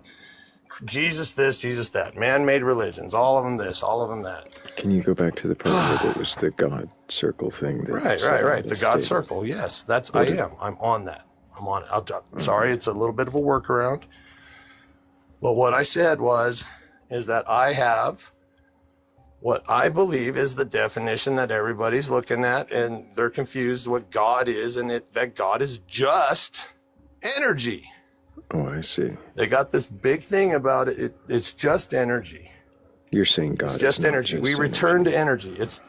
It's God is blowing this whole thing up. Are you saying it's God much more is simple. energy or is not energy for you?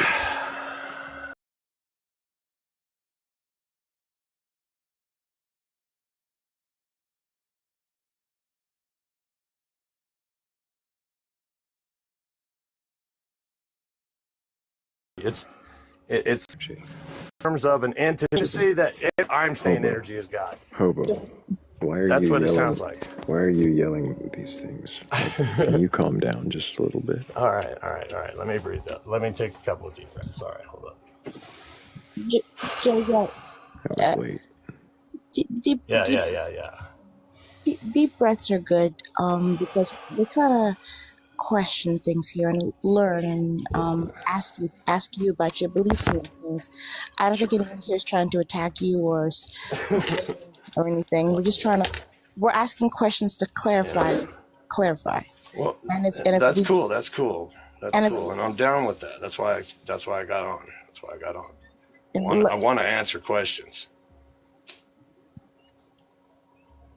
just know that it's not an attack on you or your beliefs. It's just a clarifying. And if we do get it wrong, maybe clarifying is helpful rather than is feeling someone who's putting words in your mouth.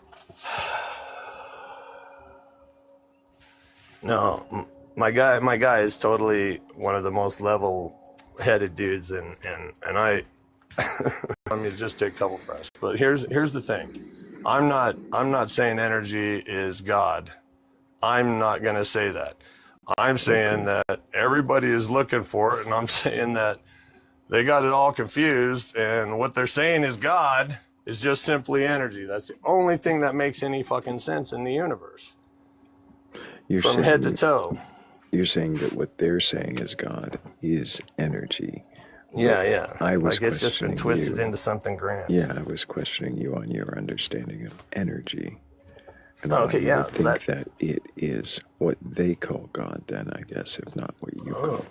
So why? Okay. So, and rather than, actually, let's dial it back, because I'm not interested in questioning you about other people's beliefs. I'm interested in questioning you about yours. And you seem to have a belief that energy is something that is equivalent to what people call God. Is that accurate? Yeah. But beginning so it's not and that end. energy. So it's not that energy is God. You wouldn't say that, but you would say that energy is the closest thing to God. Yeah, definitely. I think a consciousness. I think a consciousness. Yeah, absolutely, my guy. You hit the nail on the head. What about consciousness? Well, okay, so I have a classic background of education, like through multiple disciplines and educational education. Yeah, like I've been indoctrinated by multiple religions, and ethical or not ethical, all kinds of political don't even get me started. But anyway. I'm sorry, I got so far off the track on that. I apologize, host. Are you? Okay. I'm sorry. Go ahead, Bats. Are you able to leave those the beliefs of others at the door when you question your own? Absolutely. I'm okay with everybody believing how they want to. I think everybody's on some kind of path for seeking the truth of some sort. Like it is of some sort. Like Yes, it's hard out there. There's too much to debate it. You can debate truths either way, and yes, but when you formulate your own beliefs, do you think, oh well, they don't have it right, so I'll do it differently, or do you just, okay, I'm going to formulate my own beliefs, regardless of what other people believe? oh, have you ever had an affirmation or a confirmation? Like you got somewhere and there was already a bunch of people there? Yes, I think I don't know if a bunch of people were there, but I guess I kind of got that here with the Batcolyte. It's a good place where you find people who are also questioning, but I wouldn't say if finding people who say they have the answers is always has ever been a place I found. Well, what about an encompassing idealism? Like I don't know, something like you got together on a spirituality, a reality, like you guys were all in the same place but never talked, and it's not a mainstream. Yeah. Are you referring to community? Yeah, all kind. Like you find a community because, yeah, community confirming, Thank you, Shell, for like the Forever Rosa. It was beautiful. Oh yes, that was lovely. for me, that's definitely a little bit confirming. Even though you're thinking something, and then you got people all like saying the things that you believe. You're like, well, definitely a little. You don't. You're like, what? When you thought you come up with it all yourself. Yes, but when you find these people who you agree with on, Always. I haven't found another theory. I haven't found another theory that encompasses human existence like this.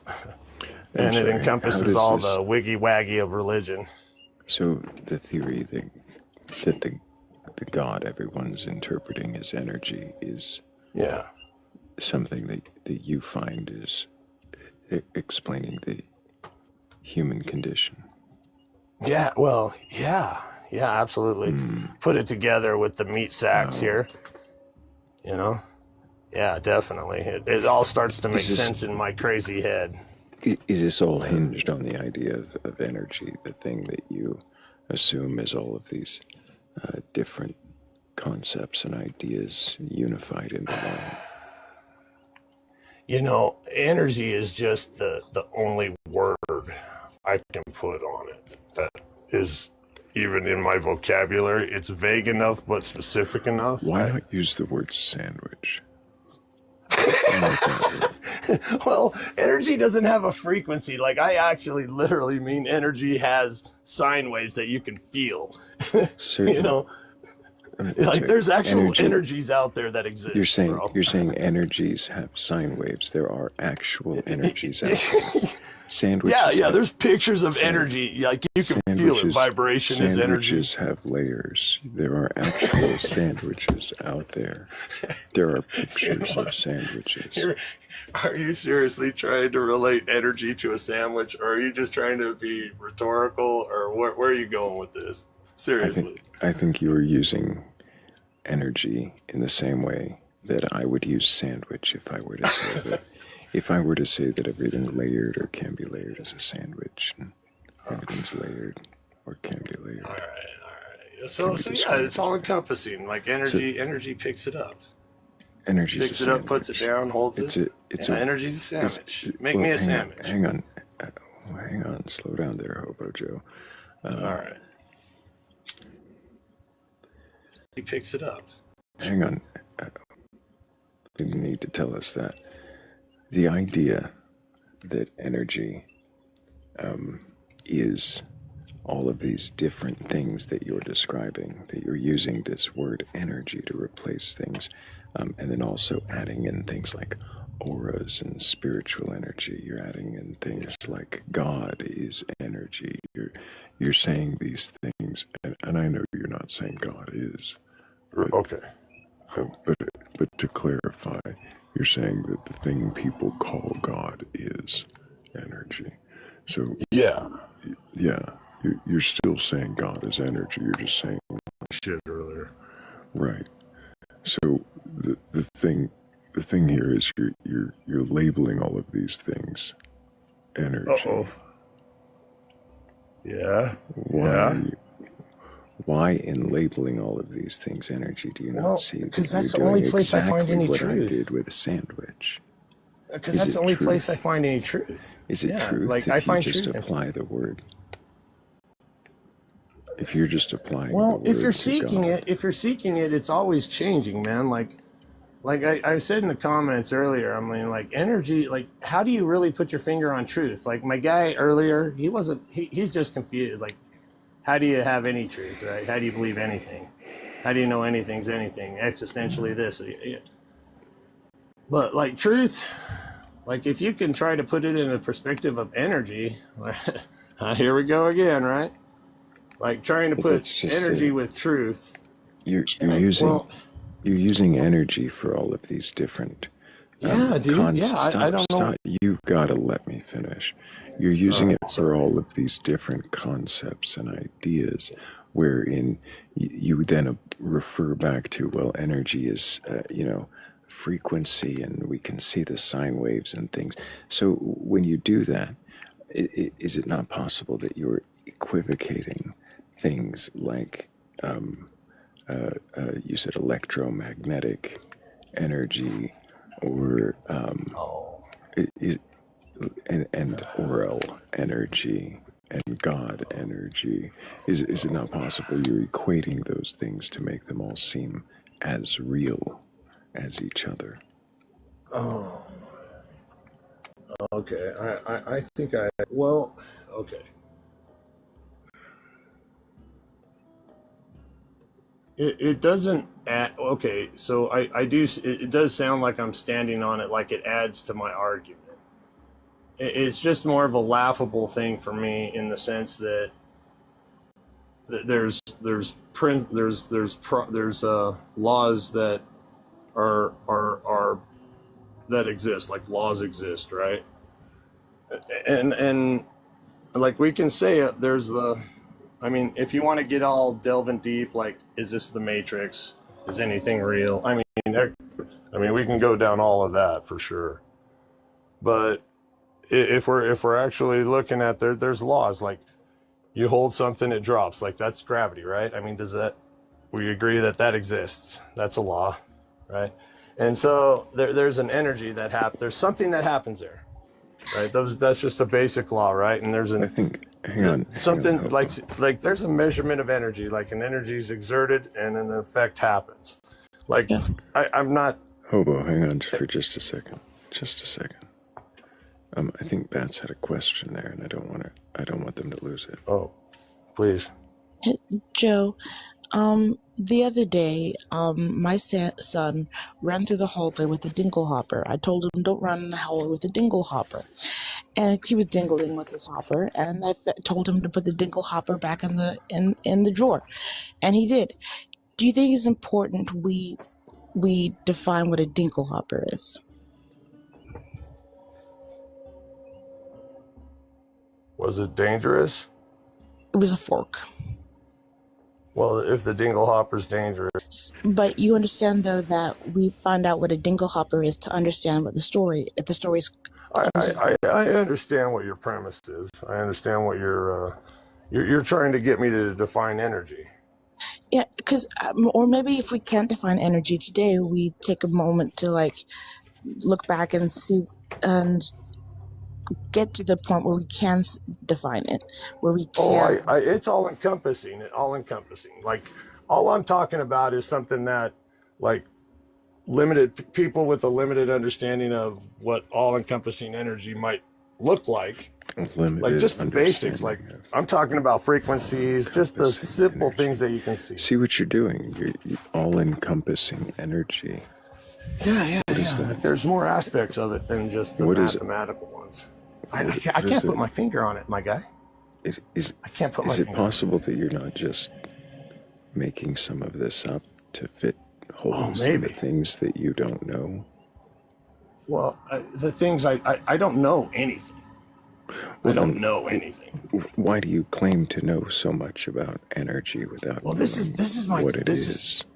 This is just my truth, man. This is like the closest Your thing to truth. a truth that I've been able to put together. Yeah. This is the closest thing to a truth. Yeah. Like the closest grasp to a truth of what might actually be going on here. Like, throw religion out. Like, if there's All right, anything that let's- might be. Same question as the last guest. Why do you need to know what's going on here? Well, why do I need? Here's the thing. Like I said, I just seek truth. I want truth. I Why need do you truth. need to know why? Why? Oh, I'm sorry you don't have the desire. I would ask why you don't want to know the truth. Hopo, you're assuming that the question's coming from a stance of where Cat believes, and that's you ought to know that's not how these questions are formed. Oh, okay. I'm sorry. Maybe I'm too immature mentally for this. It seems like you're trying to argue. Yeah. Oh, maybe. I have a little bit of a high defense mechanism. What was the question? I'm sorry. I'll try to show this it time more respect. This time if she asks it again, if she decides to, listen to it. Yeah, I apologize.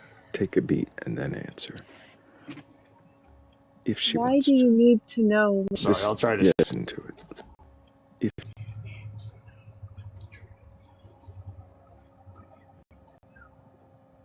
answer makes sense in my life. It drives me. Are you How can something you don't know be the only thing that makes sense? I'm sorry, what? How can something you don't know be the only thing that makes sense? Yeah. It's a good question. Yeah. I haven't been presented with anything that has anything more logical, or it just makes more sense to me than anything been presented in Eternity of Man that I've seen, that I've gleaned, mind you. I'm not a world scholar. But makes more sense to me than anything presented so far. Do you need to know, or are you comfortable with the I don't know? And it just drives me to know. Like, I want to, I need to. It motivates me. Yeah, I want to know the truth. And So in my you're not mind, my comfortable with I don't spiritual. know. Sorry? So then you're not comfortable with I don't know.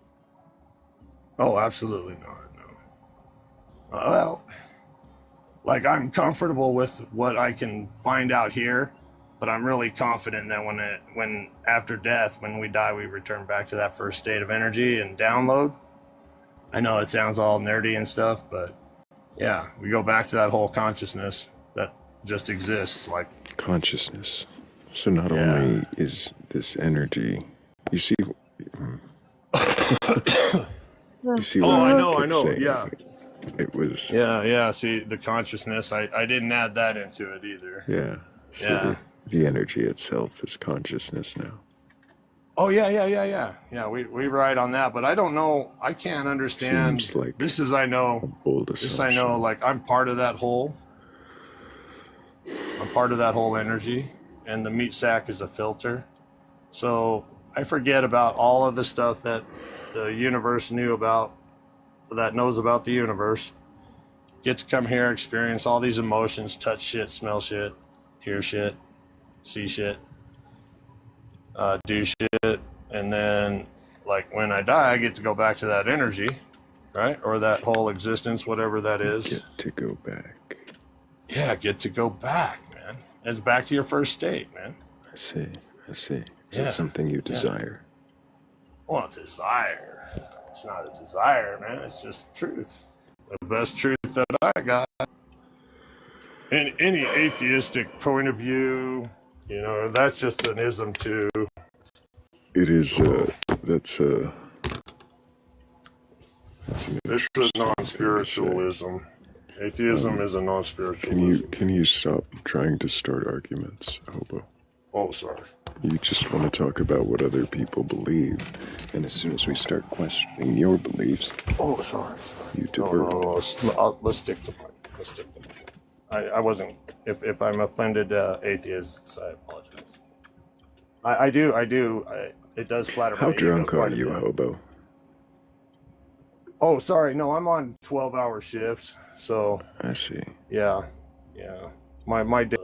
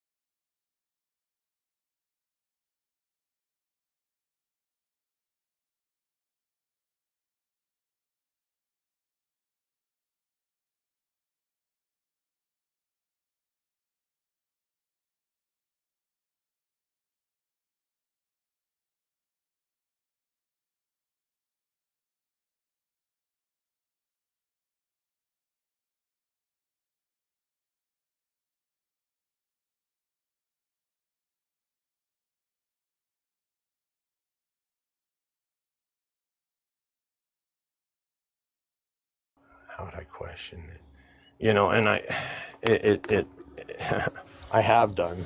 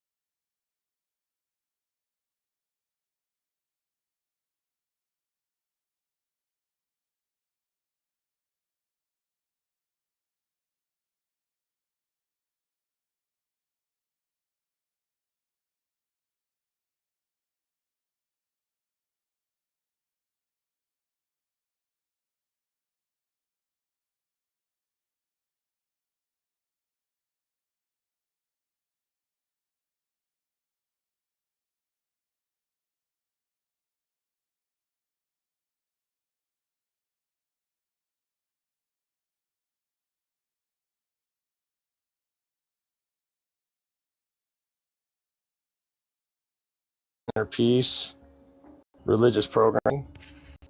So might it be that you're not sure how to define what a truth is? I guess I just have a belief that I'll know it when I see it. I feel I can feel like how I can feel like it feels right. It feels truthful. Something feels truthful, but in my mind it'll always be you gotta be careful. Like if it feels right, it feels like it's the truth they're telling you. Like that's dangerous, you know, especially if it's people or media inputs or. Right, so you should always be able to think critically about things to determine whether or not it is the truth that you're hearing. But how would you do that? How would you determine what is the truth? Like, are you talking about discernment? That is a word that is used often, yes. I guess it's like eye contact. I've read some dark psychology books, facial tics. I've done some people reading. I pick up on energies that are like crazy that I don't know how to explain, and I don't know how to explain. Are there other ways that are maybe more verifiable to determine what is true?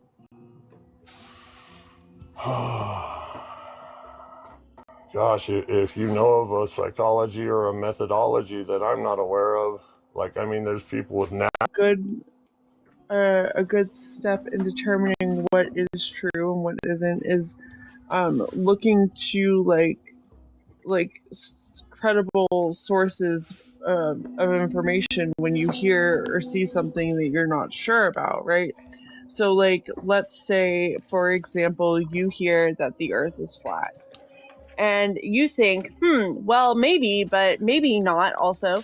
So what would you do to verify or to disprove even that the earth is flat? Like, how would you go about that?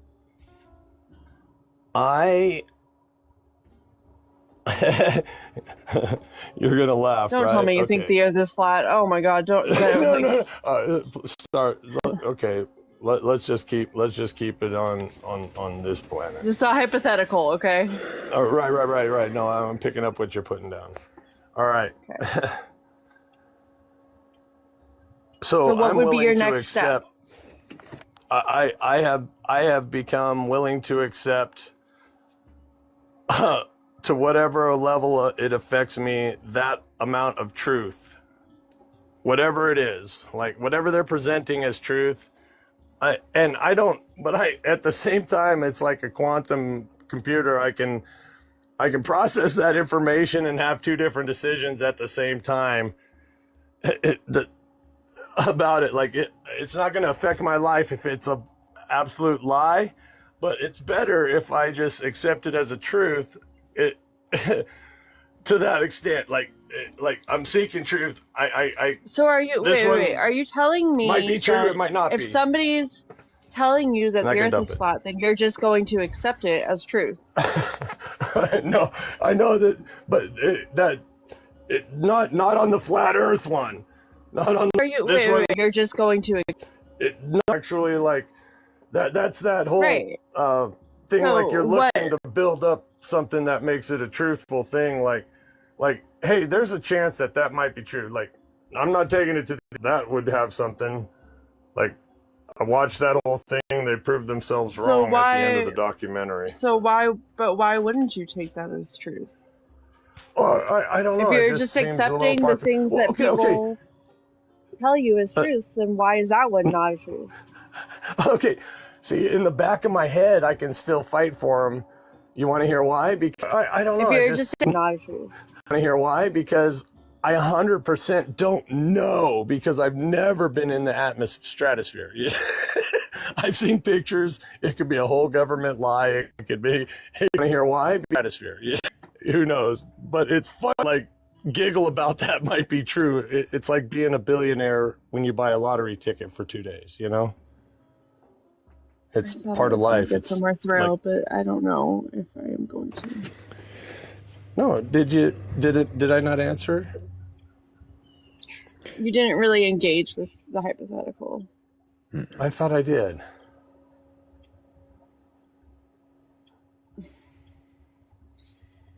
So when I said somebody tells you the earth is flat and what is your next step to verify if whether or not this is true? Like you completely didn't engage with that. Oh, you're right, I didn't. Hmm. You're right. And so if you want to go back and try that again, we can try that again. Okay.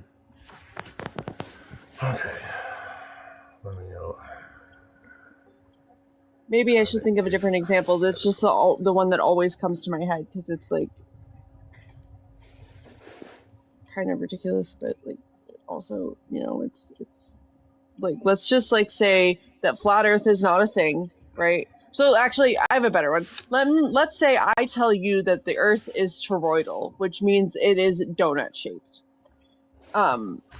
What is the next step that you're going to take to verify whether or not the Earth is donut shaped? That's an excellent question. Like, is this new information, or has it always been assumed that it is this way, or is it like the flat Earth thing just came in? It's well, no, it is. Yeah, it's new information, right? Well, it's new to you, Okay. especially, right? Okay, it's new information. We're on a donut-shaped Earth. Okay, and now how do Yep. I go about verifying? I come up to you and I say, big news. They, arbitrarily, whoever they is, just figured out that the Earth is donut shaped. What do you do next to see if the Earth is donut shaped? All right, if I have fucking money, I get on a boat or a plane and I go fly or boat over to it to see. But would I see it? I'd hope to see it. Or is it so big that it would just look like a... What is you, like, just you, everyday you, this you, do to verify whether or not the Earth is donut shaped? I guess I would look for satellite pictures, and then you could only question the validity of that. So they could make it So like, let's say you find some information that the Earth might be donut shaped, but it doesn't seem to come from any, it's like on Reddit or whatever, and those pictures definitely could have been made by AI. So what do you do then? Do you believe the Earth is donut shaped, or do you say that girl was full of shit? The Earth is not donut shaped. I laugh, and like I probably don't even entertain it because that's so far fetched. Okay. But so why do you entertain? if I'm curious, that's first thing I do is I look it up, and then I'd probably like stalk the person making the claim, I guess, if I was like into that. And then if I had enough to just be oppositional, just like a hint of a doubt, I would say she was full of crap and go the other way and laugh all the time I heard it. Kind of like what I do with flat earthers. So, okay. So if we've determined there is no veracity to the claim that the Earth is donut shaped, even though it definitely is. So like, let's just get that straight. I love it. See, like, I love that about, like, that's your truth. I love that about you. Like I don't think the Earth is shaped like a donut. I don't think the Earth is donut shaped. I know. Your truth. So so we've determined that there is no like proof or veracity for this, like no concrete proof or veracity for this claim. We've determined that there's probably no good reason to believe it. So now let's take this and let's think about this whole energy thing that we've been talking about, right? Where did you first hear about this? Like, where did you first start to form this idea? In my mind. Okay. Like, it came to me. It just came to you. There was no outside stimuli there at all. No. You never heard. To this day, I haven't heard anybody repeat it. I don't think that's true. Oh, okay. Well, hey, hook me up with them if you find them. You I mean, just watched come the in show here for every more night, than you'll an have hour. 5. Yeah. Yes. That's why Okay. the energy question is so popular, is because it's a frequent question.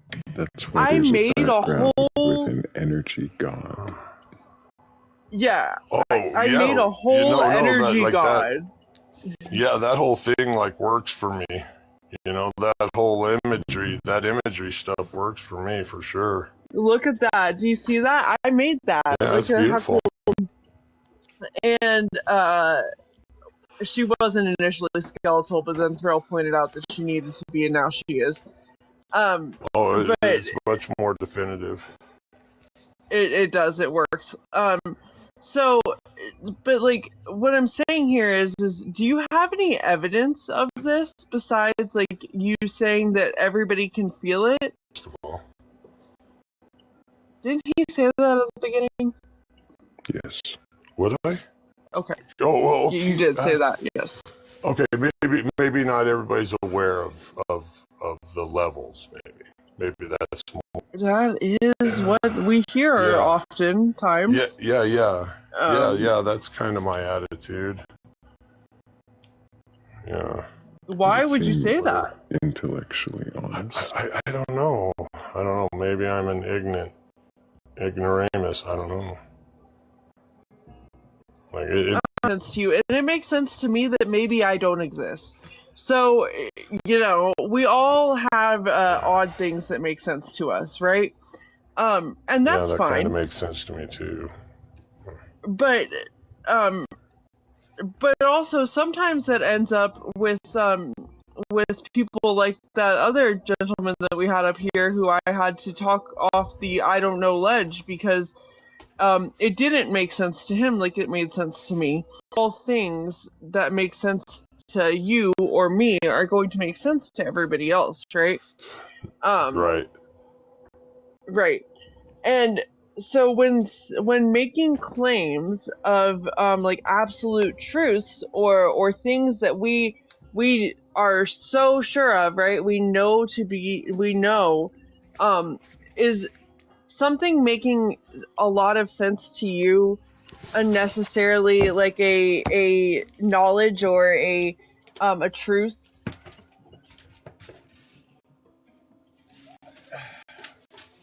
For me, okay. Does my valid does that sum it up? Well, how do you determine that it's a truth is really what I'm getting at. Seeking, like never settling on this is the truth. Like I won't know until I part this earth, like until this energy moves on to the next phase, whatever that is. Like I think I have a pretty good idea. I feel confident and secure in my position, but I won't know for sure. I can't know. I have an idea, and I think I know. But I until something comes along that changes that, Does this? Oh, yes, ma'am. Yes, ma'am. Like I can face death, fear. I've done a lot of things. Are you seeking the comfort or are you seeking the truth? The truth. There's no comfort. Brings you comfort because if you're seeking truth. Honestly, I didn't know what I was signing up for. Seeking truth? Once you see something that has all the markers of what you think is a truth, and it's frightening, and markers of what you think is the truth. So we've been trying to get there. I think that's different for everybody. Like I think right, but I'm asking you. What are the markers of a truth? Yeah, what do you think? What are the like markers? it hits things in my mind that go, I can't dispute that. It says something like your inside your chest like swells and you feel that it's not offense, defense, anger, you know, something's confirming, and then understanding that to be the truth and the consequences of understanding it all happen at once. Feeling like an intuitive thing. Sorry. Yeah, I mean, that's about the best finger I can put on it, to be real honest. I mean, seeking truth ain't. Do you ever go back to verify this intuitive feeling that you have? Like, do you ever take any steps to like double check these feelings? I've had more affirmations than I can. Like, I've stopped keeping track of the affirmations. Like, Actual affirmations or perceived affirmation? Do you know what a confirmation bias is? A confirmation bias? Yeah, I think I can. Like, I saw it the way it was going to be, however it went, regardless of how it actually is. Certain things that are going to confirm what you think. Like, you may perceive things in a way that confirms what you already think, right? Even if they're not necessarily that way, your mind could rationalize a perception in which they are that way.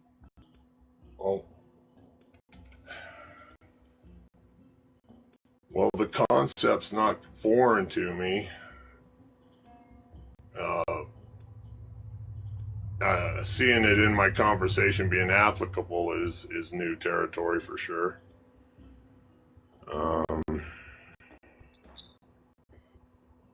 Have you ever considered this before? Sorry, Bats. I'm sorry. Well, like I said, that's new territory. Will you at least take it with you? Yeah, absolutely. I mean, constructive criticism is of one's perception, reality, period. I mean, how else do we maintain any kind of sanity? Yeah. Okay, Bats has been trying to go, and I feel like I've been like, yeah, go Bats. No, you asked great questions, Kat. Some of those questions are questions that I definitely wanted answered. Like a lot of like you have great questions. My question is, do you think it's possible for something to make sense to you and to give you maybe an innate like feeling of yes, this is right, without it being correct? Absolutely. There is flaw in the system, and corrections do tend to get made, but you tend to roll with them like it's half expected, half hoped not to happen. But yeah, no, definitely, for sure. Like, I've stacked whatever was stacked on that from perception, be it a truth or a concept, you know. Yeah, and have it fail utterly. You've said earlier that you've explored different beliefs and you've been indoctrinated by different beliefs, and so you've probably had moments where you're like, oh yeah, this felt right, this made sense, but it wasn't accurate. And maybe it's important to continue to have that mind state on a lot of things, including maybe formulating beliefs like God is energy, things like that. I couldn't agree with you more. And, I appreciate and I've been on that journey for a very long time, and I look forward to, you know, blending our energies, because I walk out. God. No, I Joe, know. Check it out. Check it out. This Joe, is something that just to stop you before it goes weird. to weird territory. I think we're at what sounded like maybe some introspection and questioning of your beliefs. I think we should end it there. Appreciate you being here. I really do. Right on. Thanks, Maybe my guys. another Great time. channel. Maybe another time we'll have more questions for you.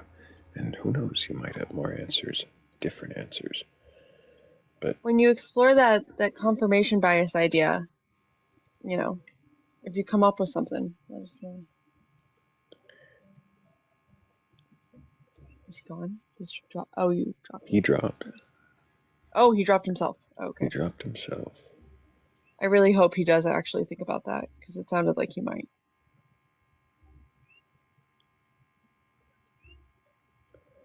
Let's see if any of these guests are actually in queue. I clicked 3 at once. Yep, Oh, you clicked 3 at once, huh? I sure did. You're just playing with fire right now, aren't you? I'm just going with the odds. Most of them are ghosts. Hello, Queen Disco. Can I get your age for TikTok TOS? Wow, I didn't know I came on here. So sorry. I didn't That's probably- all right. You didn't mean to request up. No, I don't know how Oh. that happened. Well, that's I must okay. have really chubby fingers. You guys, I've been enjoying this conversation this morning. This is a great way to wake up. Oh, thank you. You can drop me. Appreciate you being here. Yeah, Take no care. worries. Thank you. that was lovely. That was lovely. Thank you. This is like the best way to start the day, Thrayle, on all of TikTok. Well, thank you for that, Bat. I enjoy it. It's the great way to spend most of my day. Yeah, I would say I never get to start the day like this unless I've just like been up doing this all night. But I never wake up and still have it on because time zones. So that's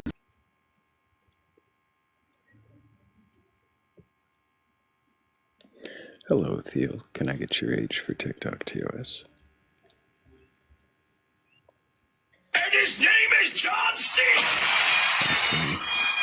Well, I mean, that's one way to be. It's at least it's the least, like, offensive troll we've probably had. Probably ever. not a great way to start the day, though. Yeah. The noise. I do not. I'll have to back up. It's not the least offensive troll. Still noisy. It's offending to someone's ears. The Oslo witch had the mic all the way up. I'm glad I didn't have headphones on. Sorry, headphone users.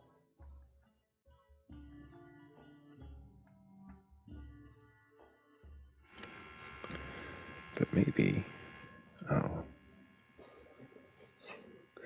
somebody watching does have a belief in a god or gods, a higher power, or something like that. And they're capable of questioning that belief. Perhaps they might even know how to hit the request button, which would be any of those boxes on the screen, or the 2 little red and blue people next to your chat bar. Either of those ways will request up, and we'll see that.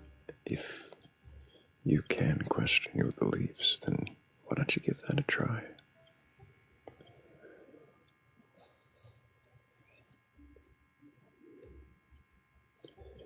You can see by the calm, skeletal grimace there that I'm not looking for an argument or a fight. I'm not looking for any kind of debates or really even not looking for your long-winded monologues, but I am looking for conversation back and forth where we get to ask questions and you answer them in accordance to your beliefs if you can question them. Not in accordance necessarily. In relation, in questioning. what is that questioning mean to you? How do you question your beliefs? What kinds of questions do you ask? And is that questioning doubt?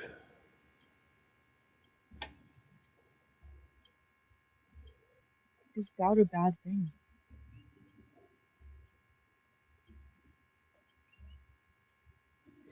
Rory says question beliefs with new information. Can you question it with what you know already?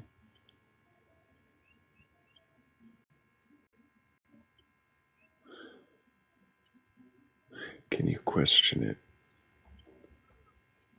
in consideration of it being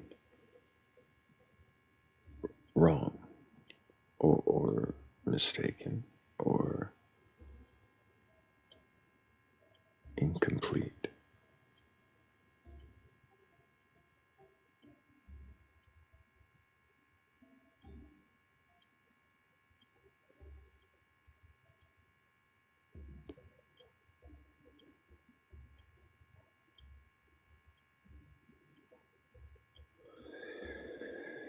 Thank you, Tutski. We needed that information. That was important to share with everybody in chat. Tutski with his movements. That's some shit energy, dude. No, Catfather, it's not raining today. It rained for a full day, or nearly two. No rain right now. It was just raining like 2 minutes ago for me. Well, you do live in a jungle. It's going to rain a lot. Yeah, it is a rainforest. It is in fact a rainforest. I live in one of the Maybe the red. volcano will go. Well, Tyler's gone, and we'll get to all go see the volcano together. But not him. Maybe.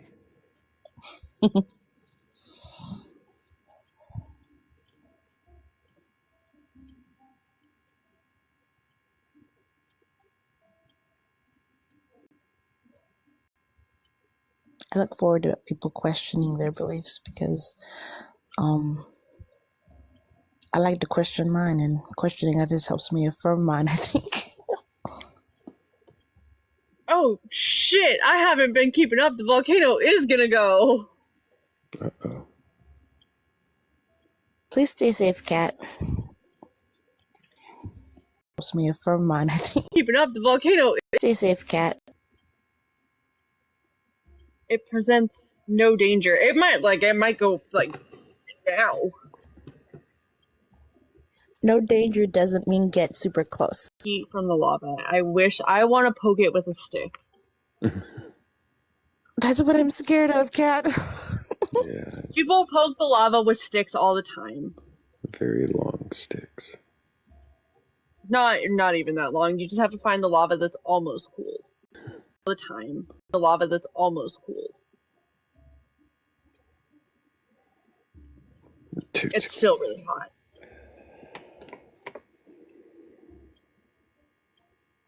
See? Right, exactly. Well, we're up to 85. I'm sorry, not 85. 185,000 likes. Still really hot. See? Not 80. Really amazing, guys. 200,000 before I even have a poem ready. I bet. Likes. That's that. I bet. And in doing that, we'd probably get a few more people curious and question their beliefs. Have a poem ready. People curious. Also, please remember to do your heart meets, repost the live, share it with your favorite believers, and so forth.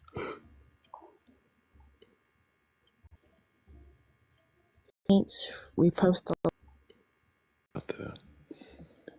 being able to repost it again.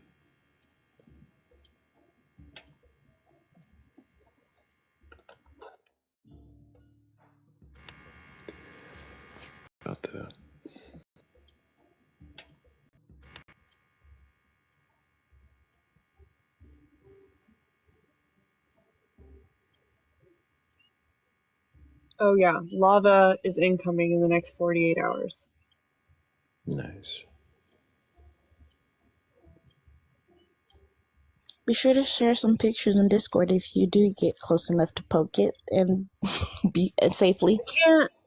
I can't poke it in the caldera. I'll have to wait till there's a fissure eruption to poke it.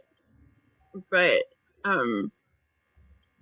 if so last time I was gonna go, but it only erupted. It erupted during the daytime, and it costs like $30 to get into the park during the day, and I'm not gonna do that. But so maybe it'll do it after dark this time, and we can go and just like hop on a live and watch it together.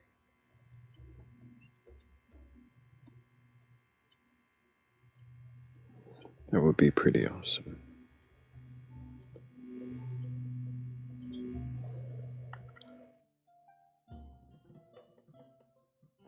I love nature. When I was a creationist, I had a narrower view, but now I just in the comments has a belief in a God that created that beautiful volcano that's about to erupt. And maybe if you do have that belief or a similar belief or even a belief in general, we definitely appreciate you requesting up and sharing that belief and questioning it. Now's the time. Boxes are ready.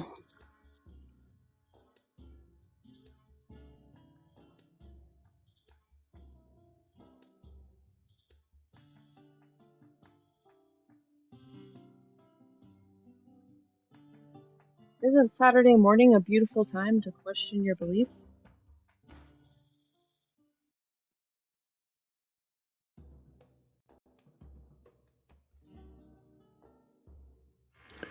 I think it's a perfect day to question your beliefs just before you go back the next day to your church and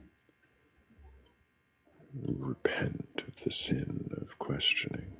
Questioning your belief, yeah, you question your church, and then you get to go tell God about your naughty behavior. Not entirely naughty, because even Gideon, a prophet in the Bible and a warrior, questioned God, and God rewarded his questioning. See? Would you look at that?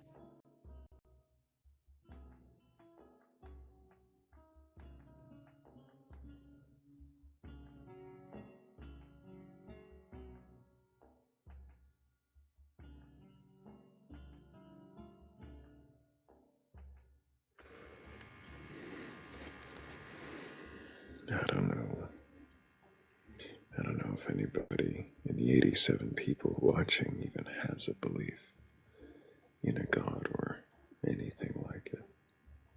Mermaids, Pooh Bears, Fire Yetis. Toroidal Earths Toroidal Earths. has a belief. Mermaids, Pooh Bears, Toroidal Earths. I have to stop saying that to people who think the Earth is flat. Toroidal Earths. Toroidal Earths.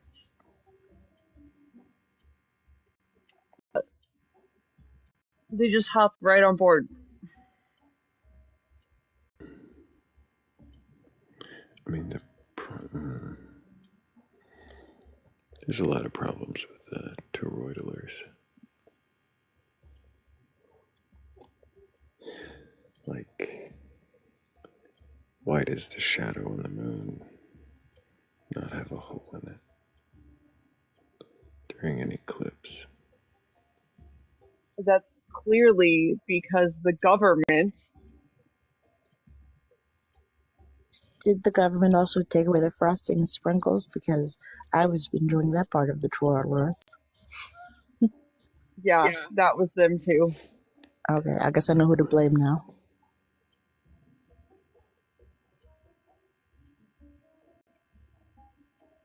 Come on, guys, get with it.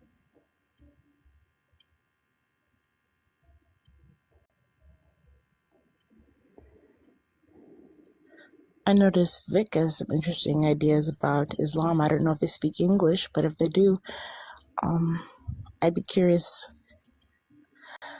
on that. What language is that? Do you read that? No, but you can use the translate feature for chat. What translate feature? You hold down their name, there should be an option to translate.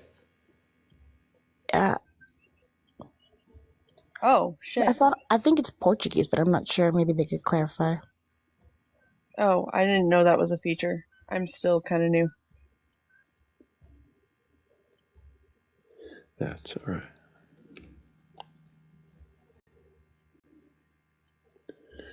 I've been given the green light to run the live as long as I'd like, and I feel myself, absent a believer, getting tired.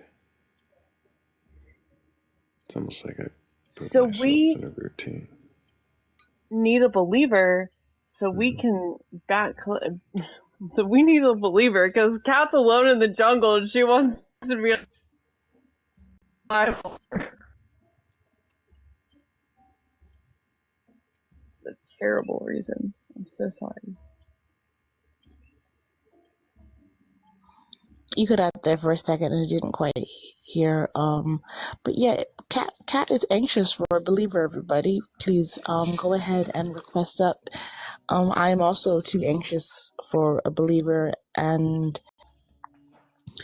I know maybe not everybody has a belief they want questioned, but if you were to question it, how would you go about it? Maybe just think on that. Everybody who doesn't have a belief should share the live with the person who they know that has a belief that needs it questioned the most. Which I am doing right now. Oh dear. Oh, Brian, the little green dot is next to Brian's name. I wonder if we could convince him to come be questioned. I know you said you wanted to question him.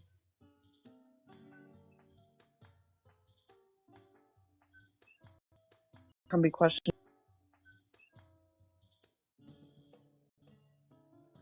Oh yeah, I'd be very interested in questioning him. Be very interested in questioning him. I like Brian. I shared the live with him. So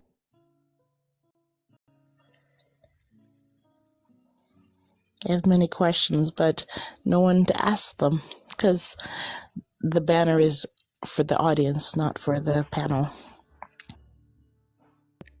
Thrayle, that is true. Ask them. Are you saying I should switch the banner for the panel? Well, I mean, it is like a surefire way to get a believer.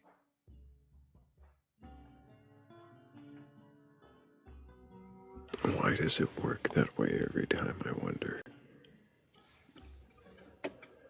Maybe it's a less intimidating prompt. Fewer questions. Or, like, it's because it insinuates that we're questioning you, and then we are questioning you. That's... I should change it up. So you have a belief that this banner will promote more believers? A belief? Is it a belief with questions?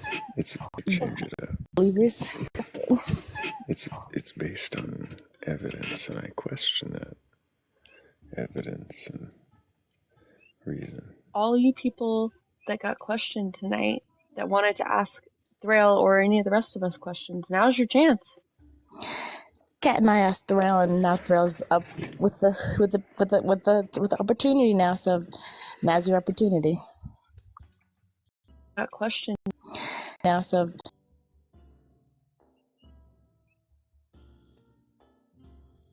now Thrayle's up with. Does okay. Yeah.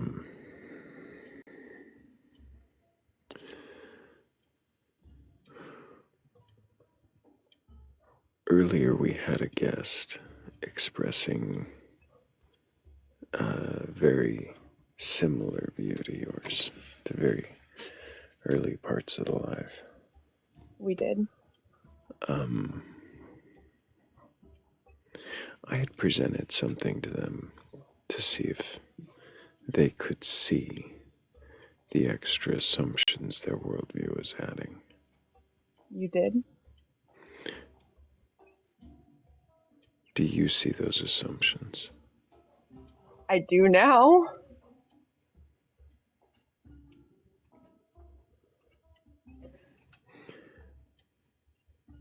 Do you prefer to have fewer assumptions when concluding what could or is true? When concluding what is true, yes. When concluding what could be true, maybe.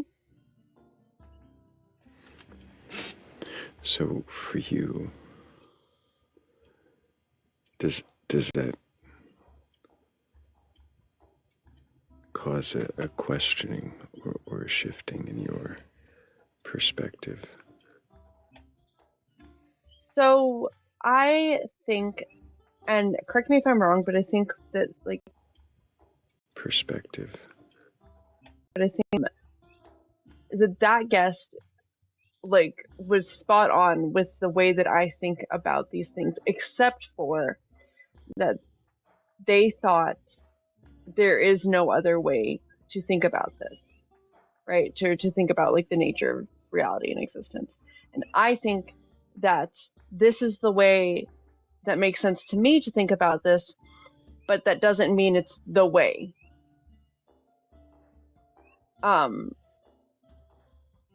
So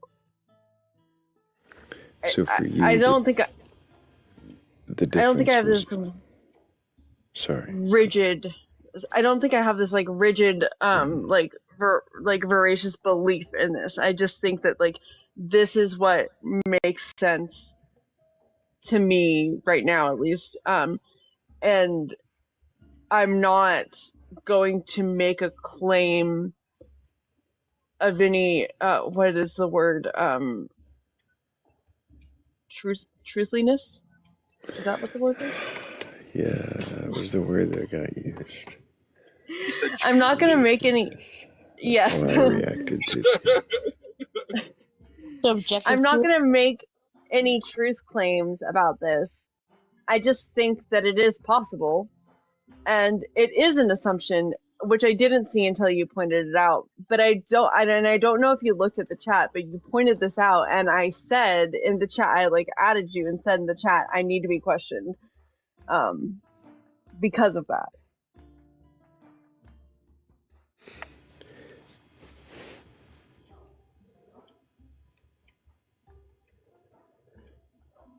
Thrayle, Yeah, you said you play guitar, right? I do. Would you play us a song? It's a question. That's the. Would you? It's a question. Good.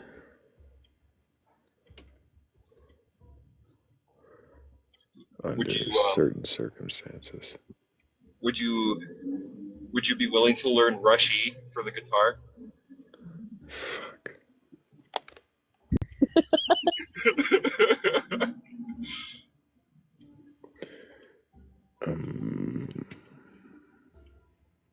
I like Rush E. I'm not sure how you would play that on the guitar. I'm sure there's some way. You're a smart man. Maybe. Oh my. Okay, you guys. Come to question or come to challenge? No, it was a question. It was just a question. I wouldn't shame him if he said no. I can't. I'm trying to learn it on the flute, and oh my god, I can't do it. You play the flute? Yeah, I play everything but the guitar. He plays everything except strings. I also kind of do that too, so I get it. But also, I don't know if he's stayed in here, and I don't know if he's going to request up, but he should. But I have been sending this live to the same believer for months, and I just saw him float in, and he might have floated right back out. But it's a step in the right direction.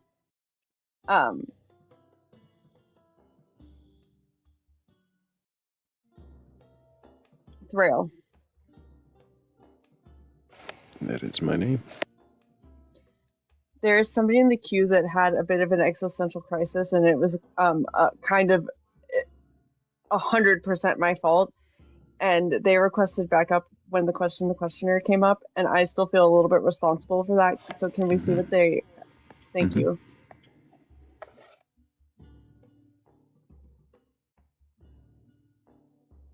Welcome back, Toad.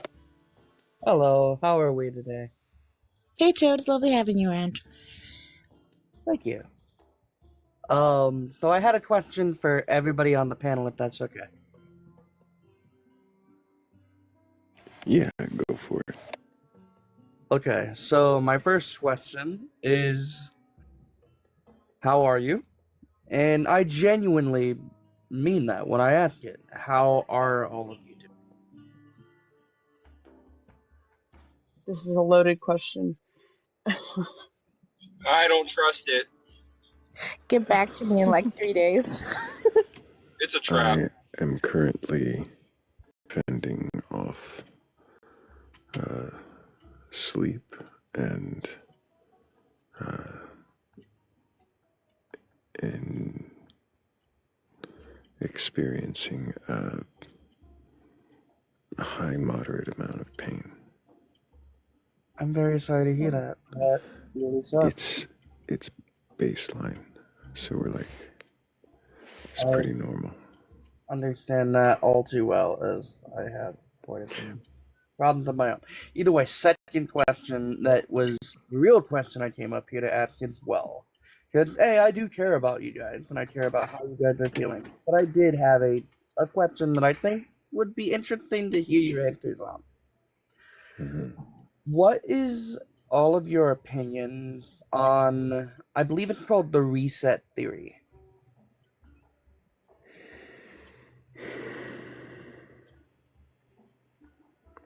Can you describe what you're talking about? Okay, so what the reset theory is, at its base, is the idea that not exactly the universe, but humanity in history kind of resets and repeats itself every so many years.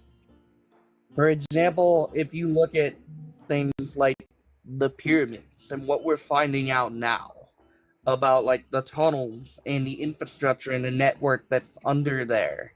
Oh, it finally came up. So it's a load of malarkey. Okay. There's nothing actually there.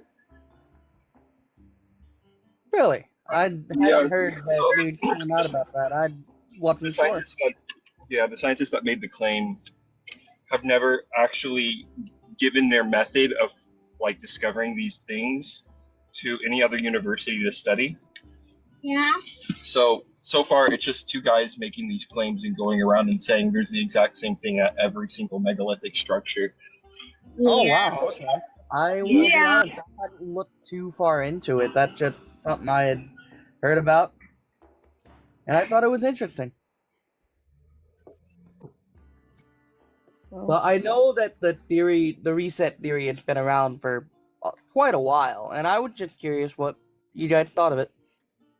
I think that we have pattern-seeking brains, and we like patterns just in general, and so it does like make sense to me that there would be recognizable patterns throughout the history of humanity, right? That all of that tracks, yeah.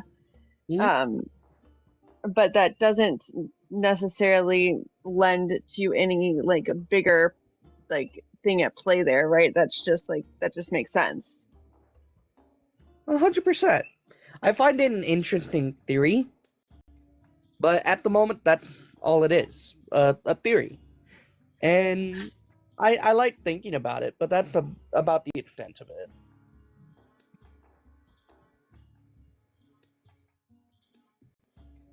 I humor in me, and I really appreciate you guys being able to explain things and talk things through and help me question these things without making me feel like a complete buffoon or a complete idiot.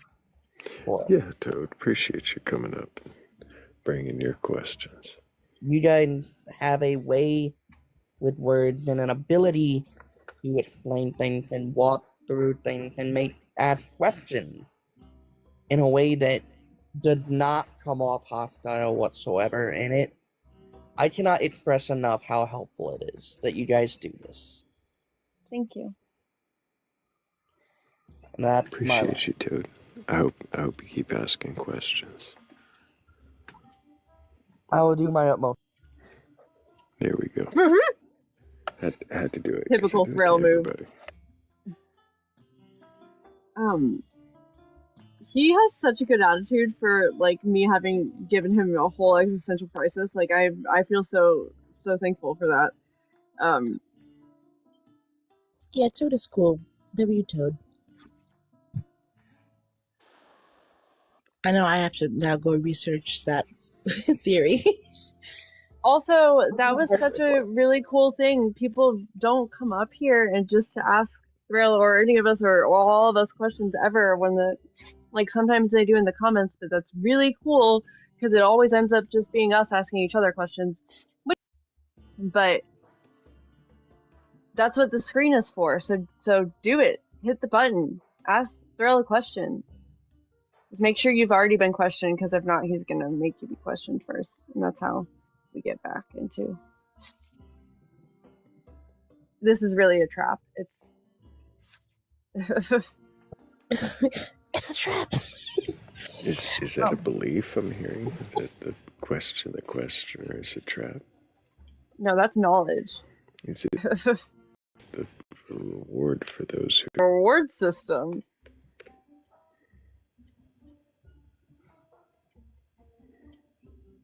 I do have a question with Thrayle. Earlier you, because I made a general statement about not living in questioning, and he said it's okay to live there as long as we don't dwell on it. Do you think there's like Toad experienced, that there's dangers of how much we question ourselves? There can be.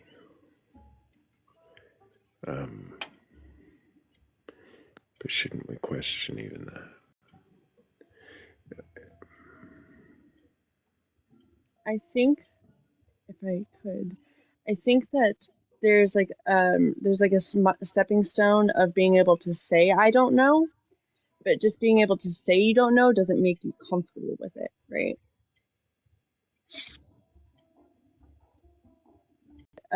There's like a step with it, right?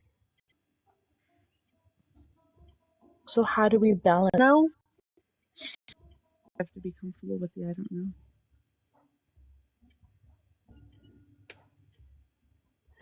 What do we balance it with? Yes, like I might question something, but then I also might go to things that I might go to my foundational beliefs to keep myself from questioning to the point of existential crisis. Like before, earlier I said, like I'll dwell on, oh, I love my children, and that's a belief that I have that I can hold on to, even though the other ones are questionable. I do have some beliefs I think that we can hold on to, and I would hope that other people would have the same. Some things I question and become tiresome. If I question my belief, if my kids loved me every day, I think I would get myself into a lot of anxiety. But I ground myself with facts. Their actions speak louder than their words, and their actions show me that they love me. So can we ground our beliefs with can we ground our questioning with facts?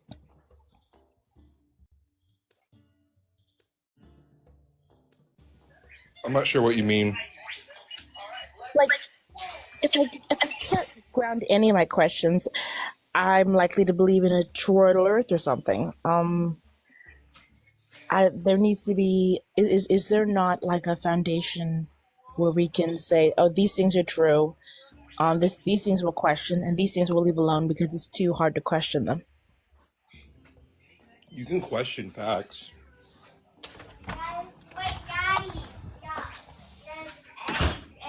Bacon in it, yep. Yes. It's unbelievable. Bacon is wonderful. Bacon. That's right. You heard the kid, Tutski. Get on that bacon. Bacon. I made him a breakfast taco. Being indoctrinating with bacon. Oh my goodness. With bacon. Oh my goodness. Our relatives are appalled.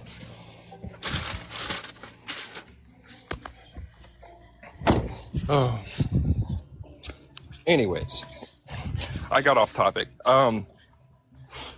You said I'm still not sure what you mean by like questioning everything can lead you to like an existential crisis. I think questioning is just like dipping your toes in the water. Not so much like you got to be paranoid about everything not being true. But for some people, it becomes that.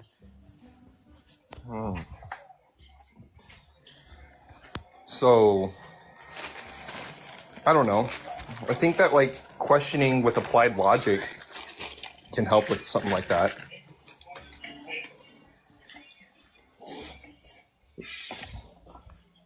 Like baseline truths. If things align with baseline truths, I don't see a reason to be paranoid. No, but then what's a baseline truth? How can we know? Well, without getting into like the semantics, you can start with stuff like, you exist, or at least you can think. Yeah, knowing I exist part has been questioned since I met Kat, but please don't let me like talk you out of existence. Existence is a fine thing to believe in. It's just supposed to be an exercise to say you don't know. Hello. Oh, it's Lauren is here. Hello, everyone. There's something called conservative phenomenalism. Did Sirloin mean to request stuff? Okay, Sirloin. That's a no. Did he mean to request stuff? I can't quite hear you. I'm gonna guess not. There's a lot of background noise. Go ahead, Tuski. There's a philosophy, or like there's a modality called phenomenal conservatism where your seemings around you, what your senses pick up, are false unless given evidence otherwise, right? So when you push a ball or you pick up a heavy weight, you know that it's heavy. There's no reason to question these things, right? Because you're there to observe it. You don't have to question the observable. What you have to question are the claims of like truth, like the truthfully claims that are unprovable, that are unobservable, that are, when you get that little alarm in your head that says like something like, oh, Santa's real, right? That's not, somewhere in your head that Santa's not real. Or in your head that like these claims can't be real, or you've never observed them to be true. And you use it as for me, I use it as a means to keep me sane rather than go insane by questioning everything. I use it as a means.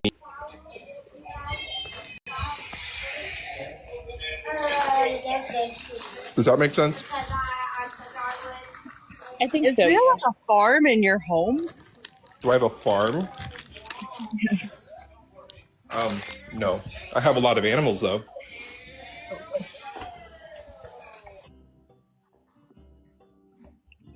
I think, that does help answer the question, Tuski. I think questioning has always been a difficult thing for me because I have a tendency to question even my own actions and intentions when I know my intentions were good. But I guess Hmm. I don't have to think on that. I do think that like maybe your perspective is a little bit different than like any of ours, right? Like there are some like other, you know what I mean? Like Yeah, I have several perspectives, so it's like it's a little hard right. sometimes to come to a conclusion when I'm like, okay, I'm gonna do this, I'm gonna do that, I'm gonna live my life, and I know what I did, and the other part of my brain is going, well, no, you didn't. You don't know that you did that. How do you know? And it's like, stop it, brain. Right, but you also know that you have like a valid reason to ask yourself these questions, right? So I can see where it could get like a little muddier or a little like more difficult from your perspective, like versus like, you know what I mean? Because you have a completely valid reason to question like whether or not you did that thing or what, you know, um and that in that way I can definitely see where you're coming from on like it, like the lines being a little muddied or it being a little like more difficult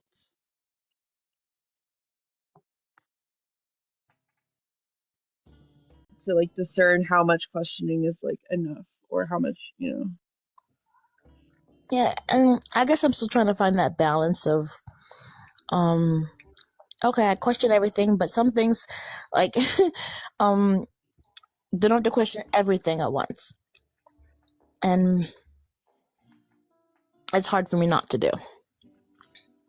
Because I'll even question, like, why am I here right now when I could be, I don't know, researching the, what was it, the reset theory?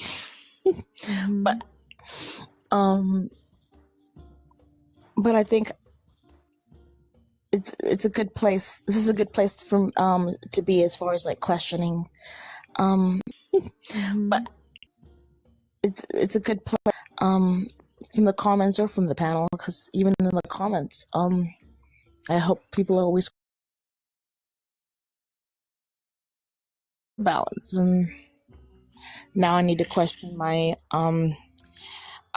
need for coffee right now. I'll I think how are you doing, Kat? You've been up all night. You've you and I Thrayle was both. thinking about coffee too, and like just like right before you said that, I was thinking about coffee. I am doing okay. I was telling Thrayle in Discord like yesterday sometime, like so Tyler left last night, and like the only reason for me to sleep at night is because it's nice to like sleep with him, you know. And so I'll probably sleep during the day more this next couple weeks and just like be here all night more because this is comfy and nice for me. So I'm like looking forward to that, to like really doing that, and looking forward to like working on a few other things and just like having like my like my thoughts and like the things that I'm like, you know, trying to like work on and get through, like just having that in this space, like in my space here,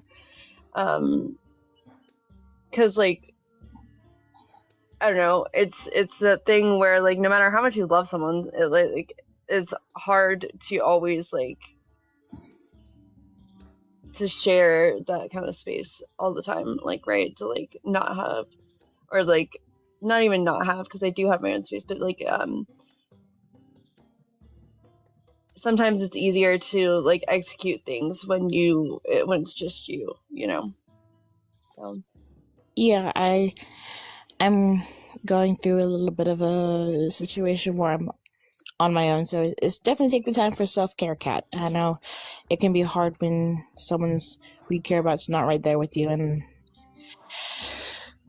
look, here's the thing, you guys, I'm not really scared of things, but like the jungle is kind of scary by yourself. Like it just is, okay. We'll be here for you, Kat. And Yeah, I'll fend off any jungle monsters for you. I'll come to the phone. I don't even think it's the jungle monsters. I think it's just the fact that it can be disorienting. Yeah. It's not even that. No, it's actually, you know what it actually is? Here, I'm gonna be like vulnerable and open. It's that like a week ago I started having this like nightmare about like I don't know, drifters, which there are a lot of, just like walking up like a drifter's like walking up the driveway and it being like really scary and bad. And like that now I'm alone, and so that's like just scary and disorienting, which is probably the other reason I will sleep during the day and be awake at night, because like the stream always takes place at night. Like in the dream, it's nighttime, right? You know, so like I've got so if I'm awake all night, I can't be surprised. I've got great news for you. Yeah. We have something called the Second Amendment. Yeah, I mean, yeah, sure, but like kind of like uh it's just like, why is Cat in the jungle? Because Cat lives in the jungle. Don't you know? Which I do love, but it is you know, it's like I just don't, yeah. I just want to like not have the scary dream when I'm here by myself. So Well, we can't help you if there's a drifter, but we're here to keep you company. yeah, I appreciate that. Trip, no, I just live here. No, this is just where I live.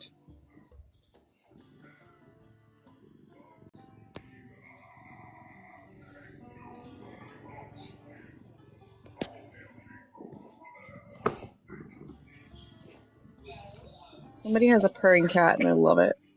That's Jinky. He's the best animal in the house. It is nice, except for like when you're alone in the jungle and you've been having nightmares about being like alone in the jungle. It's but it is nice. No, it's beautiful.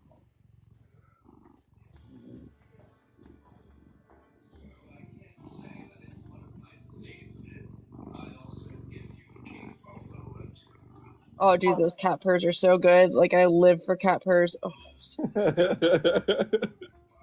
Yeah, they're my favorite. It's so therapeutic. I don't know what it is about a cat purr.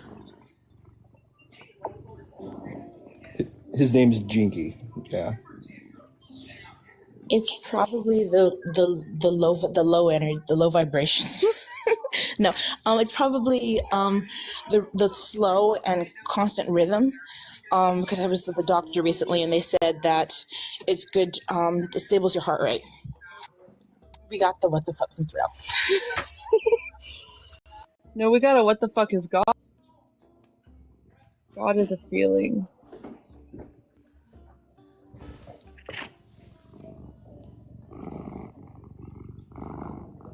God is that. That is God.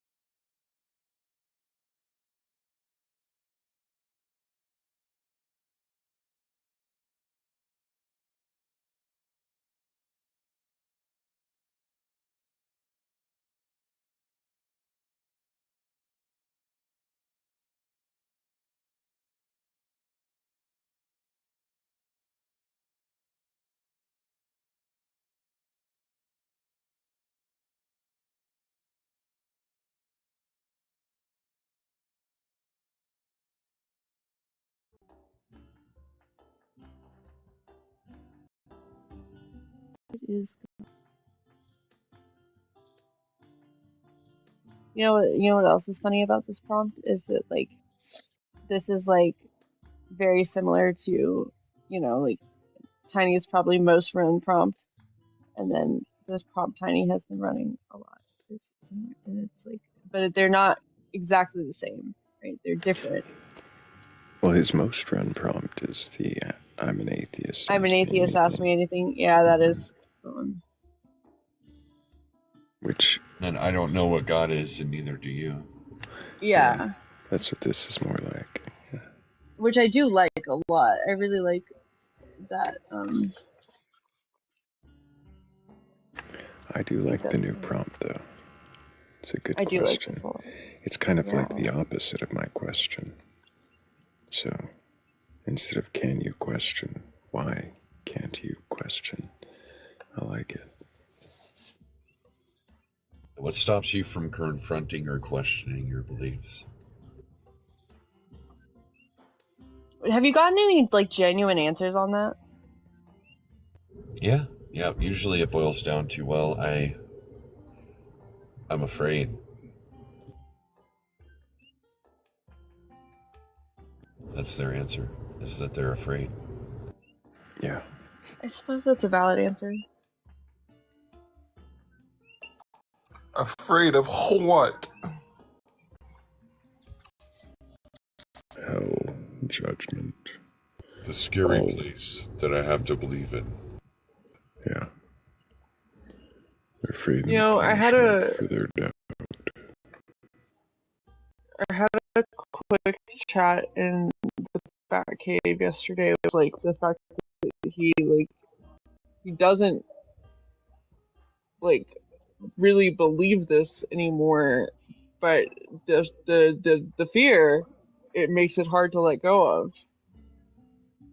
I didn't really know what to tell him about that. But I always figured, because, they always say, God is just. So I always figured if he's truly just, then you can easily live your life explaining, well, you never gave me a reason to believe if he was true. And if he wasn't true and he sends you to hell, he wasn't just for non-belief. right. Yeah, that's That's just like, that's like, why would a God create us to damn us?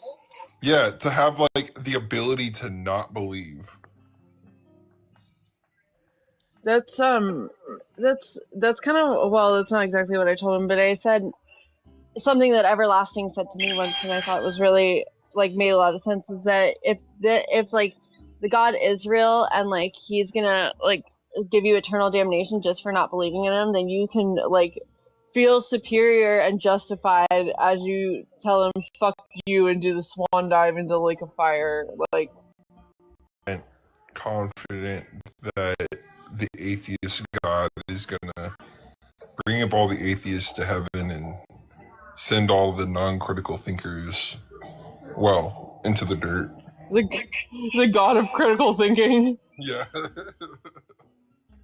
It's like, I purposely didn't show you proof so that you wouldn't believe. Criticallicles.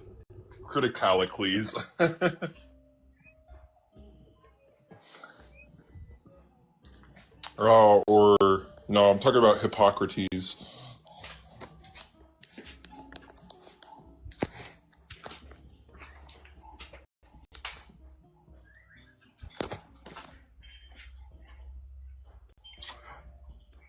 For people who believe in God, does God believe in you? You must believe in the religion of science. Oh yeah, I forgot. Atheism's a religion now.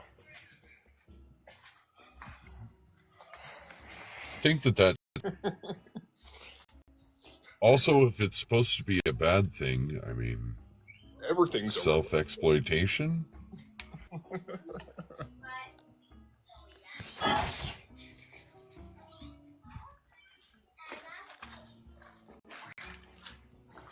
You can't point one finger at someone without three fingers pointing back at you. Those are your own fingers because you gotta like curl your hand in a way to point.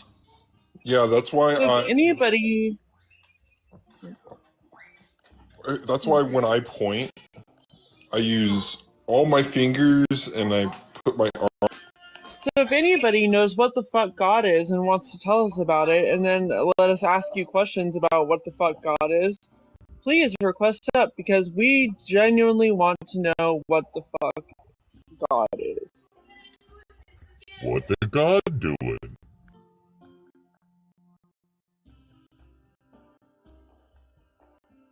I think God is a feeling. Come up here and tell me I'm wrong. For the only time ever that's allowed here. I don't think they'll tell you that you're wrong.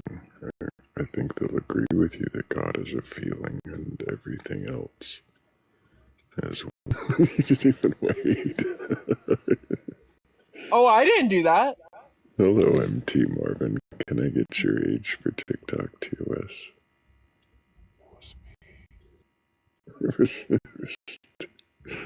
Usually is. Yo, what's happening, everybody? Hey, MT, can I get your age? How's it doing? Can I get your age? And you can call me Thrayle. 45. Do you have a belief in a god or gods? Something like that? Yes, I do. And what is that God? What is God? Oh God, it's like the first thing that was there. You're really quiet, Marvin. It's kind of hard to hear you. I think you said the thing that was there before man. Okay, I'm sorry about that. I was just saying that God was there for me before man on the planet Earth.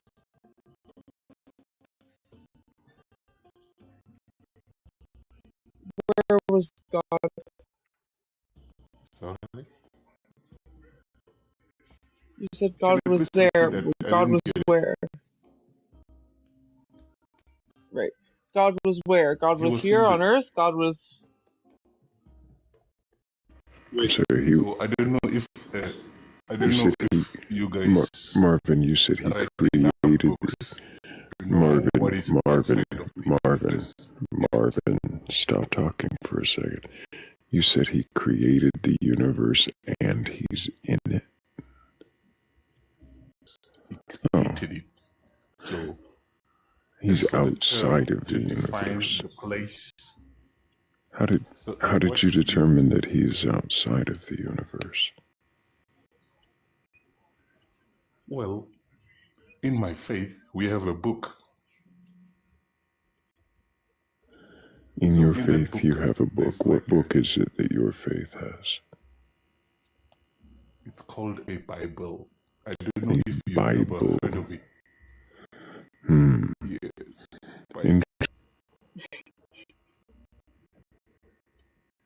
Yes, so this book... I asked you if you'd read it. You know, I'm trying to work with you, but like, if you're gonna question me like I'm a 6-year-old stupid... You said, I don't know if you've heard it. You're condescending and you're kind of being an ass, Marvin. We're just asking you what you believe in all that. We asked you what your God is. You said your God is something outside of time and space that created it and that your book tells you about it. I asked you what your book is. You said, obviously, I've read the Bible. Have you read it from beginning to end? I'm not sure, but I've read parts of it. Whether I've covered everything, I'm not sure. Covered most of the parts. No, it's about, I think, 2,000 pages. So just sit down and read 2,000 pages from page 1 to page 2,000 is like, Right, you could use a bookmark. nobody got time for that. Alright, you can use a book. Go ahead, Kat. Can I just point out that he just came up here and said that he didn't know if we knew what a Bible was, but I'm fairly certain every single person on this panel except for him has read the Bible from cover to cover. Lady, thank you very much. It says Kat. I'm just her name is Kat. yeah. No. And I'm just saying, like, if you're gonna come and condescend to us about a book, maybe make sure that we haven't all read the book. Well, So I was since still you have talking to the brother there. I was not. Bible from beginning to end, I would wonder, why do you believe it?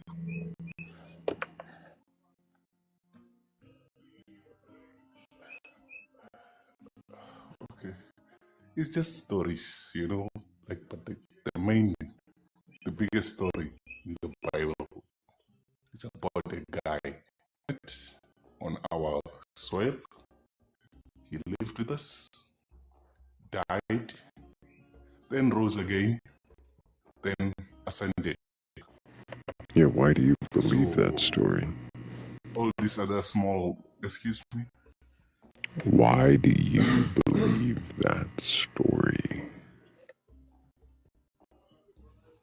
Well, it all started for me, personal. I'm going to tell you about me personally. I sat down and wondered if, like, human beings, a man and a woman, one can claim to love the other person by just words, maybe even a note, or you are deaf, you read Braille, but a word, and then to love you just by the words, and you believe it. Why can I not believe the story in the Bible? The question was why you do believe it. Okay, can you tell me, do you think there's a God? Why don't you answer his question first?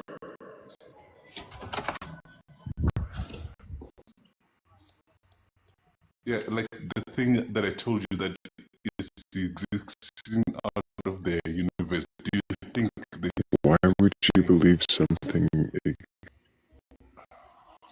Man, you people believe all what they want to believe. Yeah, but like, why do you believe that there is something that can exist outside of the universe? Have you ever had any kind of observation of there being anything outside of the universe? On this universe, so I'm only gonna answer about the things that I've seen on this universe, specifically planet Earth. I've seen some weird things. Do you believe that there is something outside of the universe?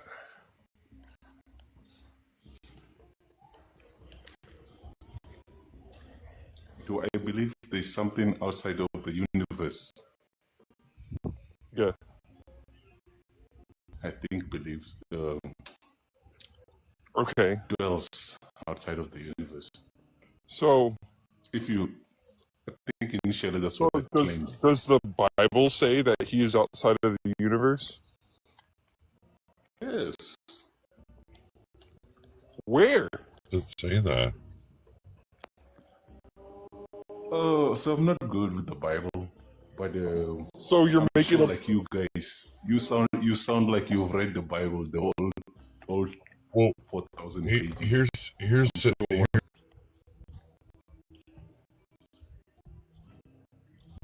Oh, he doesn't. No. How would you know? We've read it. We've all read it.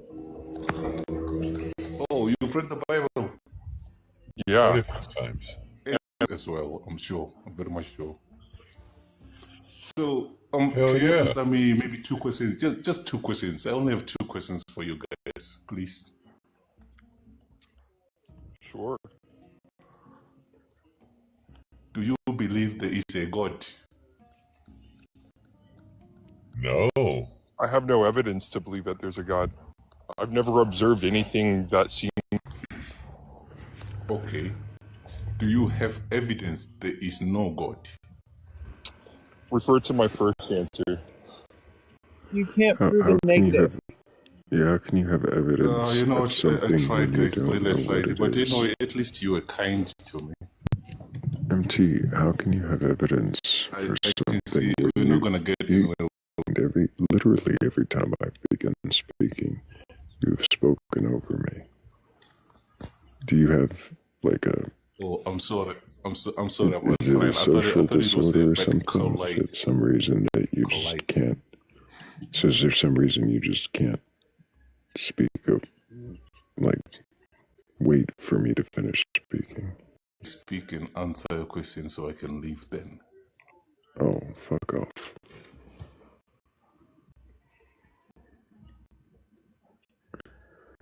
Do you have evidence that there is no God-eating dragon?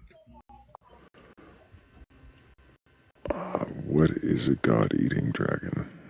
A dragon that eats gods. This Oh. dragon eats. Something that your shed is full of.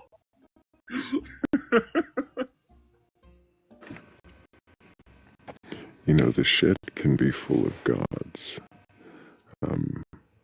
And the door doesn't have to be locked because the gods are afraid to leave. No, yes. Because of the questioner. Well, it might be the dragon. But if the shed is full and there's always room for one more, well, doesn't, I mean, Is doesn't it because follow you're then? systematically feeding them to the dragon? No. Oh, it might be that.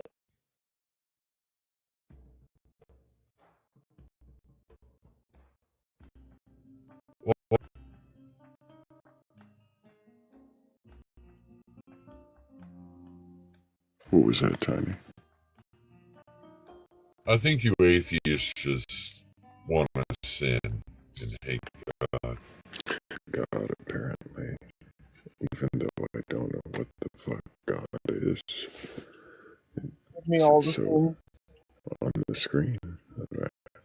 Well, I think it's like the word split. Something like that. The I think that was the longest. Split. It's SPLEH.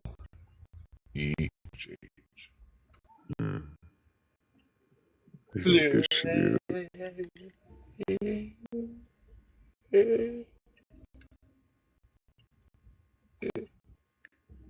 I feel like there's a few extra IHs at the end. How do you add the vibrato to a word? Not like that. It was almost obscene to his please. Breathe into a bag.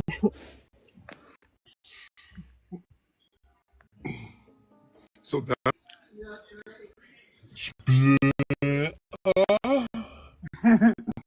Oh my god.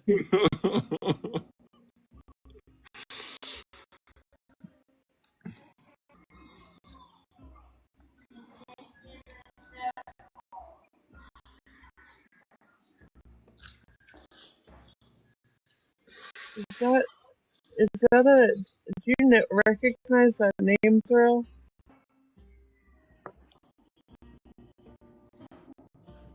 What name? That one right there. Yeah, that one. Oh, not that hey, one. Bats. That's not the one I was talking about. You mean... Yes, that is, I suppose, what I mean. You do recognize it then. Yeah, no, I remember Joseph. I don't think he's actually there anymore. Oh, okay.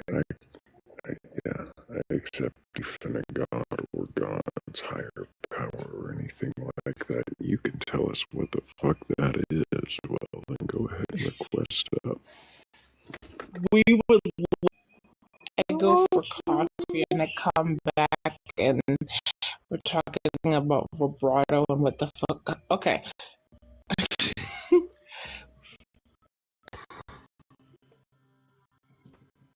That's a nice update.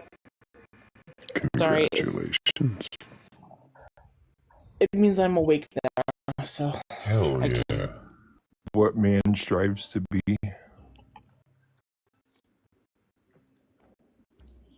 I think God is the idea of all conceivable ideas. Oh my god.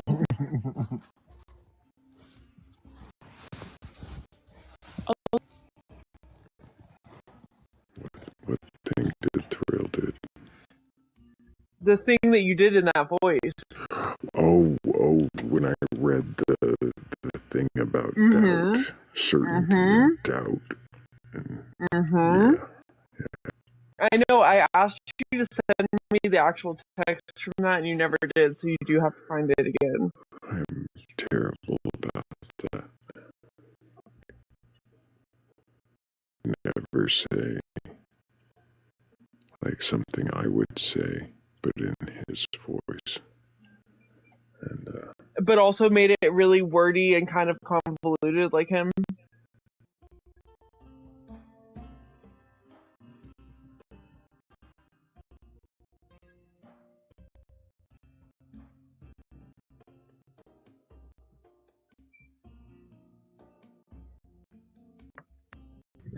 Put grape jelly on your biscuits and then put gravy on it. It doesn't have to make sense to anyone but you. That is heresy. Yeah, that belief sounds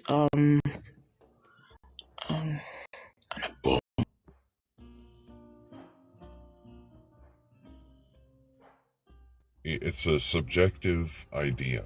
It's somebody's own personal understanding of existence and how they view it. If you put grape jelly on your biscuits and gravy, like that is fuck no. That is like a I don't even, that is like a lake of fire level. Look, I wouldn't do that. That's what a belief is. It's their own personal choice. It's like putting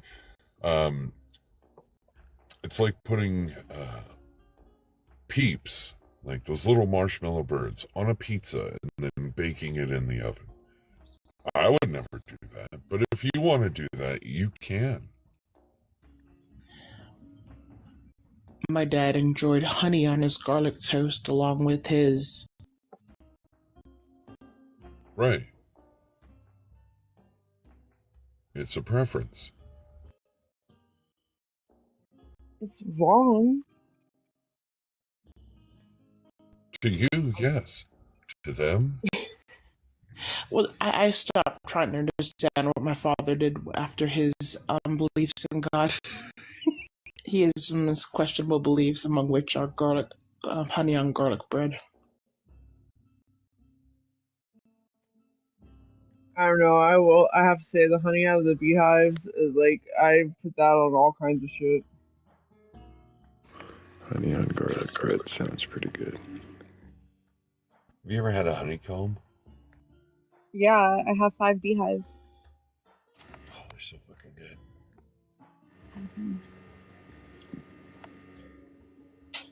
So if you have a belief like in honey on garlic bread or deities or gods or any such thing as that, please don't request up.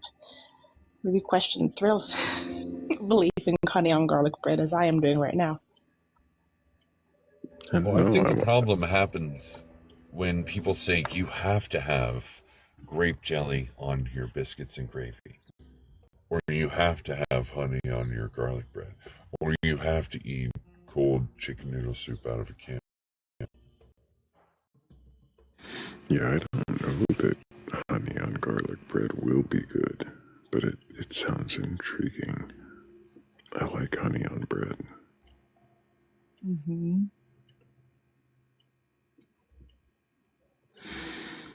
And that's true quickly. Lactating mermaids may or may not actually exist.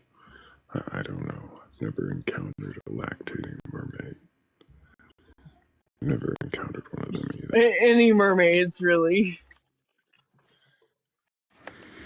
I just wonder if I did encounter a mermaid, which half would be which? Obviously, the bottom half is fish, because otherwise, how would I sit on a rock, topless, and entice men to their deaths? What if it's the left half is a human and the right Oh, half that's an interesting is a idea. fish? Nobody ever draws mermaids for No.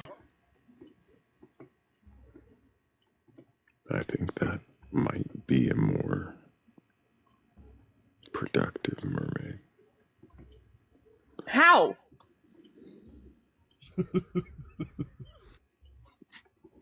Might be able to swim better. No, I want to How question is that belief. refined How in the artists? hell would that be more productive? It depends on what they're trying to do.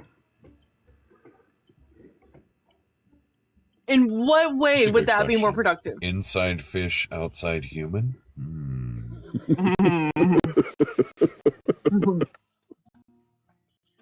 Let's leave politicians out of this. Now we're really figuring out the hard stuff. Oh my goodness, lizard people. Oh, you were here earlier. It's energy, remember? What the fuck is an energy? God. God is energy. Energy is God. It's problem solved. Holy circles. I think the guest realized that towards the end of the conversation. Oh, Thrayle, I was living for when he said whatever he said, and I was literally about to say, no, I think that's circular, and you were like, no, I think that's circular. I was like, Yeah. Yeah, it was pretty circular. I mean, it's not really circular. It was more ping-pongy. Just back and forth. it was like a boomerang. What do you call that, Tiny, when it's circular, but it's really just two things instead of convoluted trail of stupidity? Oh, what, when two things are the same thing, but you're not saying what it is? Yeah, yeah. God is energy is God is energy is God. Yeah, that would be, a circle?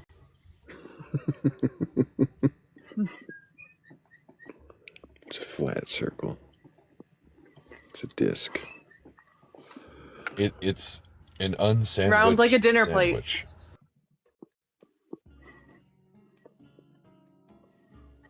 Oh, it's definitely a sandwich. It's more like a salad. The interesting thing, who's using a sandwich of their own, they always embrace it. Well, not always. Almost always embrace it. People love the sandwich.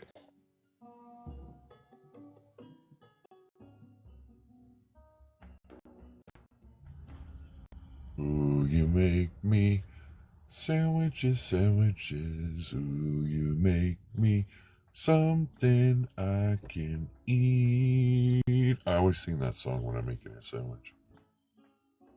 You know who doesn't love the sandwich?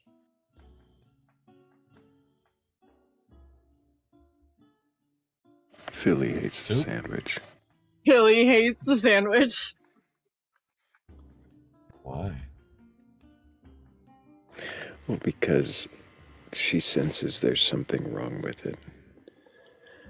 Because the way I present it, that If anything that is layered or can be described as layered is a sandwich, and everything is layered or can be described as layered, then everything is a sandwich. It bothers her. I don't know why, though.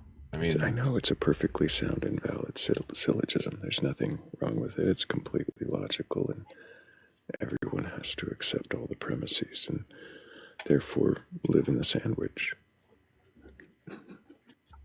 The sandwich is inescapable.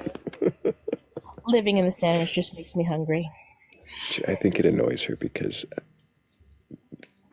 it is inescapable if you define it that way. And I didn't let on that defining it is the trick. And so, in the beginning, now that she knows, she still just gets annoyed with it.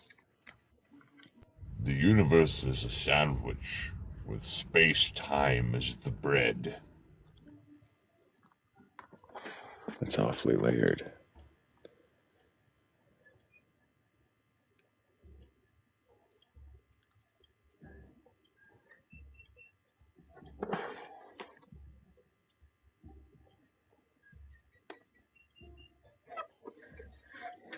Well, I think I'm gonna go eat some lunch, guys. Yeah, Is it that time? It's that time somewhere. Oh, It's 11:40. it's 6:40 for me. So, Well, good morning. good morning. Thank you. Enjoy your lunch. Good morning, Tiny. Have a good one. Appreciate you being here. And happy birthday. And whichever day Thanks that for is. showing. It's Tiny's birthday. May you- Happy birthday, Tiny. Lunch. May you find split.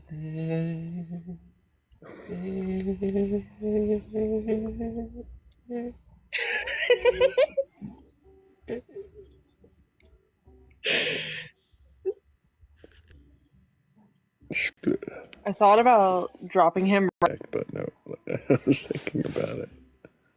Yeah, were you okay? Good. I'm glad I'm not the only one. I was like, you know what might be funny if he just got dropped right in the middle of that. Well, I thought about it at first. Yeah, exactly. I thought about it for a second. And I was like, I wanted to see how long he dragged it out. Yeah. That was impressive length, though. He kept on going.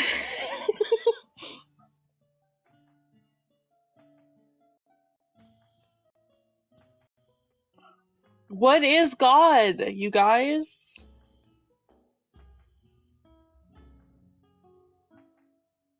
Somebody please come tell me. Can belief be helpful? I don't know. Can it be? Goo morning. Sorry, I'm reading the comment. I'm reading the interesting comments out loud.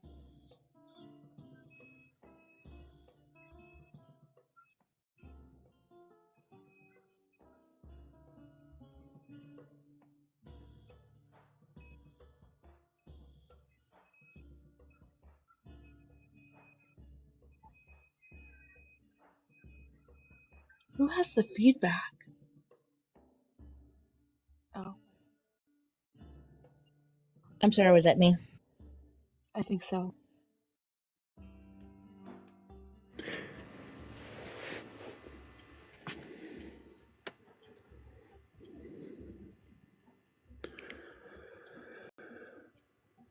Time to vacuum. When the acted is the opportunity to ask questions. There's a guest. Look at that. We've got somebody.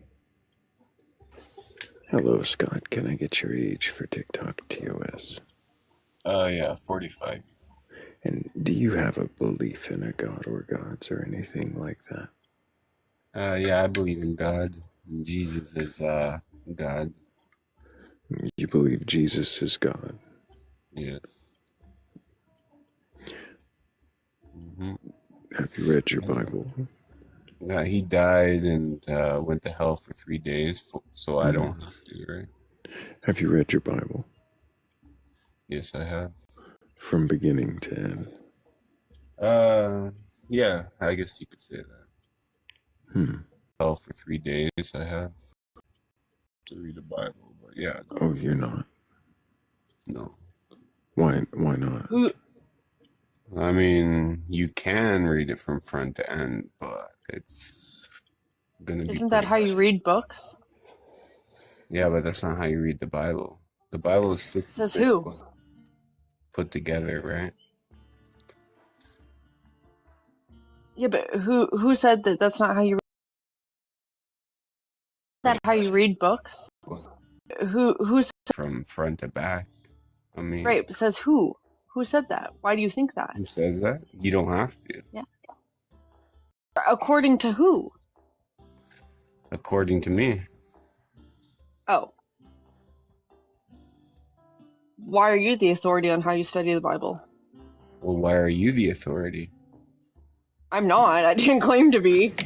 Okay, well, I didn't claim to be either.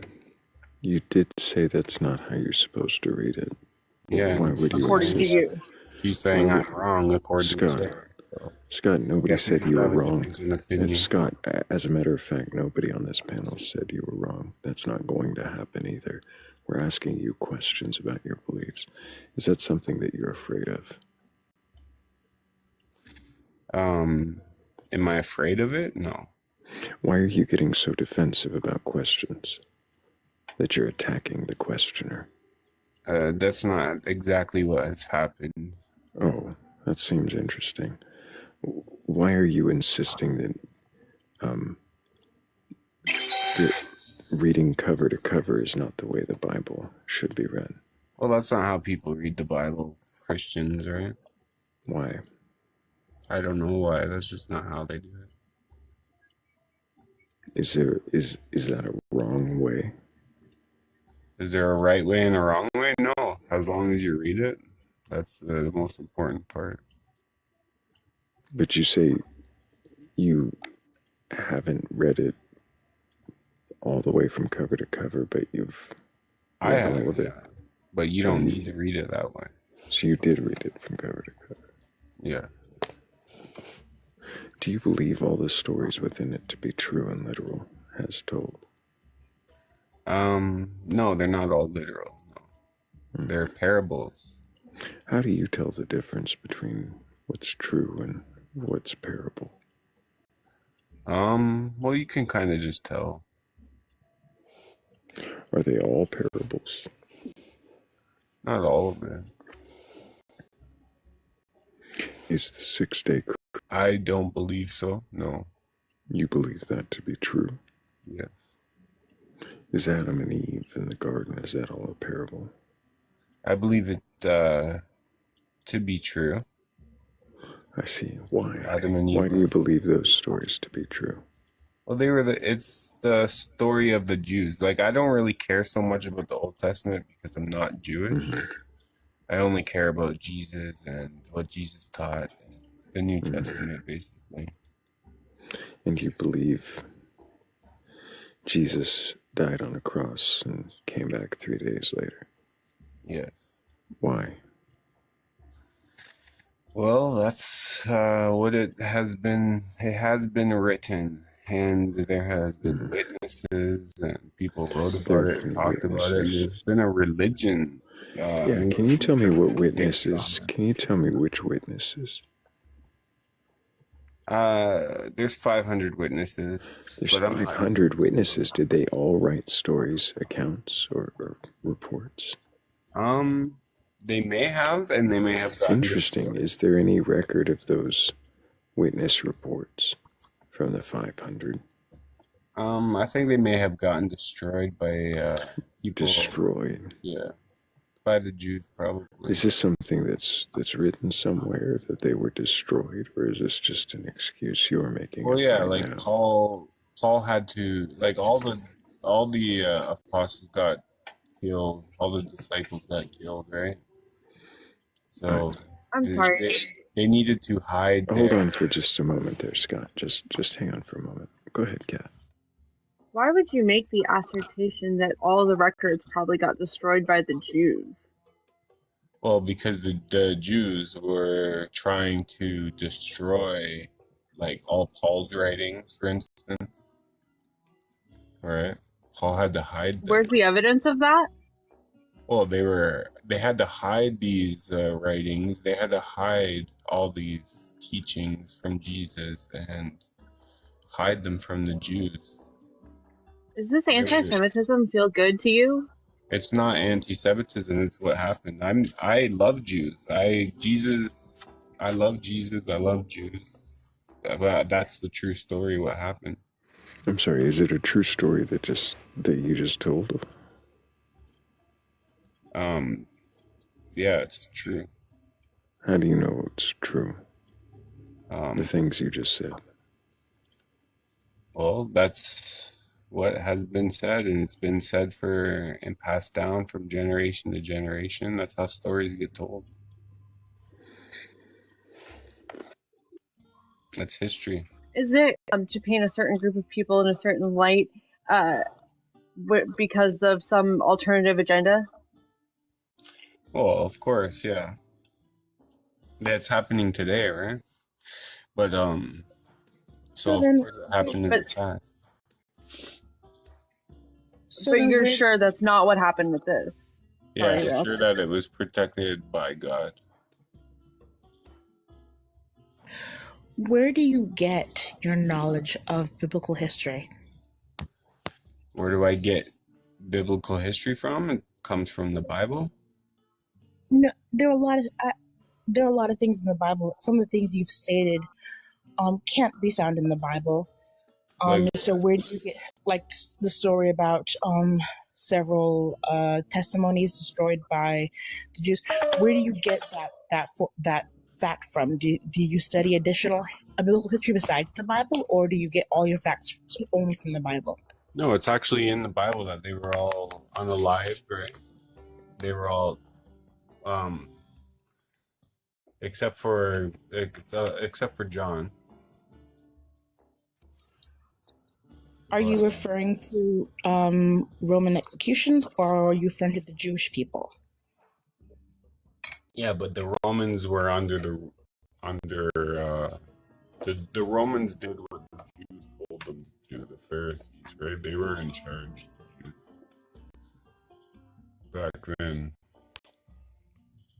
Have you read anything at all besides the Bible to discover biblical history and any actual facts and documents we have outside the Bible, such as all sorts? Would if somebody who say had studied the Bible for maybe over 2 decades alongside history, would they perhaps have a better or the same understanding as you? I've studied it maybe for a decade, so yeah, I'd say they would have a better understanding since they're 2 decades. So sure.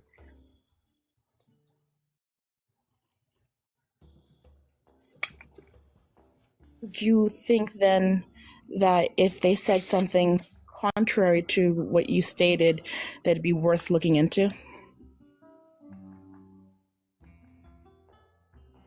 Sure. Who are you talking about? You? Well, I was a Christian for 26 years. I studied alongside seminary students and had somewhat a rounded understanding of the Bible, while reading it several times. But I think it's important to look at fact. There are lots of secular books on the history of that era at the time that can support or go against your claim. I found that the history I've studied goes against your claim, putting all the blame on the Jewish people. Oh, so what does that little fish mean? Do you know anything about that little fish that they use? Yeah, it's the early symbol of the Christian church. What does that have to do with what Bats was saying? Yeah. Well, I understand. I'm just saying that is proof that they had to hide, right? So okay, wait. So why on earth would you believe that the Romans were taking orders from the Jews? Well, when the Romans unalived Jesus, they took the order from the Jews, right?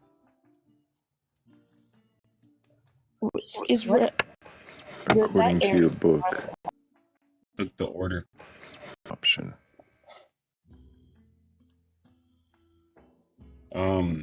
They gave them an So order. that's not taken order. They asked, They gave them an the Jews, order. what do you want to do? And then the Jews said, So they asked. unalive That's him. different. Is that an order? Yeah, so they asked him. Yeah. Okay. So they Right, so that's not an solicited order. an opinion. Yeah, exactly. In that area at the time, Israel was under Roman occupation, and the only way for any kind of legal action, such as an execution, would have been proved by the existing Roman occupation. Yeah, the Jews had a lot of power, you know, And how even do you over base the Romans, believe it or not. do you have any claims outside the Bible to show that this claim? That the Jews had power over the Romans? Yes. Do you have any actual historical evidence to prove that the Jewish people were in control of the Roman Empire? Control of the Roman Empire, they had control, though. They had power. They were even and equal. They were the Pharisees. You realize by stating this as fact, you are making an assertion and are the one who needs to kind of explain why, correct? Of course, the Romans didn't believe in the Jewish nonsense, right? But they, Your religion is based off of that Jewish quote unquote nonsense. no, I don't. Yes. I mean, I believe the flood. I believe in the creation. I believe it all happened, but I don't care about it because I am not Jewish.